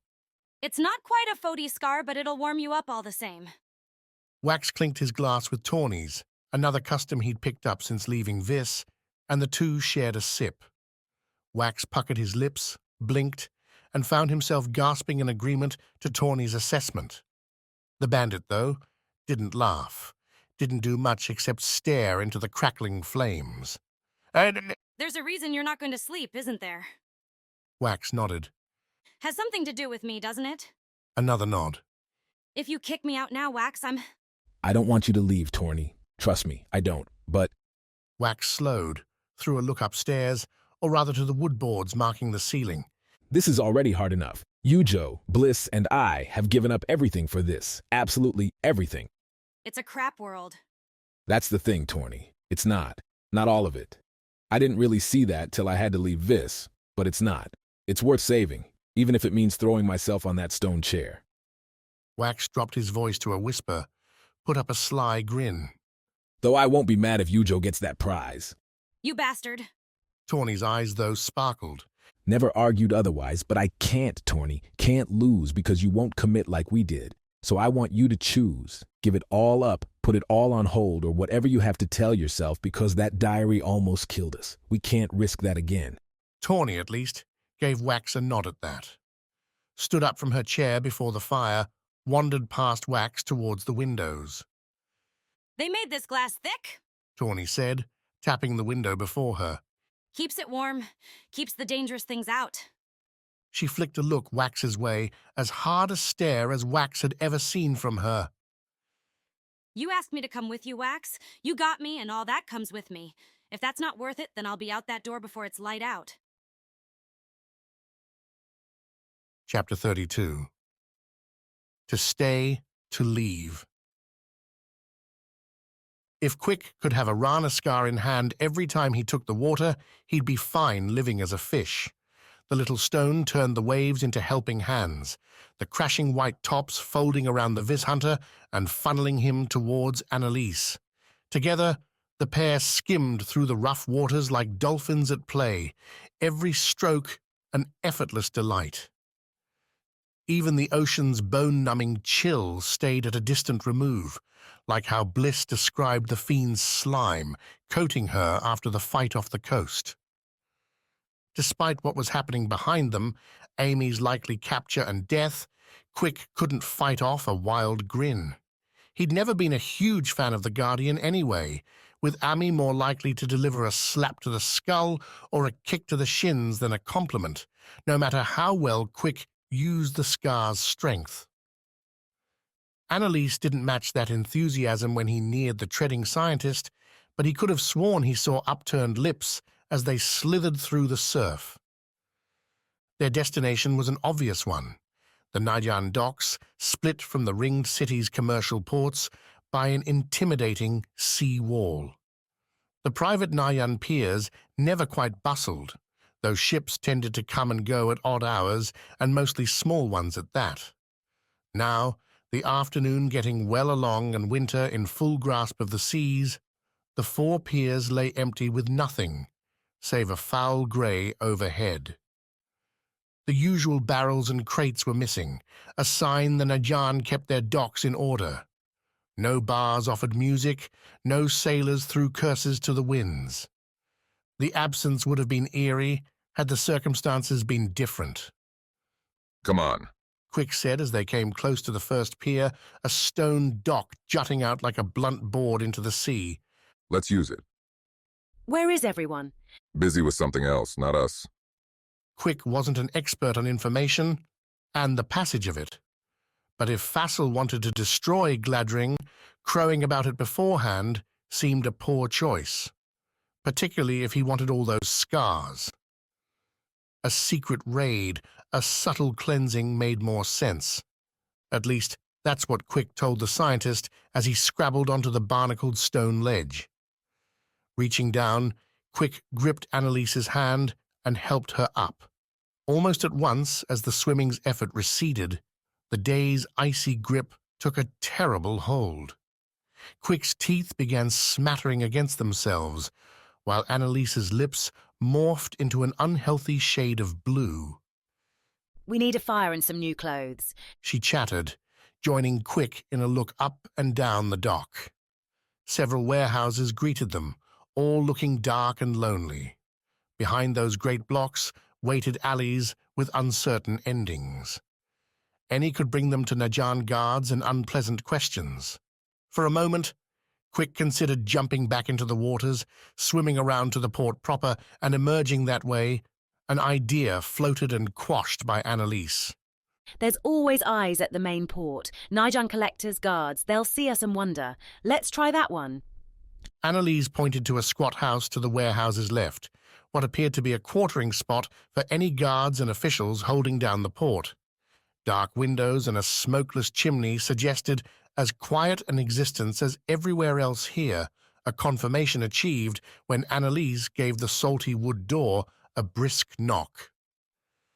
Quick stood behind her, arms looped around himself in a mindless shiver. No answer. Annalise glanced back at Quick. Going in, okay? How? The same way we've been doing everything. Quick didn't know what that meant, till Annalise reached back into the sopping pouch tied around her waist. The scientist withdrew a small ruby, clenched it in her left hand, and pressed her right against the door's locked handle. The iron loop began sizzling, burning off the sea spray before melting away. The malformed handle hit the ground with a dull thud, a thin metal river flowing from its socket down the door, tracing the wood's patterns in black. Melted the lock itself. You really can get these things precise. You were trying to do that. Quick forced his teeth to stop bouncing for a moment, but only just. It wanted to blow the whole place apart. Annalise pushed with her free hand, the door swinging in clean. I told it to control itself. Inside, the guardhouse gave them options.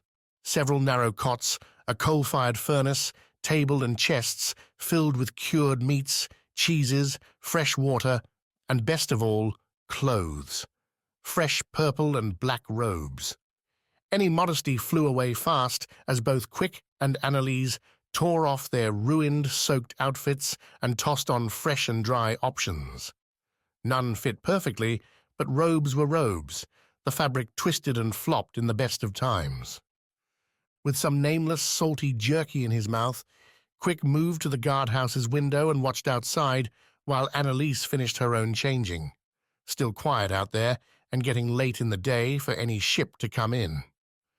We might have made it somehow. Not somehow. We acted, we did it right. And we were lucky Fassel chose a day without dockings to make his raid. So you admit luck played a part. Quick glanced Annalise's way, ready with a cocky smile, only to see her finishing pulling the new robe up over her back. On Vis, in hot weather, bare skin was a common appearance. Since coming to the colder, more fashion-forward Noctia, Quick had lost that familiarity, though seeing one as barraged with marks as Annalise's would have given him pause anyway. What happened to you? Quick asked, rising before he could stop himself. You're back? Annalise didn't turn her head around, shrugging her shoulders into the robe and pulling it up around her neck. You have your scars, Vis. Frowning, Quick reached towards Annalise's robe, only remembering himself when his fingers touched fabric. He jerked his hand back, settled on a cot instead, waiting for Annalise to turn towards him.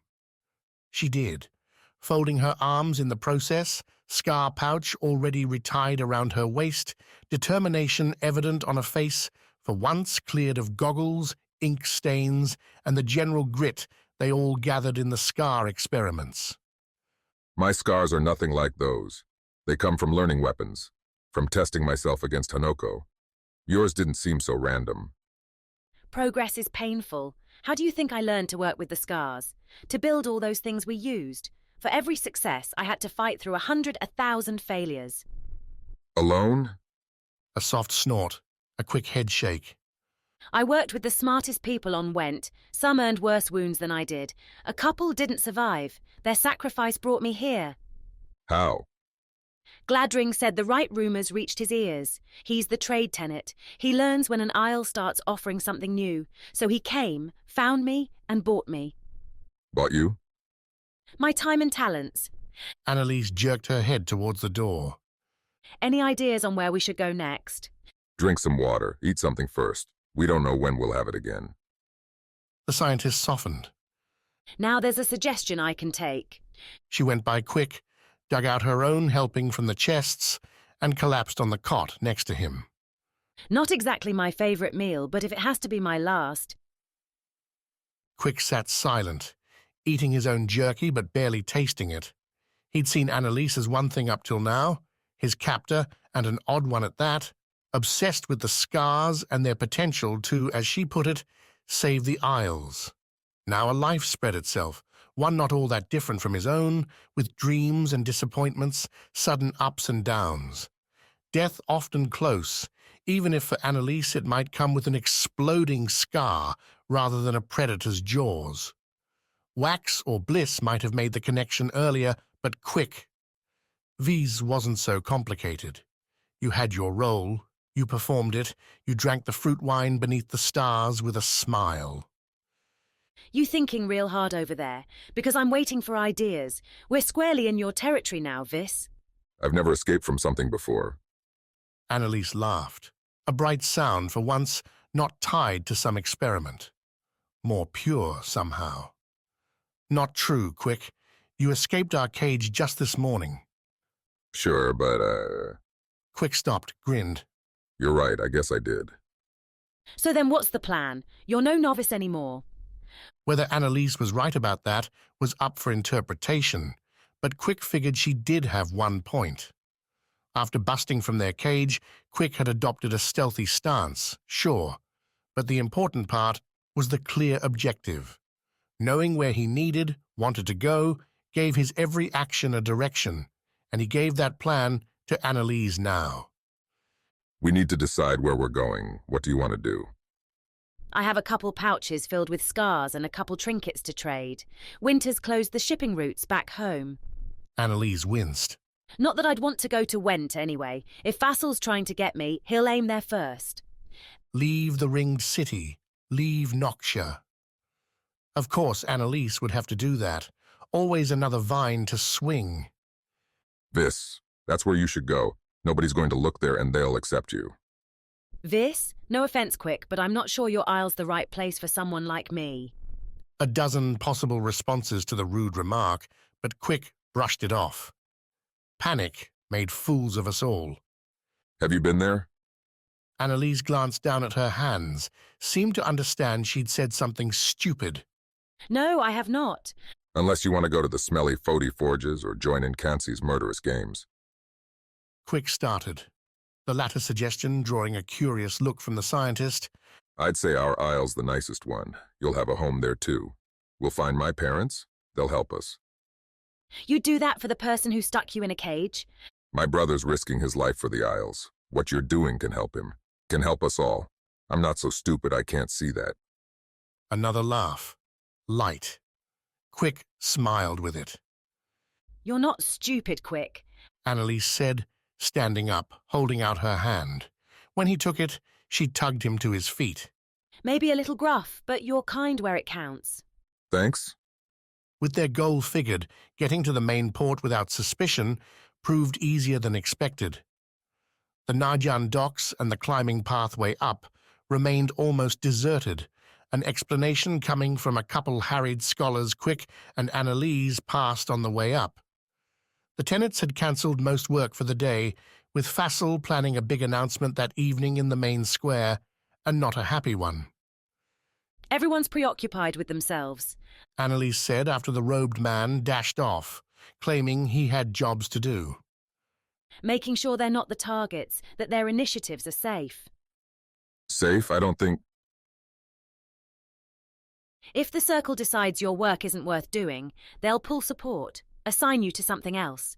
Annalise said as they neared the last Nayan gate, distracted guards waving the few people through.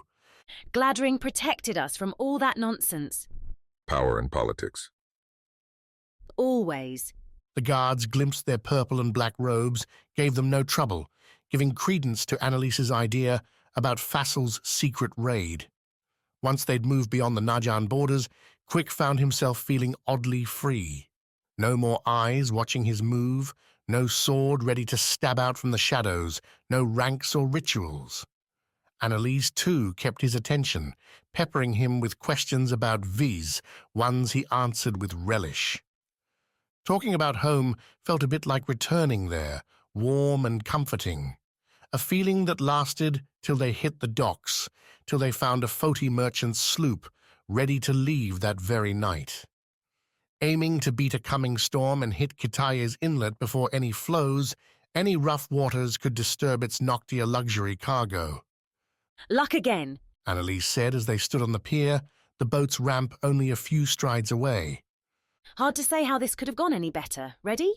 Quick started to say yes, found himself stopping. All the talk of Vis had done one wrong thing, had reminded the hunter of why he'd left the Isle in the first place, of why he'd stayed on Noctia while his brother had sailed on. I might not be. At Annalise's questioning look, the hunter explained the debt, the reason, the need to get the Najan to help his brother face the fiends. Leaving would pin him with the scientist, would curse Wax in the Najan's eyes. A betrayal Wax couldn't afford, and one that only occurred to Quick as he talked it through, right there beneath the setting sun, the calls to board, and the crying gulls. You're leaving me, then? I swore an oath I can't break it, not now. Quick wasn't sure what to expect, but a pressed hand to his heart, wasn't it? Annalise's palm, though, brought a hard warmth with it, one Quick found to be more than just her skin when he took hold of her hand. Two scars rested within, a Vis and a Foti stone. Keep these. Use them if you need them, Annalise whispered, bringing her head close to his. Stay alive, Quick, and when you get that power you're looking for, bring me back. I will. Good. Annalise took a long step back, wagged a single slow finger. Because if you don't, I'm going to give all your hunters my new toys. Then Vis'll never be the same. Chapter 33. Caged Possibilities. How far did bravado get her? Over a lifetime on Noctia's fringes, Tawny found an insult could cut as sharp as any knife, head off a fight or open a door otherwise closed to the meek and mild. Massaging interest to match her own worked too, particularly with the gullible minds all too used to getting what they wanted, like, say, most of the Najan. Wax and Bliss weren't like that. Tawny stood with the fact, running a finger along the inn's thick inner windows while her ale rested in her offhand.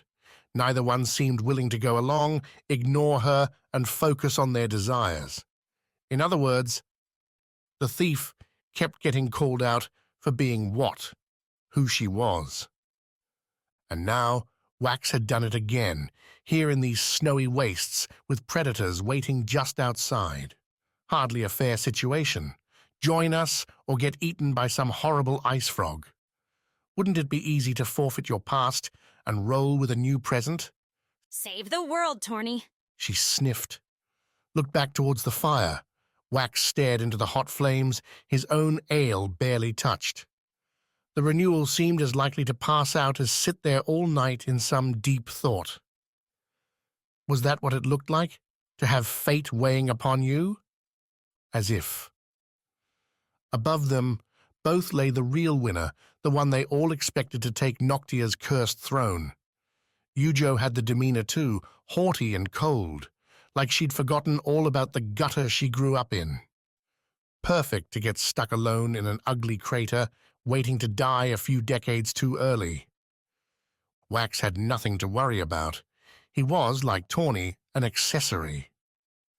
She walked towards the inn's barred door, a sturdy iron length cutting across the thick wood. An axe and a lot of effort might be able to hack through, but otherwise nobody would be getting that open without some help from the inside. The thick glass, too, meant those frogs would have a hard time pressing their advantage. Though they might just wait, camping out and wondering when their food would make a move. That, at least, could happen whenever Wax and Yujo wanted. The inn had food aplenty, firewood and blankets. They could ride out the winter here if they decided to give up the renewal game entirely. Though Tawny might find herself slipping a dagger beneath Yujo's ribs, stuck this close for so long. The inn didn't provide much else for distraction either. The only artwork, if you could call it that, came by way of animal bones, hung here and there on the walls. No books, no loots lounging around begging to be plucked. Bare essentials. With Wax zoned out, Tawny continued her tour, wandering by the stairs leading up and forgoing those cold steps. Well, maybe not. Bliss lay up there. She, at least, understood Tawny, but the Vis had disappeared quick, exhausted after her exploring efforts. Better to let her rest. The main level had a kitchen, a bar, the tables in the broad main room, and a single lonely straw bed in the very back, a room better used as a closet. Where the owner might sleep during those scant moments, an inn might be quiet. Until their short stay in Rana, Tawny hadn't ever worked a real gig, slaving over dishes and slopped soup for hours. She never would again, damn it.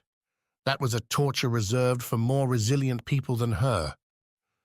Tawny's descent to the basement was a silent affair, feet brushing steps without sound. A second-nature skill at this point, one honed in by Yarvik years ago. He'd stand behind her, stick ready for a whacking if Tawny made the slightest creak. They'd find quiet houses, rob them, then train thieves until someone chased them away, and every new target gave new tests. The inn's solid construction made the silent walk easy, solid boards into the cellar supporting her weight without a crack or a quack. Overhead, a few brave spiders spun webs to catch mites and centipedes sneaking through the ground. The cellar floor was little more than pounded dirt, kept in submission by those barrels, sacks, and boxes.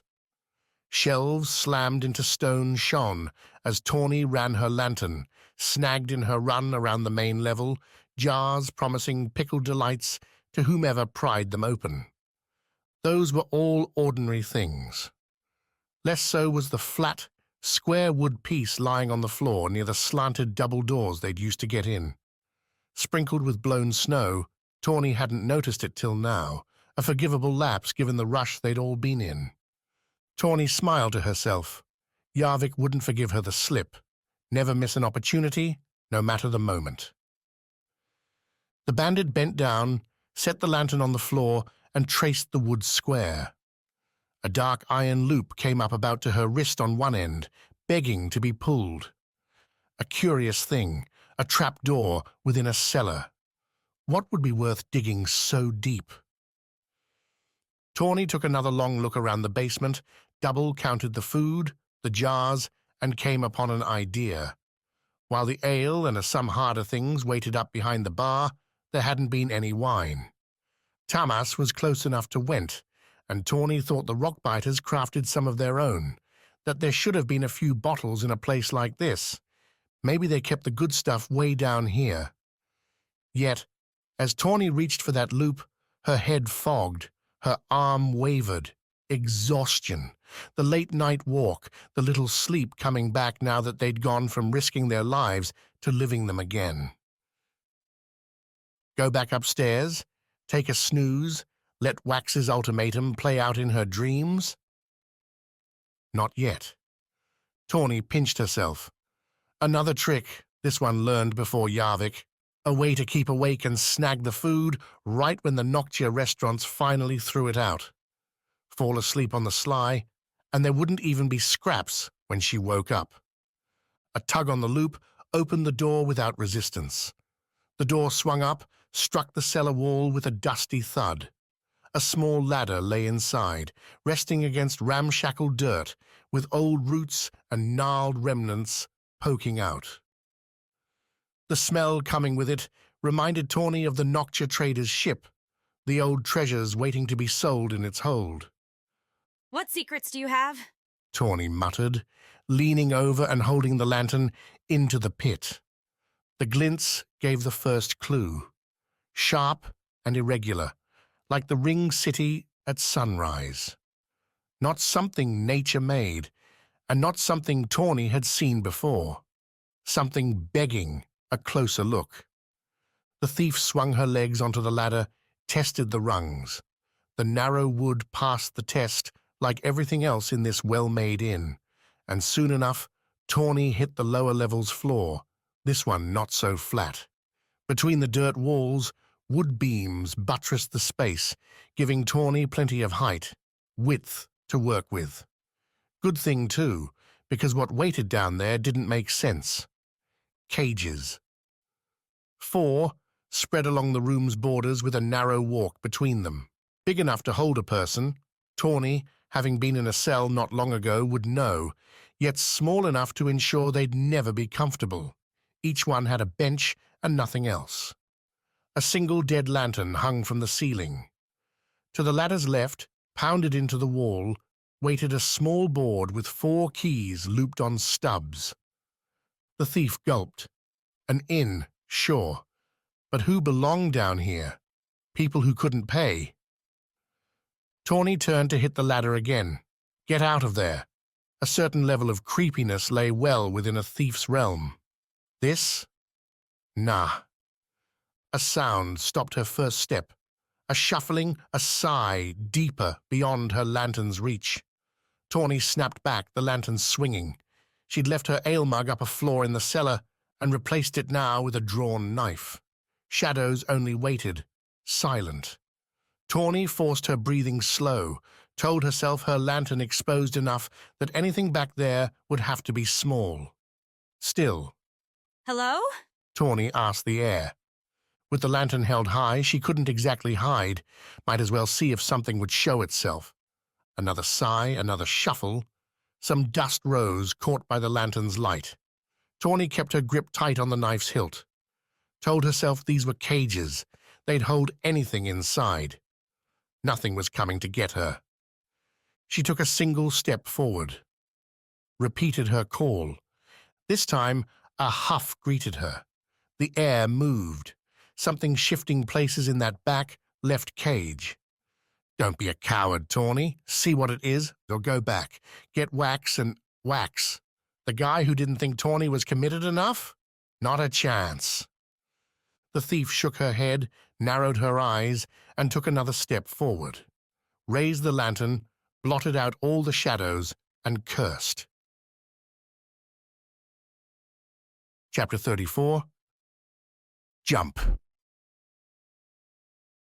The problem with towers was that they had more than one floor. A Kitai treehouse would let you go down a rope or a ladder and be free, on the ground, and open in a moment. Instead, as Ami and Sawi broke past the break room, they found themselves on the same twisting stair they'd both walked to get up here. Stone steps and torches, voices above and below in idle chatter. At least their escape remained a secret. Which way? Sawi asked as Ami hesitated. Down's more obvious, but they'll have more guards. Ami muttered, more to herself than her Vis tag-along. No guarantee there's a way out up top. A small chance over none? Ami blinked, shook her head. Not how it works, Sawi. Up we go. But...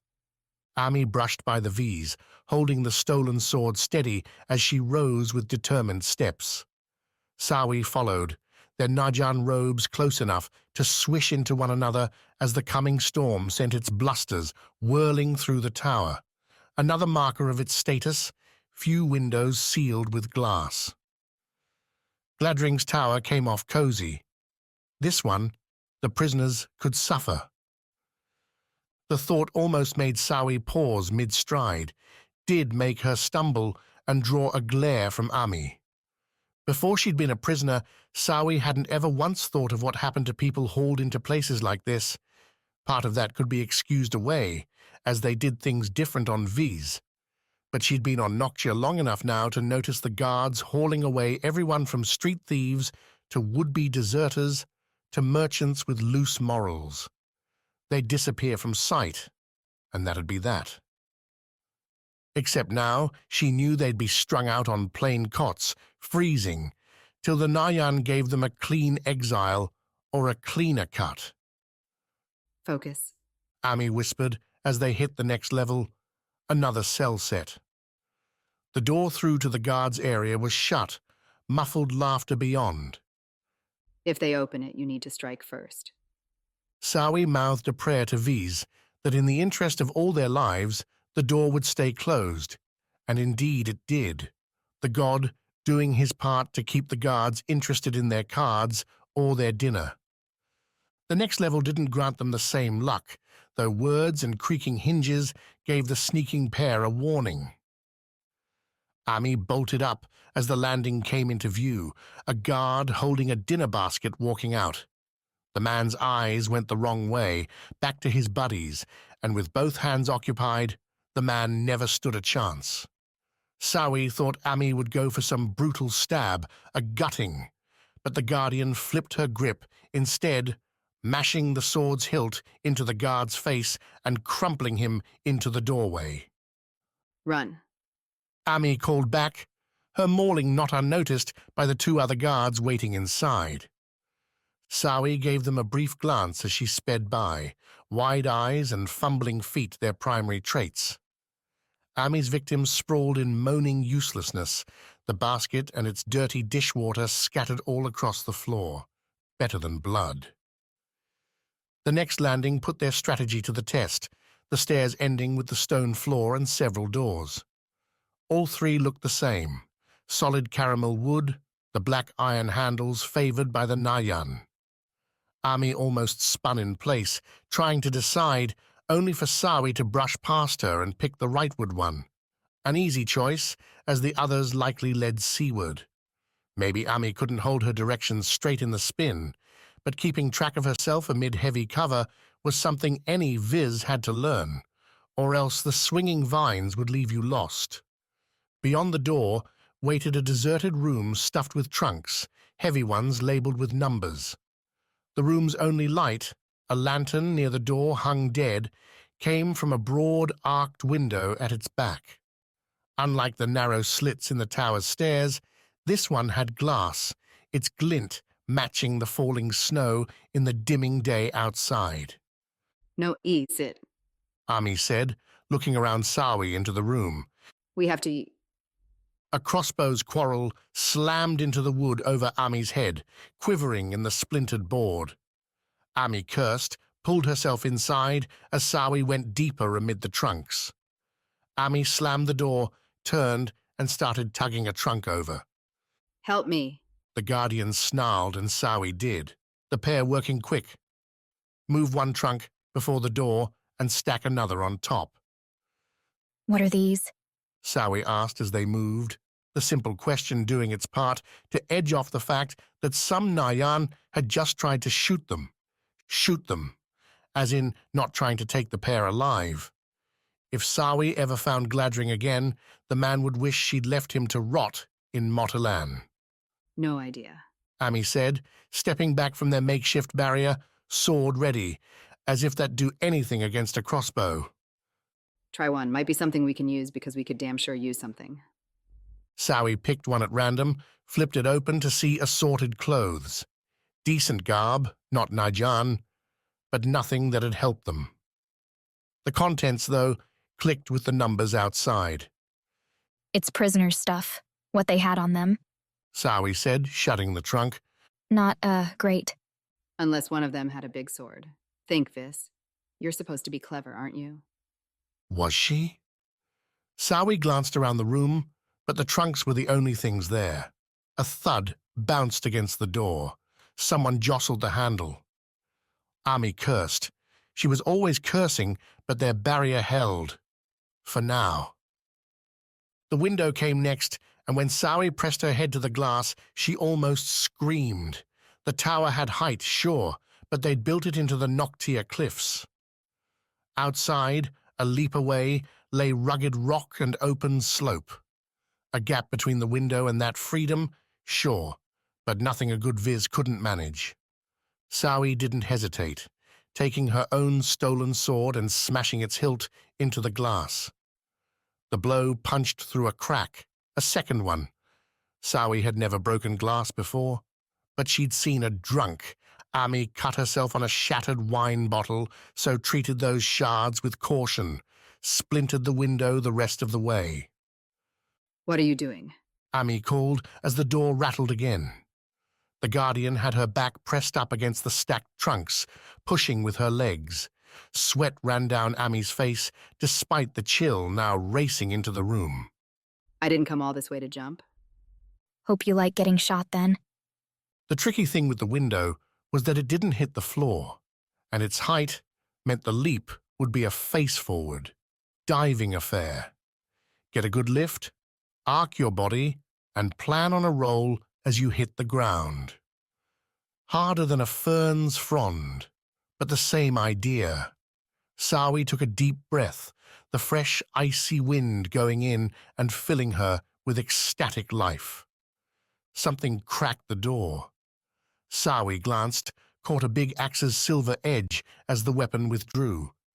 Come on, we're out of time. If you think I'm jumping out some window, you're insane. Sawi was about to make a standard Vis coward crack when she caught Ami's tone, the sensible fear sitting in the words.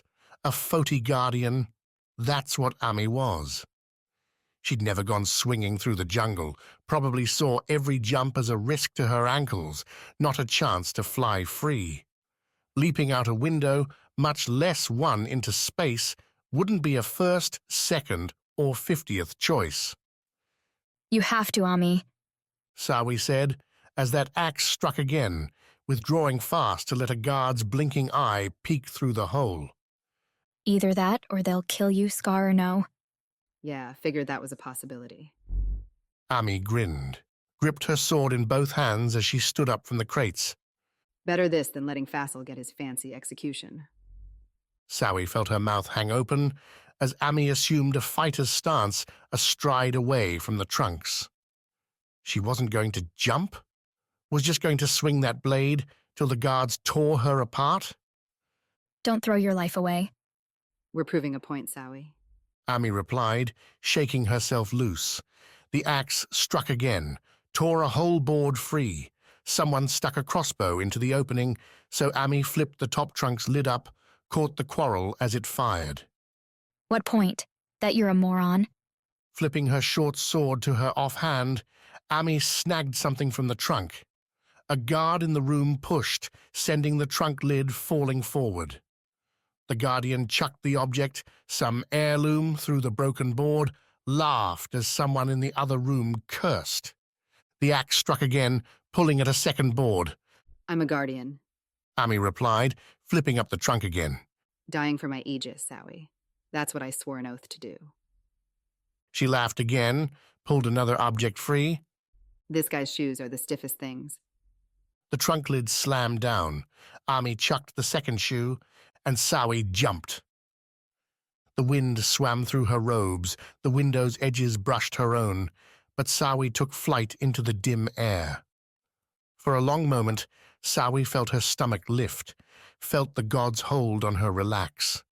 As the beat died, Sawi curled her arms over her head, swung her face towards her stomach, and hit the frigid cliffside in a roll. Pain and panic played a pattern at first, Sawi's momentum carrying her quick on the icy rocks as scrapes and bruises broke through the Nayan robes. Her fingers, legs, feet struck out wide, aiming for purchase and finding it in pieces, every grab, every kick slowing her speed until Sawi came to a sprawled stop.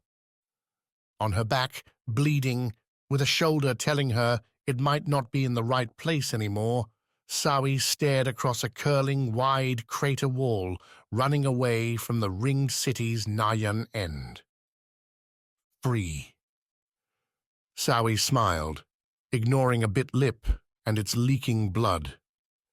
Where'd you go? Amy's call came through the window, stressed and confused. Don't tell me you decided to end it without a fight. Sawi flipped herself over, scrambled up the rocks. I'm out here. You can make the jump. Could Ami? Better that she try, at least. You're crazy. Ami's reply, the guardian unseen through the window, but closer. A loud crack hinted the door's last moments were fast approaching. You're saying A Vis can do something you can't? Am I better than you, Guardian? Ami didn't reply. The sharp clang of metal on metal rang through, followed by a scream. Sawi stood, was about to turn and beat a survivor's run, when the Guardian's form appeared in the window, not just measuring the distance, but flying at full speed. Ami had strength, didn't have accuracy, and her jump through the window scraped the stone's side, throwing her leap into a warped spin. Sawi cursed, kicked herself to the edge and reached out, aiming for Ami's hand and getting the Guardian's boot instead, as the spinning, falling Foti smacked into the steeper cliff. Sawi herself had cleared. The hit sounded like it crunched bone, and Sawi's arms burned as she doubled up her grip on Ami's boot, trying to shimmy back on her knees. Come on, Ami. Sawi said, freezing teeth chattering. Don't be dead. Don't be dead. Ami's ankle cleared the slope as Sawi tugged, then the Guardian's thigh, the Najan robes falling all over. The progress, though, gave Sawi hope. She'd get Ami over the edge, and with the Vis Skar, she'd be... A click. Sawi glanced up, saw the crossbowman taking aim through the window. Right at her. Sorry, Ami. Sawi said, doing the only thing she could, letting go and rolling down the frozen rocks into the dark. Chapter 35. Endless effort. The bodies could move. Svarde and Kivi scrambled into the cavern where the dead king's band had been scattered about, standing in eerie silence. The pair pulled up, Svarde dripping out a Foti prayer as he watched the forms shamble. Some walked as well as any man, while others, missing a foot, a leg, or both, tugged themselves across the stone and dirt floor. Like a disturbed ant's nest, the bodies seemed to move at random. Though, as Svarde watched, patterns and reason emerged. Some vanished down the side tunnel towards the deserted city. Others piled stones around Svarde's entry, the beginnings of a barricade. Still more set about to sharpening what weapons remained or breaking rocks to make new, crude versions. If this was a normal force, Svarde would have declared no time for such things, that instead they needed to rush back to the city, close the gates, and pray the fiends passed them by. Instead, he saw those bodies work without fatigue, without needs, without hesitation or distraction. Taking out their physical imperfections, the dead were the most efficient force Svarde had ever seen. Which prompted a question, one Svarde tossed Kivi's way. If he's had all these around for so long, how come this whole place isn't sealed up? Collapse the tunnels, fill anything you couldn't block with spikes, traps, and fiend-flaying material. Easy enough with years upon years at your disposal, so why hadn't it been done? Svarde sighted the dead king in the chamber's middle. He stood with that blade of his stamped into the stone like some carved statue. Maina circled at his side, muttering to herself as she often did these days. Come on, Kivy. Let's see how we can help. The ferreter snorted. A question as they edged around the forming barricade. Because Jochi's army's coming to us. They'll meet us here, and together we'll destroy the fiends. Simple. Another snort. Hard enough, it drew a questioning look from the Foti. Yeah, I know it's dumb to stay here, but somebody has to. As the guy with the sword said, the fiends can go anywhere once they get past this room. You saw the damage 3 of those monsters could do to a big, defended city. Set 1 or 2 on a normal town, and... Svarde trailed off as they reached the dead king. His approach interrupted when Maina planted herself before him, a scheming question in her eyes. You see anything interesting? Svarde took in the Rana captain, her capering glint a far cry from the soldier she'd been back in the Rat's Fang. A desperate madness, perhaps, overtaking her after so long in these endless tunnels. She didn't have Svarde's bulwark, the decayed love for a dying woman so far beyond his reach and its purifying fire. Though a madness like this... Going to answer my question or use those? Maina asked, nodding at Svarde's hands. He hadn't realized they'd slipped to his axe hilts. Thinking of taking my friend's sword for yourself? The reference pulled Svarde to the dead king and his solemn stand, the man silent beneath his armor as he directed the bodies in defense. If he'd heard Maina's quip, the man didn't show it. Whether he'd notice if Svarde did try to tear the blade away or stick an axe through his armor, who knew? Svarde wasn't going to try and find out. It's you, Svarde said. The burning fiends hadn't yet made any incursions. A moment to find whether his friend could still be trusted seemed a valuable thing. You've changed. Lots happened since we first set sail, Svarde. Are you the same as you were? Same goal. As do I. Carve these fiends into gristle and then see if we can't use their bones to plug the portals. That's my plan. What's yours? Kivy snorted soft at Svarde's foot. A bit grim indeed. If it were that easy. Isn't it? Maina backstepped, reached down and scooped a stone off the floor, the chipped rock making an easy toss from hand to hand. This stone, your axes, his sword, and these mangy corpses are what we've got, Svarde. We'll throw them all at those bastards you saw coming out of the water down there and try till we're either immolated or crushed beneath their metal husks.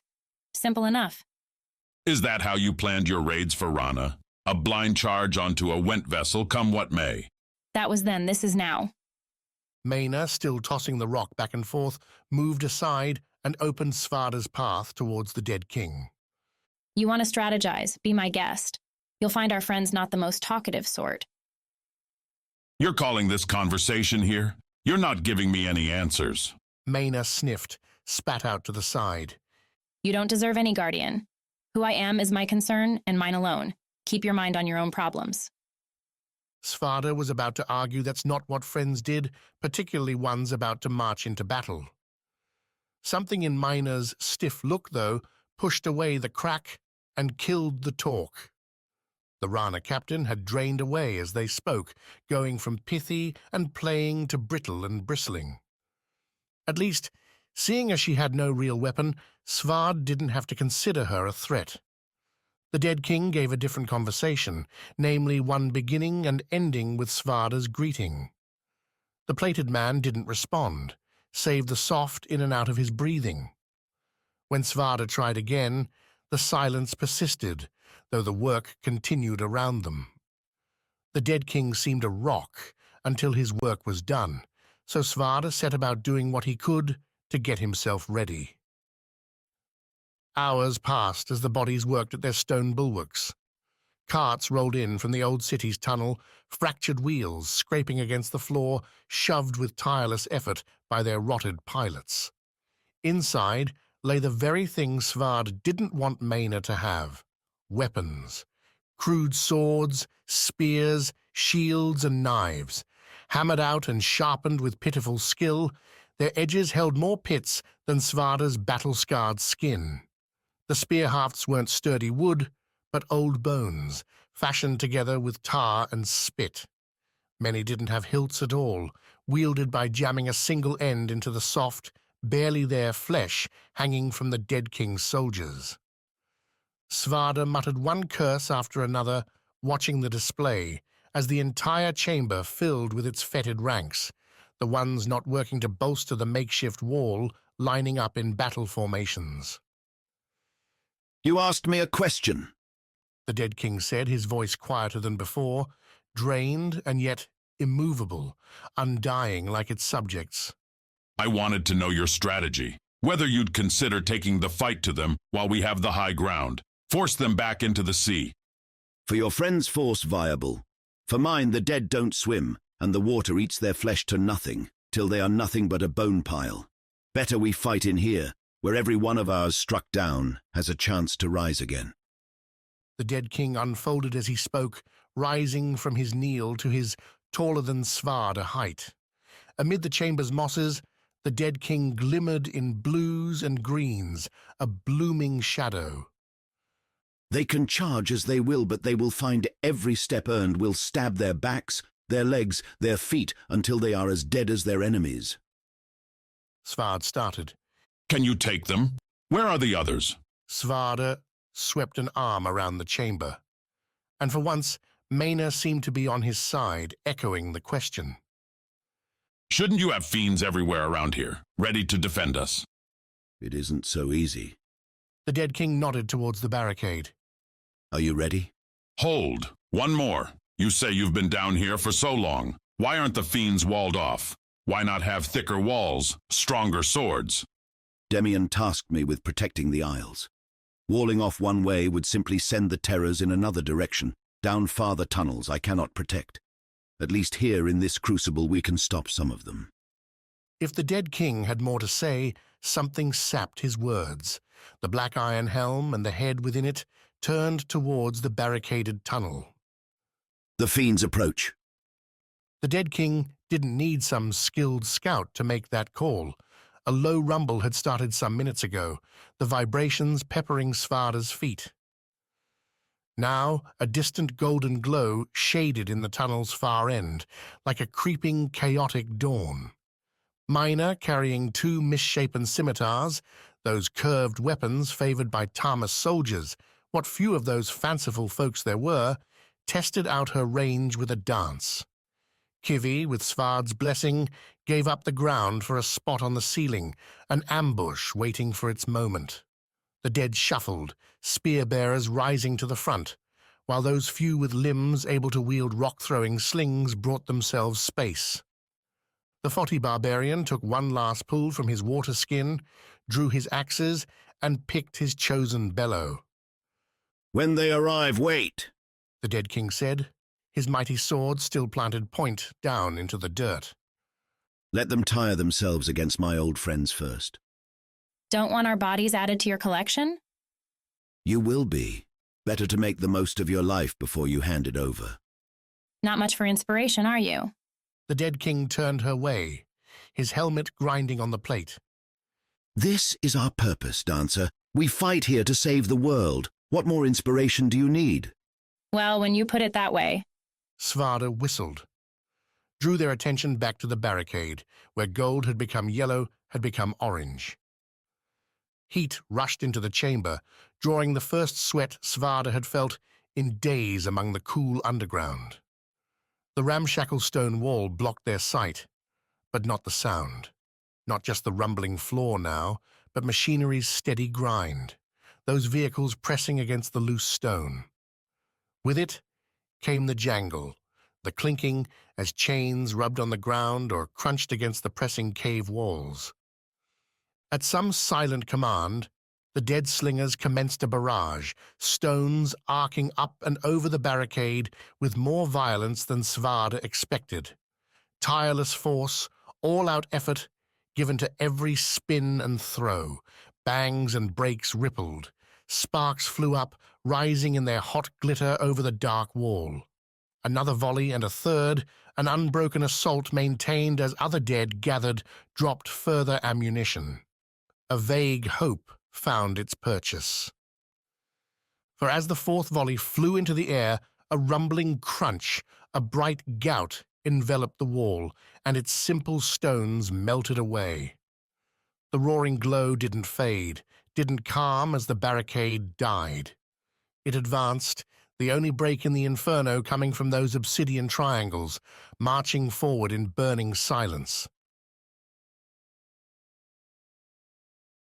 Chapter 36. A little lift. A broken leg and a battered beast. Tawny's discovery erased Wax's exhaustion and replaced it with possibility. He'd seen those large creatures on Foti and knew what a good hauling animal could do.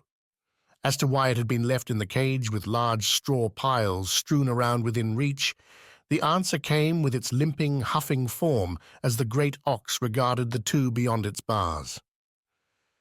But wait, Wax said, sense gradually filtering through his muffled mind. How did it even get down here? We used a ladder? One-way trip. Tawny muttered, glancing back at the wide door. Bet they knocked the poor boy out and shoved him down here. One way? Not every place has as much food as Vis, Wax. Big boy like this guy here could feed a family most of the winter. Bet they hated leaving him behind and tried to buy time with the straw. Why they left seemed obvious enough. Before Wax had blown up the party, all the talk surrounded the mad warlord and his conscription frenzy. If Wax dared suggest another topic, the chattering guests turned towards the fiend assault on the town, the gathered defense pulled in beforehand. Anybody left in the area would have been yanked along, handed a crossbow or a sword, and told to defend home and country. More Isles needed a force like the Lyra, ready to jump in. We're not going to use it for food, though, Wax said, tapping a finger against the empty cage to his left. No? Wax, think. Between this ox and the drinks upstairs, we could wait out those frogs, make a nice springtime walk to the Gash. Tawny, if I have to spend months locked up in here with you, my sister, and Yujo, I'm going to lose it. The bandit frowned. Not a nice thing to say about your guardians, buddy. I'm a realist. Wax nodded at the ox. No, we're going to get our friend back upstairs, because I've got a plan. Why does that make me more nervous? No idea, Tawny. No idea.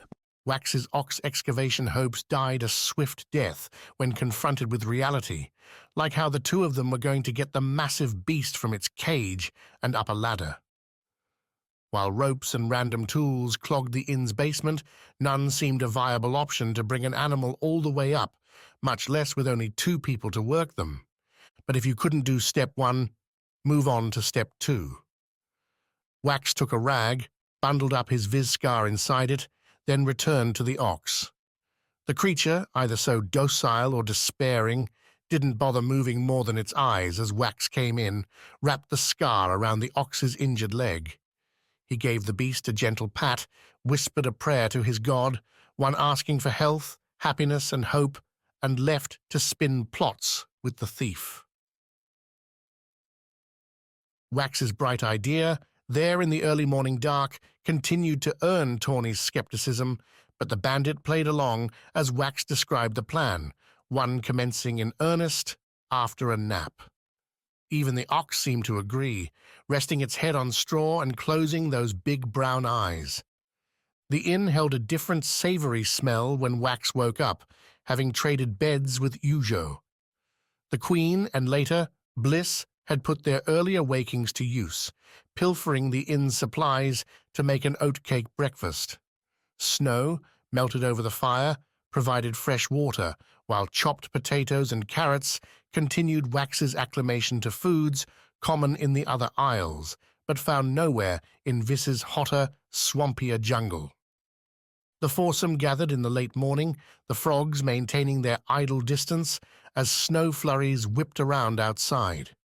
The inn's many tables and chairs felt a bit empty, but cozy in their fashion, and Wax found a meal without a boat's rocking a pleasant change.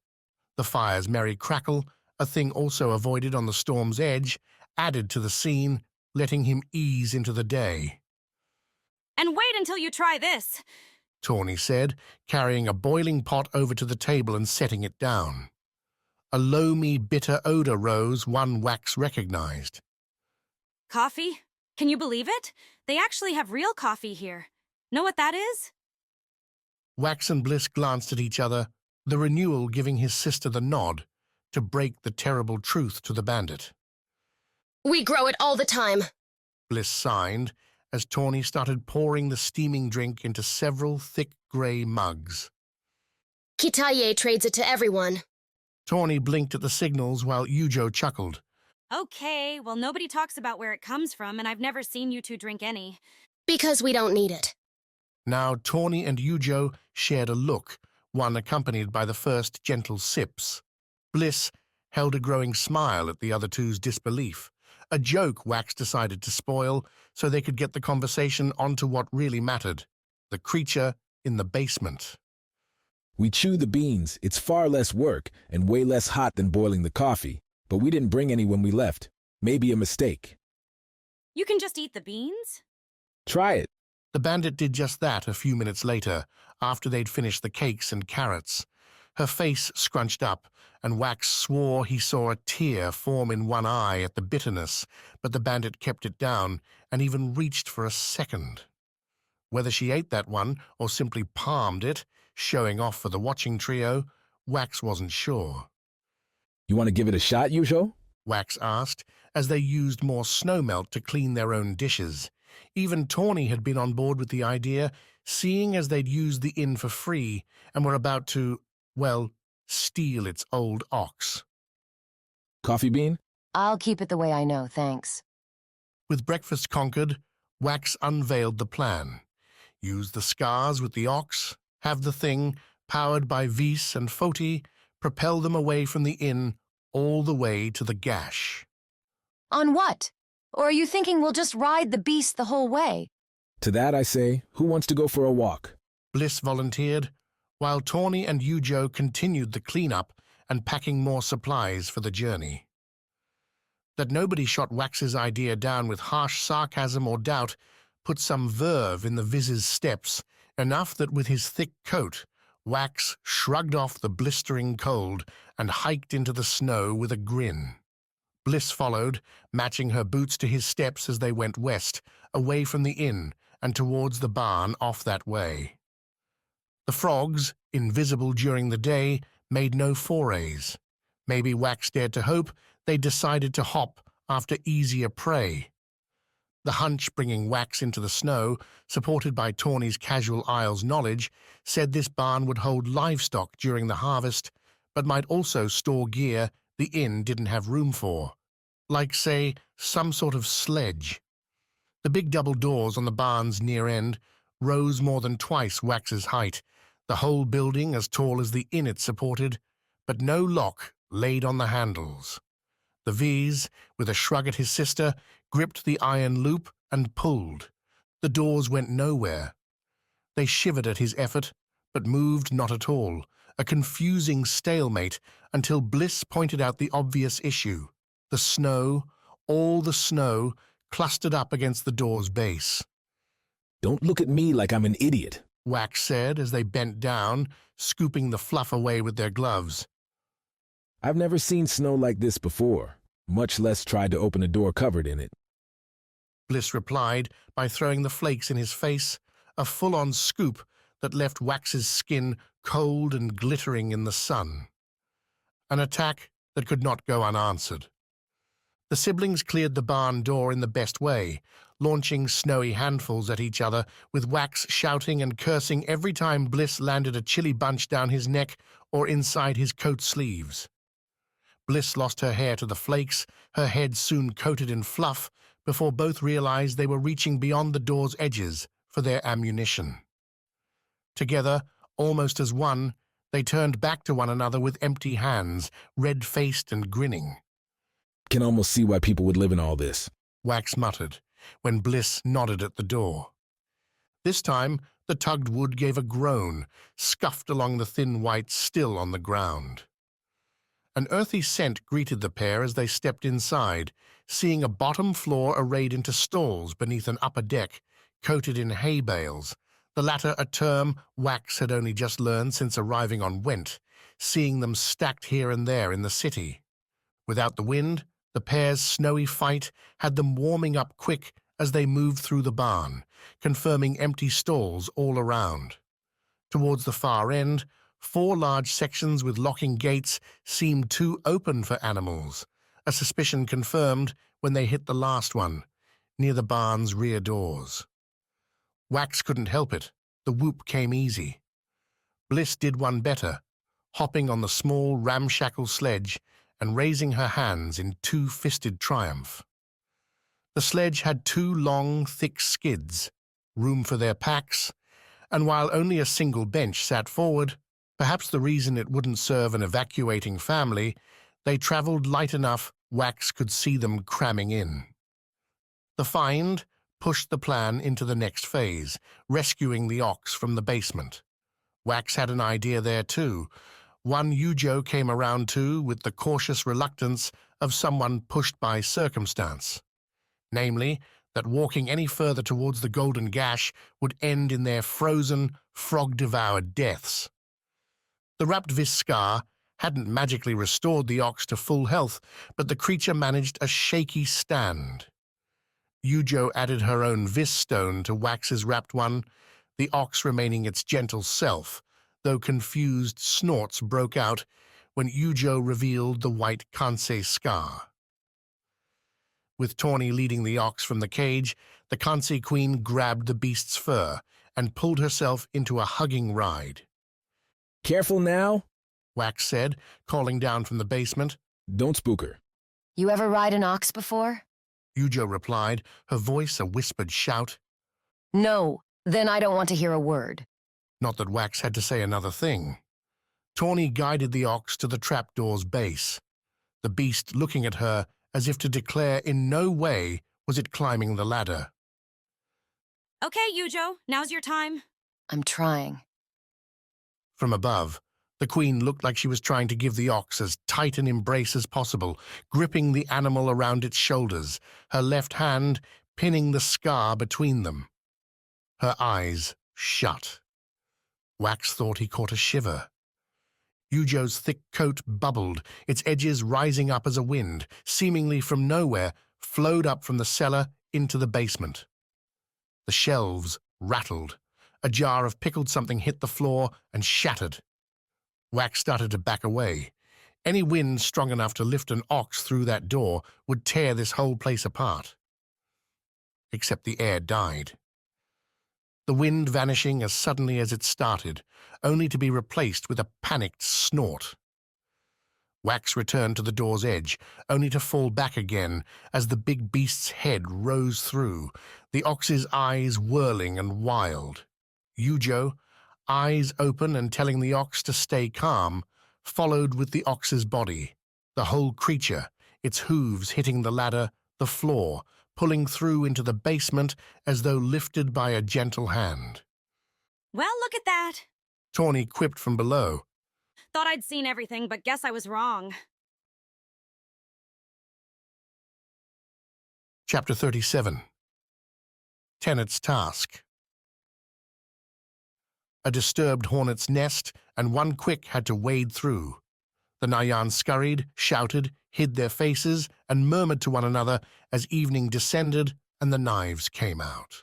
Quick himself earned little notice, his unadorned robes giving nobody a reason to look closer, not when their own lives could be at risk.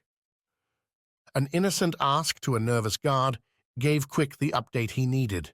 Gladring and the entire Trade Tenet's tower was being rounded up, interrogated, with their loyalty under question. Fassel would take every incorrect answer, every shifty glance as a reason to throw you in a prison tower. Some few, the guard whispered, had been killed that very night. The Nayan streets seemed alive with the tension, the torches burning brighter, the stones shivering under steps, a coming storm whisking snow between the towers. Sichi offered a pale violet light, casting it upon the cliffs where the clouds didn't cover scars on the rocks. Quick watched those more and more as he closed with his target, his supposed home with the third hand. A place he'd spent scant little time after Masayo's order and subsequent imprisonment in Annalise's beachside cage. Nevertheless, he remembered the words to get in, and the watchers standing outside bore the chaos as little more than a curiosity. Masayo would never let such a thing bother the third hand, or so Quick assumed. His room appeared as he'd left it, with the remnants of his Vis things, the gear off the storm's edge, stored untouched in his trunk. Nobody had assumed he'd died, despite days and days disappeared. His bed made up, the pillow waiting for an exhausted head, one Quick wanted to plant right on the soft fabric. Wanted to, wouldn't. Because someone stood in his door, shrouded and waiting. "You're back," Masayo said, her voice strong and scratched with vigorous age. The two words invited an explanation, and Quick gave it. No sense wondering how Masayo knew he'd returned, whether she knew if he'd helped Annalise escape the Isle. Both wouldn't change the situation, which, at the moment, was that Quick lived, and Masayo didn't seem about to kill him. "The scars is an answer?" Masayo snorted. "That they've power has been known for a long time. That they're too hard to control has been known too. In this very renewal, someone gets excited and blows themselves up, flies too high, and lands on their head." The third-hand Tenet hadn't moved from Quick's doorway, though she did take up a small pipe, strike a spark into its bowl. The puffs between sentences had a languor, a loamy scent different than anything Quick remembered from Vis. "Gladring thinks he's onto something new, but that's only because he hasn't looked hard enough at the past." You think Fassel knows? Masayo nodded. "My little Najan, Fassel, and the Circle know more than any one Tenet. He's putting an end to Gladring's work before it endangers the Isle, before it endangers us." Us? "Give the people an unreasonable hope and they'll slaughter themselves trying to claim it. The Nayan control the Scars because of this very reason, even if our soldiers don't know it. Can you imagine a horde of scared people grabbing Foti Scars and burning up whole villages?" Quick frowned. They wouldn't. Masayo pointed a bony finger at him. "That's your naivety speaking. Disaster is everyone with a weapon instead of the few who know how to use them. We protect the Isles, Quick, both from the fiends and from themselves. If the Nayan fall, then the Isles descend into chaos." So far apart from Annalise, her words and ideas aiming for strength, for safety given to everybody. The distance between them, the day's exhaustion, put Quick into a spin, and he sat on his own bed. "You're tired?" Masayo asked, then answered herself as Quick sighed. "Of course you would be. Escaping Ami's clutches must have taken extreme effort." The pipe puffed. "You have 2 hours, then you're up and we're moving." Why? "Because your old Vis friend has escaped, and Ami with her, though the insipid prison guards insist they've left them both wounded." Amazing how a friend's peril could push away any exhaustion. Quick passed Masayo for details and received them, though every sentence came soaked in condescension for the Najan who'd let the pair escape. Masayo felt the whole lot should be slaughtered with Gladring's crew, incompetence being as fatal to any organization as treason. But where are they going to go? Quick asked, pulling Masayo back to the point, to Sawi's life. "The Crater's Ring isn't uninhabited. There are small places where small people live. They grow their moss and their mushrooms, catch their fish, and wait for a fiend, a storm, or time's grind to render them to dust." Masayo said, ending in a husky laugh. "Sawi and Ami, if they are alive, will find one. They will stay there just long enough for us to catch up." Why? "Because it is winter, there will be no ships. Their only option will be the caves, and it will take days for them to realize they have no other choice." Another laugh. Grating. Quick looked past it, beyond the pipe and its smoke, Masayo's hooded form. Why was she still here, telling Quick all this? What was the point? There had to be a reason. You want me to go with you? Quick said, his hunter's instincts sleuthing the truth. You want me to track them down? I always thought Vis were smarter than the rumors suggested, yes. They'll have some head start, but there's no other Vis here.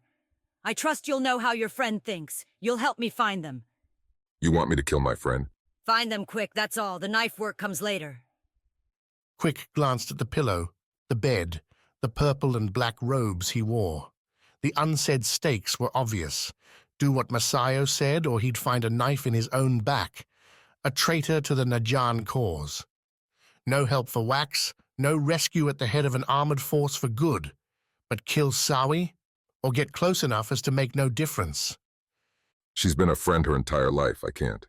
You can and you will, or do you think we didn't notice your little escape? The scientist will be followed, of course. Whether she lives now is up to you. A life for a life. Quick found his feet before he knew what he was doing, a hazed red over his thoughts. He took a step towards Masayo, only to see a dagger, long and sharp, out and pointed at his gut. You're monsters. Did you listen at all to what I said? Your friends, whether they know it or not, will destroy everything if left alone. We are the only ones who can stop them. Your brother is on your same path, faced with the same choices, and he continues to put the Isles above his own feelings. Can you?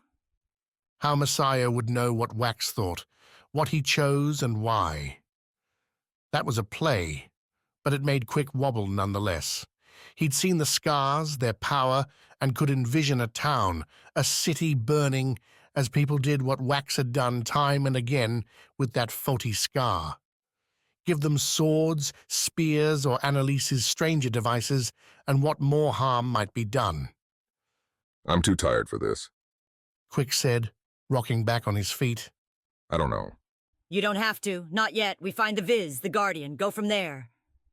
Masayo pulled the dagger away, ready to discard the threats and give Quick a way out. Take your nap. I'll have bags packed and readied. As the third-hand Tenet turned away, Quick found his voice, a question to ask with it. Why? Searching for reason is a fool's errand, my young friend. Masayo replied, continuing to walk away. Best do as the birds and fly as the wind blows. Whatever that meant. Quick sat back on the cot, put his head on the pillow, sure he wouldn't sleep more than a moment. Instead, the dreams came fast and troubled. By the time Masayo's rough hand shook Quick awake, he felt no rested than before and said as much. Nevertheless, Masayo said, the pipe again glowing as it hung from her parched lips. We go. Get dressed, Vis. The hunt begins tonight. Chapter 38. Sledge Sippin. Nestled back between satchels and provisions pilfered from the inn's crowded stores, Tawny adopted a new perspective on winter travel, namely that when you had nothing to do save nurse a stiff, burning potato vodka while the frozen land bounced by, it wasn't so bad. The only thing she'd change would be the company. Wax and Bliss sat up front, they being the pair with any wildlife experience. The closest Tawny had come to dealing with a creature had been the occasional Ferrety, and Yujo, lurking beneath her coat across from the bandit, hadn't found time to train any beasts in Kansi's streets or while coasting through the Palace of the Winds. That's really the name, then? Tawny asked, passing the bottle, one of many she'd shoved into the sledge over Wax's increasingly raised eyebrows. Palace of the Winds? Pretentious much?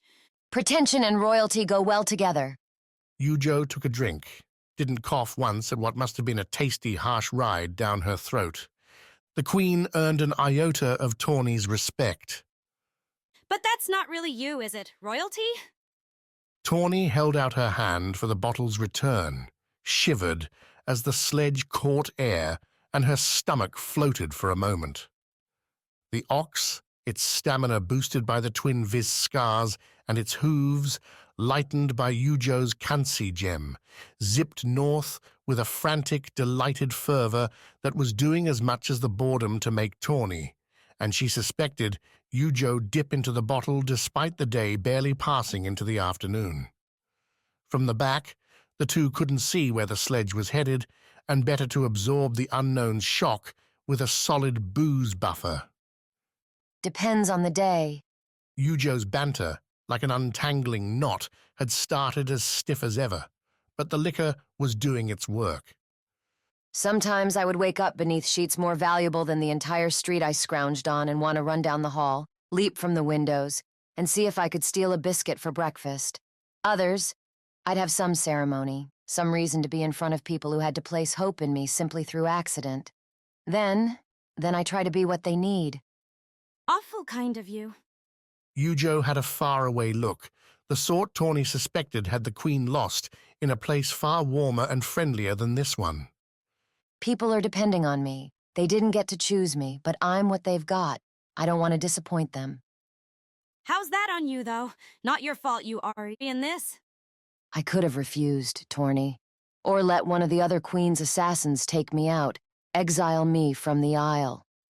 Tawny sniffed, drank some more.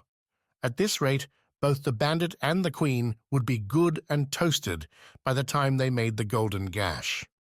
A good first impression on whatever fools found themselves stuck there too. Tawny, after handing the bottle back to Yujo, patted the pocket beneath the furs, felt the diary still there. So long as she had that, who cared what some morons in an outpost thought? So do you even want the Aegis? Is that what you're going for? What your people want? You owe them enough to burn out a short life sitting on that stone chair? I owe them a reprieve from the fiends as fast as I can give it. Yujo gulped down a larger share than Tawny managed. Went for it again. I had my time getting the best we had. Now it's time I gave back. Damn, you really are noble.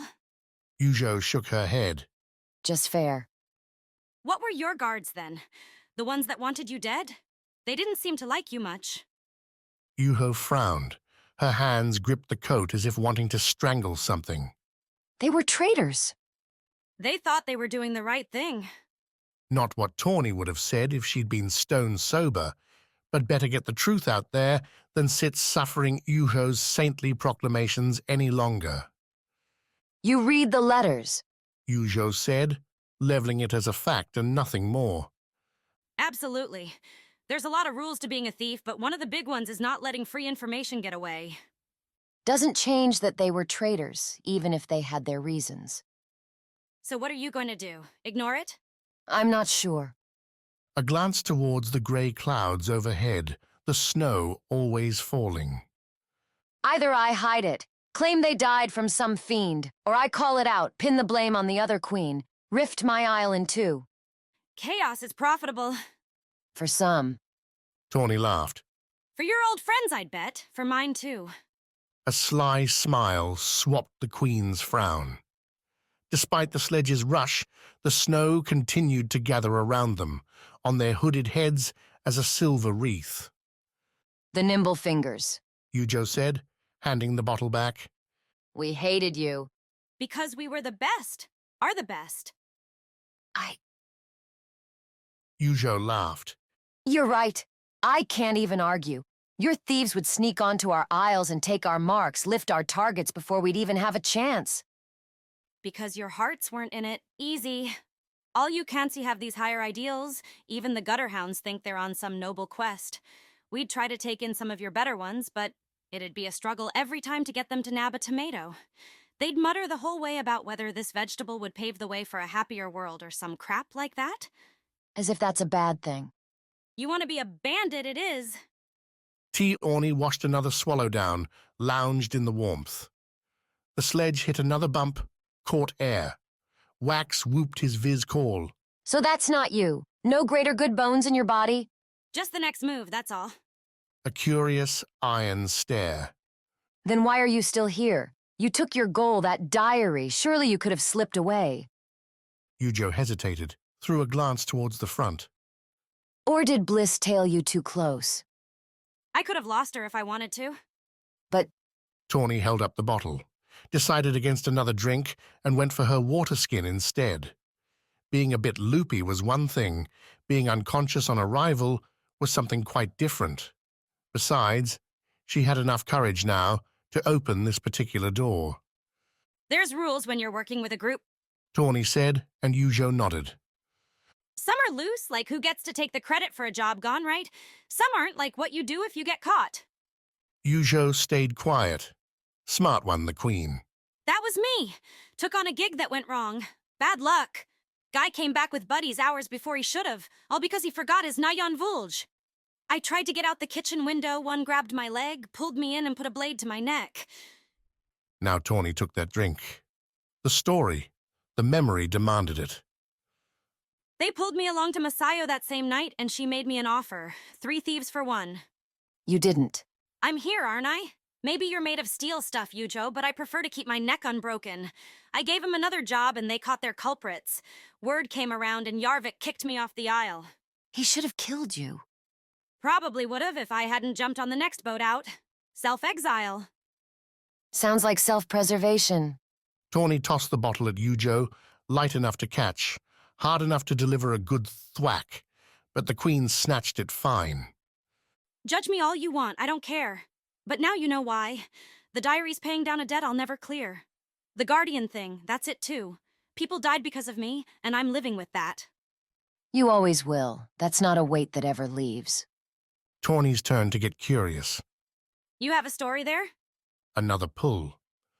Yujo looked like she wanted to say more, but Wax gave another whoop, said the Gash was in sight. They were moving so fast. The queen stashed the bottle away, gave Tawny a single sad look, then climbed from her makeshift nest to take a look. Tawny followed, peering over the stacked satchels.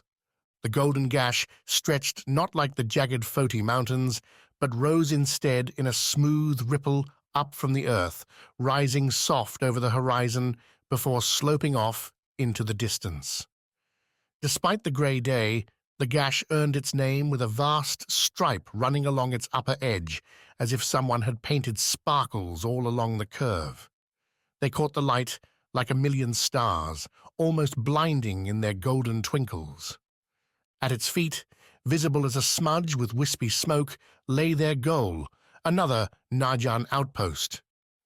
With it would come instructions, a test, and another Skar. Another line on a debt Tawny would never repay. Chapter 39. On the Rocks. Noxia wasn't comfortable.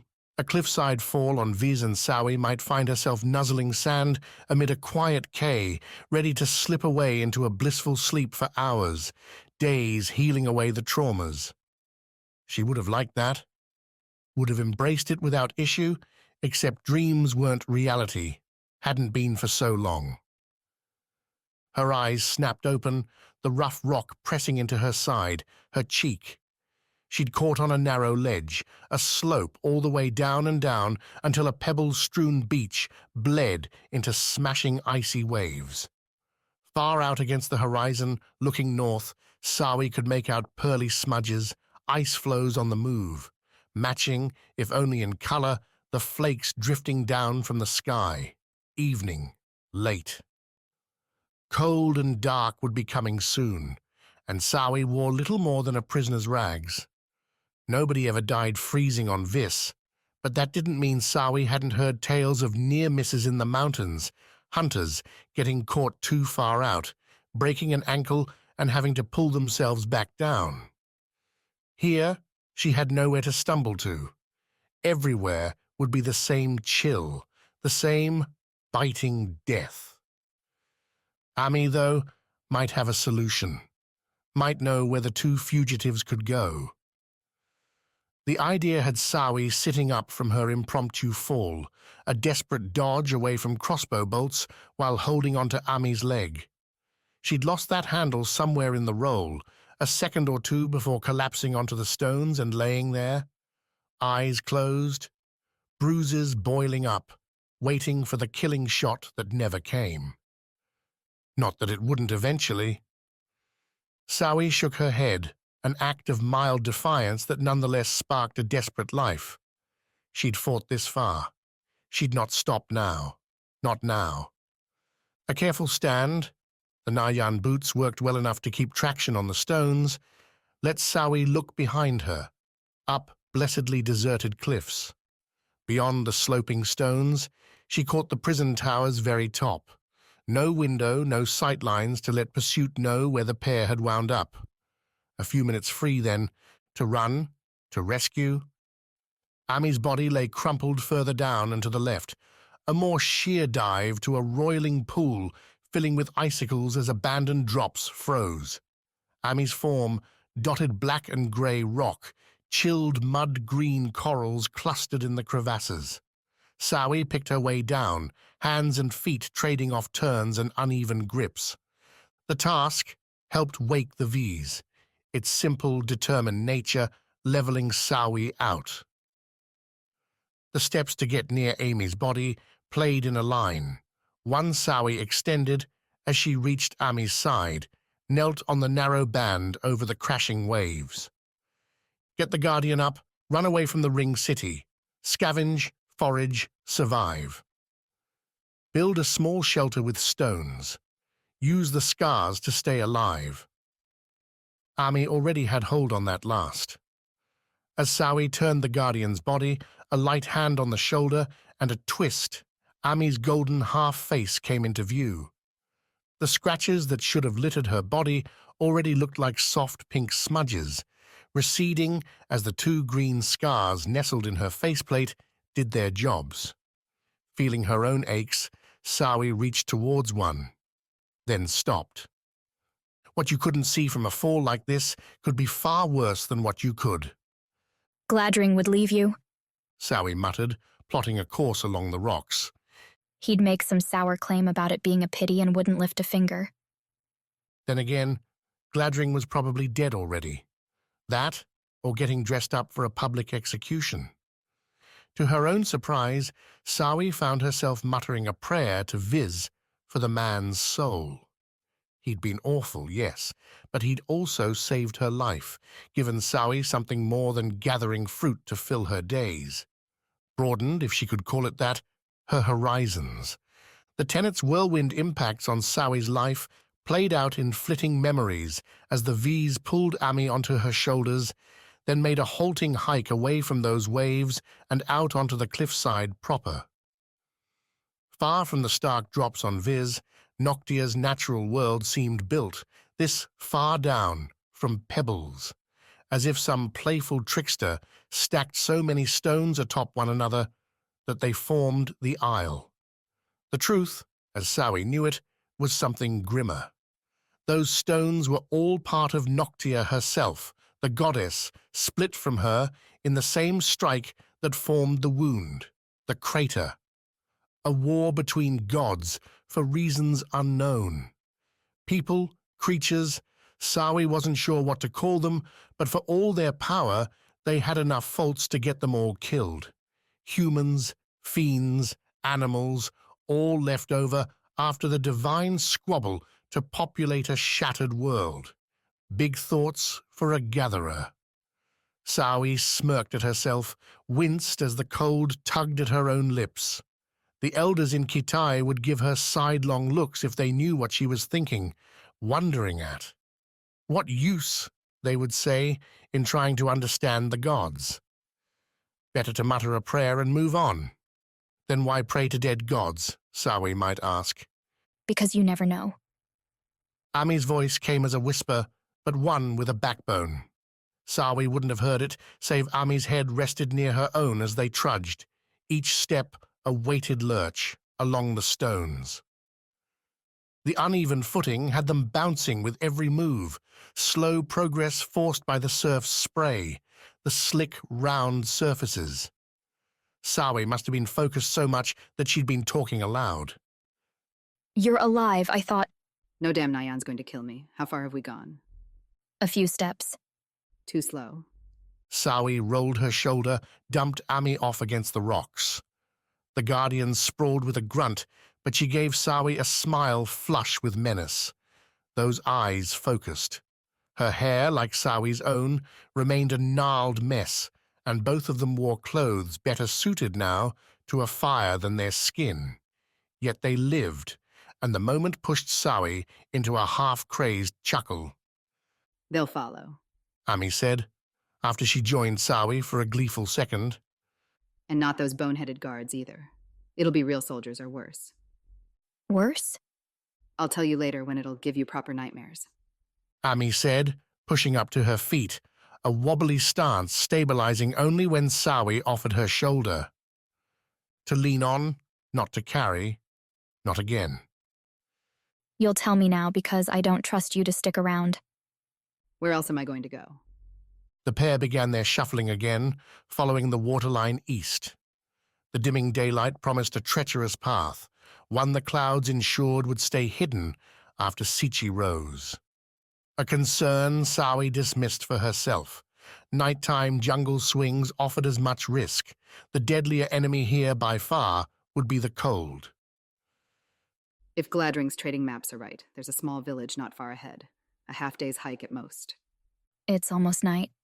Then we'll walk in the dark. Might die in the dark, too. Ami didn't stop moving, but Sawi felt her head turn. You're not worried for all you're saying. There were people to bluff, situations to hide. This wasn't one of them. We're here, Ami. Worrying's not going to change anything. First smart thing you've said. Another insult, but Sawi let it slide. Ami, all thorns. Gladring had hinted it hadn't always been this way, that the Aegis's favorite friend used to be a warming presence all around the Isles. The years, though, had ground away the jokes and the smiles, a vibrancy murdered at last by the burning fiend and her scarred face.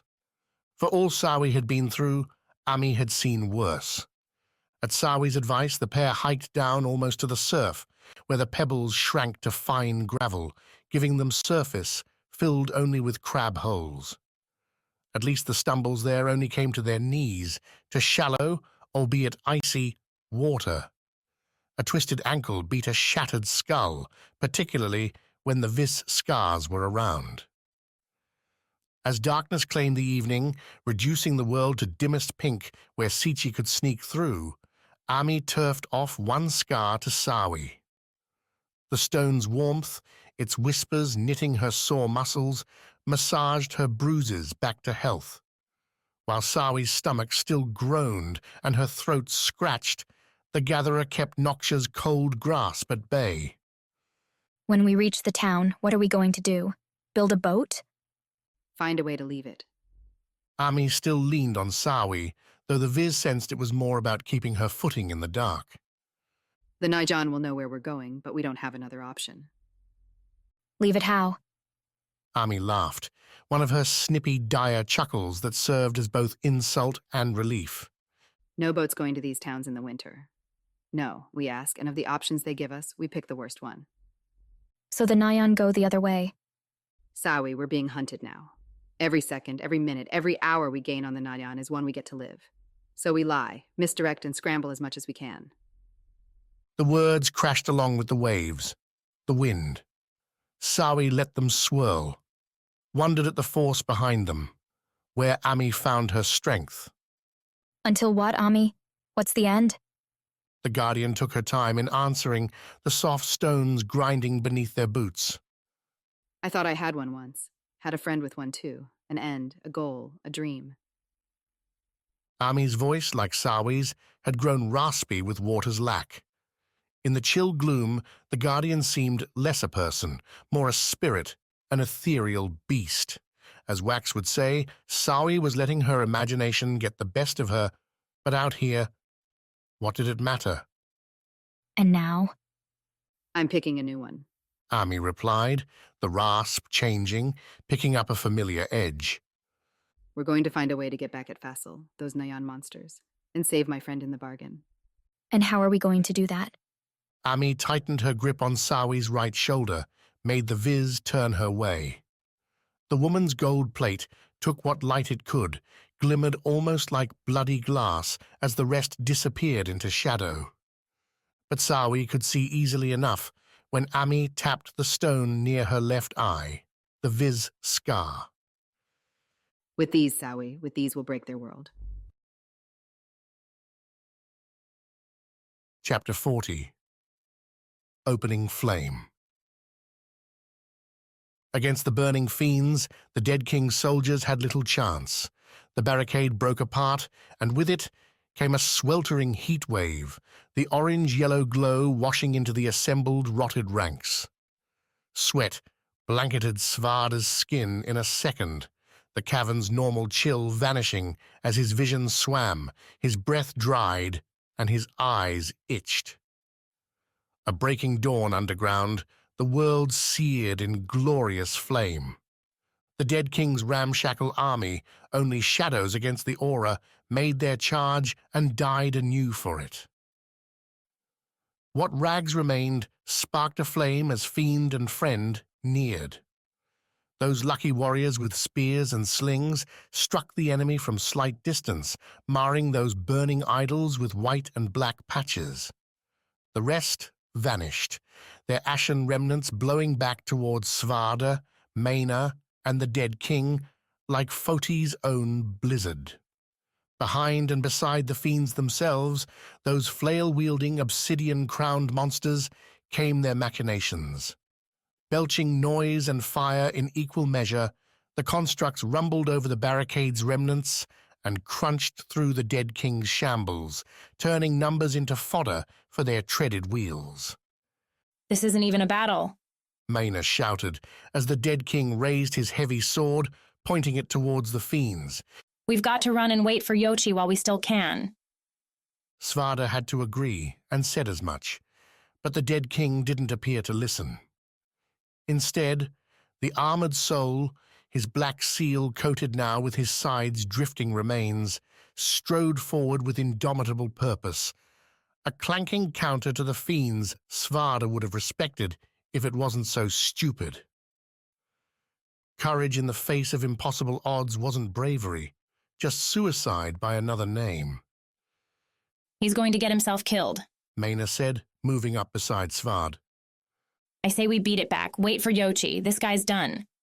What about the sword? If they can use it, then... It'll probably melt. Svarde was about to argue, amid the cavern's growing heat, that these fiends probably couldn't match a forge's fires, but found his words faltering as the dead king merged with his soldiers and entered the morass. The man had said he'd been Demian's guardian when the Isles were dark, after the gods died, and nothing save chaos had a hold on the world.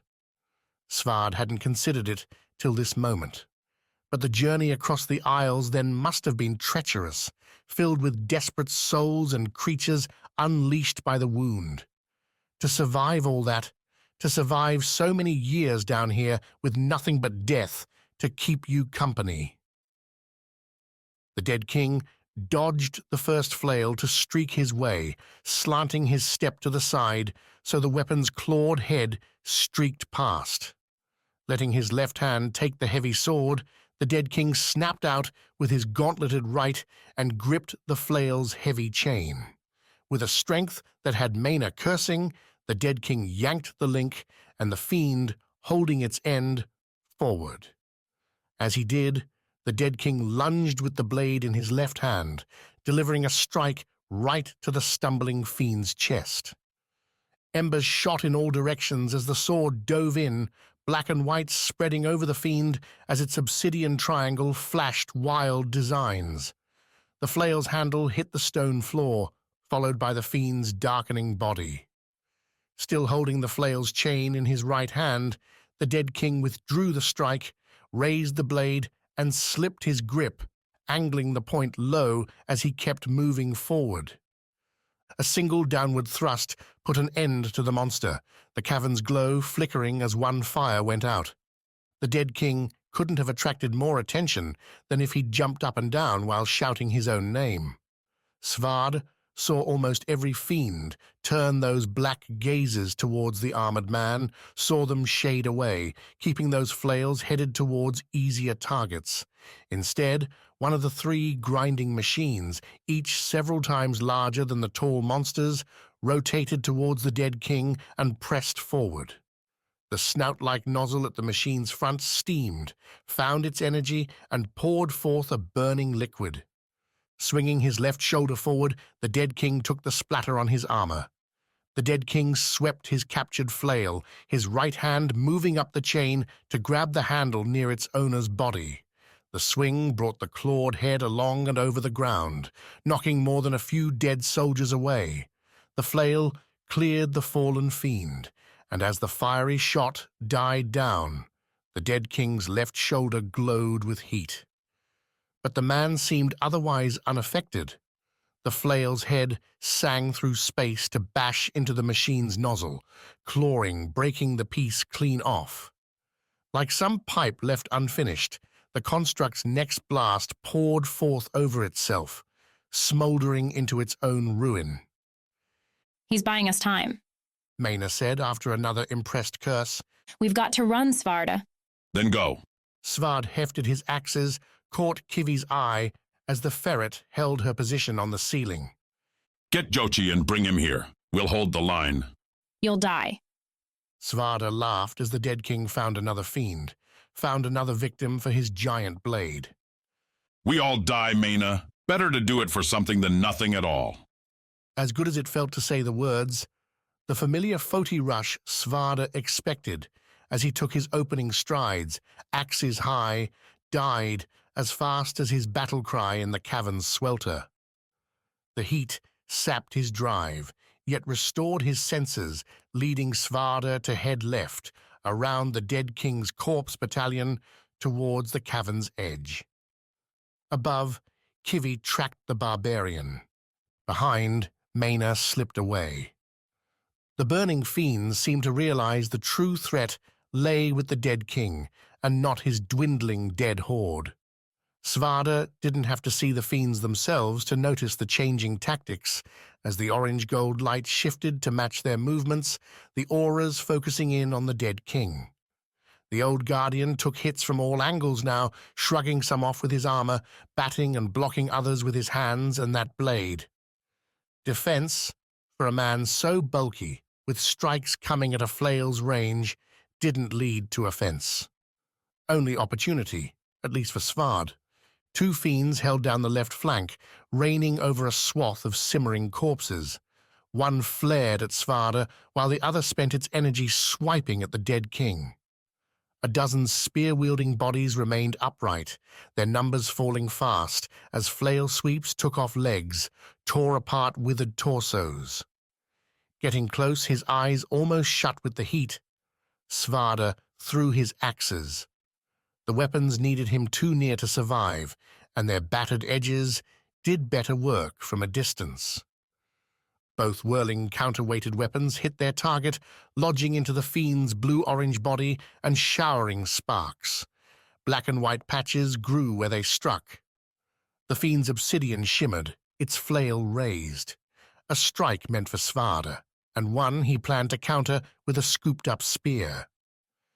The fiend's massive mid-arm, one of four, went back, the flail rattling along behind it.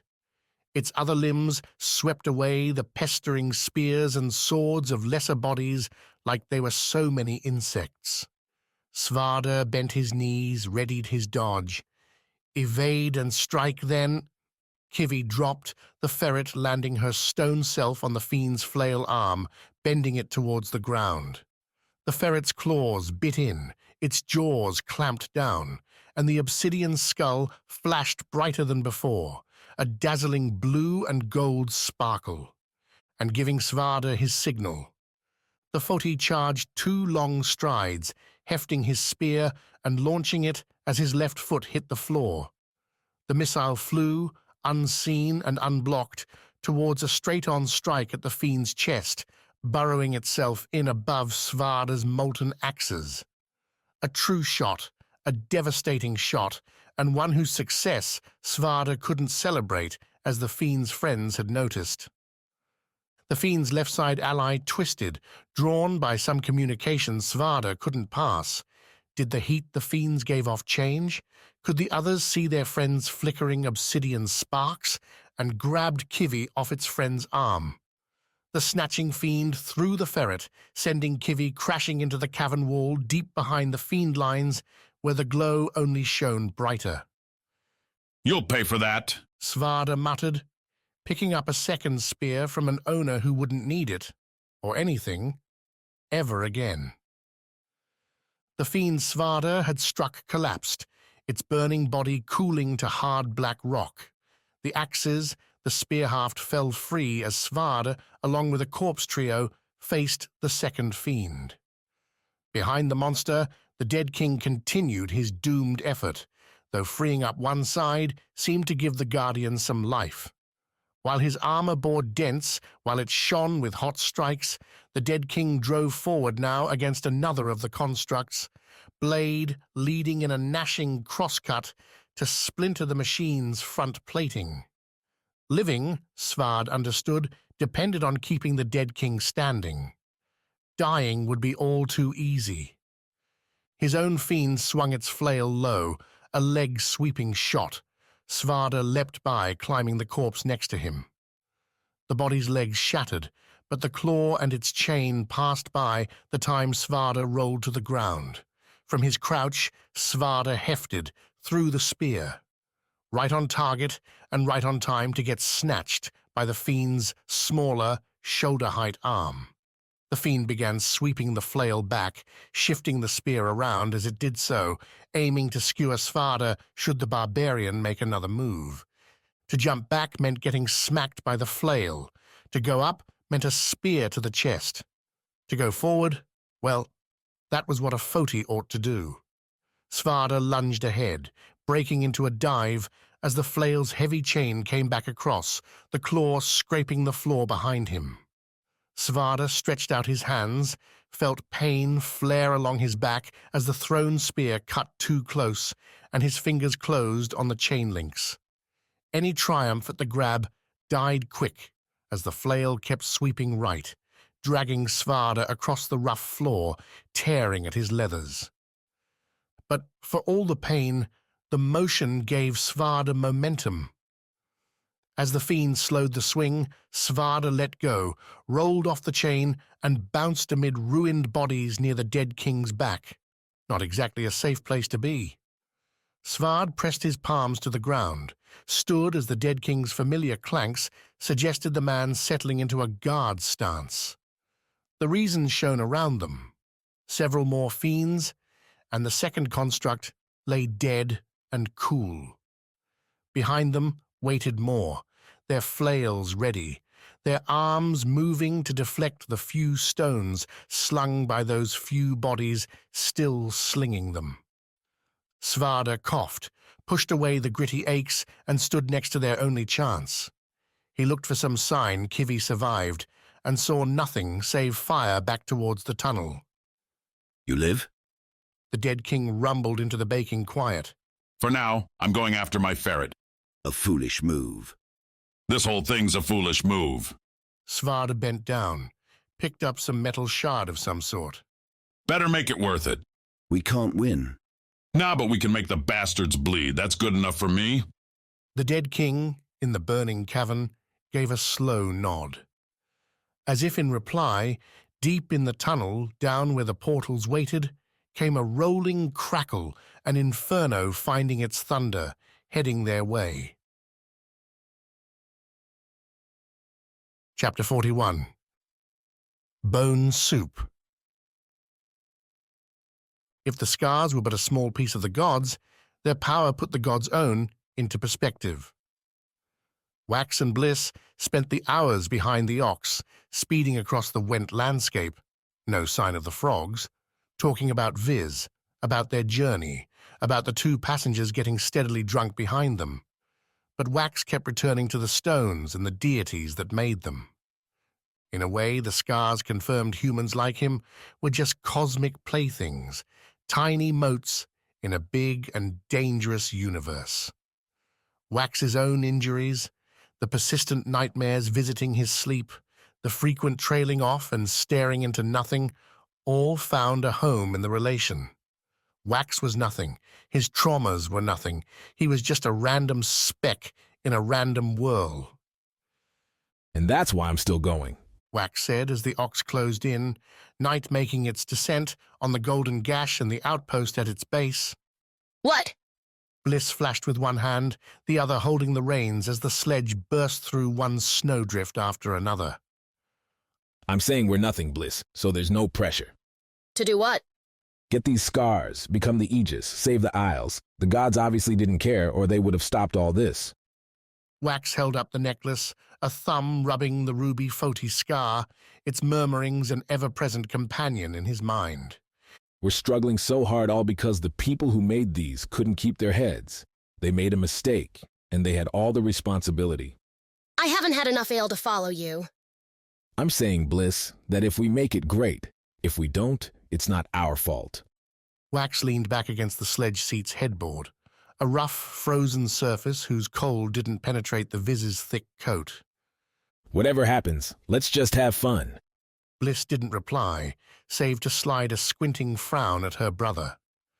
Which fine, she could have her opinions. Bliss and Quick always tended towards the more serious tack, trying to parlay this or that into a bigger meaning, some broader lesson. Well, Wax was doing that now, and if she didn't like his conclusions, that was her problem. He rather enjoyed feeling insignificant. The Najan outpost, however, didn't share Wax's opinion. Unlike the Vis and Foti counterparts, which operated in relative calm, the Went fort had high palisades with pointed tops, more than one bearing blood's faded red stain. Purple-black flags whipped, their rippling shadows glinting over the dozen guards standing outside the main gate to greet them. Vultures and chakrams stood ready, and a watchtower overseeing the affair held 2 more crossbowmen with quarrels set and targeted. As they neared, Bliss pulled back on the reins, the ox starting to slow. What should have been a calm approach faltered as the ox found its grip on the snow slip. The cancer Skar, always eager to float and fly, didn't take the ox's response well, and the great creature lost its footing, falling and skidding as the sledge whipped around. Tawny, Yujo, and Wax lofted curses, going for handholds. Bliss tried to pull the reins tighter, a panicked move that served only to pick her up off the sledge's seat as the whole thing caught the snow sideways and flipped. How fast fates could change. Wax caught air, diving free from the sledge and hitting the snow at speed, sending up a cold spray as he tumbled through the drifts. Satchels and supplies rained everywhere, accompanied by cracking, snapping wood as the sledge spilt apart. Somewhere in there the ox snorted, moaned its own confusion, rolling end over end to stop at the palisade with a heavy thud. Wax himself wound up sitting, brushing snow from his face, only to find a vulture's speared end lowered toward him. "Hey there!" Wax offered to the helmeted glare staring his way behind the setting sun. His heart thudded, his shoulders felt a tad sore, but no serious injury made itself known. "We're 2 Renewals, and we'd love some hot dinner." Bone meal soup did indeed come in hot once the foursome had their supplies gathered up, their tired bodies escorted to the outpost's boarding house, and the scars retrieved from the very confused, very exhausted ox. Served with, as ever on Went, soft potatoes and carrots, the meal nonetheless carried a different buzz, namely the sounds of other voices ignoring them. Not since Noctia had Wax been so bereft of attention, and even there, Yujo's presence brought them enough probing eyes to keep the Vis squirming in his seat. Here, though, they had stiffer competition.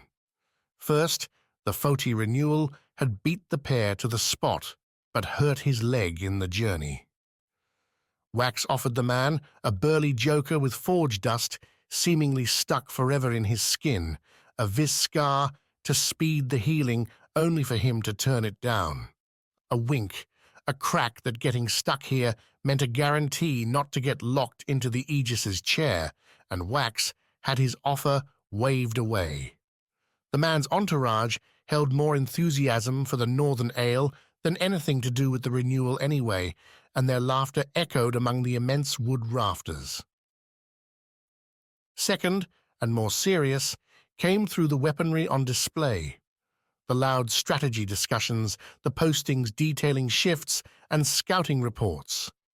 Went, on the northern end, was apparently a dangerous isle.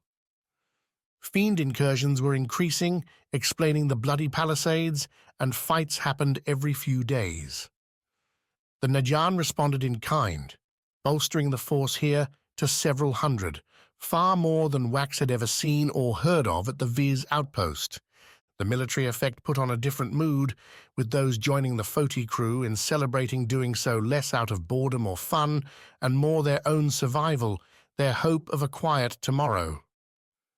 The bone meal soup reflected slim rations, buttressed less now with the Went warlord pulling so many of the Isle's traders into his suicidal campaign beneath the ground. The outpost's leader, a stocky woman decked in purple-black leathers, joined them at their long table. Utna bore her duty with fortitude, as if command's burdens floated above her shoulders. At least Yochi's taking the fiends with him. We've been able to range farther, sweep some of the damn monsters from the Gash. Tawny and Yujo had begged off quick after downing their soup, the crash, and the booze before it sapping their already short sleep. Bliss looked about ready to join them, her eyes heavy-lidded. Wax, though, embraced the communal coziness around him, the roaring fires, laughter, and smells of civilization. Much like Cassignol's Foti Casino, the Najan boarding house thrummed on Wax's frequency. You're saying there's fiends in the Gash? Wax asked, Utna nodding like she expected the question. It's a slice right out of the ground, Utna said. Made when Went tried to stop Vis from killing Noctia. Could have been another wound, but we get gold instead. Why? Utna shook her head, drank the hot tea given someone with too much responsibility for stiffer stuff. That's a question for the scholars. All I know is there's caves in there for fiends to climb. Think we'll find some? You want to go up tomorrow? Don't think the Isles want us to wait around. Wax flicked his eyes towards the Foti crew, and Utna sighed. A stain on the Renewals, that one. We'll send a detachment with you. They'll cover you to the Skar section. That part you have to do on your own. Why? Why do we have to do it? Couldn't you have all the Skars just sitting in a room in Noctia, ready for us to take? Utna blinked. Her hand drifted beneath the table, and for a moment Wax wondered if she was going to go for some knife. Beside him, Bliss sparked awake. While her own weapon waited back at the room, Wax's sister seemed ready to jump on the table, deliver a kick. The Foti Skar, back in Wax's necklace, thrummed with a desire to immolate the captain and everyone around them. Tradition, Utna answered, after too long a beat. Tradition and understanding. The Aegis is an honor. It's also a sacrifice. Only the one who's earned it deserves it. Sounds like a line. Bliss flicked with her fingers, a dance Utna noted. You don't believe that, Wax said. He didn't need to push Utna, but it had been a long day. Their journey had been so dangerous that its necessity suddenly seemed pointless. Why risk so much? Utna somehow tightened her mouth even further. She pushed back her chair from the table, stood up. You want an answer to that question. You ask it when you get back to the ringed city. Maybe the Circle will tell you as they set you on the wounds chair when it'll be too late to matter. What's that mean? Wax asked, but the words faded against the Nayan leader's back as she stomped off to another table. Means I'm liking all this less and less. Bliss signed, frowning at Utna. Seconded. Wax gulped down his ale, a caramel, hard flavor that played well with the cold outside. Guess it means we'll have to make it all the way back to find out. Maybe.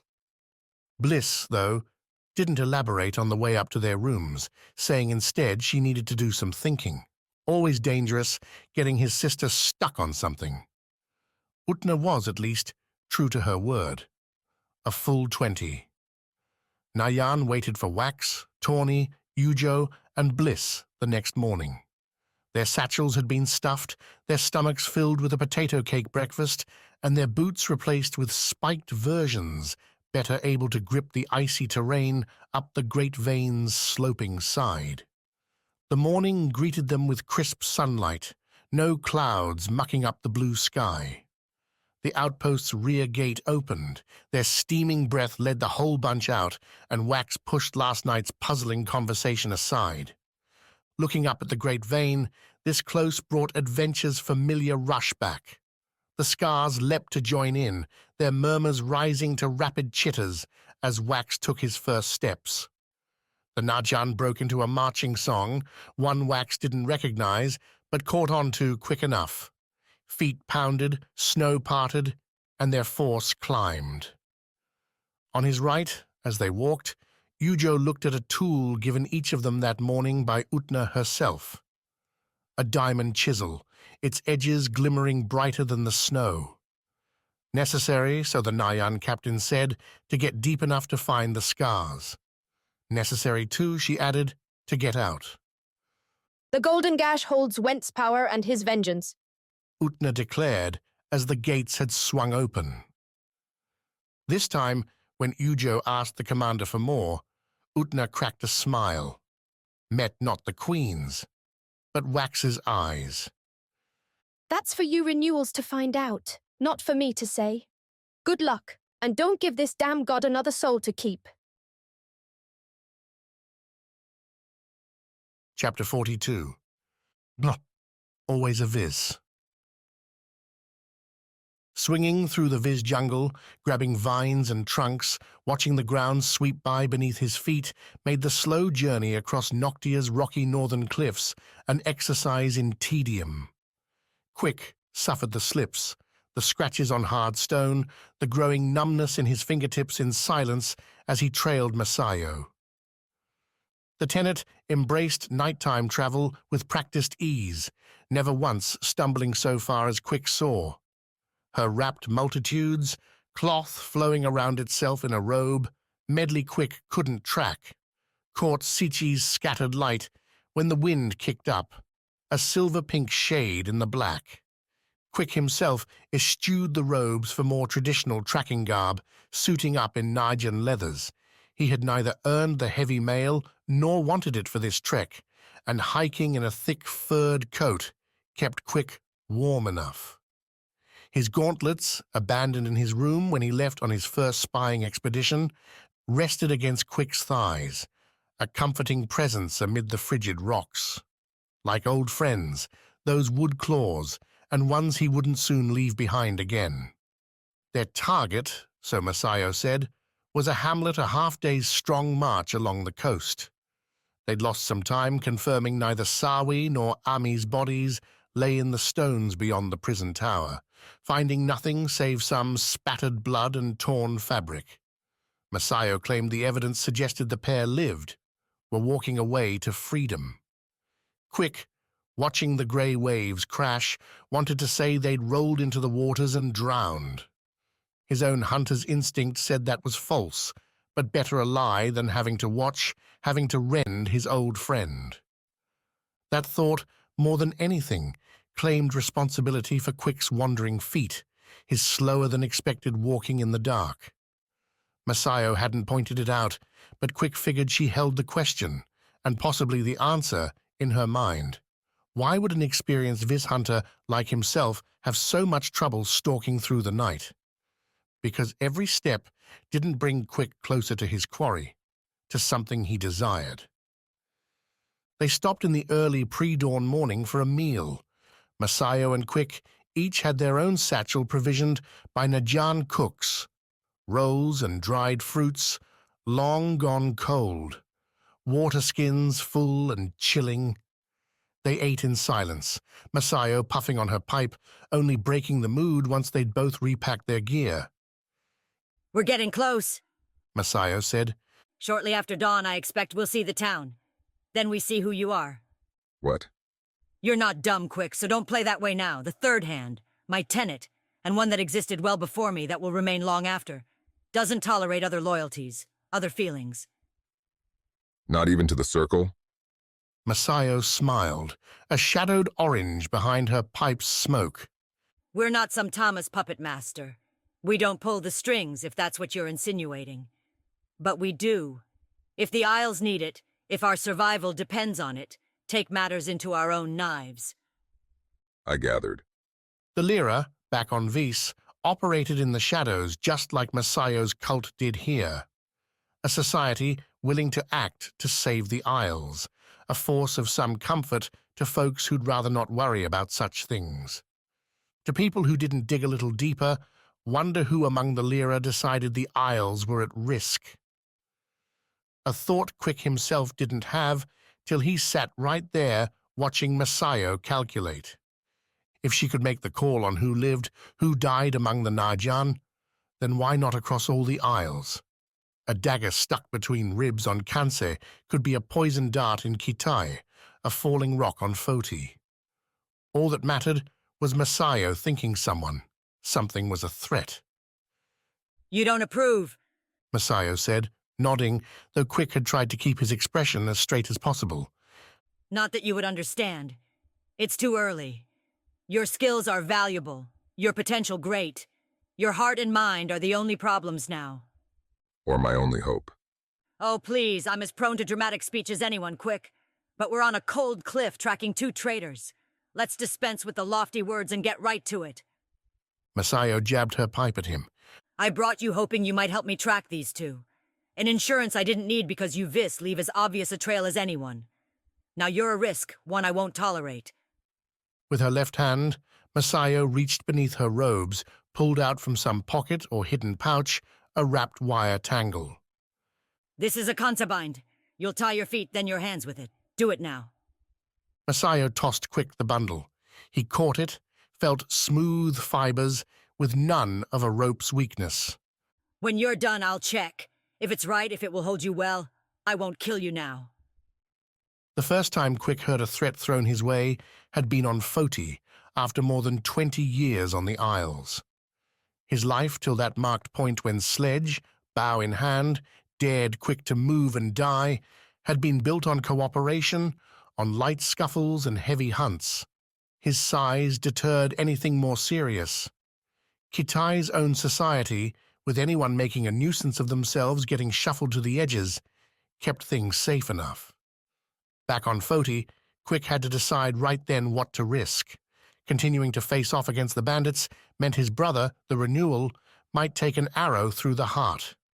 An easy equation, even for someone with little care for math, despite what Annalise had tried to teach Quick during their few days together. Here, he sat alone. Nobody to protect, at least nobody Masayo could kill then and there. No witnesses either. If the third-hand Tenet disappeared among the rocks, Quick could blame it on Ami, on bad weather and a misstep in the dark. What are you waiting for? Masayo said, though the small smile as she puffed away seemed to say she understood, that she dared him. Well, maybe she dared the wrong man. Quick flicked the wire at Masayo as she took another drag. He kicked back as he threw the tangle, pressing down with his hands on the cold stones to rise up to his feet. As Quick's legs straightened, he shoved his hands down into his gauntlets, sliding his palms along their taut straps, fingers finding homes in those smooth claws. Masayo let the wire glance off her robes, patter to the rocks. She took another puff, watched Quick get himself ready. So that's your choice, then? Your loyalty to those traitors is greater than to the Najan and all they can bring your brother? I don't hurt my friends. Pity they didn't feel the same way, Masayo said, rising at last. She left the pipe smoking an orange on the stones. They hurt you Quick, locked you up in a cage and battered you near to death. Why protect them? Sawi did nothing to me. Holes there, if Quick wanted to dig, but not here, not now. Introspection and interrogation could happen after this, when he went on and found Sawi, Ami, in the town. Then they could hash it out, find a way forward. Masayo wouldn't twist his mind anymore. If that's the way you see it. Masayo sighed. Come on then, show me what you've got, Vis. Again, Foti played about Quick as he bent his knees, mapped out the short distance between him and Masayo. That rocky, lava-plagued isle had been his first real fight against another human, and he'd learned one damn thing. Humans fought by no rules. Masayo's hands disappeared beneath her robes, waiting to draw some knife, some stone, some needle laced with poison. Quick made 2 assumptions. One, that Masayo didn't want him dead. and 2, that he needed to run more than he needed to win. A team up with Sawi and Ami would more than even the odds. So he scooped his right gauntlet low, letting the claws scrape and pick up several stones. With a hard, underhanded toss, Quick sent the rocks, a couple pebbles, and one with real heft, flying at Masayo. The Tenet turned her shoulder, took the missiles like Quick might brace himself against a breeze. An easy shrug-off, but that was the point. Masayo's turn put her arms out of position, one Quick exploited by kicking off with his left foot as he flung the rocks. He bounced to his right, landing on his bent right leg and launching into an overhand swing at the Tenet's turned shoulder. The shadowed robes shifted in the dark, and Quick felt his claws bite into cloth, saw Masayo turn further, letting Quick's swing carry past her in a harmless tangle with her robes. All according to plan. She'd foiled one gauntlet, but Quick's left came in high and hot, striking straight over his right and in line for Masayo's hooded head. Fast, lethal. Except the Tenet crouched with her turn, Quick's swing collecting more cloth as Masayo's body went low, as her left hand completed its whirl to deliver an unprotected jab to Quick's stomach. The hit came with an icy pierce, no blunt punch or slicing gash. Quick tried to pull back, found his gauntlets caught up in the robes. Masayo stayed close, worked into the seams as Quick tried, failed to free himself. Everywhere seemed to be the flowing cloth, as if he was in a battle with a blanket. Those sharp jabs continued, small stabs walking up and down his stomach, legs, chest. Enough. Quick broke his arms wide, tearing the robes off with his gauntlets, the sweep forcing Masayo back a step. The robes fell away to the rocks, revealing Masayo in taut leathers studded over with braces, belts, and there, lining a necklace Quick had never seen, several familiar stones. Masayo's shade flickered, and Quick felt another piercing up near his shoulder. He flicked an eye down, noticed a familiar dart.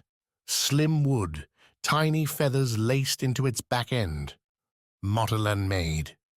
Coward, Quick said, his tongue growing stiff in his mouth, legs and arms shaking. You have scars. Fighting without knowing your opponent is a terrible mistake, Masayo said, approaching, though her hands stayed ready. Not that Quick couldn't manage to swipe, not anymore. His knees hit the stones hard, and his head would have followed, save for Masayo's reach, catching him and lowering Quick to the ground. There's more to the Isles than renewals and fiends. Games are played. Power changes hands. Some want to control, others want to survive. Some few Quick, some few can do both.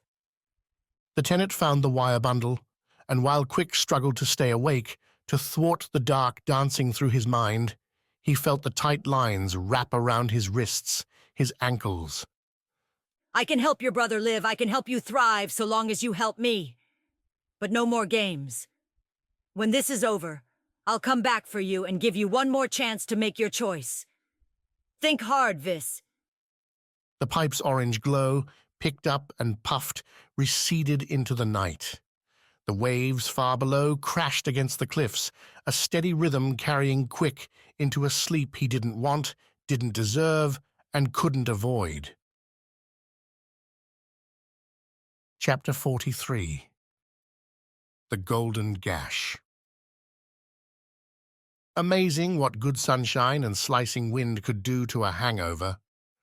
Tawny's headache, persistent despite the long night's rest, finally succumbed to nature's icy kiss as the group hiked up the path to the Golden Gash.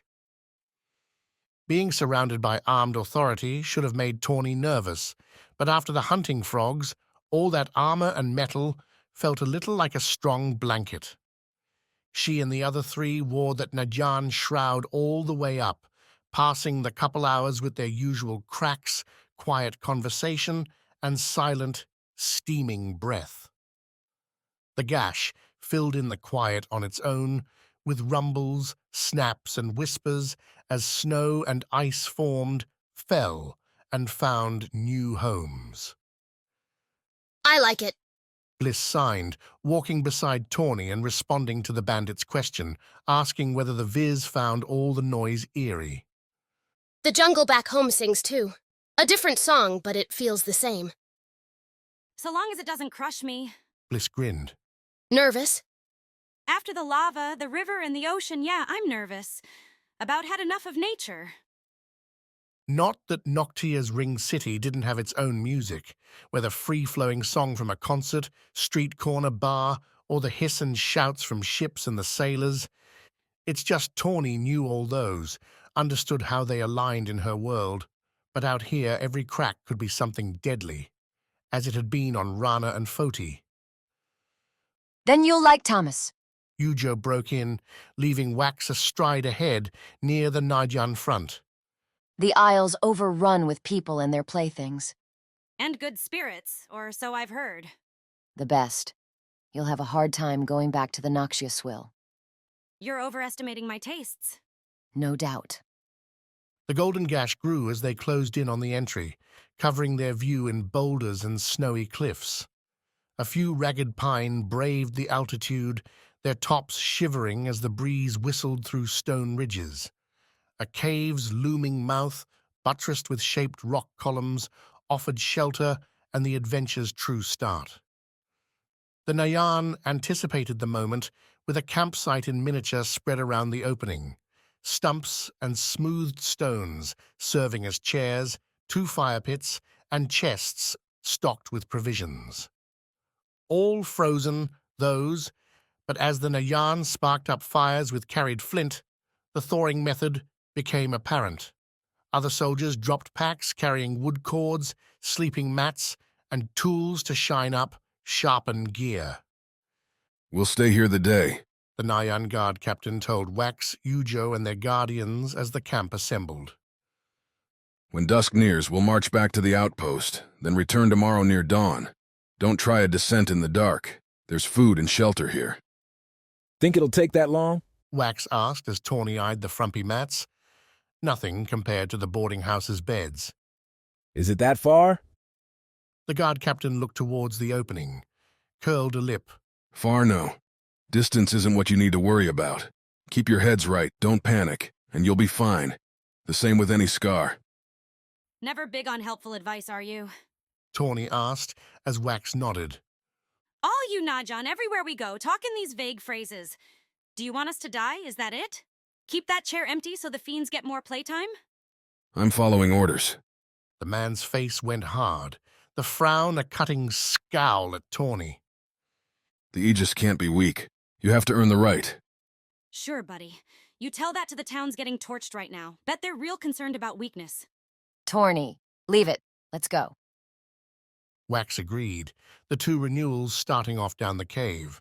Tawny figured she had time to deliver another barb or 2 at the Najan, and would have let them loose had not Bliss grabbed her arm, pulled the bandit after her supposed charges. They're not the enemy. Bliss signed as Tawny struggled free. They're protecting us. Come on, you don't really believe that, right? The Circle probably has 1,000 Skars in the Ringed City. They just don't want to give any up. You really think so? Tawny was about to reply that she didn't think it. She knew it. The nimble fingers, and anyone who really paid attention, understood the Najan protected, the Skar troves on the Isles, less for the renewal and more for their own benefit. What that benefit was had been a mystery for Tawny until this trip, until she'd seen what the Skars could do. Now the question changed. If the Nayan had all that power sitting in the Ring City, why didn't they use it? The glittering cave, a break from Foti's black stone and ash, didn't answer Tawny, but did distract her with its prismatic shimmers. Ice and snow coated everything for the first leg, a stiff breeze following the quartet inside and snapping through hanging icicles, hard snow drifts, and a scuffed path with frozen boot prints. The sunlight died quick enough for Bliss and Wax to crack torches, the flames dancing with 1,000 reflections of themselves. At least it's beautiful. The whirlpool was dark and wet, Fody sweltering. Vis had all those bugs in the webs. But the view. Wax added as they ducked beneath a toothy icicle array. At the top, you had to enjoy that, right? With Sylvain and her sword breathing down my neck every second. Tawny let the conversation play out, instead drawing her chisel and spinning the diamond instrument around her fingers. About as long as the knives Tawny worked with, the chisel had a good edge. If it could really cut through ice like this, then it might make a good tool to crack a chest or a stubborn door. Utna wouldn't notice if one went missing, would she? Anyone else think this is getting smaller? Wax asked, pushing Tawny away from chisel thievery. The ice is closing in. I'm getting golden. Bliss's signs cast shadows through the torchlight, and when her hands dropped, Tawny saw what Bliss meant. The snow and ice no longer held just blue and white, but honey-like drops scattered throughout. They grew thicker as the group walked, the confines indeed tightening until Wax stopped hard, facing an ice wall as gold as it was silver-white. Guess this is where the chisels come in. Get to it, Wax. Why me? Because you're in front. Wax laughed, took out the chisel, and stared at it for a long second. Then put the instrument up against the ice. A light tap. Another, with the tiniest ice flakes falling to the ground. He didn't get a third. Allow me, Yujo declared, swiping the chisel from Wax's hand and adding her own, swiveling the grip around to the chisel's heavier blunt end. Don't use these on Vis? Never. Then watch. Pressing the sharp end against the ice wall while using the blunt back of the other, Yujo hammered along the top. Tawny, taking Bliss's chisel to copy the move, started working on the right side. She'd not chiseled much, but working with small tools came naturally enough to the bandit, and together the pair and those diamond edges pried apart half the wall. A strong shoulder shove, Wax and Bliss helped, cracked the barrier, sending it crumbling before them.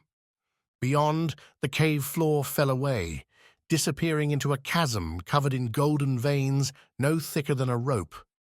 The straight spider-web-like lines crisscrossed the chamber, forming a strange maze wherein a misstep would send you plummeting who knew how far. As if to emphasize the point, Wax kicked an ice fragment over the edge, the group watching, listening far too long before its cracking demise echoed up to their ears. Well, this is delightful. Any takers? The destination, at least, wasn't hard to pass. Crossing the chasm, its far edge visible at the torchlight's end, hinted at the cave continuing. I'll go, Wax said, grinning. At last, a challenge I can get behind. The Viz didn't wait, didn't hand off his torch either. With a single tap, he tested a gold ice rope. Finding it sturdy, Wax stepped out over the dark, his free hand finding other cords to balance on as the Viz stepped heel to toe along the line, switching to others with impeccable poise. Yarvik would have loved having Wax on his crew. Definitely goes on over here, Wax called as he reached the far side without difficulty. Come on, Guardians, let's move. Bliss followed her brother at the invitation, crossing, without a torch, faster than Wax had. Tawny joined Yujo at the chasm's edge, looking down into that dark. Her stomach twinged. The V's pair, and Yujo with Kansi's tall peaks, probably saw enough heights to avoid getting lurched by the downward distance, but... Can you go last? This isn't my speed. Tawny flicked a skeptical eyebrow at the Queen. I thought Kansi was all about nifty footwork. With both hands in the open air, not on ice with bulky coats. The Queen held the torch out Tawny's way. Please. The bandit was about to counter, say she didn't vibe much with this crossing either, but the worry in Yujo's otherwise steely face silenced the comeback. Brought up a softer, newer sheen instead. A guardian's job, Bliss and everyone kept pointing out, was to help get the renewal to the Skars. Yujo needed Tawny to take the torch, and Tawny was her damn guardian.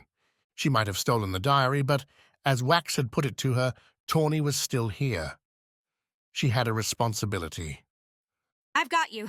Tawny said, taking the warm torch and its oil-soaked wrap. One step at a time, right? Right. The Queen followed the path chosen by Wax and Bliss, taking one tentative foot and setting it on the ice rope. It slid at her touch, Yujo yanking the foot back. A deep breath, a gulp, confidence on the brink. Yujo rubbed her wrists, one holding a particular bracelet with particular stones. A chance Tawny didn't miss. Hey, you'll be fine. You've got that conche Skar, remember? It'll save you if you fall. As if the bandit had taken a load off Yujo's shoulders, the Queen straightened, grinned. Know what? I think you're right. This time, Yuho stepped with strength, conviction. Her planted foot didn't move. Her hands found the same help Wax and Bliss had before. One before the other, strong strides taking Yujo across the chasm and into Wax's outstretched hand. A lift, and there they were, a trio ready to go. Come on, Tawny. Easy. If only. Tawny didn't have any magical scars ready to save her life. That thought echoed with her heartbeat. The torches nearby crackle as she took the first step. The rope held, as did the one Tawny grappled with her left hand, moving out into space. Old instincts took over, guiding her silent steps one by one, just like she'd done countless times on thin Noctia rooftop railings. Her mind ran silent, her muscles working smooth, the chasm rolling along beneath her, a black pit not worth noticing. Bliss waited, arm and hand ready to grab as Tawny neared the end, a last rope tangle. See? Tawny said as she angled onto the last set, the torch merry near her head. Just as good as you vine crawlers. 2 more steps. Tawny reached, grabbed a crosswise golden rope, ducked beneath it to make the next move with her right leg. Felt something drip on her shoulder. She glanced, saw the wet mark, saw another drop hit it. A look up, the torch, its flame melting through a rope already thinned by Wax's earlier passage. Tawny's heart froze as the flame burned a hole, as the line cracked, swung down, collided with the same one the bandit stood on like death's own pendulum. Her rope cracked, Tawny's foot slipped, and without even a worthy curse, the bandit fell. Chapter 44. Seaside Charms. Stumble into a Vis village, and you'd find help given freely. The Isle had so few agendas, so few schemes, that a stranger in need wouldn't be a pawn, a suspect, a future victim. At least at first. When Sawi and Ami stumbled, wrapped in grim morning dawn, into the stone hut collection climbing the crater's northern side, Sawi didn't expect the same. Enough time on Noctia led her to believe the first eyes seeing them would be suspicious ones, the hands reaching their way, holding knives instead of bread. Expectations weren't met. A fisherman, body laden with gear, saw them first. He cracked open his hut's warped wood door, shuffled out in a thick coat onto the smoothed, stone-strewn paths marking the town's avenues, and stopped short at the sight of the pair, both leaning on one another as they hiked forward. He watched for a long moment, perhaps considering if he was seeing a phantom, until Ami croaked a tired, dry rasp for help. Action, then, as Sawi had never seen it, broke out. The fisherman stuck 2 fingers to his lips and blew, a shrill whistle cutting above the waves, smashing below. He set his pole, his pack, down, and came, with as sure a knowledge of the rocks as Sawi would have of the forest vines, scampering down to their side. He asked few questions, a tacit acceptance echoed by the other townspeople coming out quick to assist. A fire, one fueled less by wood and more by mosses, shrubs, and oils, struck up in the town's centerpiece structure, still a hut, but one whose stacked stone walls doubled the others in size. Sawi and Ami found themselves settled on a squat stone bench, some thin, warm soup thrust into their hands. People moved about, trying to tend to wounds only to find the pair, despite their exhaustion, seemed largely unscathed. Sawi almost said why. Ami's faceplate held the scars now anyway, but kept quiet at the Guardian's headshake, nodded instead when Ami said they'd been shipwrecked, were near starved and lost. At first, the town seemed to buy the lie. Breakfast, the morning passed by in peace as the town turned itself back to the day's normal order. Wrapped in a blanket, the thin fire crackling, Sawi almost allowed herself to relax, to think maybe they'd made it, escaped the Najan's iron axe. Not for 1 second. Ami said, keeping her voice low when Sawi closed her eyes. They're kind to us now, but that'll change when the Najan show up. You think they will? I'm a former Guardian. You're Gladring's Vis chosen. The Circle won't let us go so easily, especially when they know we're still on the Isle. Ami had her second soup bowl now, was attacking it as she had the first rivulets running off her chin and dripping onto the crusted stone floor. Those thin stains added to a salty morass coating most everything, a damp sea skin worn about the spare stone inside. Like some forge, everything in here seemed made of rock, though lacking that Isle's skill. Bowls and mugs bore chips, handled with rough sides. Mouldering thatching covered what couldn't be handled by smashing rocks, like a narrow gap in the roof for the fire's smoke to escape.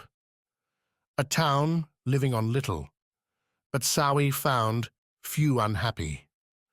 A life chosen, just like those in the V's outer villages. Quiet struggle, yes, but in that quiet, a dignity, an independence. She smiled. Wax would have lost his it a place like this. Too little action, too little drama. Would she? If we're lucky, we'll have today. Ami continued after her latest mouthful. We'll need to take what we can from here and move on. To where? Ami's eyes winced, flicked towards the door and its view of the slate sea beyond. That's the real question. We can try to circle the Isle, see how far we can get before they catch us. There's a plan. A bad one, I agree. There's another way, but I like that even less. Do tell. Make our way up the crater wall and down the other side. Evade detection as long as we can. Get to the Aegis and plead for her protection. Ami returned to her soup, fished out another spoonful. Sawi had eschewed the utensils, drank from the bowl itself, like everyone on Vis. Those free hands now found more warmth beneath the blanket's folds, where nobody could see her fingers kneading. The Aegis doesn't know who I am. It won't... I know it won't work. They'd kill us. The Aegis doesn't have power anymore. None that really matters anyway. So what? Did we do all this just to get an extra day tacked onto our lives? Wouldn't that be worth it? Sawi shrugged. Guess I was hoping for more. Her own death remained a concept Sawi refused to consider. She'd come too close in that Najan tower, and now that she'd found a slip of hope, going back to that terrifying miasma was a trip she would never, ever take again. Better to find her final destiny believing she'd stay alive. Better that. There's one other. One as likely to kill us as anything else, though maybe not by a Najan blade. You keep hinting at these things, Ami. Spit it out. It's because I don't like the idea, and I'm trying to find another one. Ami set the soup aside, remained hunched near the fire. The mosses and supplies these towns survive on don't just come from the ocean. I know because I've lived on this isle for too long. I've walked it enough times. Again, you're talking around the point. Ami shot Sawi a glare. Is everyone on Vis so rude? We've got things to do. There's caves, then. One just up the slope from here. They'll have barricades put up stall fiends, but we can go past them. Escape into the tunnels. Sawi laughed, a dire chuckle. You must have the worst ideas of anyone I've ever known, Ami. Every single one's going to get us killed. Not for certain. Ami shook her head. The more I think about it, the caves make the most sense. We know they sprawl beneath the aisles. The tunnels connect them all. It's how the fiends get around. We could get to Thomas, Kansi, or even Vis. After a few hours down there, the Nayan would never find us. The dark below. A whisper relegated to higher powers whenever Sawi heard it back home. Fiends lived there, strange things unseen and unheard. The domain of the Najan, the Aegis, and the foolhardy. The one time Sawi had come close to the total darkness had been in that pool, that last innocent moment with Wax before the monster, before Svarde, before all this. Could she face it again? There's no ships? What about running across the ocean ice? I've heard... You've heard about games and dares from people who die trying. Besides, it's still early winter. If enough ice forms between Noctia and Thomas to try it, we'd have to wait another month. That won't happen. Ami stood, brushed off her ragged clothes, the blanket. Waved at the sole townsperson, an older woman, keeping watch. The more I think about it, Sawi, there's no other option. I'm heading for the caves. I'd suggest you come with. We have nothing, Ami. Nothing. How are we... Ami fished in her faceplate, popped out the light red Foti ruby. This. An hour's demonstrating the Skar pulled half the town over in wonder, procured in trade fresh satchels, dry as much as anything here could be, clothes and provisions.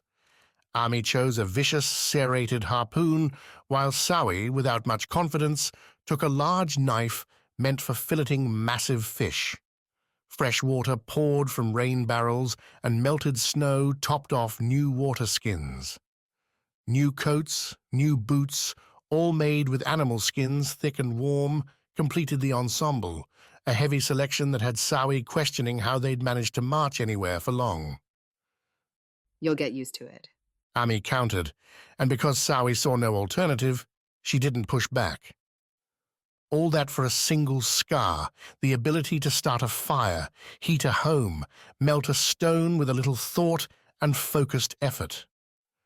Both Ami and Sawi demonstrated the stone's ability, focusing it as best they could on small actions for the townspeople, like heating soup or melting away an icy patch on a path.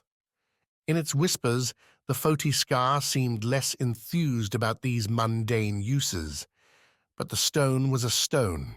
It would serve. Don't get excited with it.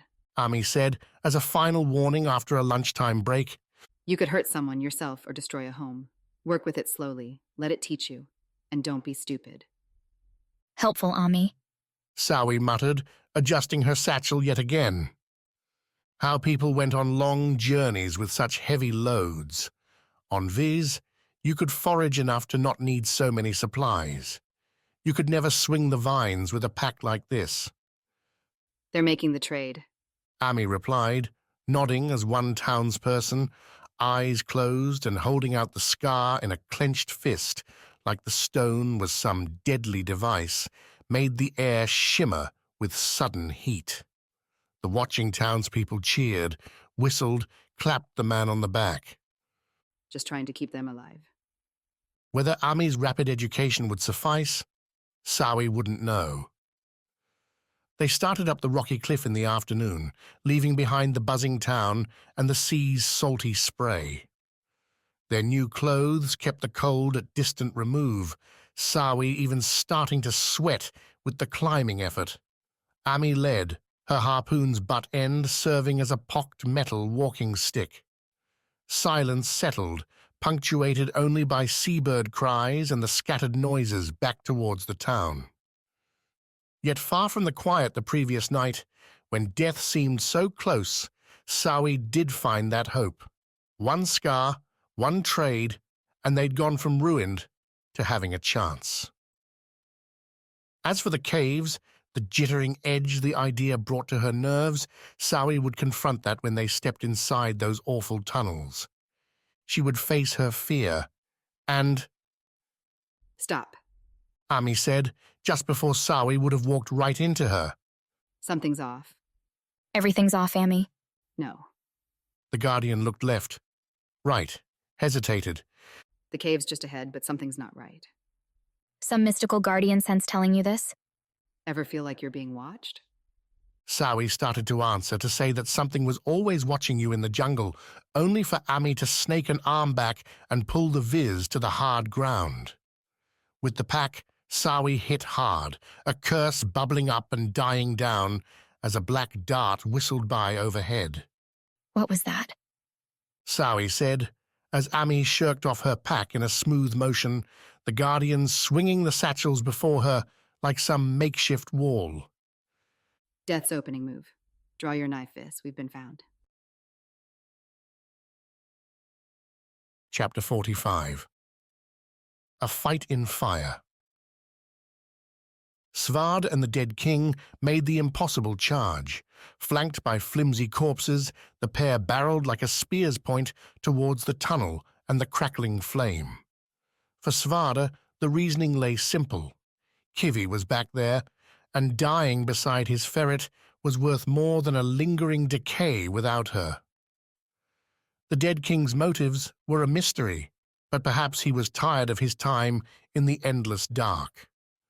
Regardless, the massive lord and his equally massive blade made the first contact against the fiends, a wide crosscut slicing through a spinning flail and drawing a line across the fiend chest behind.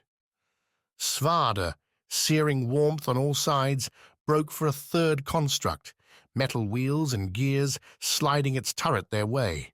He jumped, digging his axes, recovered from their first victim, like claws into the burned black armor plating on the thing's front.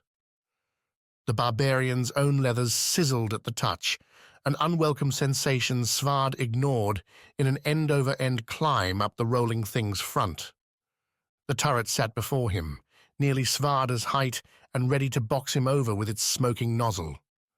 Svarde ducked the rotating cannon, hacked at it once with an axe, and found his weapons lacking. The rebound, the sparks, brought on a wince, a second splash of the world around him as Svarde tried to find a next move. The fight embroiled 7 fiends around the twin machine carcasses murdered in the initial assault. Those fiends whipped their flails, swung their 4-armed fists, or kicked at the smaller withering corpses. Yet those same bodies, when they could, picked themselves back up, found broken spears, stones, or shattered chain links, and charged back in to poke, stab, or simply dive on the fiends. Distracting, at times deadly, the dead king's shamblers spared the pair's lives, at least for the moment. Even as Svarde broke for the turret's link, where the cannon connected to the bulky round top, the cavern brightened with new flame. The glow's source, caught in Svarde's view by chance as he charged the turret, seemed the same as the other fiends, only larger and clad in what appeared to be flowing rubies, a crimson garb melting and reforming itself. The monster filled the tunnel's width, bore twin, shorter flails in its 2 larger arms, and, with the dazzling display crossing its obsidian crown, seemed to be directing the assault. "There's our goal," Svarde muttered, ducking again beneath the nozzle as the construct swung it back. A desperate defense better against, say, those larger fiends than the smaller human. Not that Svarde was complaining. The turret's home offered a plated door across the top, nearly blocked by hardened ash.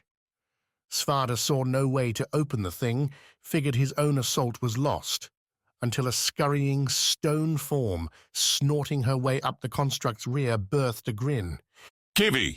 Svarde shouted to nobody, to everybody, a familiar wellspring of the sort that had come up every time he, Ami, or Katya beat the odds rising up in his scalded heart. "Have any appetite left?" The ferret, claws doing a better job than Svarde's axes, joined the barbarian on the construct's top. The machine, deciding the pair couldn't be whacked by its gun, refocused its efforts on the dead king, who was busy putting the final stab in yet another fiend. The nozzle began to glow its pre-pouring orange, only for Kivi to dash around Svarde to the cannon's joint with the machine's body. The ferret opened its stone jaw, bit down, and gouged out the metal, and drew the wrong attention. A fiend, just into the larger cavern and sweeping itself free of clinging corpses, turned, whipping its flail in a clearing swipe towards the ferret. Svarde, bellowing a Foti curse, leapt at the strike, swinging both axes to catch the chain with body and edge. The barbarian's weight, his blow's force, bent the blow into a skittering bounce off the machine's front plate. The flail's metal head wedging itself against the turret, trapping Svarde against the construct. Ribs may have broken, bruises and burns came through his melting leathers, but Svarde had passed beyond pain. The machine trembled. What air Svarde could see shimmered. Kivi took another massive bite, the metal shards flaking around them. An obsidian skull, ablaze with glittering stars, leered into Svarde's view.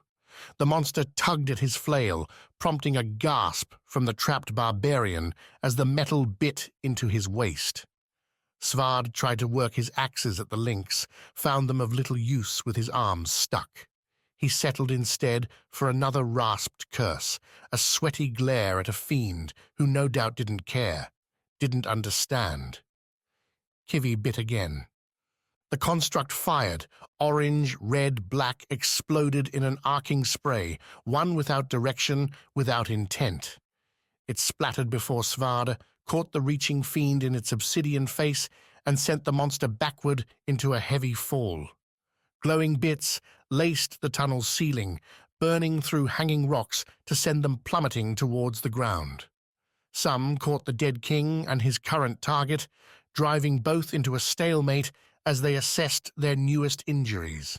And Svarde, watching all this, found himself spared as the cannon lay to his left, the rivulets from its failed fire going far overhead or dribbling straight down into a ruined stream. The barbarian laughed, a harsh cackle, a success, a minor victory in what seemed to be a lost war, but one he would claim nonetheless. The laughter turned genuine when Kivi, that invincible lizard, rolled down near him, steaming and covered in the glowing orange, her sapphire eyes as bright as ever. She bit into the chain once, twice, 3 times, snapped the links. Svarde pushed them away, tried to stand and found he could not. Burns crisscrossed his waist, and anything beneath that lay numb, in pain so far beyond his comprehending that his mind shut it off. He seemed to be blocking more than that too, as Svarde found himself unable to pick up his dropped axes, hands no longer able to move well enough to form a grip, as sure a death sentence as anything. "Run, Kivi!" Svarde gasped, only to see the ferret, stumbling now as the cannon's gout melted further into her stone shell, knock her head against Svarde's side. He rolled against his own will, pushed by the ferret along the machine's front plate. The cave thundered, crackled again as the monstrous fiend and its ruby raiment found the fight against the dead king. A battle the old guardian would have to fight alone. "I'm not going to—" Svarde started as the ferret shoved him again, his voice cutting off as a newer, smaller form cut into view. "Quit talking," Maina snapped. "For once, you've got a good excuse to stay quiet." The Rana captain, balancing as clean as ever on the dead construct's sloping front, slipped her shoulder down for Svarde to ride on. "My worse half wouldn't let me leave without saving your dumb self, so let's not disappoint her." Worse half? Svarde had questions, couldn't voice the answers as their bedraggled trio shambled off the construct's front and broke to the cavern's far side, heading deeper into the large chamber and away from the losing war. The dead king's remnants were now truly that, battling a lost cause with their battered dozen against half that many fiends, with more burning bastards coming up the tunnel behind their apparent leader. The dead king seemed to be standing yet, playing a desperate defense against the larger demon's twin flails, those flowing strikes bashing the great blade like a devil's drum. Screeching metal, sparks and the endless furnace searing the air sizzled in Svarde's cooked ears. "Here's the plan, Foti. Maina said, continuing to keep them on the cavern's outside wall. "We get back to that city, hole up behind that gate, and pray Jochi gets here in time to save our skins." She looked at him, Svarde meeting her eyes with his crusty face, and she swore. You look like shit, Svarde. He tried to smile, found his lips too crusted to move beyond a shiver. Kivi snorted, weak and desperate. Don't tell me we're not going to make it. Maina said, beginning the desperate heave across the cavern's center, over bodies burned and broken through uncounted decades. I didn't come back just to die here. The dead king didn't hear her, but they heard him. A wrenching yell, one both surprised and, Svarde thought, relieved. Their eyes turned his way as the great fiend broke the lost king's guard, slipping through with a flail's strike to smash the old guardian's sword arm to the side. A second, wild swing cracked the dead king's thick helmet with enough force to throw the soldier back into the cavern. The helmet shattered as the dead king struck the rocky floor, his hand flying behind, the great blade whistling through the air to slide along the stones. Well, if that isn't the worst luck, Maina muttered, continuing to pull. As the dead king lay there, the cavern seemed to quiver, a sensation Svarde didn't understand until he noticed the bodies, those that yet stood, those that crawled along the ground, and those that tried and couldn't, crumpling into that final stillness, leaving only the fiends at the tunnel's entrance, their brutal, burning figures, watching as if suspecting a trap. Come on. Maina cursed again. Can you not help me at all? Stride by stride, with Kivi lifting Svarde's feet in a gentle bite, they made their way across the cavern. Svarde himself found his breath coming short, his eyes growing spotty, the pain dwindling away into an icy end. He wanted to tell Maina to drop him, to let him go, but he couldn't say a damn thing, could only stare in blurred silence as they passed by the dead king's body. The shattered helmet showed a face so pale with time, skin pallid and beyond death, already shriveling with decay's dam broken. The man's eyes closed, wrinkled, shrunken. A long, barred peace?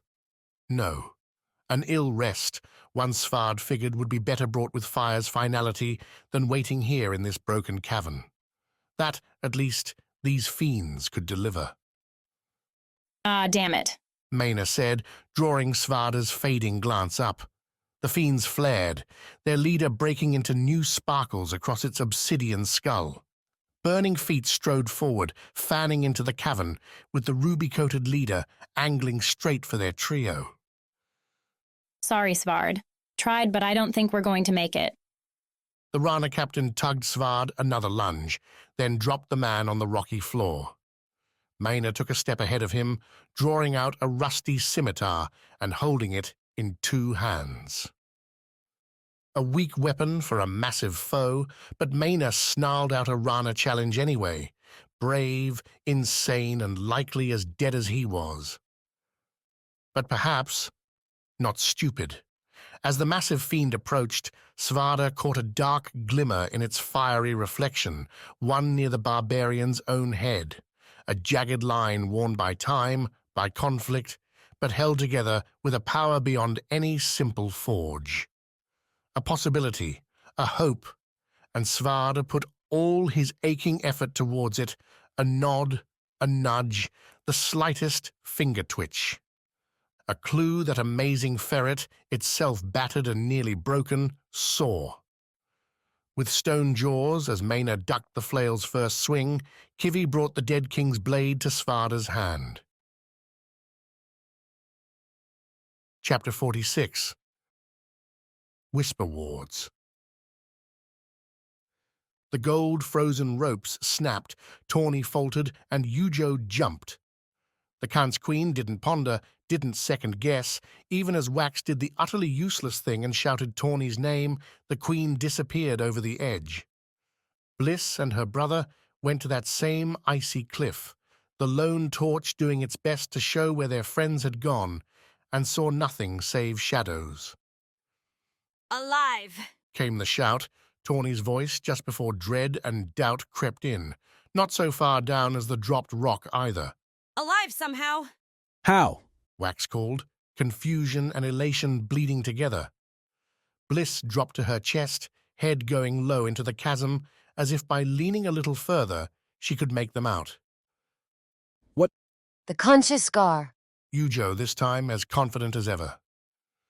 Wax found a smile at her sound. 2 down, 2 up. We're on a ledge, but there's another opening here. We'll find you. You have no light? Wax asked, feeling a bit odd to be shouting into nothing.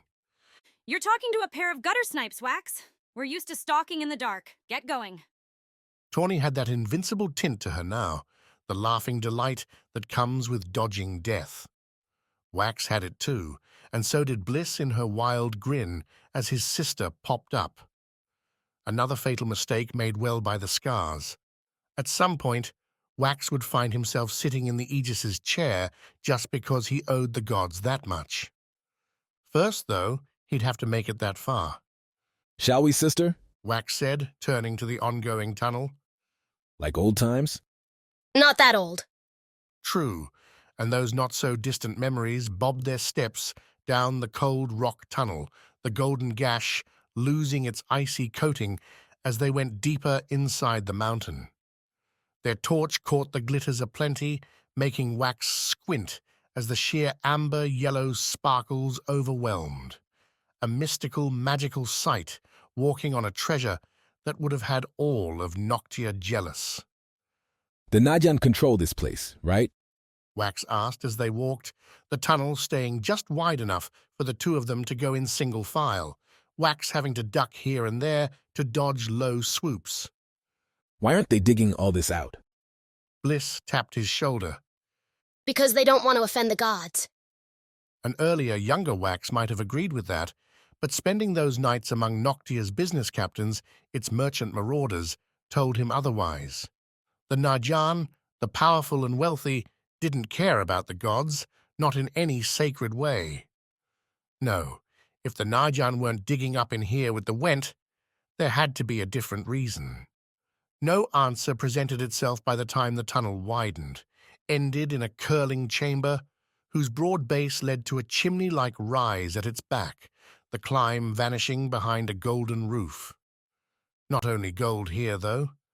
As if Went, the dead god, decided one precious metal wasn't enough, gemstone strings looped and swirled throughout the room, dazzling ruby spirals and sapphire circles.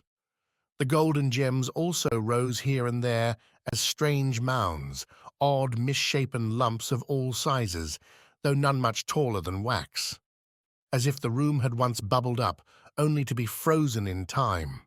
As he looked, Wax started forward, nearly stepping on an emerald star just inside the entry, Wax almost stepping on it till Bliss caught him, held him back.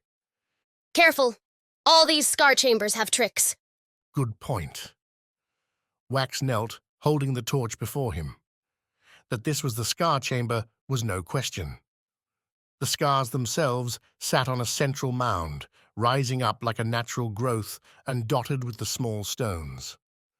The torchlight seemed guided to it, reflecting off the gems, the glittering walls, to shower the center in an orange-gold halo. Beautiful, if you preferred treasure to more natural things. The difference between the tunnel at Wax's feet and the Skar chamber proved minimal. The gold-suffused stone continued, now free of ice. The gemstone shapes scattered everywhere inside seemed to be the only difference, and perhaps the marker of a trap. Avoid them or make only for them. Let me go first. Why? Because I'm faster than you. Hey.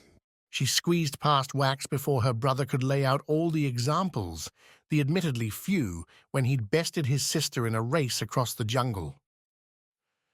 Bliss made for the golden floor, stepping along the rock, avoiding the gemstone patterns, and crossed to the middle mound without a single fiend, collapsing wall, or other horror arriving to separate her head from her body or some other gruesome end.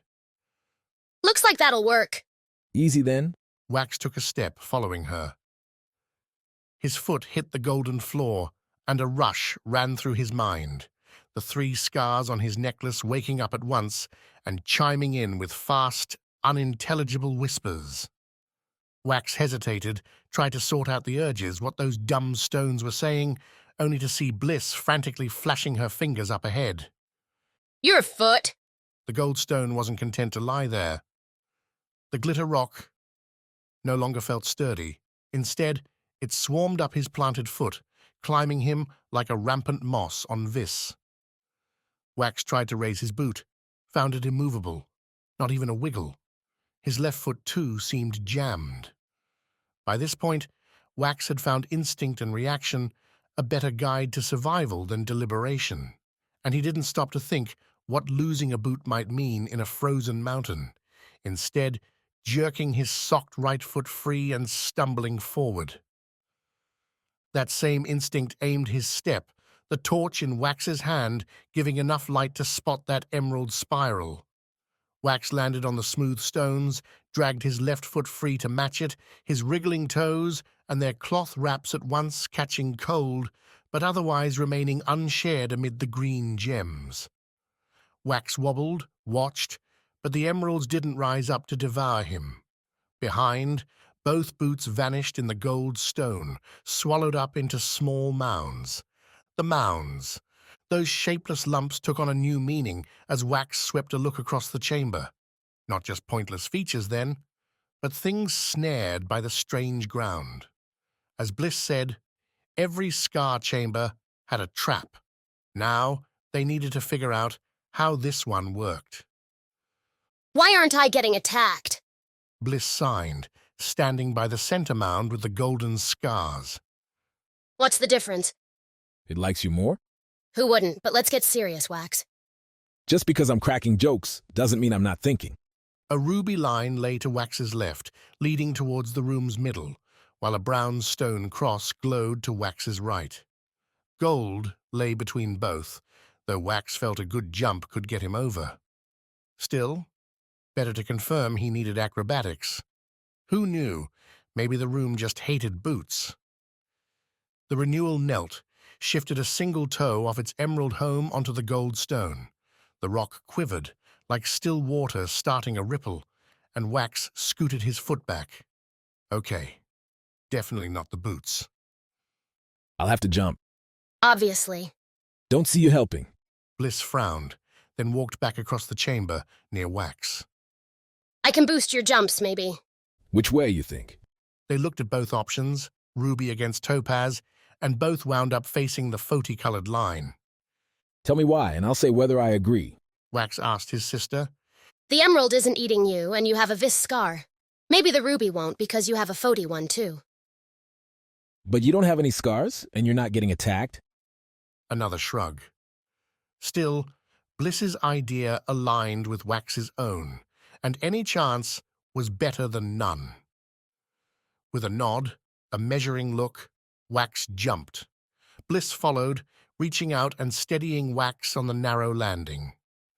His eyes went to his toes, found them uneaten, and the easy, cocky grin came back. Another god conquered, Wax said, the scars in his mind seeming equally pleased. Look at us, Bliss. Professional renewals. Sure, Wax, professional. The gemstone shape route to the middle required some haphazard choices, circling them around the room and more than a few mounds, ones Wax refused to think about.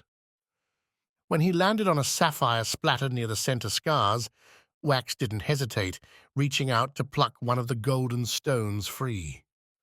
The scar left its home without argument, a new low whisper joining the ones burbling in his mind. Wax slotted it into the necklace, nodded at Bliss's question. It's the Skar. Now we just have to find Torny and Yujo. There wasn't another tunnel. Then they might be back at the chasm. Head that way?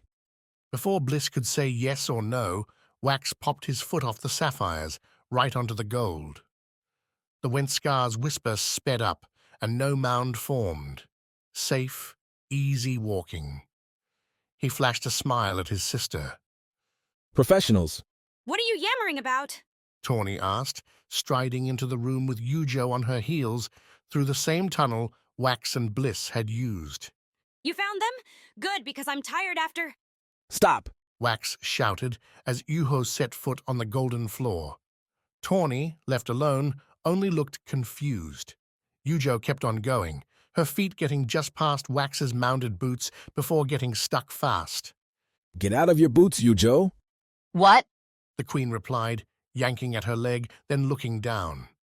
The goldstone climbed, swooping into her smaller boot as she bent to untie the strings. Tawny whirled, gawked, as Bliss and Wax started across the chamber. I can't!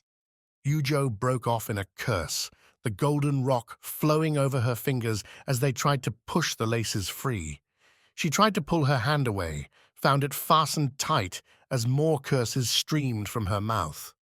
Tawny, armed with her chisel, tried delivering a whack to the rock, only chipping away the barest bit.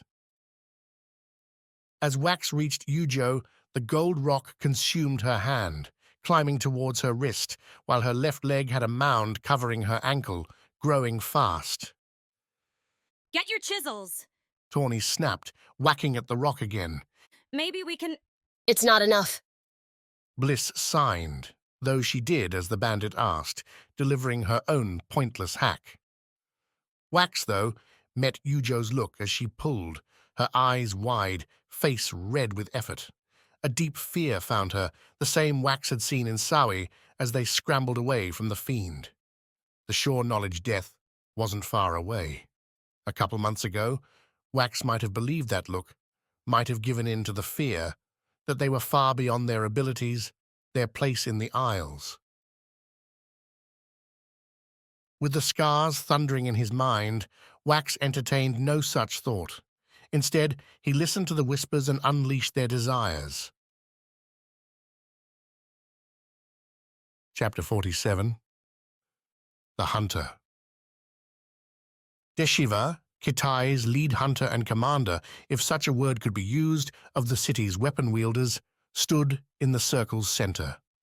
A grove carved out in the wilderness, beset with animal bones, Hanoko among them, won by the year's successful hunts, by the very recruits now circling her.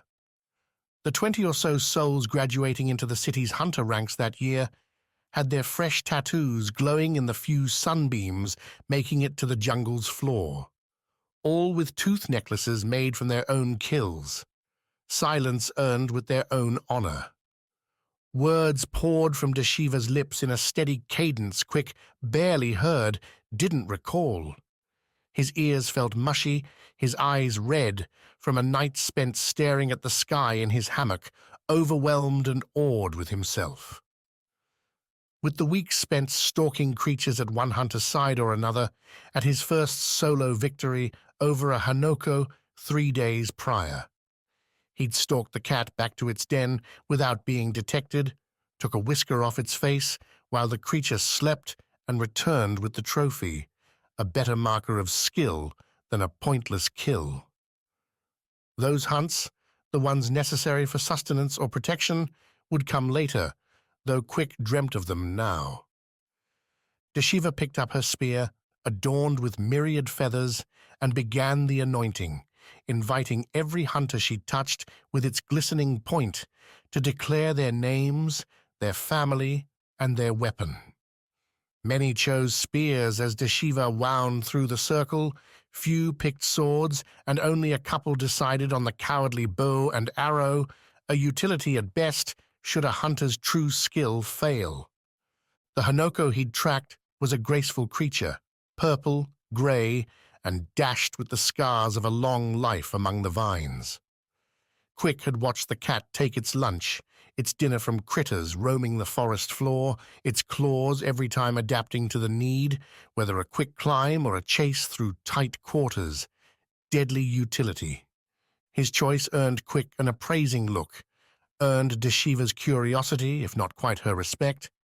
That couldn't be gained in the circle, that could only be gained with time, with success, with... A yellowed beak pecked at him, biting and tugging at Quick's cheek. He jerked his head, and the bird squawked, took to the dawnlight, and fled.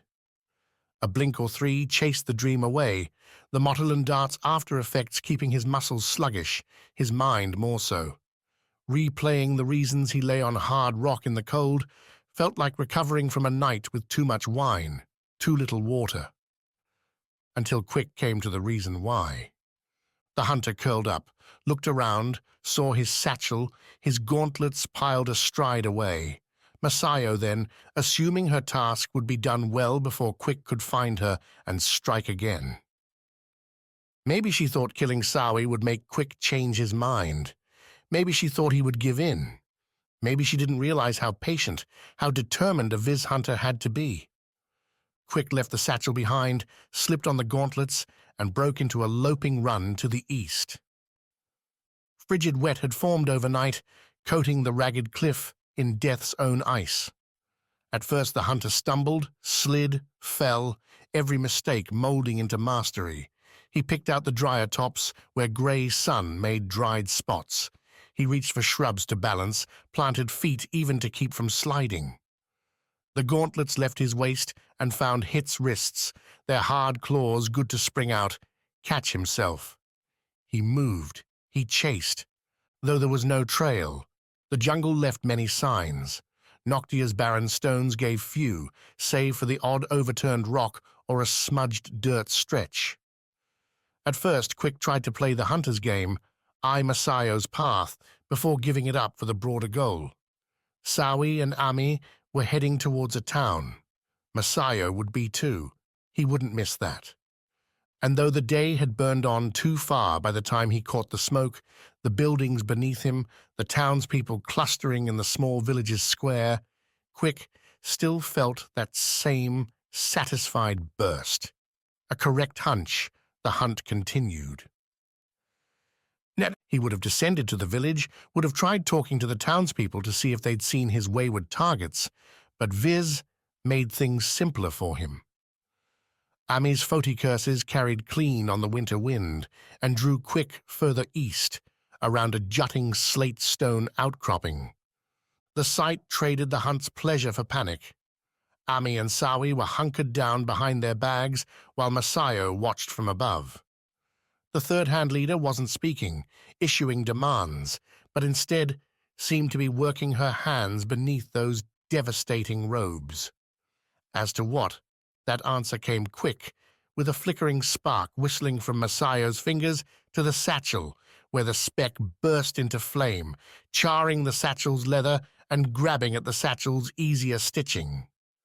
A hard move, one countered when Ami pressed her legs to the stone, shoved up the satchel barricade, and charged forward up the slope.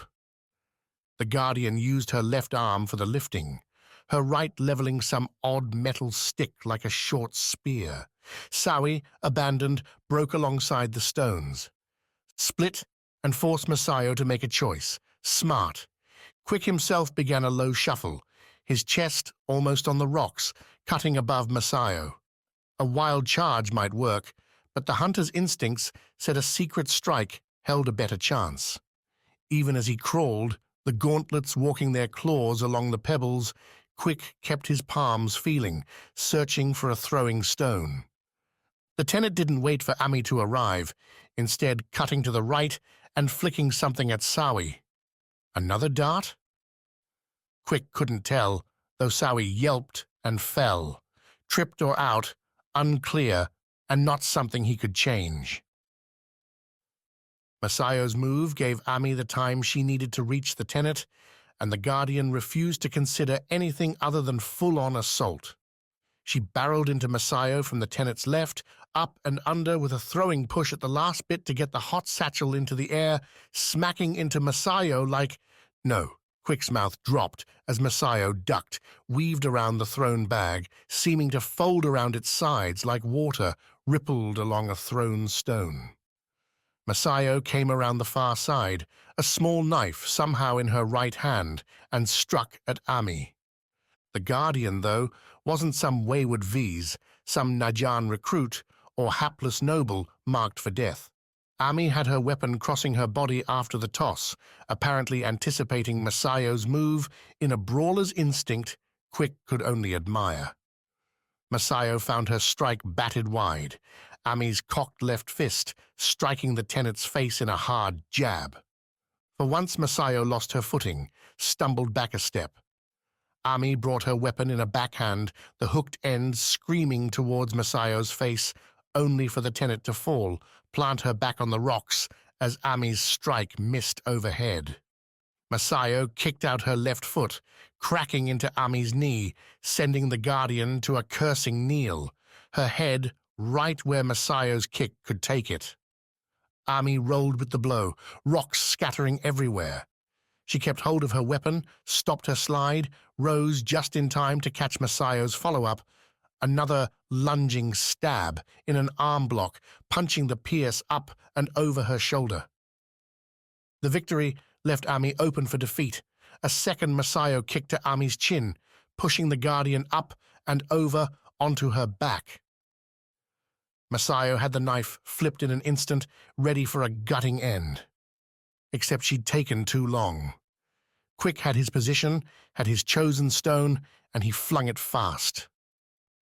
The rock, near palm size, took Masayo where her hood wasn't, crashing her forehead and toppling the Tenet.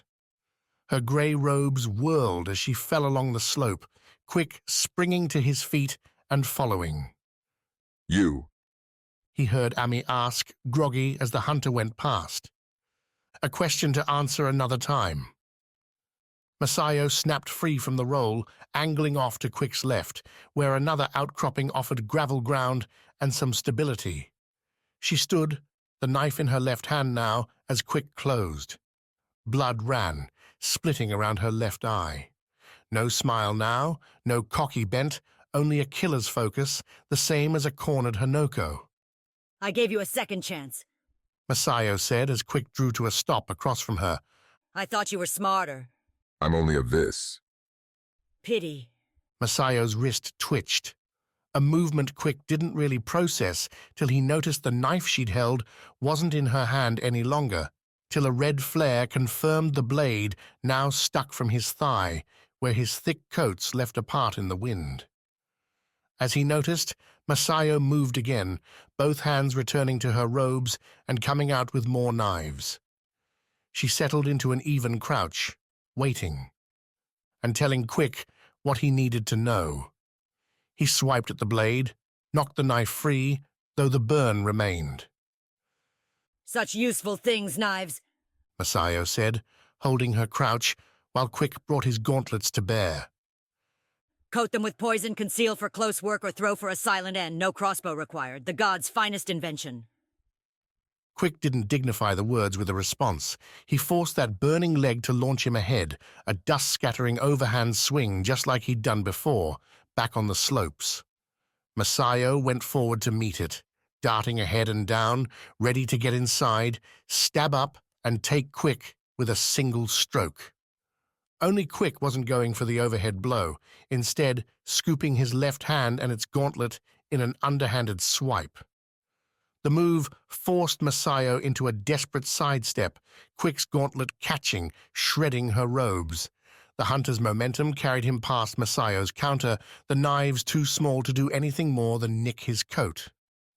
Quick planted his right leg, the burn spreading below his knee, up to his waist, and pivoted to, this time, an overhead swipe.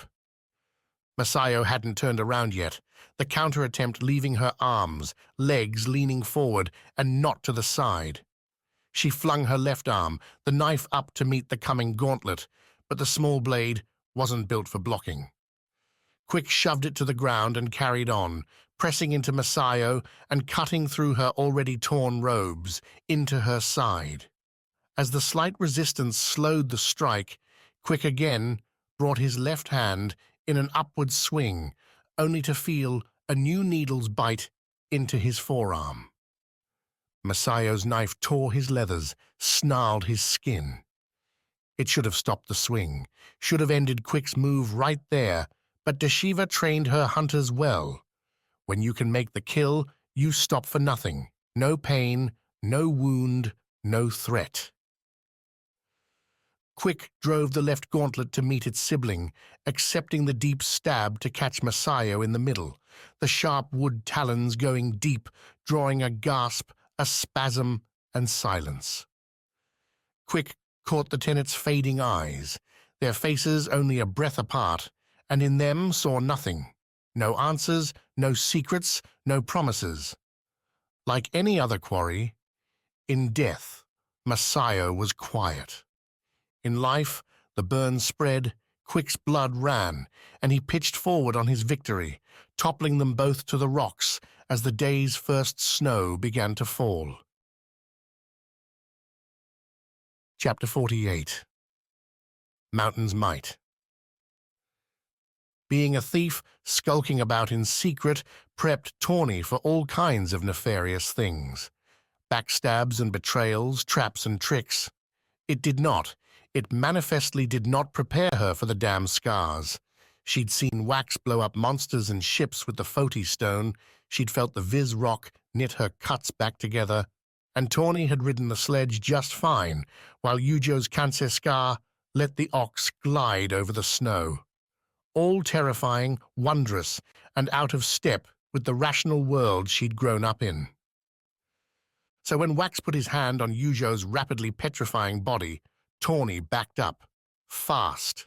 Faster when the chamber started shaking, when golden chunks broke off and crashed, hammering onto gemstone designs, who made those anyway, and shattering.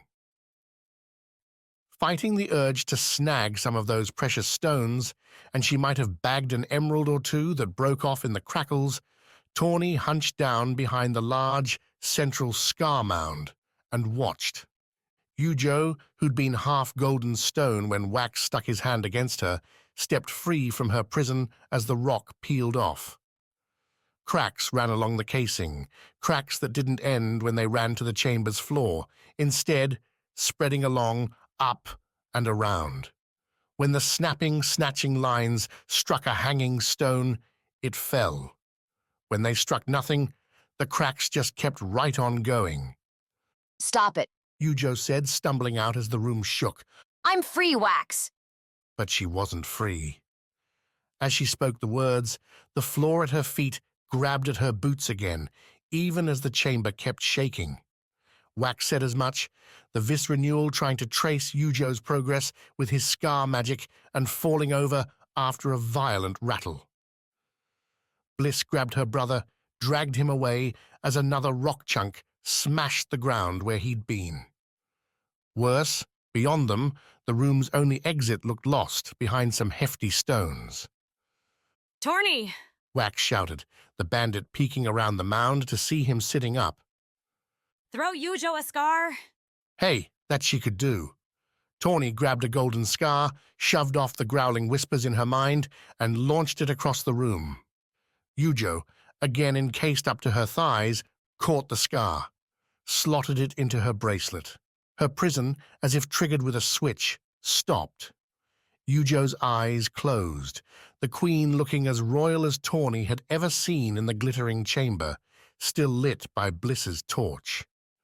The gold stones holding her in peeled away, rushing off like flowing water. The chamber shook harder, enough to force Tawny onto her toes, dancing with the shifting ground. A massive crack split the ceiling, Wax's warning shout getting Tawny to back up. The boulder hammered down between the bandit and her friends, cutting them off, mashing the scar mound, and sending Tawny's half into a rattling dark. Well, save for those scars. Those golden motes stood out amid the rumbling, the falling, the shifting. Tawny made for them, a desperate mind seizing on something, anything that might get her out of the dark before another plummeting rock turned her to so much mush. She scrabbled on smooth gems on jagged stone, picking up cuts on her way to the motes. What she'd do with them, who knew? But in the dark, amid panic that should have paralyzed her, but that now, after too many bouts with this particular nerve-shooting shock, merely rendered into focus, Tawny saw in those motes an opportunity. The first scar she grabbed, body on the floor, scrunched up save for her reaching arms to minimize the chance a wayward stone would break her leg. gave her an idea. Not in words, no, but in vague, strong rushes through Tawny's mind, like a spastic dream lingering after waking, calling her to let the Skar loose. Tawny held on. Didn't give in. Not yet. She saw what Wax and Yujo had done with one, but melting away a little gold dust wasn't going to do it. Not here. Not now. Instead, Tawny reached out with her left, grabbed a second Skar, fought against its whispers, added to the first. She passed the stone to her right hand, grabbed a third, a fourth. The rumbling continued. Some muffled shouts came from the large stone's other side, where Tawny needed to be. The Skars took that thought and ran with it. The quartet, a barreling force pushing Tawny to her feet and towards the barricading boulder. She couldn't see, and struck the stone with her shoulder. A hard rush that should have bounced Tawny back, knocked her down, bruised both her bones and her ego. Instead, the impact felt like hitting a soft, straw mattress. Glowing white gold lines spread from the point, what Tawny thought was magic, before they winked out, revealing themselves as sparks fired as the boulder split apart.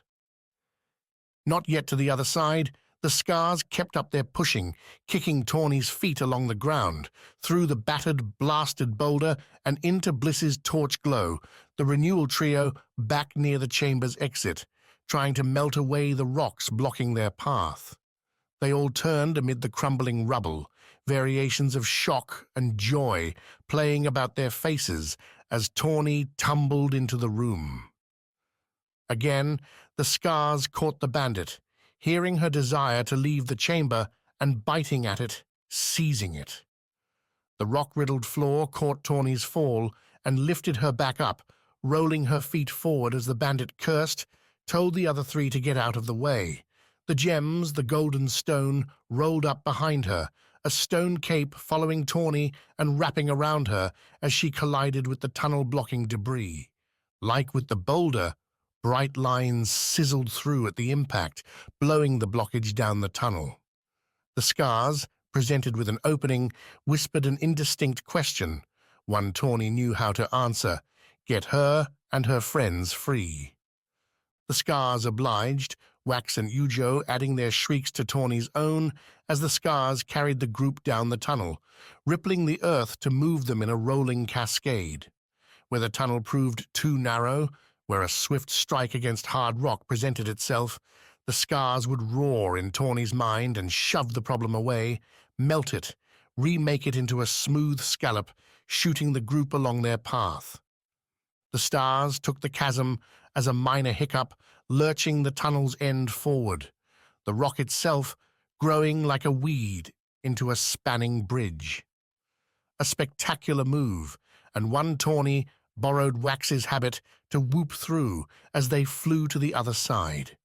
Their rampage pulled the remaining golden ropes down in a shimmering rain, one joined by more stones from above, large and small.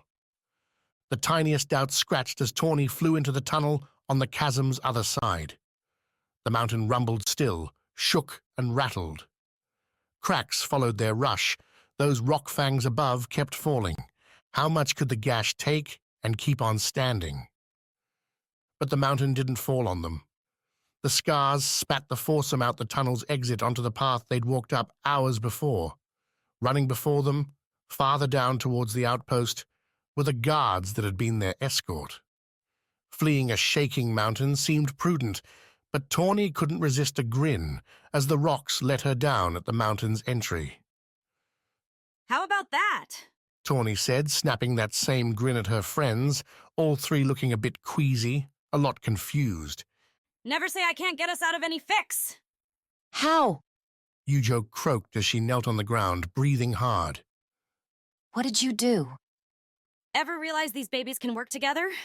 Tawny held up the Skars, now divided in pairs between her right and left hands.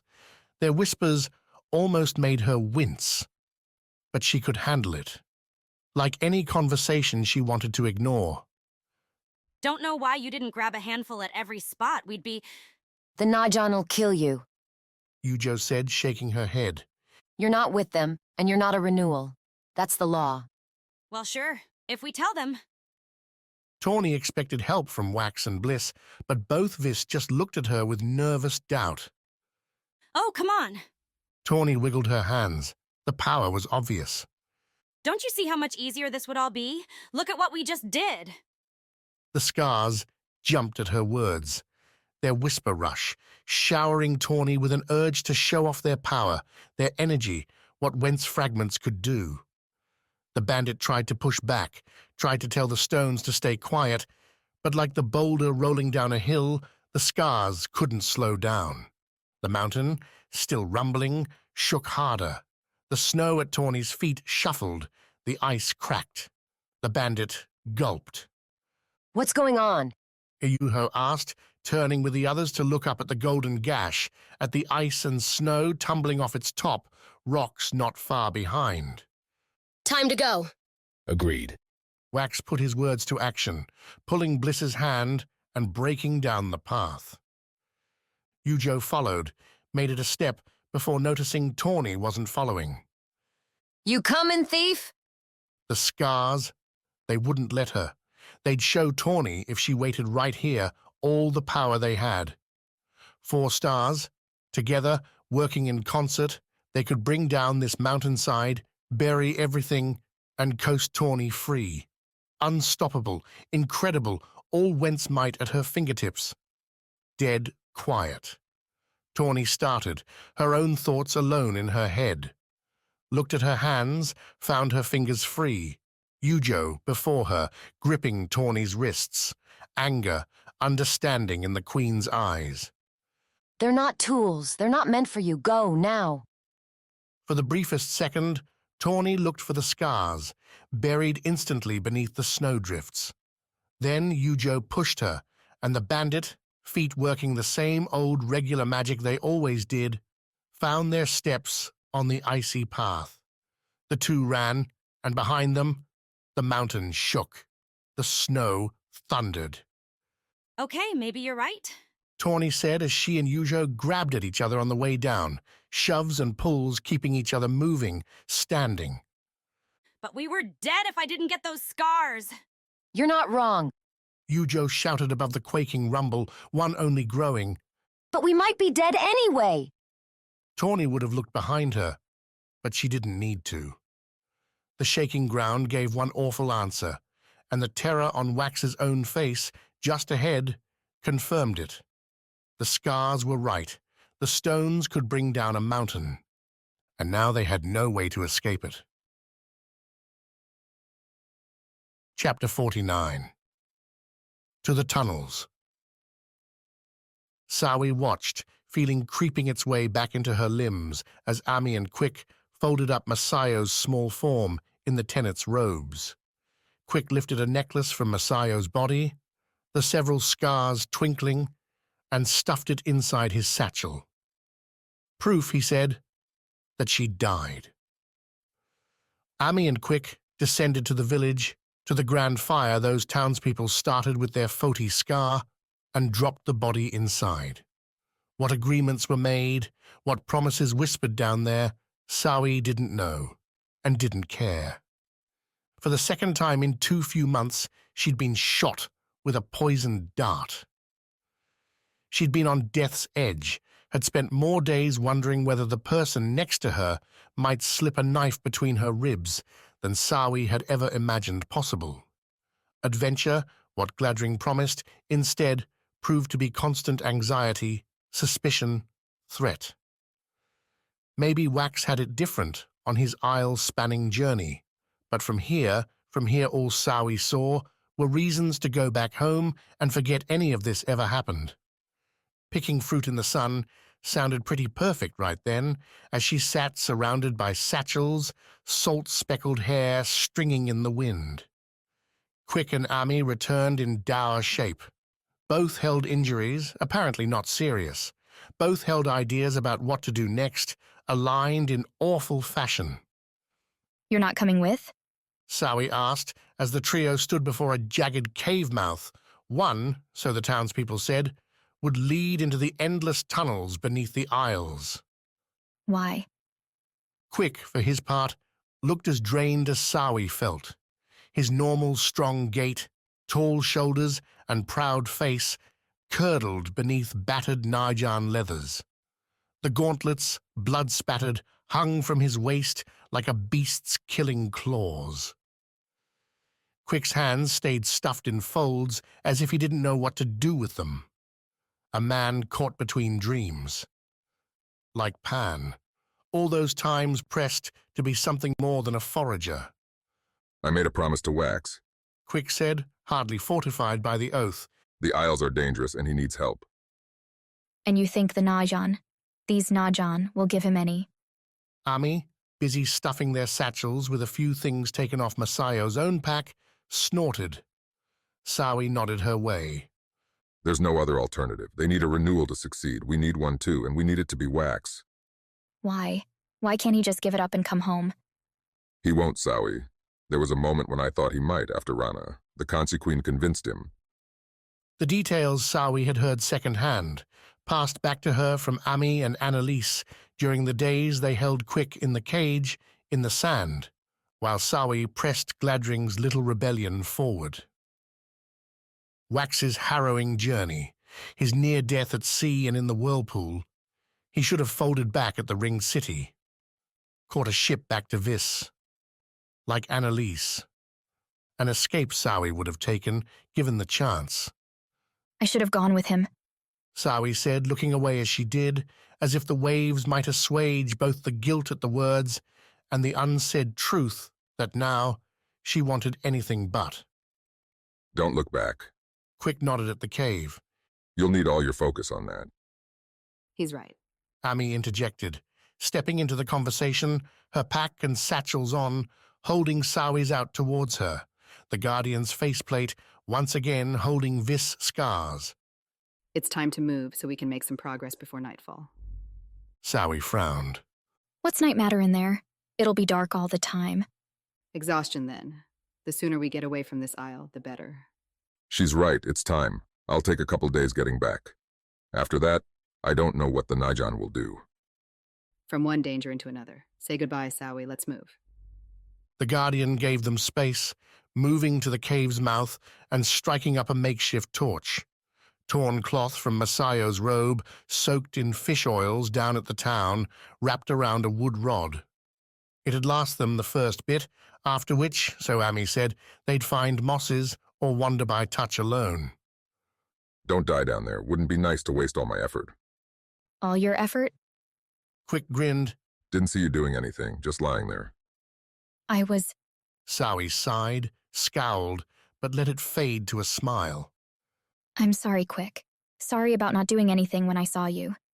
I was surprised, and Gladring told me to keep away. Sounds like I should have a talk with this Gladring. Quick jangled his gauntlets. Fassel's going to hang him if he hasn't already. Sawi shouldered her satchel. We were on the right path, Quick. You know that? The Skars are our only chance. Not something you need to worry about. Get home alive. Quick started to step away, then stopped, tilted his head. You believe that, really? That the scars mean everything? Don't you? Quick nodded, his eyes seeming unfocused. Ideas churning. Then when you get back to Vis, find Annalise. Help her. She'll need it. Picking fruit, watching the sun rise over her much-loved jungle, swinging on vines. Hopes muddied in the moment as Sawi felt adventure's strings again snaring her, pulling her back in. Never ends, does it? Sawi said, soft, against the distant crashing waves. Not anymore, not for us. The torch did indeed hold up for the first 2 hours, though the last bit was less a bright flame and more a sputtering glow. In that time, their cave went from well-travelled and picked over to warped and wandering, the ground veering between dusty stone and soaked, slick slopes with rivulets running nearby. Sawi and Ami passed by large chambers, picked paths at almost random, with both the Guardian and the Vis pooling instincts to aim in one particular direction, south. Vis became their goal, though Sawi didn't ask Ami her reasons for choosing the jungle isle, and the Guardian didn't state them. Silence, save at those intersections, became the defining trait of their march, and Sawi didn't try to break it. She had thoughts aplenty, replaying the last few weeks, with what focus remained tilted hard on keeping her feet planted one after another. They found mosses, some in bright blues and purples. The satchels became carriers for the plants, and their boots too, Sawi wondering if they'd eventually cover themselves with the stuff. Dried fish and skimpy root vegetables made their meals, supplemented by what few mushrooms they found amid the rocks. The fungi could be poisonous, but Ami gave Sawi a Vis Skar to hold after eating the things, and its whispers calmed whatever ills befell their stomachs. They walked and walked and walked until they reached, with the moss's gentle aura guiding them, a small offshoot. A single entry to the rounded room, just large enough for the pair and their gear. Clawed marks and scattered bones said some fiend or other creature had made its home there, but dust and spiderwebs suggested that home had long since been abandoned. We'll stop here for the night, Ami announced, a unilateral decision, like so many were with her. A responsibility Sawi was happy to abdicate for now. How far do you think we've come? Sawi asked once they'd shed their burdens, had another small meal split between them, the chewy fish as appealing as dirt, but at least taking the edge off her appetite. Sawi, the isles take days to sail between them. At our rate, we'll be lucky if we're under Vis within a week. And that's only if we go in the right direction the whole time. Wait, our food won't last that long? In the moss's purple light, Ami's golden plate took on an ethereal cast, Sichi's pink glow striking Kitai's inlet. A better look than the Guardian's snarled smile. We'll find more, and what we can't forage, we'll hunt. Hunt? You mean fiends? Ami tapped the harpoon lightly on the stone next to her. The monsters are made of meat, same as you and I. If we're going to make it through this, Sawi, we'll have to be worse than they are. We'll make the fiends afraid of our footsteps, of our weapons, of our scent. They think this is their home. We'll make it ours. A younger Sawi, one more accustomed to sitting on Sanus and watching sunsets, might have felt a chill at Ami's words, might have curled up or looked away, spouted a denial or even laughed. Instead, the Viz took in the Guardian's gaze and returned it, dirty, tired, and, to those creatures lurking in the dark below, deadly. Chapter 50. Life Unending. From the first, any child of the Isles realized their home was not a normal one. That is, things didn't always make sense. Most days, rocks would roll down the hills like they should, but every so often, someone would come by, and those stones would climb back up. Birds might fly, and ferrets might walk, but every so often a fiend, no lighter than those lizards, would take to the sky. Svarde's mother always used to blame the gods for these breaks in the norm. Divine mistake, she would mutter. Svarde heard her voice as he touched the great sword's massive hilt, the length reaching down the barbarian's entire forearm. Her mother's words followed a sudden spread, as if Svarde had fingertips running all around the chamber, poking up here and there, waiting for his twitching command, one he was only able to give because death had yet to claim him. Noctia's grasp stopped. Not the blood flowing from his wounds, the aches in his bones, or the rattle in his lungs as Svarde sat up, dragging the sword along the stones. All the pain remained, but it seemed unable to hold him, to keep Svarde from moving, from acting, from fighting. The blade's wonders were spoiled by the great fiend before him, heat roiling off its massive form as it battered Mayna's manic defense aside. The rotted scimitar held no danger for the monster, whose flails bashed the Rana captain's blades away and forced her into a retreating scramble. She glanced at Svarde, worry and curiosity mingling in golden heat light. Kivi, The loyal rock lizard shambled into Mayna's place, less a threat to the fiend and more a mote to be snuffed out. Back, Svarde said, his voice hardly his own, a ragged, shredded thing better heard from an old man than the one now standing, gripping the dead king's sword with both hands. Move aside, Kiwi. The ferret, flicking her sapphire eyes back in question, only obeyed when she saw the barbarian standing as he had so many times before. Face hard, body beaten but upright, a quiet fury in every corded muscle. A man who, going by the bloody puddle at his feet and the red lines coursing his skin, ought to be dead, but one who looked too alive to falter, to fail. And yet, despite his challenge, Svarde did not march to the great fiend. Instead, he chased those fingertips, those tiny blips on his consciousness. Some faded, even as Svarde found them, those pinpricks nearest the other fiends. And as he made the leap, he found the cause. Those walking dead, the undying fighters, that's what he felt, and that's who he could command.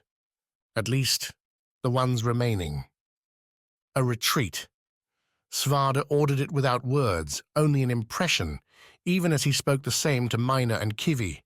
Run back to the city, close the gates, wait for reinforcements. You sure, Svarde? Mayna called back, though her shout said she'd already started running. Just go. The fiend, four arms, the lower two, gripping those flails, closed the distance to Svarde with a single stride. There was no bow, no spark, no words, just a strike, flying in from the left, the chain whistling through the chamber's sweltering dark. Svarde shifted the great sword, braced feet, willing to stand against a mountain's weight, and caught the blow. The flail wrapped around the metal, the clawed head firing embers as it clashed with the ancient blade. The force moved Svarde to the right, his feet sliding but sticking. So he braced and swung. The blade, pulling the trapped flail with it, crossed Svarde's body, bringing the weapon's chain into line with the fiend's second blow. One flail struck another, clashing into and severing the hard metal links. The monster's fire flared bright blue and white, hot waves roiling, and the fiend yanked its weapons back, one returning whole, the other only half a chain. Svarde swiped the great blade low, letting the flail slide off. Around him, giving the conflict a wide berth, went the remaining bodies, shambling along down the side chamber. Pursuing them in slow walks, flails making occasional swats at slower victims, came the other fiends. All ignored the duel on the chamber's right side, all gave them space, because Svarde assumed they all guessed the outcome. The barbarian didn't fight with swords. They were Kansian Rana weapons. Foti fighters preferred axes and hammers unless, like Ami, some fate gave you a blade too good to ignore. For him, the great sword seemed shifty in his grip, too heavy for a stab, too cumbersome to bring overhead for a killing chop. His first wondrous moments clouded to a confused present as the great fiend set its remaining flail spinning, plotting another strike. How did the dead king use this thing?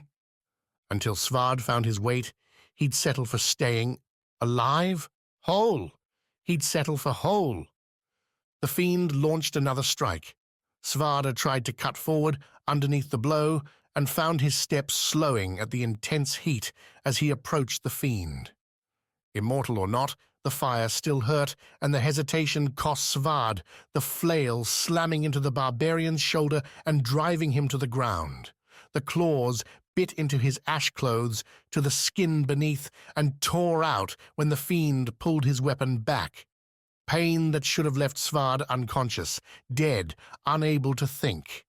His right arm, likely dangling by broken bones and shredded muscle, nevertheless kept its grip, moved when Svarde told it. Planting the great blade's hilt in the dirt, Svarde pressed with both hands, rose to steady feet. Those black scars along the blade shimmered, drawing in the fiend's sweltering light.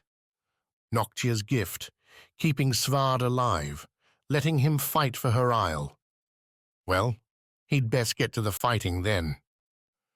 Bellowing out a Foti challenge, Svarde brought the blade up to his ruined shoulder, above it as he charged the great fiend, whose obsidian skull sparked with confused fire. The monster's flail jerked, a belated defense as a foe destroyed again advanced. Svarde swung the blade, beat the fiend's slow response, and gashed the monster's left leg. Hard white scales formed along the strike, a watery contact without the bone and gristle Svarde would have expected. He overbalanced, the swing carrying Svarde to his right, almost to the chamber wall, as the fiend sank to one knee. The monster seemed to realize its predicament as Svarde steadied himself, found the strength to hold the blade like a spear. Svarde charged, the fiend cracked its remaining flail like a whip, sent the clawed hand barreling towards its enemy. Svarde cut right, bringing him behind the fiend's arm, the flail breezing by without contact. A straight-line run, now, to a fatal blow. Through the blazing heat, the chamber filling with fiends, more wheeled constructs. His friends gone, but one victory yet possible. Svarde would see it done. The point came close, Svarde's burning feet kicking off the ground until something struck his back heel, sent the warrior sprawling. Svarde switching his focus only to keeping hold of that blade, his only chance. The flail. Svarde saw it as he struck ground, rolled over once.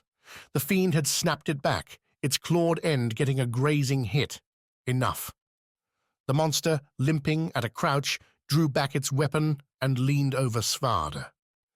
Embers burned along the obsidian skull, everything else a roaring orange and gold. The fire overwhelmed, consumed, all save one of those pinpricks, one fingertip, close, strong, unmoving. Svarde reached to it, asking, screaming, begging for help, for some hope before the end. A twitch. The fiend's lower right arm bent down, put its blazing hand on Svarde's own, the ones holding tight to the blade. Another move, another act that should have put Svarde far into Noctia's realm, and one, yet again, kept distant. The obsidian skull descended, tilted as it neared Svarde's own broken body. What was it saying? Was it a victorious gloat in those sparks, a respectful end to a well-fought battle? Or simply a question shouted through sapphire lights? Svarde didn't get an answer, because the fiend's tracings exploded, their patterns disintegrating as the great monster fell away. The fiend's press on his hands relaxed, the giant fire combing over into white and grey ash.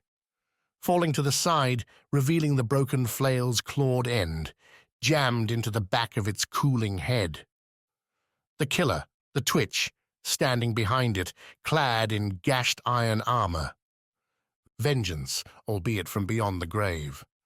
The dead king bent, extracted the flail's clawed head as the chamber's fiends realized something had gone amiss. The collective turned, almost as one, towards the dark space on the chamber's right, where the air sweltered not quite so much, where the fire's light didn't flare so bright. They saw one man who should have been dead 100 times over, standing with a blade held tight in both hands. And a second, one they'd watched, get struck down, taking the weapons off their leader's ashen corpse. If those realities broke their spirits, the fiends didn't show it. White gold sparks ran across their obsidian skulls.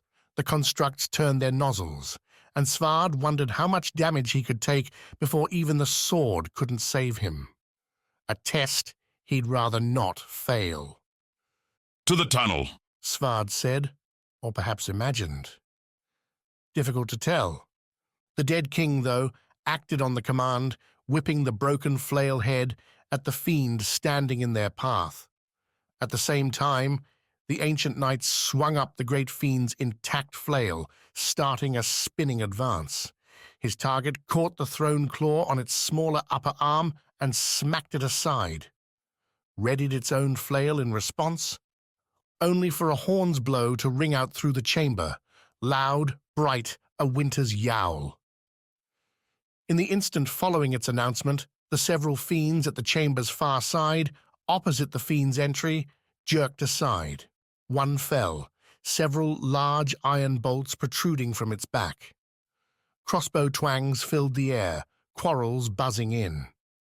White patches appeared where the missiles struck targets, the fiends whirling, stumbling, sparking.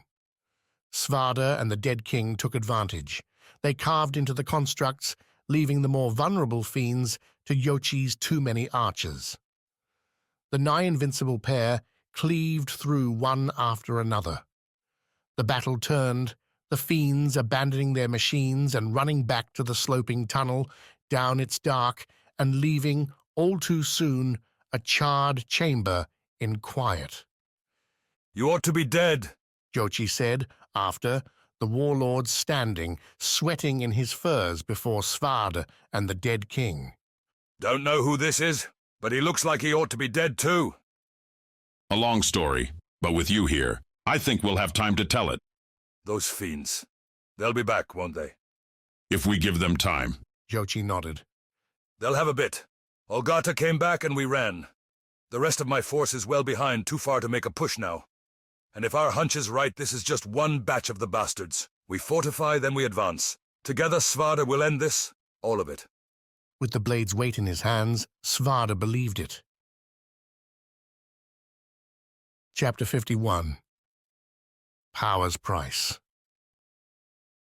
Bliss had to hit Wax, a panicked slap, to break the vise from his open-mouthed stare at the mountain crashing towards them. Whence Golden Gash emptied, its stone and snow barreling along the slope at their little party like a billowing wave. The glittering plume erupted high into the afternoon sun, meshing with the yellow sky, while darker, roiling masses descended. "We can't run," Wax muttered, taking backward steps as Bliss pulled him along. A few strides up the mountain, Yujo and Tawny half ran, half fell after the two Vs. Their arms flung wide, their legs sloppy, missing the stone stairs in a stumbling slant. They wouldn't outrun the avalanche. Was that the word? Tawny cried. None of them would. The Skars knew it too. They whispered suggestions in Wax's ears, wordless urges to melt the world from the Foti stone. The Rana Skar seemed confused, trying to decide whether it could use the snow for something. The Vis Skar did its thing, humming along about Wax's various scrapes and scratches beneath his heavy coat. Only the Went Skar offered an idea, one that had Wax returning Bliss's pull, tugging her down into a kneel next to him. "Catch them," Wax said, planting a gloved hand on the stone stair before him. Bliss, smart as ever, sprang out, snagged Tawny's arm as the bandit went past, tugged the lithe thief in beside them. Yujo slipped at the swing, falling to the side and bouncing off the hard path. Wax yanked his attention away from his friends. They'd handle themselves. He had to handle disaster. Like a ripple's touch when sticking a hand into a stream, the Went Skar let Wax feel the cold rock beneath his palm. A rush, yes, but one he could direct with a little nudge, a little push against the rock's current. It trembled beneath him, the roar screaming in. Tawny screaming too, yelling at Bliss, at Yujo, at Wax. Ignore her. Wax flicked his eyes up, the grey mass thundering down. No flight, only fortitude, and that the Went Skar could provide. Wax pressed with his fingertips, then arched his palm, as if to scoop the stone like a snowball or a muddy sand glop. The rock shivered before him, stones cracking at the edge of the Skar's influence. Wax, as the Skar roared in his mind, pulled up farther. This time the granite, the hard, black-grey rock, responded with a lurch. Wax's knees bounced as before him the path burst upward in a thick, pointed wedge, angling towards the oncoming avalanche. The Renewal guided the rock, trusting the Skar and the rippling sensation.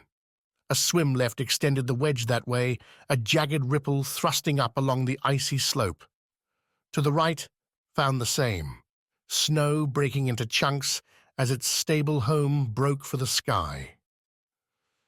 A sudden makeshift shelter, and one Wax found himself crowded into as his 3 friends crunched in close.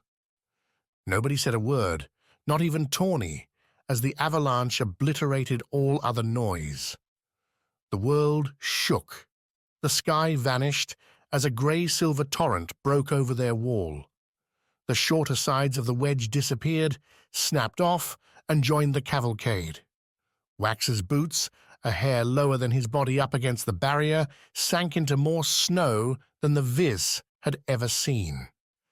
But he could breathe, he could see, and the avalanche wasn't interested in sticking around. Seconds slipped by and the sky reappeared, the noise settled, and the chaos continued on below, leaving a flattened ice, stone, and snow medley in its wake. A speckled plain leading all the way down towards the outpost. It's going to get crushed, Yujo said as they waited, watched, caught their breath. Maybe not. Those big palisades, they can... The bandit's excuses withered as she spoke them, but she offered them nonetheless. Trying to evade the demons waiting for her, the ones Wax saw every time he reached for the scars, their unbound power. It's okay, Wax said, as Tawny broke into shocked silence, the Najan town shuddering, small dots running, as the avalanche ran into its spread. You didn't know. It's not your fault. Tawny dropped her head, stared at the ground. Over her back, Yujo met Wax's eyes, the Queen's frigid look as thawed as Wax had ever seen it. Not days ago, Yujo might have burned Tawny's actions as reckless, deadly, even monstrous. Now she put an arm around the bandit's shoulders, pulled Tawny into a hug. You saved us. You saved our lives, Tawny. One of us will be the Aegis because of you. But... When you accept a queen's responsibility, Yujo went on, trampling the bandit's words, you come to understand there's scales for everything. You weigh one life against another, no matter how awful that sounds, because you have no choice. The Isles against one outpost. You made the right call. And you didn't even know, Wax added, throwing his arm on too. Not your fault. I'll say it again and again. A crunch ahead. Bliss, rising up from their shelter and taking the first steps along the snow. She glanced back at the foursome, nodded towards the disaster. Come on, there might be survivors. Bliss, always with the right approach. They found life. What could have been a horror turned out only awful, the dead numbering less than a dozen, as the avalanche petered out near the valley's bottom. The buildings were shunted aside, the walls destroyed, but the Najan had time to run, to prepare. Tawny started to say that she'd help bury every person lost, only for Yujo to pull her aside, give her a more careful way to assuage her guilt. Avalanches on Went, in the mountains, were terrible natural things. The bandit didn't cause it. Random tremors did. Wax didn't hear that talk. He'd been busy digging out supplies, looking for any more souls trapped beneath the snow, but Bliss repeated it to him later. They huddled around a fire, one of several inside hasty lean-tos erected from viable wood. As she signed, Bliss frowned further, his sister's brave lines sinking into serious thought. Wax, now eating some frosted potatoes, mulled the words. Smart, he said finally. We don't know what people would do. They're confused. You hear them. The Golden Gash doesn't do this. The avalanches don't come this way. They'll never know why their friends died. Yujo and Tawny had stomped off to gather much-needed ale. The barrels, safely tucked away in cellars, survived. But Wax flipped to the signs anyway, as several Nayan took up other spots around the fire. If Tawny admitted to using all those scars, what would happen? Wax signed. They'd call her a murderer and kill her right now. You don't know that. We should. How did they treat the bandits on Fodi? with arrows and vultures, no trials, no considered debate. Bliss looked back at the fire, the smoking edges as the heat waged its war with the snow. Her left hand signed, slow. I'm worried we're losing ourselves, Wax. We're becoming killers and excusing it. We have to keep going. Someone needs to become the next Aegis. You? You, Joe?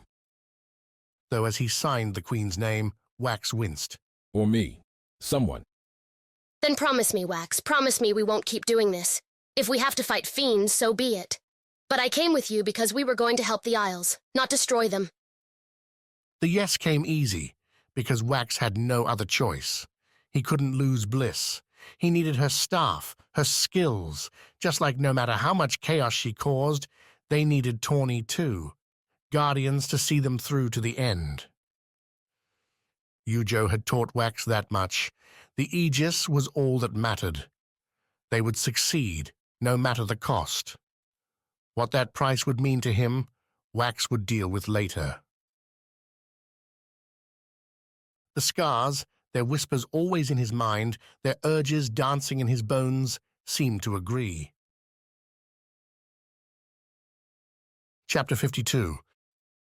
The New War. Power abhors a vacuum, an idea Quick hadn't considered ever until he returned to the Najan quarter with news of Masayo's death. He said nothing to the gate guards, nothing to the scholars in the streets, leaving the words only for several third-hand leaders Quick himself didn't know, but who grabbed him 3 steps inside the Tenet's cliffside building and began an interrogation. Their eyes, greedy and glinted, showed they took Quick's lies with calculated glee. Masayo, to hear their muttered asides tell it, had been leading the Tenet for too long. Here, at last, was an excuse to do away with her knives and replace them with someone, perhaps several someones, new. That, though, is not your concern, said one, cowled like the other 2 in purple robes, as if in mourning for their lost leader. You'll leave this room, say not another word about this, and continue on through your training. My training? Quick asked between fresh water, fruit, reveling in the warmth of the room's crackling fire. Once the risk of a knife to his neck had gone, civilization's benefits bled through his diminished caution. Quick had made the right choice, otherwise he'd be in the cold dark below, wandering lost with Ami and Sawi. What training? Your rotations.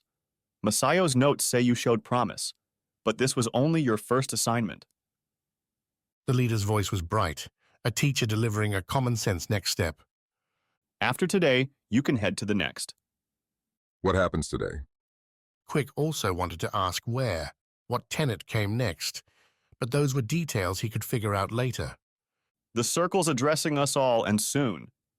Get yourself some fresh robes, maybe take a bath to wash the grime off, then follow everyone else.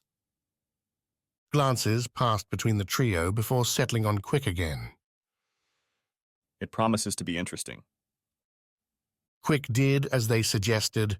The bath, especially, was necessary after nights on the rocks, amid salt water and bird droppings. He took a shaving knife and cut away the scruff around his cheeks and neck, tied his hair back. Without the robes, his Vis tattoos showed through, out of place in the otherwise ornate Najan world. He'd have to look at them more, remind Quick of why he was here and where he'd come from. But the wind outside was cold, the dress was expected, and so he covered up his body with the same purple and black as everyone else. The third-hand leaders at least had one thing right. Everyone was in the main square, a cobblestone swath before the circle's main tower.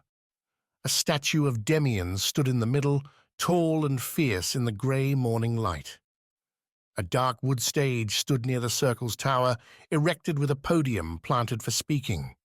Chairs lined either side, 2 scholars tasked with brushing blowing snow off their seats. Quick's attention, along with the crowd, swerved to the gallows.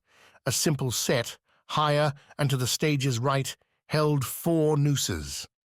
Today's subjects already waited, hooded and kneeling. Behind them stood 3 Najan in gleaming armor, 2 with vulges at the ready, and the third wearing an all-black helmet showing no face, gloved hands. Quick hadn't seen a hanging before, only even knew what it was thanks to the whispers flying around him. Who, though, were they executing? Was Gladring kneeling there? Without any friends to ask, not trusting the crowd around him, Quick kept quiet and watched. Told himself to play the hunter's game and study the people who might be his next enemies, or Wax's much-needed allies.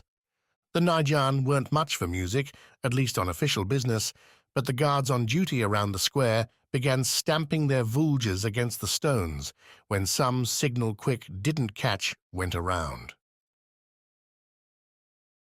The doors into the Circle's tower swung open, snow swirling in their wake, revealing more guards. Behind them, walking to the stage, came the Circle, Facile at its head, behind him the 2 adepts, and after that, the tenets. They approached the stage, took the chairs, and the one Quick expected to be empty was already filled, a face from a couple hours ago already sitting in it. More whispers, curious at the sight, a few touching on the more important, the stranger thing, the sight that had Quick forcing his mouth shut, mind racing with questions. Next to Facile, with an adept's gold raiments around him, sat Gladring, impassive, imperious, silent, but alive. How? Sawi had said Facile murdered 1 adept, had declared death to the potential traitors, yet Gladring... The Circle's leader stepped up to the podium, drawing a hush. Even the snow seemed to still its bluster, the wind calming as if to let Facile's voice echo hard and clear through the square. Traitors, the man said, had plotted to steal the Isle's most sacred weapons, the Skars, had plotted to destroy the Najan and give the world over to chaos. Those traitors, Facile continued, had been caught. Some had already paid the price, and more would now. The Guardian, Ami, and the rogue-went scientist Annalise, along with their 2 closest collaborators, go now to Noctia, where they will suffer in the eternal darkness for their crimes. The man made a cutting gesture towards the gallows, where the executioner grabbed his kneeling prisoners, one by one slipping their heads through the nooses. For being doomed, the people didn't struggle, didn't protest. Silent, almost limp, they accepted their fates. No last words, no speeches, no fiery anger like the real Ami would have delivered. Only a snap, a fall, an end. The sight tore something in Quick, a muscle the man didn't know he had till that moment. Right and wrong were malleable. Only a child believed otherwise. But this? Who had been chosen to die instead of the real Ami, the real Annalise? And why? These dissidents, however treasonous, did not leave us without value. Facile continued once the victims finished their struggles. They showed us that Skars can no longer be left alone, cannot be trusted to their isles. Instead, we, the true guardians, must take up the charge. Facile swept his pinched look across the crowd, nodding the whole time. The renewals are finished. The Aegis is over. We will stamp out the fiends. We will set the world at peace. We, the Najan, will rise and our enemies will fall. The cheer came first from the guards, from various corners throughout the crowd. It rose into a roar, a clapping, stomping, shouting promise to protect, to fight, to dominate. Look to your tenets for direction. Facile continued at length after the noise died down. His grin stretched from end to end. The new Najan with the Skars in our hands begins now. More cheers, more shouts, and amid it all, Quick stood confused. At least until a guard caught the Viz's eyes, frowning. The hunter then opened his mouth, joined the chants, his hands moved to clap. The renewal was over. The Najan would take control. Wax and Bliss then could go home, be safe. Wasn't that worth celebrating? Chapter 53, Criminals. Death, destruction, loss, all things Tawny had dealt with before. Not, though, at her own hands. A stolen trinket, sure, But Jarvik didn't play the murder game, so it wasn't until Tawny found herself with Egrad and Sledge that bodies began appearing underfoot. Those bandits earned their name, backing up threats with violence. Even so, Tawny stayed back, only drew her knives in defense. Never played the executioner. The bodies weren't hers. She didn't sleep the first night in the snow-swamped Najan outpost. Burned her every moment working with Unter and the others to dig the base out. Never once did Tawny mention the scars she'd stolen, the ones scattered now along the mountainside. Never once did Tawny say she kept seeing the roiling snow burying its victims alive. At least, with the Kansi guards drowning in the ocean off Rana's coast, Tawny didn't watch. Didn't have to remember. She collapsed in the late morning of the second day, with Bliss helping her to a makeshift bed in a scrappy shelter. Tawny slept among the wounded and the sick till nightfall, rising again to continue the work. For several days more, she salved the guilt with effort, alongside old friends and new bonds forged in labor. Runners returned from other Went towns with emergency supplies, sledges carting materials to raise new shelters, even as blizzards and freezing cold interrupted life. Burials marked the passing time, one in the morning and one in the afternoon for a week. Each given their proper due by Unter. Tawny attended them all. A penance. Yet not an absolution. She still saw the avalanche, and she still held the diary, secreted away in pockets. Compartmentalize. A term Jarvik did teach his thieves, a way of sealing away guilt so you could focus on the next job. Not as easy as it sounded, but the gradual labor did its work, and by the week's end, Tawny was sipping ale again, talking with Wax and Yujo about their next moves. Getting to Tamas wouldn't be possible by ship this deep into the winter, so Yujo said, and Unter backed up. However, crossing the narrow eastern sea on ice floes, temporary bridges, could be done if one was desperate enough. Otherwise, waiting several months till warmer weather made for safer sailing was the only option. Well, that's not happening, Wax said, after Utna voiced the delay as the five of them sat around an evening fire. The outpost continued to dig out around them, some buildings standing up again, those palisades a spiked ring against the dim twilight. The fiends aren't waiting. Neither are the other renewals. We have to move. We don't know how to cross the ice. We'll learn. Wax reached up, tapped the necklace around his neck with the scars.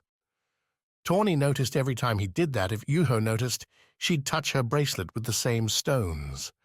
Scar holders stick together or something. We've got the scars, too. With Ujo's Kansi one, we could probably float most of the way there. Sure, until it decided to do something different and throw us all into the ocean. Guess how long it'd take for us to freeze? Wax shrugged. Aren't you cold enough here as it is? Thomas is at least a little south. The bandit raised a finger. Now there's an argument I could get behind.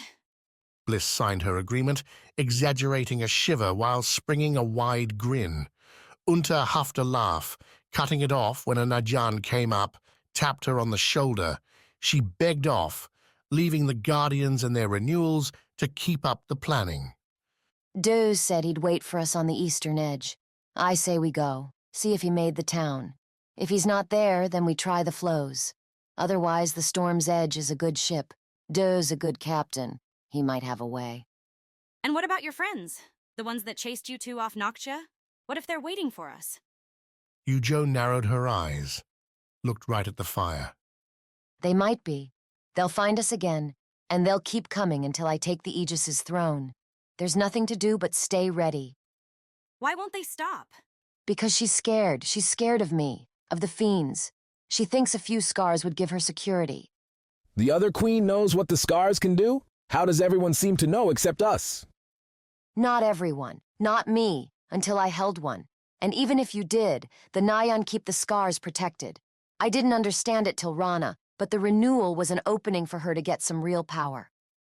Well, when we get to Kansi, we can show her just what she's missing. Tawny was about to agree, was about to add that after what they dealt with, a few crummy assassins and a confused ruler wasn't all that bad when she noticed the shadows shifting. Bliss signed something to Wax, the Vis laughed, repeated the joke, and Tawny caught none of it. The sounds around the camp, the digging, the chopping, the conversations all dwindled. The Nyan were moving, and not to get in line for a late dinner. Guys, Tawny said, dropping her voice. something's up. Something is. Utna said, striding back near the fire, a vulge in her hands. She'd found some Nyan armor, still snowy, but fitting nonetheless. The Circle's made a declaration. The circumstances have changed. To what? There's no renewal anymore. Utna barreled on, not letting that truth set in. The Naijan will lead the fight against the fiends. All the Isles will support us, with soldiers and Skars alike. She pointed the vulge at Wax, then drifted the point at Yujo. That includes the ones you've already collected. Wait, what? Wax asked, standing, taking a step back off the battered log he'd been using as a seat. What happens to the Aegis? It's done. No more. Utna settled into a hard stare, a professional's look, duty-bound.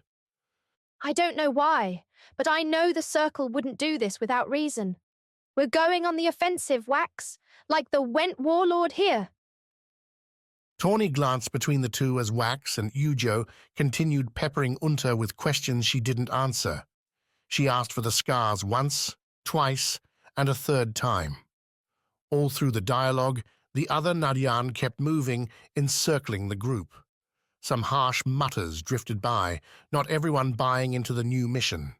Even so, in a moment, the Renewals. Tawny wouldn't give up that name so easy, because if they weren't Renewals, then she wasn't a Guardian, and screw that, would be surrounded. Choose. Tawny signed, clear enough for Wax and Bliss to catch, while Yujo made yet another pointless ask of the Nyan captain. We run now or they'll take us. Then we run. Wax signed back, settling an icy fire in Tawny's gut. The same that gripped her when she took the diary. A dire move, one with no retreat. Okay, Wax said, loud, interrupting Yujo and drawing the Queen's eyes his way, where she could catch Bliss signing the sentiment. Tawny's hands drifted to her knives. Could she fight off a Najan guard? A dozen? We'll do it, Utna. Where do you want them? The commander wasn't an easy mark. She didn't relax, didn't put up her vulge. Instead, she held out her hand. Give them to me. We're to send them away tonight, back to Noctia. You four can stay here till the thaw, then we'll barter your trips home. Sounds fair. Wax replied, reaching for the necklace, catching Ujo's eye as he did so. As always, Yujo went for her bracelet. Being a thief, skulking through the night in places you weren't supposed to be, trained Tawny to be ready for surprises, to control her flinches, make determined moves, even when the unexpected happened. Like, say, when the campfire blew up. The merry flames puffed out in a bright flash, heat splashing Tawny as she winced, rising and breaking into a run. As she made the first step, not fully up from her seat on her own log, the snow slashed into a near-blinding whirl. Curses and calls came up, metal striking metal as haphazard vulges and chakrams exited sheaths and holsters. Through it, Tawny kept her feet, broke towards the only place that made any sense, the makeshift stables, where those carriages were kept. The stable loomed in the sinking daylight near the palisade's only opening, a boarded roof and 4 tall logs salvaged from the avalanche. In it, Tawny guessed, would be 5 or 6 sledges and carriages nestled near the oxen who brought them. After their awful walk across the wet tundra, any attempt to run now meant stealing a ride. Shame that theft would mean getting by 3 Naijan soldiers, their vulge-wielding arms up near their faces, keeping hard snow from their eyes. Still, 3 soldiers against 1 thief made for poor odds. Better to avoid a fight than pick a bad one. They're crazy. Tawny cried as the fire burst again behind her. Wax and Yujo laying into the scars to keep themselves alive, to keep the soldiers back. How long that'd work, who knew? Help me. The panic Tawny put into her own voice made her proud, and it befuddled the already nervous Najan. A few minutes ago, they'd been prepping for a night's work, or an ale and a hard sleep.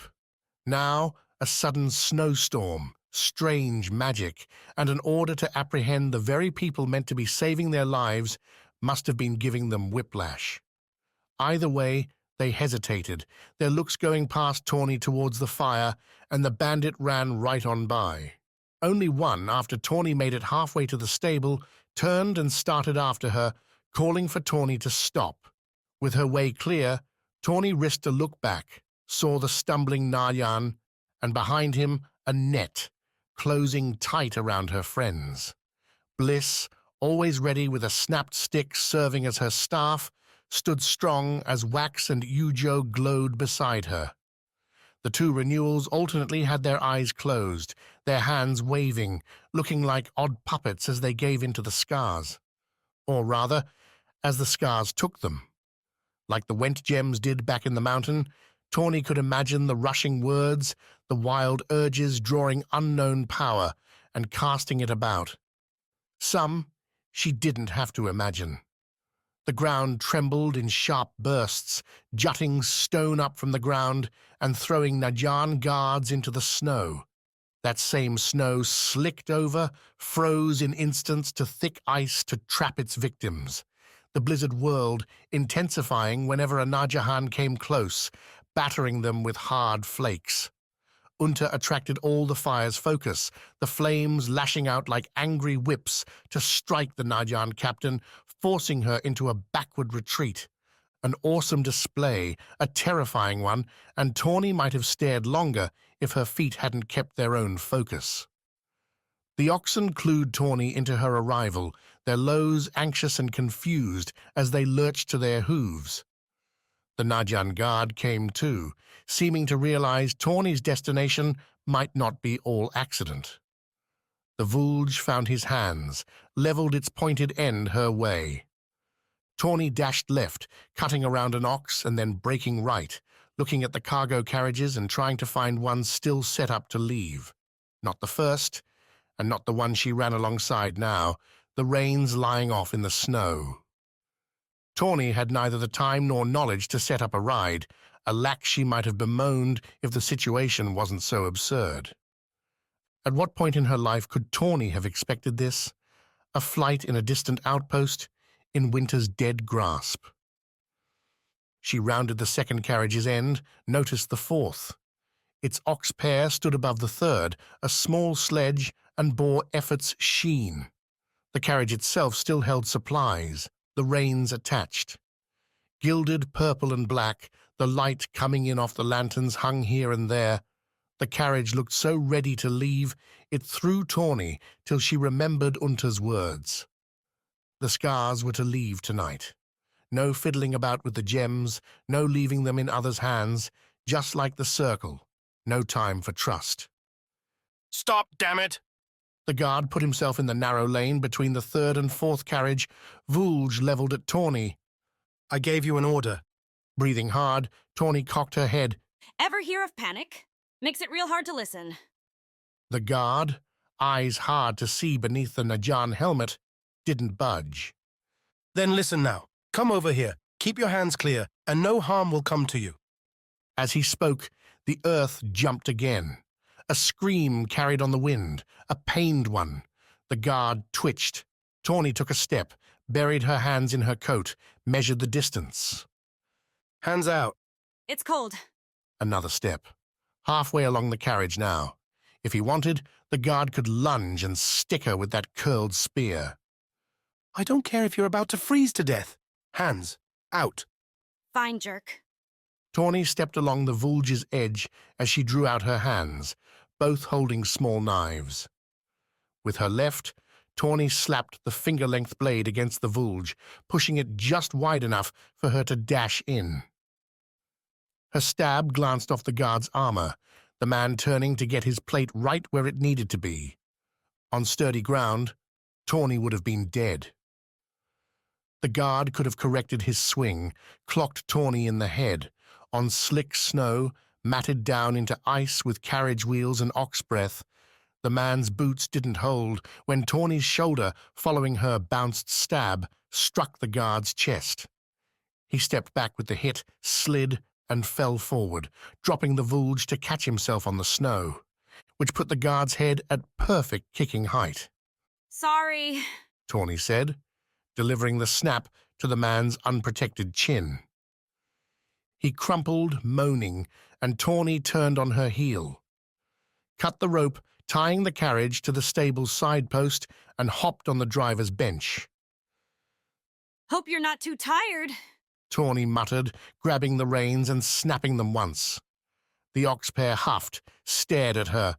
You heard me. Move. With a second snap, the pair made a grudging lurch forward, giving Tawny another look at the battle among the fire. The Najan net grew tighter, with Bliss actively swinging now, trying to keep away the points, as Wax and Yuho leaned on each other. The fire's whips were spastic, the earth's tremors quiet, and the snow only ruffled. Go! Tawny shouted, snapping the reins again. Bliss! The call, the name, echoed over the frosted outpost. The words found their target, the Guardian found her renewals. Hope spurred a revival, and while the oxen shied away from the fire, they couldn't evade the ground. The rising ice and mud surrounding Wax, Yujo, and Bliss as they half ran, half stumbled through Nayan blown aside by sudden gusts. Bliss threw her brother and Yujo into the carriage's back half, among satchels and straw, before joining Tawny as the bandit tried directing the oxen back to the exit. How do you do this? Tawny asked as Bliss took the reins, steered the creatures towards freedom. Behind, more shouts, more curses, some stomping boots, but the Nayan didn't launch their chakrams, didn't call for hard pursuit. Easy. Bliss signed with one hand as they passed by the palisade's last lanterns. You point them away from danger and tell them to run. This is the end of The Bonds of Stone, The 7 Isles Book 4 by A.R. Knight. Text copyright 2024, all rights reserved. To find more of our books, check out www.blackiebooks.com. Thanks for listening.